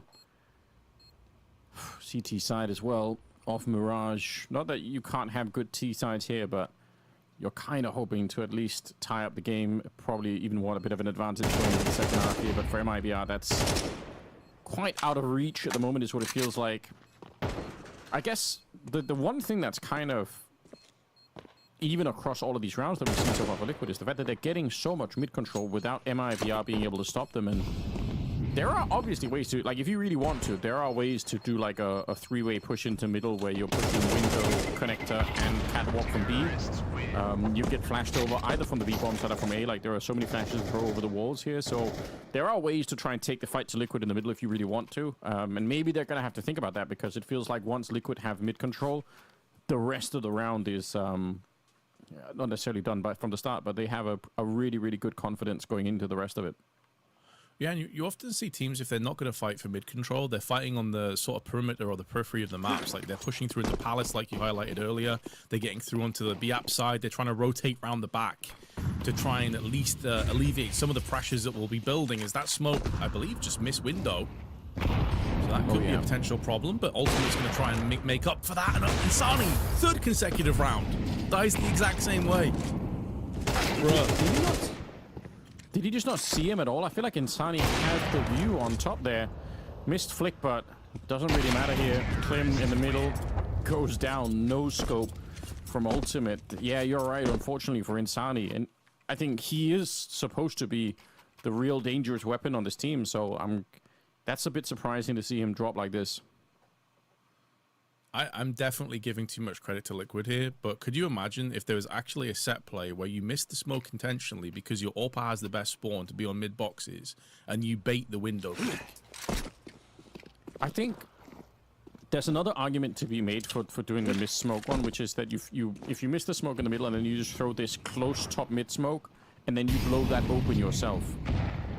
Which people already do that without the window smoke. Like, whenever there's not a window smoke on Mirage, you should think on the CT side, man, they're gonna blow open their own smoke at top mid. That almost always happens. But yeah, I mean, it's like a really long debate that's been had in the community, I feel like, where people say, did they miss it intentionally? And I think you can make an argument that that can be done in certain circumstances.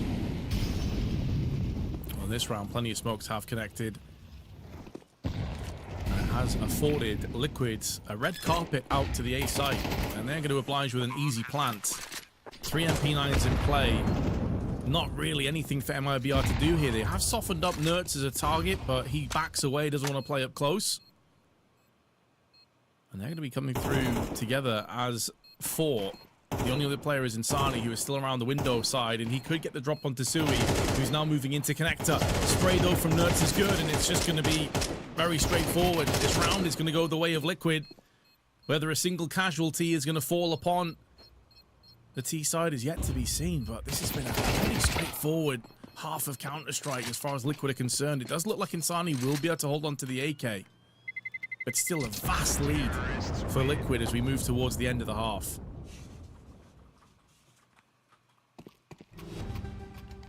(8-3).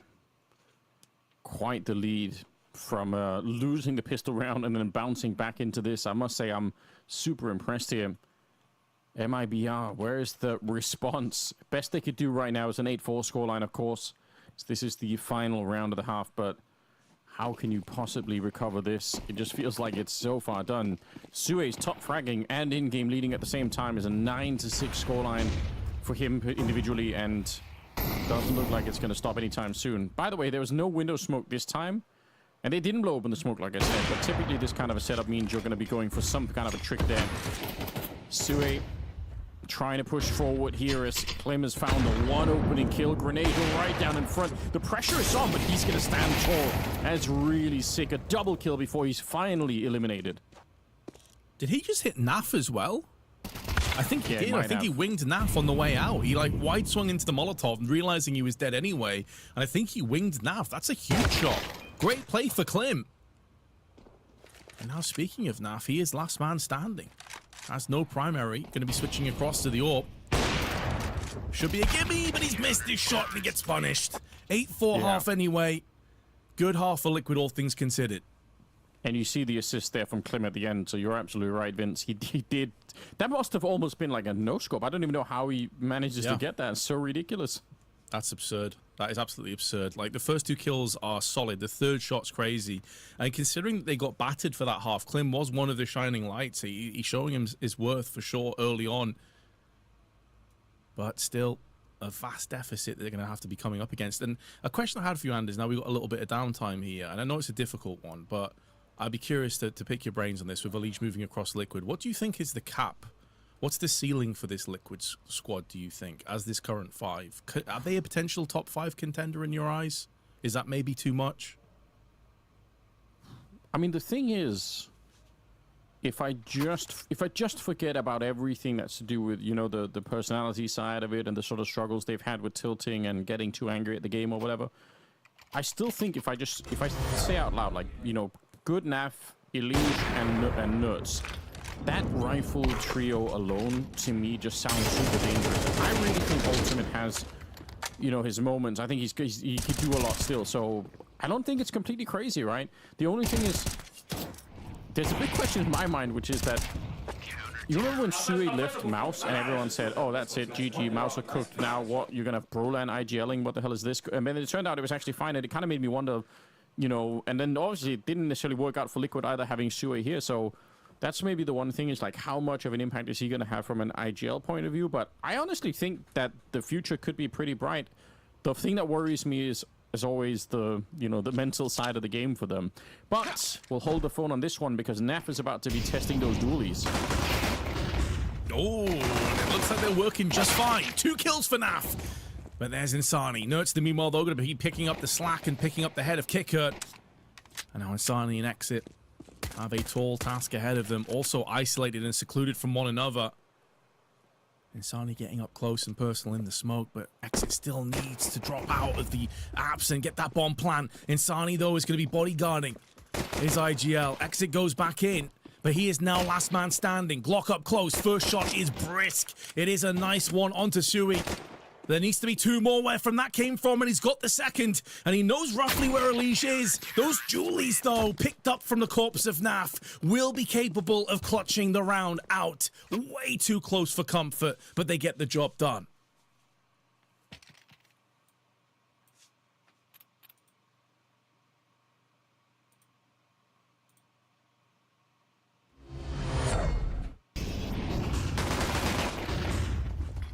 Kicked open the round here with those Julies on the 2 kills. And now Nerds pretty much putting this one to bed. As are Liquid realistically on Mirage. That's a 9-4 scoreline. Pistol is going to go their way, and MIBR won the first, but weren't really able to do a great deal with it. Picked up the 2-0, then he started to slip and slide once the rifles were in consistently. No real investment into this round to speak of either. It is grim times. Double digits being eyed up from Liquid. As Exit down in the underpass with his Desert Eagle. Pretty much waiting for a mistake at this point. And there's not really any incentive for Liquid to go looking. They have the advantages in terms of firepower. You can see they've really invested in the rifles. 2 FAMAS and 3... Oh, sorry, pardon me. 3 FAMAS and 2 M4s. It does mean in terms of the smokes and Molotovs, though, it's going to be pretty barren and bereft of being able to have control for too long.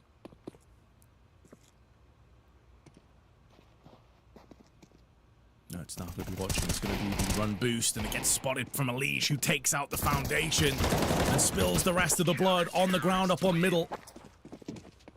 Elige dips in for 4, padding those stats nicely. And 10 rounds has now come about. Anders? I can't hear you if you are speaking.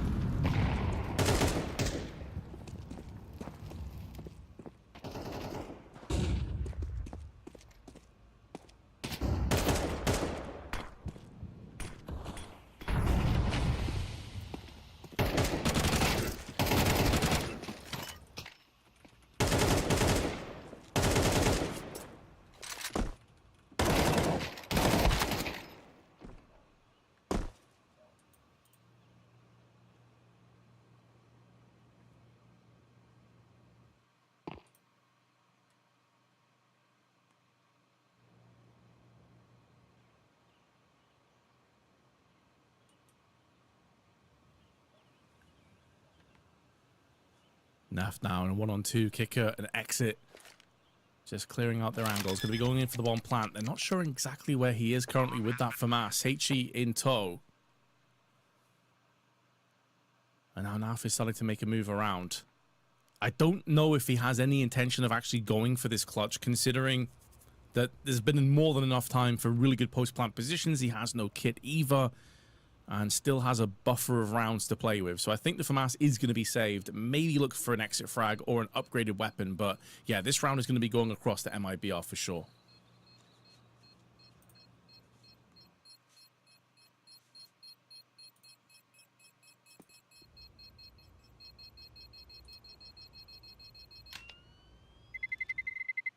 Terrorists win.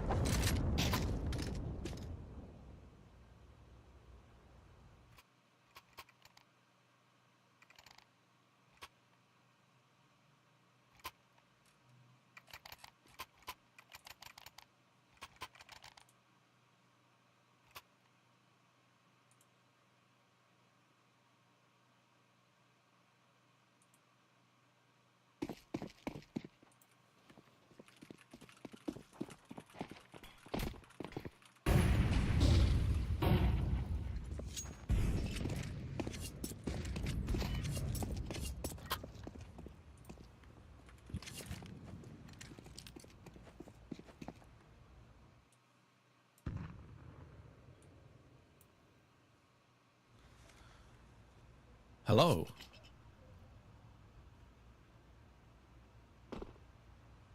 Okay, cool. Right, I'll cast until I hear Anders then, because I'm not sure if he's having tech issues or not.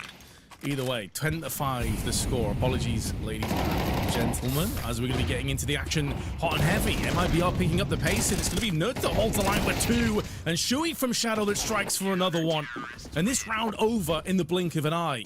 It looked like MIBR may be able to muster up a little bit of momentum, but that's been quickly cut short.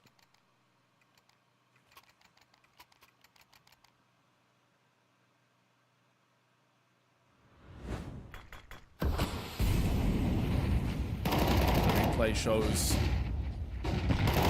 how wrongly this execute went. Nice kills in the end, MIBR. I mean, I can appreciate they try to mix up the pace. They try to get aggressive. But ultimately, they ran into a brick wall. And Liquid showing why they're probably the favorites to take this game. I mean, Nuke up next. It's not a great map necessarily for Liquid. A lot of that is based off the sort of Twists tenure within this squad, though. And it's not great in terms of their finances either. They're going to have the AK on Insani. Apart from that, though, pretty much bare bones. As we try and jump into round 17, Liquid. Also, to make matters worse on the side of MIBR, as if it wasn't already bleak, have 4 rifles alongside the AWP, 3 of which are AKs. So they are feeling real good right about now. Insani looking for that boost. They've done this before. Nerd survives by the slither on 9 HP. Can back out of there, importantly. Probably a kill that Insani will be disappointed he wasn't able to devour quickly. And Alige doing something that MIBR did not do at any point on their CT side. And that's get aggressive and try and wrap around the back through underpass. And they have no idea about this. The consequences of this flank can be so severe. Alige doesn't even need to fully commit to this. He'll just have the intel for days. And now they're going to start to line up as he sprays in for 2 players. And that's just job done. Sure, he goes down. But the intel and the kills that he picks up are worth so much. And Liquid looking good for the 12-5 lead. And realistically, Mirage on top of it. Insani is the real only hope that they have as Kicker is wrapping around. He's had a rough game individually at 4 kills. The other problem as well is like you kind of do need to try and escalate your economy forward as well if you are MIBR.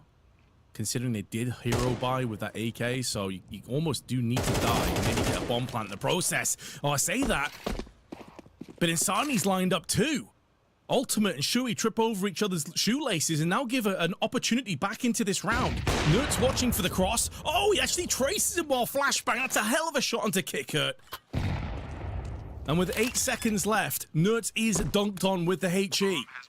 This would be a ridiculous 2v4 clutch to keep MIBR alive on this map. And it's down to Naf.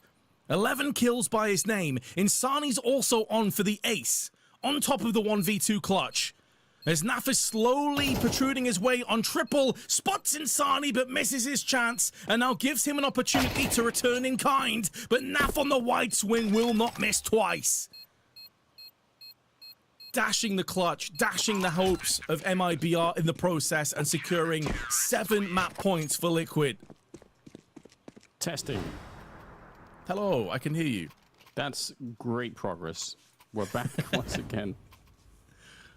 We're so back. Well, you can see that Liquid are still doing quite good, even though, as you know, I just skipped around. Apologies, ladies and gentlemen. We're back into the mix of things here. The road back, surely, for MIBR is too much to handle at this stage. Yeah, it very much feels that way. I don't know how much of that round you caught, Anders, but Insani tried everything he possibly could, like properly carrying MIBR on his back, and it still wasn't enough. It's 12-5 as a scoreline. I mean, it's a real long road. We've seen a crazier comeback earlier today, but that was FaZe somehow running out of steam. This one surely in the bag, at least for the opening map. Smokes all across the middle for MIBR, making absolutely sure that no one's going to be able to break through this one, and towards the jungle as well. So putting up some pretty good utility here for a hit. They're also pretty much out of the smoke, so they have to make something work. They're not going to find a single player inside of the site, so Liquid have just fallen back and said, yeah, you can have the bomb site. We'll take the rest of the map and then go for a bit of a retake later on. And they already start before the bomb's even planted. They get exit. They do ultimate, though, is hanging by a thread on 2 HP. But there is that wraparound again from Nertz. That kind of constant looking to try and make a play, trying to get the advantage that we've seen on Liquid CT side has been such a difference maker. And that is the bomb denied, spilled out into the open. Nertz needn't re-peek. He can just hide in there and ramp and let the rest of his teammates encircle the T's. But he does lose his AWPer. Ultimate's been put down in the dirt. Spray from Naf is good. Starts tapping. And a lot of damage inflicted. 1 HP for Insani and 28 on Brennan. And it could not be at a worse position right now, considering how little time there is left. They've been boxed into an awkward position. And Insani has to try and pull off a miraculous clutch, but it will not happen. Liquid will take the first map 13-5 and make it look so easy in the process. Wow, you could tell how incredibly awkward, obviously sick play with the wallbang to stop that from going down to begin with. High fives for Liquid. Really solid map being played by them here. This is the kind of start that you're really hoping for a team like this one. Obviously been through quite a bit to get the lineup together, but this is super well played. Opening map goes their way. It was their map pick, just to remind everyone, so there is still a chance that it could go off the rails on Nuke, but I'm pretty impressed so far. Yeah, the eye test is very good for Mirage, for sure. I mean, it's a map I think we both expected that Liquid would probably succeed in realistically. The one that maybe in this series that we thought that MIBR would have maybe a better chance, or maybe that's not fair, because again, the whole domestic matchups thing and the statistics being a little bit skewed. But it's maybe Nuke, which is up next. So I think that's going to be a really interesting show of like how this Liquid team is bedded in together fairly early on, with Elise just joining very recently. But yeah, I got to say, this was a team effort. We saw Naf having a couple of really big moments. But I also want to say, like, Klim kind of surprised me in a certain way as well. Like, I was actually quite impressed with him, even if he didn't get many opportunities to shine.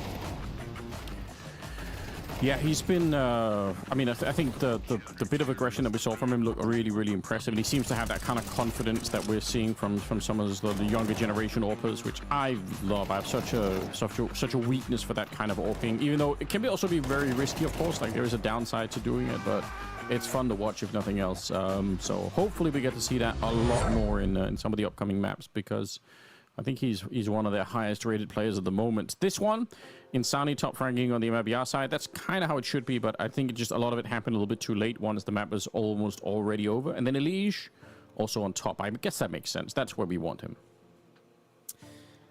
Yeah, it would feel a bit weird if he was playing an A team and not at the top. You know, we came very much came to be used to that when he was in this complexity days. Obviously, this is a completely different roster, and I think it's safe to say this is stacked with a lot more talent. But yeah, him being at the top of the scoreboard does make a lot of sense. He didn't have a fantastic first half, but he definitely was a big part of that CT side in particular. So 13-5, straightforward, but this next map is the one that I'm the most interested in, I've got to say, Anders, because MIBR, it was a bit flat, let's be honest. They got wrecked. Do they have anything in store on Nuke, or is this just going to be another case of a stomp for Liquid?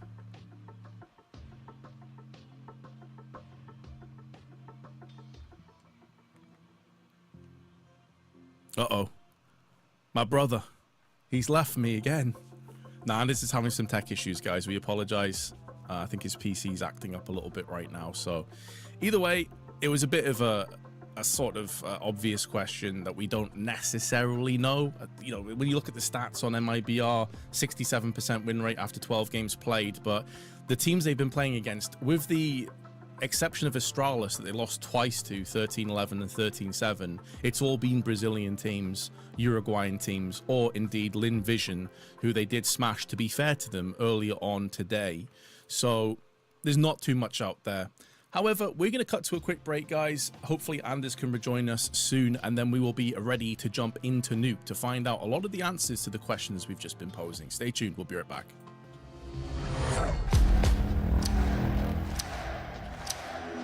We will shake these walls! We will raise this roof! We will roar!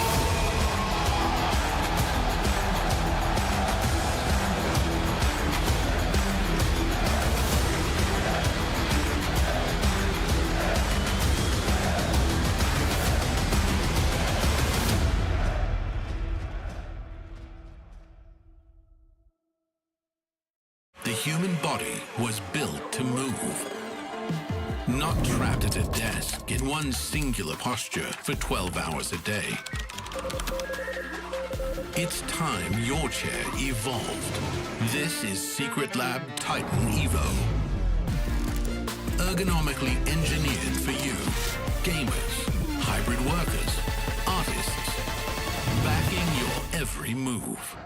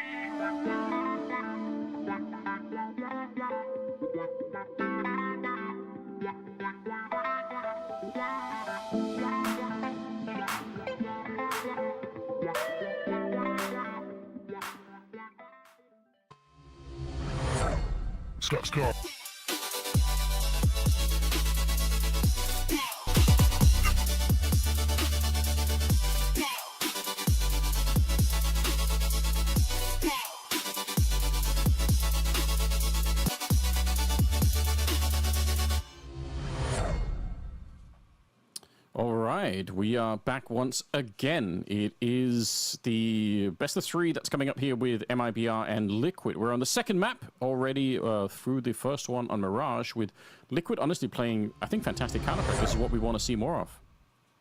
Yeah, no, I can't really add too much to that. I mean, 13-5 kind of says a lot of the story for us, right? Like, it was every bit that one-sided. Out of those 5 rounds as well, keep in mind 2 of them were MIBR winning the first pistol and securing a 2-0. And then after that point, when it came to rifles, it was incredibly one-sided. And although Insani tried his best and actually performed pretty decently individually, with Klim having a few cool moments, it was all Liquid. We kind of expected that on Mirage, and now we have the kind of gauntlet map. We're not too sure what we're going to get ourselves into here, which is Nuke. Statistically, it's a rough one for Liquid, but they're typically playing against the top flight opposition. Less so could be said with MIBR, even though they have pretty good stats when it comes to Nuke. They're normally beating up on like Odic, a lot of South American teams as well, like the Red Canids, etc. So I don't think that you can necessarily look at these stats and really make anything from them. I feel like you just throw them up in the air and you say, right, both teams are pretty comfortable on this map overall. Let's see what happens. Yeah, I mean, I don't disagree. Of course, Nuke, one of those maps that is tactically unbelievably heavy, in my opinion, and it's one of the reasons why it's so much fun to watch. So there is a good reason to believe that I think that Liquid are going to be decent on this map in general. I think when Sui was captaining Mouse, this was one of the maps that they played super well, and I'm sure that Sui has a good understanding of how to play and how to captain the team on that T side. Famously, they love doing those wraparounds from yard towards CT spawn, so sort of wrapping towards heaven from outside. That old Mouse lineup, and the new one kind of does it still. So I think it'll be quite exciting, quite fun to see.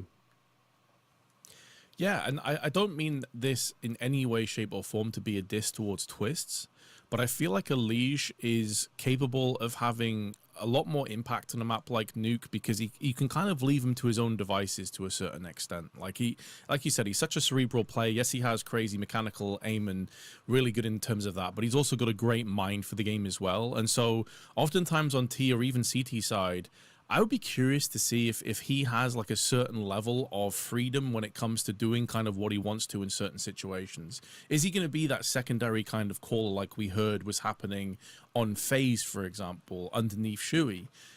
What's that dynamic looking like? I guess only time is really going to tell, but I think a map like Nuke actually could lend itself very interestingly to see what a player of Elige's capabilities and what his mind for the game is actually capable of bringing to the table, whereas I think Twists at times doesn't necessarily have those same kind of skill sets. So yeah, I'm just really curious to see how Elige in particular is going to perform on this as well.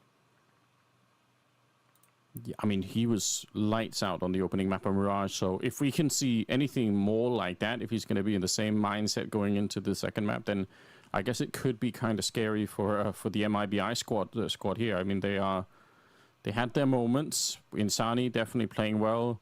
Klim showing that he can do some stuff with the AWP, but yeah, the full lineup really was showing up there for a minute for the Liquid side of things, and I think that's potentially a scary prospect. Do hope that we get to see again a third map, just because we want to see these teams tested, and it's also a brutal format for the tournament. You don't get a lot of chances here to mess up. Already we've had to say goodbye to GamerLegion in the last best of 3.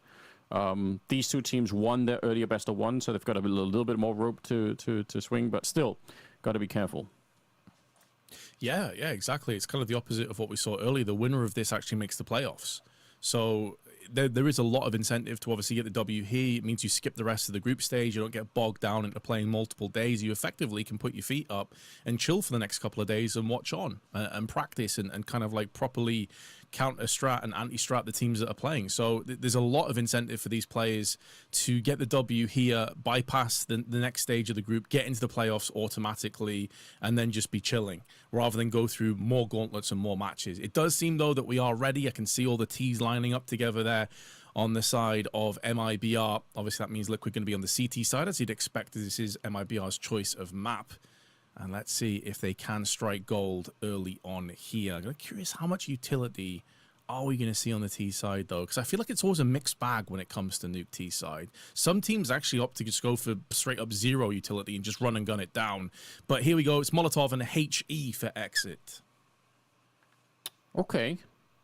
So not unnecessarily a crazy amount, but could be definitely enough to make a bit of a breakthrough. HE, we'll see if it's going to be used for the squeak door immediately. No, they're going to be walking around a little bit, so they might still do it, but now it feels like it could be sort of more of a fake to try and delay something. We'll see if they're going to be able to do that. So yeah, just sending it in as a bit of a warning. They run into the dualies though, and Ultimate and Naf will get a kill each before they start to try and wrap Array. Ultimate was very low on health already, so they are definitely on him. I think they know that he's been gooshed, so trying to retreat to the next corner with the USP. Fires off a single shot. He just wanted that one attempt there, but back around the corner he goes. Nert's also very low on health here. The bomb soon to be planted, surely, but they're actually running and taking the fight instead. They want to see if they can gun down somebody before they even go for it, and now I think, unfortunately, they might be in a bit of trouble here. Exit walking up behind. Oh, Elish, he fell off the sink just as Exit were looking to jump them. That would have been so sick otherwise, but I think, unfortunately, they might have missed their window here, MIBR. I think they had a chance for a bomb plant, but now it's kind of gone. Mertony scream, but it is Klim that's on the server, and meanwhile, Shui just puts him down instantly with the USP. And yeah, that is going to be super frustrating if you're Exit, because you could see he was trying to go down there, get the insta-kill onto Elige, and because he saw the Julies, I think he would have had a good idea as well that it wasn't one of the weakened players, anticipating a second player to be the gooshed up player that we talked about earlier, which was Ultimate and Nertz. And so he was trying to make the most of that position, but the timing could not have been worse. Very unfortunate. Liquid, though, well played. No post-plant means, realistically, no real buy. There is a deagle for Klim, as he did pick himself up a kill in the previous one, but that is it. And they're trying to utilize that over onto ramp, and Sani is still back at spawn. Maybe treating this as a bit of a mini tactical timeout, perhaps. Yeah, I mean, always worth it to just have a moment to try and discuss things. Of course, on Mirage, they won the pistol in the opening half, and then they kind of went on to lose pretty quickly afterwards once Liquid picked up rifles. So the fact that Liquid have already won the first round, perhaps a bit of a bad sign for MIBR. Liquid just, they look fired up and ready. Elige, he's kind of trapped in here, but he's got a little bit of backup with him. Grenades are being thrown out, and you could see he's starting to feel nervous. There we go. The swing is in for Nertz. Now I think he's got more of a chance to maybe escape, which you definitely want to do. Don't want to be giving up the M4. I don't mind the position to begin with, but don't overstay your welcome either. Exactly. Knowing that the cavalry was about to arrive. I think it goes again to just show, like, Elige has such a good read of the game in terms of, like, the dynamics of how it operates. You don't want to be playing in a close angle where you effectively jail yourself into getting rushed down by multiple Glocks. And the Glock is always going to do more damage up close, even against the Kevlar. So backing away also allows them to kind of filter into a narrow angle that you can attack, but also kind of neutralize some of the damage that the T's can also inflict to you, while also activating the crossfire from both the backside of Garage and also around the main side where Ultimate was coming in from. So, well played by Elise, but MIBR now do have some AKs at their disposal, and they're throwing down the mollies ever so quickly. Yeah, that running Molotov to the hut has become just so popular. You go back like a year and a half, that was not a thing that people were doing, but now it is. Look at Exit. He wants to play at the edge of the smoke, but no. Oh my god, Nertz was ready. I can't believe what an entry for Exit. Reno to follow it up with a double kill, but then Ultimate from the high ground, trying to bring the round back. Naf, undetected, walks into the shot. Unfortunately, I think he had a moment where Klim had no idea that he was up there, but it's Insani with the headshot. It's MIBR with their first rifle round, and they pick it up here, and I'm still shot. I'm blown away that Exit found that kill onto Nertz. Yeah, individually he's had some really good moments over the course of that Mirage, although it was quite brief. A few doubles and really important entry frags. I think Liquid will be bitterly disappointed that this one slipped realistically when they had Ultimate on that double. But good news for the third map enjoyers and enthusiasts. MIBR get on the scoreboard early and keep that economy honest. There is an AWP picked up. There's only one flash on a Liege, a couple for Shui, and a smoke, and that's basically all the utility that they possess right now. Going all in on the firepower front. So potentially going to get aggressive outside of Squeaky here. Could be interesting if they actually manage to do it in time. They are pushing up in the lobby behind Ultimate. One kill would do it right now, and he's going to challenge the Molotov to get that one. Naf goes down. The flank is still in, like you said. Aggressive towards Squeak Door, but they can't run. This is the issue. They've got the right idea, but if they start running, obviously MIBR are going to know. So instead, Liquid have to keep on walking and just hope that they get here with just enough time to shock somebody. The bomb is going to be planted, though, and MIBR, they don't know it, but they've dodged a massive bullet already. Yeah, now they can start to focus their attention on the ramp, where it becomes much more of a timing that makes sense. A 1-for-1 trade quickly turns into kicker on a double. And Ultimate can do little but save this AWP. And that kind of felt like, you know, have you ever had one of those dreams where you're like punching in slow motion, Anders? Yeah, I know what you mean. It kind of felt like that, right? Like you want to spur into action when you're those two players rotating around, but you know the second you start running, that sound cue goes across and it's completely wrecked. It's got to be frustrating for sure, but credit to MIBR. 2-2 now. They also deny the saved AWP.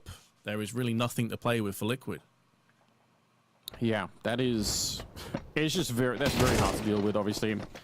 I think Naf going down at the beginning was, I don't know if it was his fault or not, but if he'd stayed alive there, I think that would have made the flank work. But unfortunately, Ultimate couldn't stop them from moving forward, and Naf died, so there was nothing that stopped them from going down to the B-bomb side. I bet you on the demo, when they go back and review it here, MIBR, they're going to be thankful that they kept on going and didn't wait for longer. Boost up towards the ramp it's so classic, and I feel like I always say in a round like this one, when you know the CTs don't have the economy, MIBR should never be falling for this, but we still see teams that end up walking into this kind of a stack, and hopefully MIBR will dodge it here.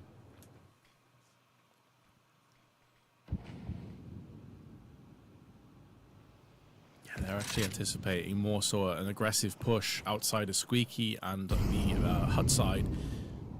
And it makes sense because that fast rotation down through onto the ramp earlier, they may have assumed it was from like heaven through hell, but the other element is like, did we get pushed fast through like HUT and Squeaky respectively? Is this going to be a play that Liquid have up their sleeve further on? It's one of those kind of conditional plays that is going to be in the back of your mind if you're MIBR. Now the problem comes in that you need to balance being careful with being too passive, because time is starting to run dry. They still got more than enough to get on the bomb site, but they haven't cleared out any of the angles on A for the most part. Hence the Molotov and flashes that are now coming through, but Nerds is going to be activated with that 5-7, gets one. That's the bomb. The downside is there's not that much else, though, in terms of firepower, and yes, MIBR come back through again, even though the bomb was dropped down. Ultimately, the firepower was just too much to deal with. So he wants to make a jump for it with a nice fire. You've got to love it.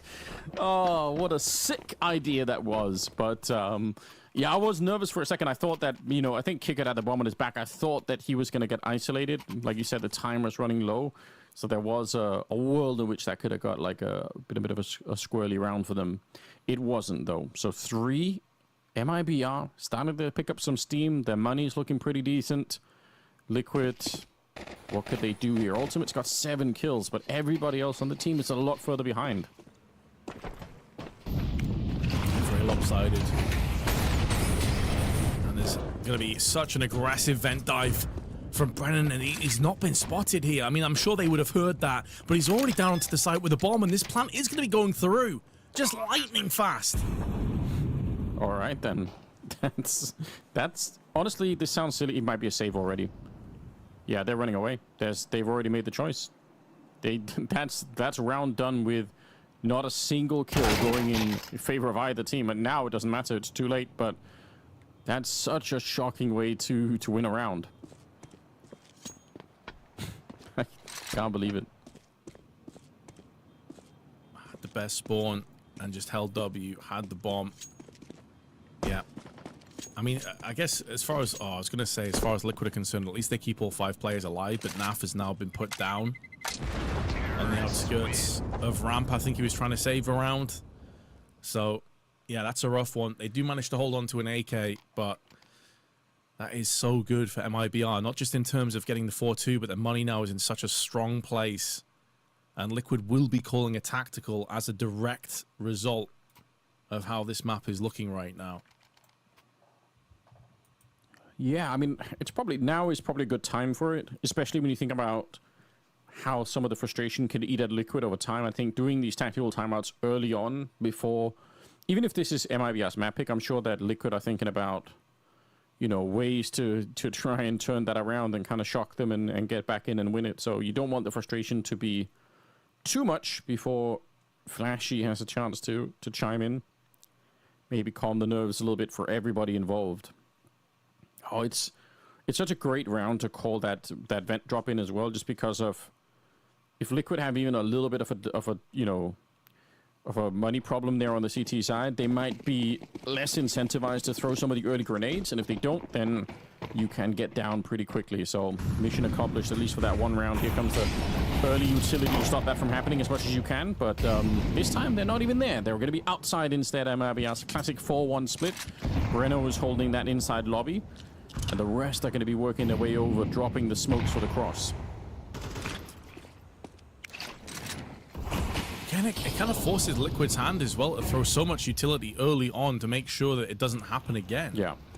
And that is freeing open MIBR elsewhere on the map as, oh, and Sani does take a tick of damage there. Fortunately for him, no one's close enough in Garage to have heard that, but they already have sent Nerds downstairs to deal with this possible threat. Yeah, but you can see that Liquid have no idea what's going on. They know the smokes are outside, they just have no idea how many people have walked past. So Nerds alone, I don't think will cut it. They need somebody else here. He's in a good position where he's going to have the shadow advantage, assuming that they actually come through on that side. Ultimate here on the other side of things could be really scary. If either Nerds or Ultimate dies, the round, I think it's gonna disappear almost immediately. There's Nerds winning that first fight, and again, he has a big advantage. Out in the open is Ultimate, and he's surely going to get traded out here. Oh, it's a great double kill. I'm surprised they don't jump him a little bit quicker than that. Kickit will find himself alone and with no chance at winning this round whatsoever. Almost mission impossible, isn't it? Realistically, his mission has changed now to do as much damage as possible on your way out. He must know he's not going to be given the luxury of holding onto this AK, so he has to try and take as many players with him as possible. And two, that's a valiant attempt. That keeps the money honest on the CT side. They can't fully establish themselves. I mean, it's definitely looking better, but considering the Ultimate now has to replenish that buy, he's down to $100. Nerds down to $550. Not too bad for the Kickit, all things considered. But yeah, if Nerds or Ultimate in particular go down there without having impact, it does feel like the House of Cards just goes down so quickly. Once again, like that's one of the criticisms of Ultimate is sometimes you feel like he's a better rifler than AWPer. He doesn't quite have the impact with the AWPers you'd be hoping for, but you put a rifle in his hands and the man can go to town. Yeah, that is a good point. We've seen it before. I mean, it's not a bad skill, I guess, to have if you can do both, but you just don't want to be suddenly a liability with the AWP. Obviously, that kind of counteracts the whole idea of being an AWPer, so... Nerds again playing in this corner that he got rocked in last time from exit. Oh, he's managed to sneak his way down. All right, fair enough. Timing could be a bit weird because they are getting close here and they're going to run into the AWP of Ultimate outside. This time he's not going to miss the opportunity. Sue will get the one, but exit is quickly on top of him. Good entry for him once again. Silige at the back of the site, and who better to try and hold on to the A-bomb site. He could have probably had that spray down. Nerds will show up for a double kill and they'll survive the round, but I think more importantly, they're going to get 2 AKs and stay alive with 3 people there. So Liquid, nice turnaround here. It's going to dig into the money of MIBR. This is a great recovery. Yep, 2 rounds unanswered now. And the last one in particular, when it was round 7, they ended up picking up the real important one. The Nerds and Ultimate holding the B site. I think Elise might be a bit frustrated here as well, though, because... although they did win the round, and obviously Nerds came in with a double, he was kind of left on the end of a fishing rod for too long. He was being baited super hard. Like, Nerds was in squeaky for a while and probably could have sideswiped quicker and kept Elige alive. But woulda, shoulda, coulda. Doesn't really matter. They won the round all the same. And now it's MIBR's turn to call the tactical timeout, which has now come and gone. What is their play? They do have a couple of decent spawns for an A bit of aggression if they want to go for it again. It's so much more risky to do now, I feel like, than it was. I feel like once you've done it the one time, you've already alerted the A-bomb site to it, but I guess we'll find out. There are still a lot of potentially interesting tricks to be played. This time looks like more of a default sort of setup, but ooh, running fast though, I say that. Insani's made his way here very quickly. Is he gonna... No, there's no space for it, is there? He really, really wanted to be quick there. Gonna wait for the first grenade. Elige testing the proposition. Second one coming in, but none of them enough to... Oh, they go a bit quick perhaps. Insani tapping away and defeating Naf there. So 1-for-1 trade, but they do get spotted outside. So I think this time at least Liquid have a bit of a read on what's happening, although the A-bomb site, how's Breno got here? There's Nerds. I was waiting for that flank to come through. He was a player push Squeaky earlier on. Exit now caught between two minds as Ultimate and Elige are going to pick apart the T's. Now, Exit does have the benefit of being unknown. He's incognito at this point, but Ultimate checks his angles and dials in for a 12th. Some really nice work from Liquid again. And I was a bit concerned for Nerds there because he went for that rotational play through Squeaky. We saw it just before we had a look outside. And I thought he'd get lulled into a false sense of security, assuming that all the remaining T's had pushed downstairs. But he did just come back onto the A site and have a quick check. And he got the rewards for it in turn. Yeah, really, really well done. That was a chaotic round. It's a classic nuke round where suddenly you have no idea where anybody is. And honestly, you're right, Nerds coming back from that HUD position, really helping out. But I was nervous that it was going to be Breno instead picking it up, and Liquid could have been in a lot of trouble there. So 5-4.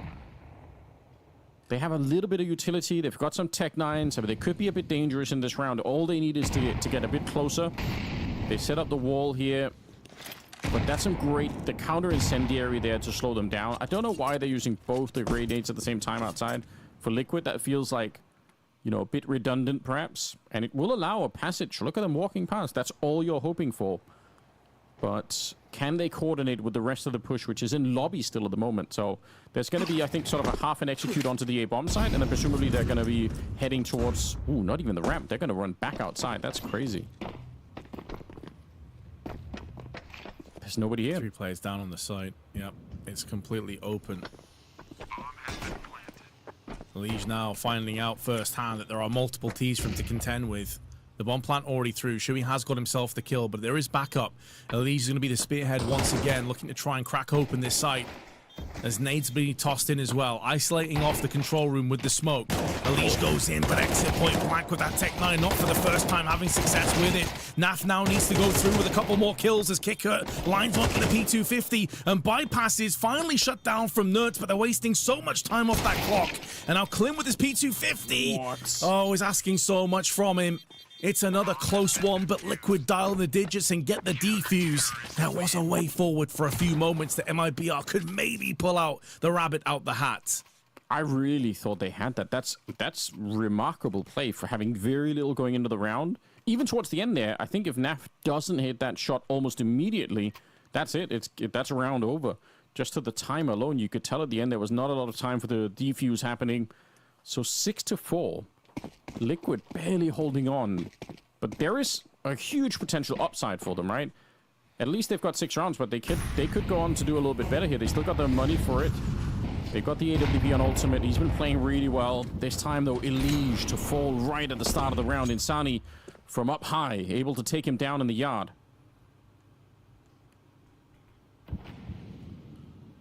Look at Ultimate. They may have lost the first player, but they're not slowing down here, Anders. Ultimate, what a position. I mean, the bomb is in there while they're making their way. Honestly, if Sui dies, though, it might not matter that much. Oh, and will Exit to find him. I think that forces Liquid to sort of start to rotate people around, and it's possible that it's going to dodge Ultimate entirely. Nerds feeling the pressure, takes the fight. That's a great spray. Goes back for more, and he's so close to defeating Insani. Nerds trying to bring it back alone. You can see now Ultimate's, because of the casualties on the other side, he's forced to sort of move forward into it, which is not really what he wanted to do to begin with, and I think he's potentially going to get jumped here. Picks up the AK instead. It's a nice start. He takes out Insani. What is happening? Can he go for another one? Kickett's on the other side. He will finally get the headshot and take down the ultimate, but that was about to be a sick round. Yeah, I mean, Ultimate did above and beyond what you could have really expected. Unfortunately, Naf was just a little bit too slow on the rotation. And although they could squeak together a buy if Naf dies here, obviously he's just not feeling it. He's going to save instead. On 2 kills, it's been a rough one for him individually, but a really nice attempt from Ultimate. 14 kills to his name, well over 110 ADR. Going to try and get some exit frags. Good enough for the first one. Tries to weaken Kicker, who survives on 8 from the bomb blast. They will be able to buy again, but MIBR making sure that Liquid don't run away with this half. It's actually kind of significant that Kicker survived. I think they would have had to have saved maybe a little bit otherwise on the not save, but they would have been a little bit poorer on the MIBR side. So what a round. Ultimate. This is close. It's real close to having the exact impact they were looking for, but solid shot from Kicker turns it around 6-5, and round number 12 is coming up here.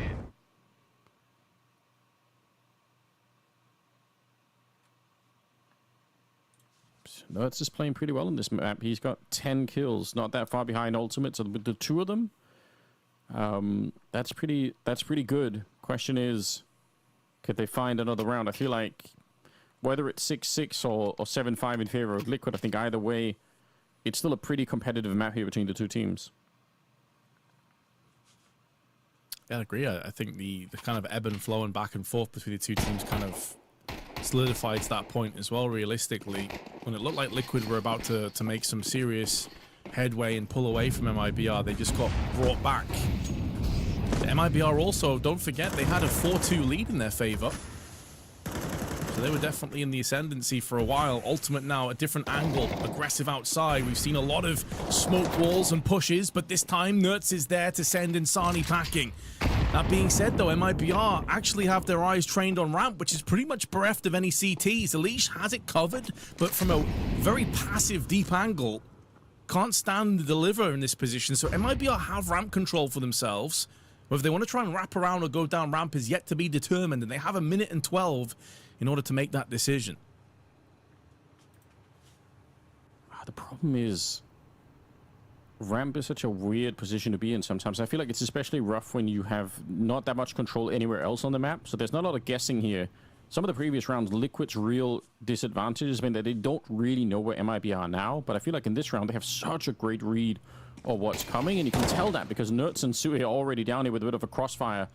Oh, this could be brutal. Nerds finally peeking in. Ooh, he's been discovered, but they don't have a Molotov to get rid of him, so they have to get a bit closer, and that's not going to work out. He's so sharp right now. Flick through the smoke almost as he takes down Exit and keeps it going. The spray is in. He's found a 3rd kill, 4th actually, gunning for the ace in this round. If he could just get a little bit of backup, maybe they could flash him in for it. He's got the reload this time, and Kicked up inside of the smoke here, trying to stay alive. Nerds is going to be found, so we'll deny the ace if nothing else, but it's still great play from him individually. Pretty much won the round single-handedly from behind the bomb sites. Kick it here. Everyone's peeking at the same time. 7-5 at the end in favor of Liquid. Yeah, I think that last round really highlights why people were so hype about Nerds after his heroic tenure when he went across to Liquid. A lot of teams wanted him. He was kind of like being rumored to have joined multiple teams at the same time, but it has been a little bit of a disappointment for him, I would think it would be safe to say, on his Liquid journey. But rounds like that really remind you, like, nah, this guy is honestly an incredible rifler in his own right. One of the reasons why you look at this team on paper and you do have high expectations of them, even if there's not much to be necessarily confident about or have too much faith in. But then you get around like that, and it just wakes you back up again. You're like, yeah, Nerds is the real deal. The guy's insane when he's on point. He absolutely still has it. I've never really given up on him myself, but obviously there's been no question that he's had his struggles individually inside of his Liquid lineup, but when he's playing like that, you can see exactly what he could do. And I mean, this is on the CT side, right? But I would say the real strength and the real impressive work for Nerds for a lot of maps has been the entry fragging that he's been delivering on the T side in the past, right? It's super sick to watch. So he's just a spectacular player. Glad to see him kind of start to feel the game a bit more here. This is obviously a great sequence, but Yeah, and it was needed too. Ultimate needed somebody else to really come and help him out. So between the two of them, they've done good work in this opening half. 7-5 though, we can't really celebrate too much for Liquid. It's still possible to throw this one away. They're now on the T side, and they're going to be rushing straight towards the ramp here. No slowing it down. Breno's calling it out, saying they're all showing up here, but the bomb plants should be secured at the very least for Liquid, and that's half the battle. Ooh, that Molotov, it lands on 2 players, but Kickert's able to stand his ground and deliver onto Elish. As you highlighted, though, the bomb does get finalized. No kit. And now Shui always got the cross. Check this angle. They expect this? They do, but it's half-assed. It's half-labored. One player not even looking there. Exit was anticipating the peek from the left-hand side, and they just get shut down. No kit not required in the end. Just pay the toll with their blood as Liquid take the 8-5 lead, and MIBR, they're going to be forcing, but there's not going to be much to play with. You know, that angle, Vince, that Sui is playing in there, I don't know why, but it's so hard to check on the CT side. Like, there's something about the geometry of the map over on that side. Like, you know it could be a problem, but you always feel like, no, surely no one's there, right? Like, it's not possible. It just looks like it shouldn't be a corner that someone could be hiding in. I feel like every time I see someone there, and they always find a way to get a kill, so... I like this setup here for Liquid, with everyone being more or less together. Just why give them a chance to pick you off one at a time here? They are going to be running into ramp, where it's a bit of a setup. I said earlier, pushing ramp when you know that they are incentivized to boost could be dangerous, but Liquid have managed to dodge that danger pretty well. Ollie down onto the staircase once again is going to force the 2 CTs away. More importantly, the MP9 away into a more awkward angle, longer range, and Kicker gets punished. Had a bit of a resurgence towards the latter first half rounds, but not really giving too much in this one. And it's ultimate again. It's always that question, like can they keep that pace, that momentum going through into the second half? Well, ultimate says yes. Once again with that rifle showing that he is a real force to be reckoned with. And MIBR can do little but just save. And considering that they did force into this round, Liquid being 9-5 in the lead, it's starting to look pretty bleak for MIBR's prospects. You know, I'm just realizing, Vince, we're experiencing a kind of Counter-Strike horseshoe theory, because you remember in the early days when we used to say things like, yes, like Guardian and Kenny-S, they're really good with the AWPs, but what happens if you can't have the AWP? You know, then are you going to be able to rifle, or are you just going to be some sort of a weird liability? And now we're on the other side of it, where the AWPers are actually better with the rifles, like Saiwu and stuff like that. And like, you got the AWPers that are hardly AWPing because the rifles are so good. Yeah, it almost feels like at times, and this is maybe a weird thing to say, but it doesn't feel like I would necessarily call Saiwu and Ultimate AWPers necessarily, more like hybrids. Yeah, that's true. That probably is the way to really interpret that, but it's just funny that we've kind of gone the full circle around pretty much. But yeah, definitely hybrid AWPer probably is a term that we should be employing more frequently, so as not to mistake them for like the raw AWPers like Monacy or a Brokey or someone who's going to try and get it no matter what. Oh my god, look at the mechanics for Nerds. I actually can't believe it. Even though it's, it's unarmored opponents, it should be, not that difficult. It's just, he's so sharp. I love Nerds, man. You say that as he completely derps the grenade. I did, yes. Perfect timing. But I can't disagree with you. He does have insane mechanics, and when he's feeling confident, there's not many players that can stand toe-to-toe with him, as MIBR are finding out firsthand. Sure, it is an eco round, and Liege were the easiest to shut downs, but nice work from Klim's Deagle. Does mean that they can take 2 rifles. The problem is the bomb blast radius on Nuke is significant, so you have to start saving now. You can't sit around and wait for exit frags or any of that nonsense. You're both super low HP. You need to get back to that T-spawn. But is Exit looking for an upgrade AK? I'm not sure what he's doing right now. Yeah, probably right. Maybe he's crossing his fingers that someone's going to exit this way and he can find a couple of kills that way. But yeah, it does seem like things are getting kind of rough. Yeah, look at him hoping to land it on somebody down there, but they are all the way across the map, so... Oh, bro. Like, I literally, I've even said this before. I know he can't hear me, so I don't know, I'm getting annoyed. But like, bro, you're on low HP and it's Nuke. You have to know the bomb radius. That's horrible that you've lost that rifle. I'm actually triggered right now. I'm actually triggered. Yeah. That's what we need in the future for a production kind of thing. We need to be able to call the players ourselves, like the casters can just like hold down a button and say, "What are you doing?" That'd be great. It's 10-5, Vince. This is quickly getting out of control right now. Liquid, though, in rare form right now. I must be honest, watching the way that Twist has been playing on FaZe and just imagining this is the guy that Liquid lost. Not to say that, you know, oh, it's just Elige. Elige is a sick player, but he's not the one that's doing the work right now. It's Nerds and Ultimate. This Liquid team is looking super fresh and exciting. I'm actually getting a little bit hyped up, that is the Liquid trap, by the way. This is how they get us every time. Nerds, good opening. 1-for-1 trade to begin with. Breno, still in the garage, and yeah, free kill for him. Nobody knew that he was there. I'm getting sucked into the Liquid vortex again. I can feel it. You're beginning to believe, Anders. I've been here before. I don't want to. It's a dangerous thing. I need like a tattoo on my arm that just reminds me, don't do it. Well, they're not out of this round just yet. Could get the drop onto Kicker and comes out ahead. Doesn't lose a huge amount of HP either. Could go in for seconds, but exits their deal with him. Meanwhile, though, it's all a ruse. Misdirection, smoke and mirrors as the bomb gets planted down on the B site. And Ultimate, the monster himself, is still alive. Needs to be slain. And Shui's going to be fed to the oncoming CTs, while Ultimate goes in for more. Shui wide swings while Molotov down and gets himself both the frags. It turns out he was the real danger after all. And Liquid, they're going to regain your hope, that's for sure, Anders, after that 3v4 comeback. I'm still getting that tattoo, but that is a sick play from especially from Sui. The fact that he was willing to sacrifice so much health just to not be forced into the peak before he wanted to, that's incredible presence of mind.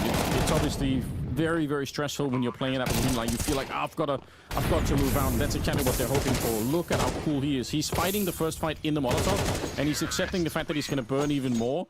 He took something like 70 damage from just waiting behind the pillar there, and it works out. So cool to see. They just need 2 more rounds, and they're going to walk away with a 2-0 victory here. MIBR, they must be feeling frustrated, and beyond that as well, the money is kind of questionable. They're going to have enough for a buy, but some of the utility, a lot of the utility is going to be missing. I think the thing is going to sting as well, Anders, is like MIBR, they've had chances on this nuke map. Realistically, like they've had 2v4s in their favor. They've had the opening picks. They've had economy being established a fair few times, but they're just running out of firepower, it seems like. Like Ultimate Nerds just styling on you, just winning these 1v2 sort of mini clutches by themselves on the periphery of the map over and over again, and it doesn't seem like you're really in any point able to stand and sort of deliver or really like trade blows. They've just been outclassed. Yeah, this is honestly when we were in Serbia for the Fisher 2 tournament. Liquid, even though we knew at that point, like halfway through the tournament, we obviously discovered that Twist wasn't going to be part of the lineup anymore. But even from that point on, they played fun Counter-Strike. They played with great energy.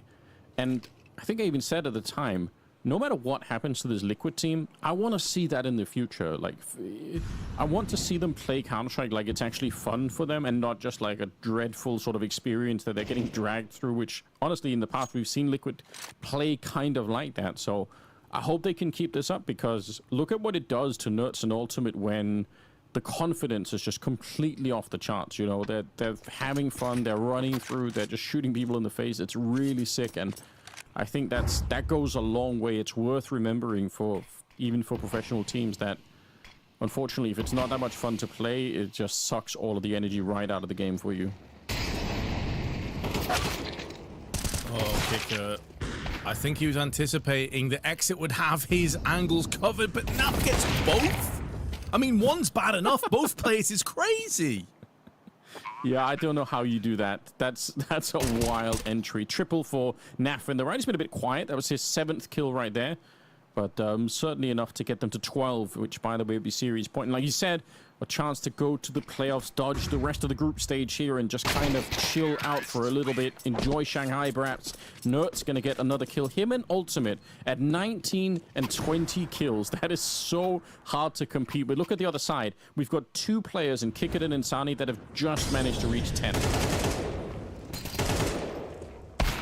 There is a serious lack of equilibrium. Yeah, it's kind of crazy that NAF gets both of those. Like the first frag onto Kicker, it feels like maybe not on the same page. Understandable, he's not been in the team for that long, just around a month or even less than that. But then to pick up Exit as well is absurd. And third and final tactical timeout called by MIBR as they face a loss, not an elimination, should be mentioned. This is the upper bracket winners match, you could say, between these two teams. So Liquid would qualify for the playoffs if they were to dial in one of these next 7 rounds. They just get a fast track to the playoffs, whereas MIBR would need to play again in Group A. But it is kind of crazy, isn't it, when you look at the amount of firepower and you look at Leash. 8 kills.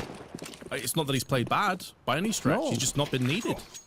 Well, but I think that's great news. I think, you know, because we know Elish can do it. We saw that on the opening map, so there's no question about it. But we don't want him to be under the kind of pressure where he has to do it every single time, which, you know, not to throw any shaded complexity, but it felt like for a minute there, that was happening on that team, right? And I don't think that's a good mental state for him to be in, so it's got to be good to feel that way. Sui's going to get one. Another great opening here as they're on the A-bomb site, and Ultimate pre-firing practically that angle, or at least pre-aiming it. Reno running through the flames and right into the hell that's on the other side. Nerds spinning around and landing a double kill, and that's it. Liquid ending up with a victory here in a quick fashion against MIBR. Well, if you had any doubts about sort of the mentality on the side of Liquid, that's one hell of a way to put those to the side for the time being, because when you're winning, you don't give a damn. Smiles on the face of everybody.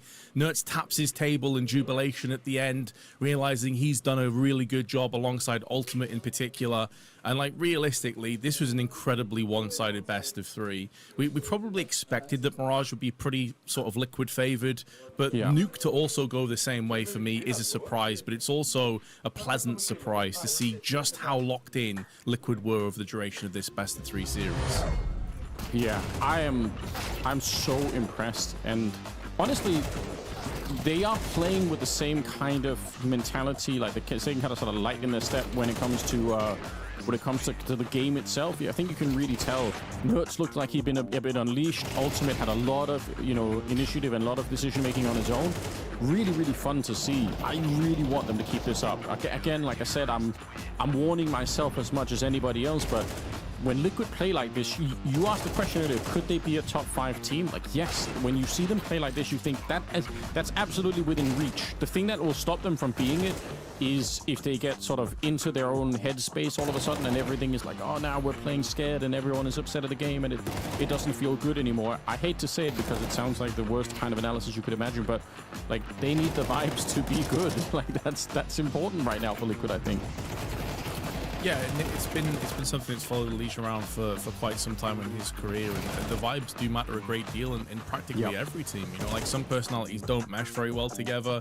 Some personalities are going to rub other ones the wrong way. This is the human element of every team that you'll ever see, and really they have the right pieces of the jigsaw. It's just whether they can put it in the right spots. That's kind of the way I look at Liquid right now, because as an IGL you got Shui. Guy is very solid IGL. No one's really going to doubt that one. And then you've got tons of firepower. Naf, if he's going to be more of like a supportive element or more of a guy that can do some of the dirty kind of gross roles and things of that nature, he's the kind of guy, he's super humble, he'll happily accept that. The great are good for the team. You have the pieces, it's just whether you can make them work together. That's the thing with me and Liquid. I don't have any doubts that they have capability.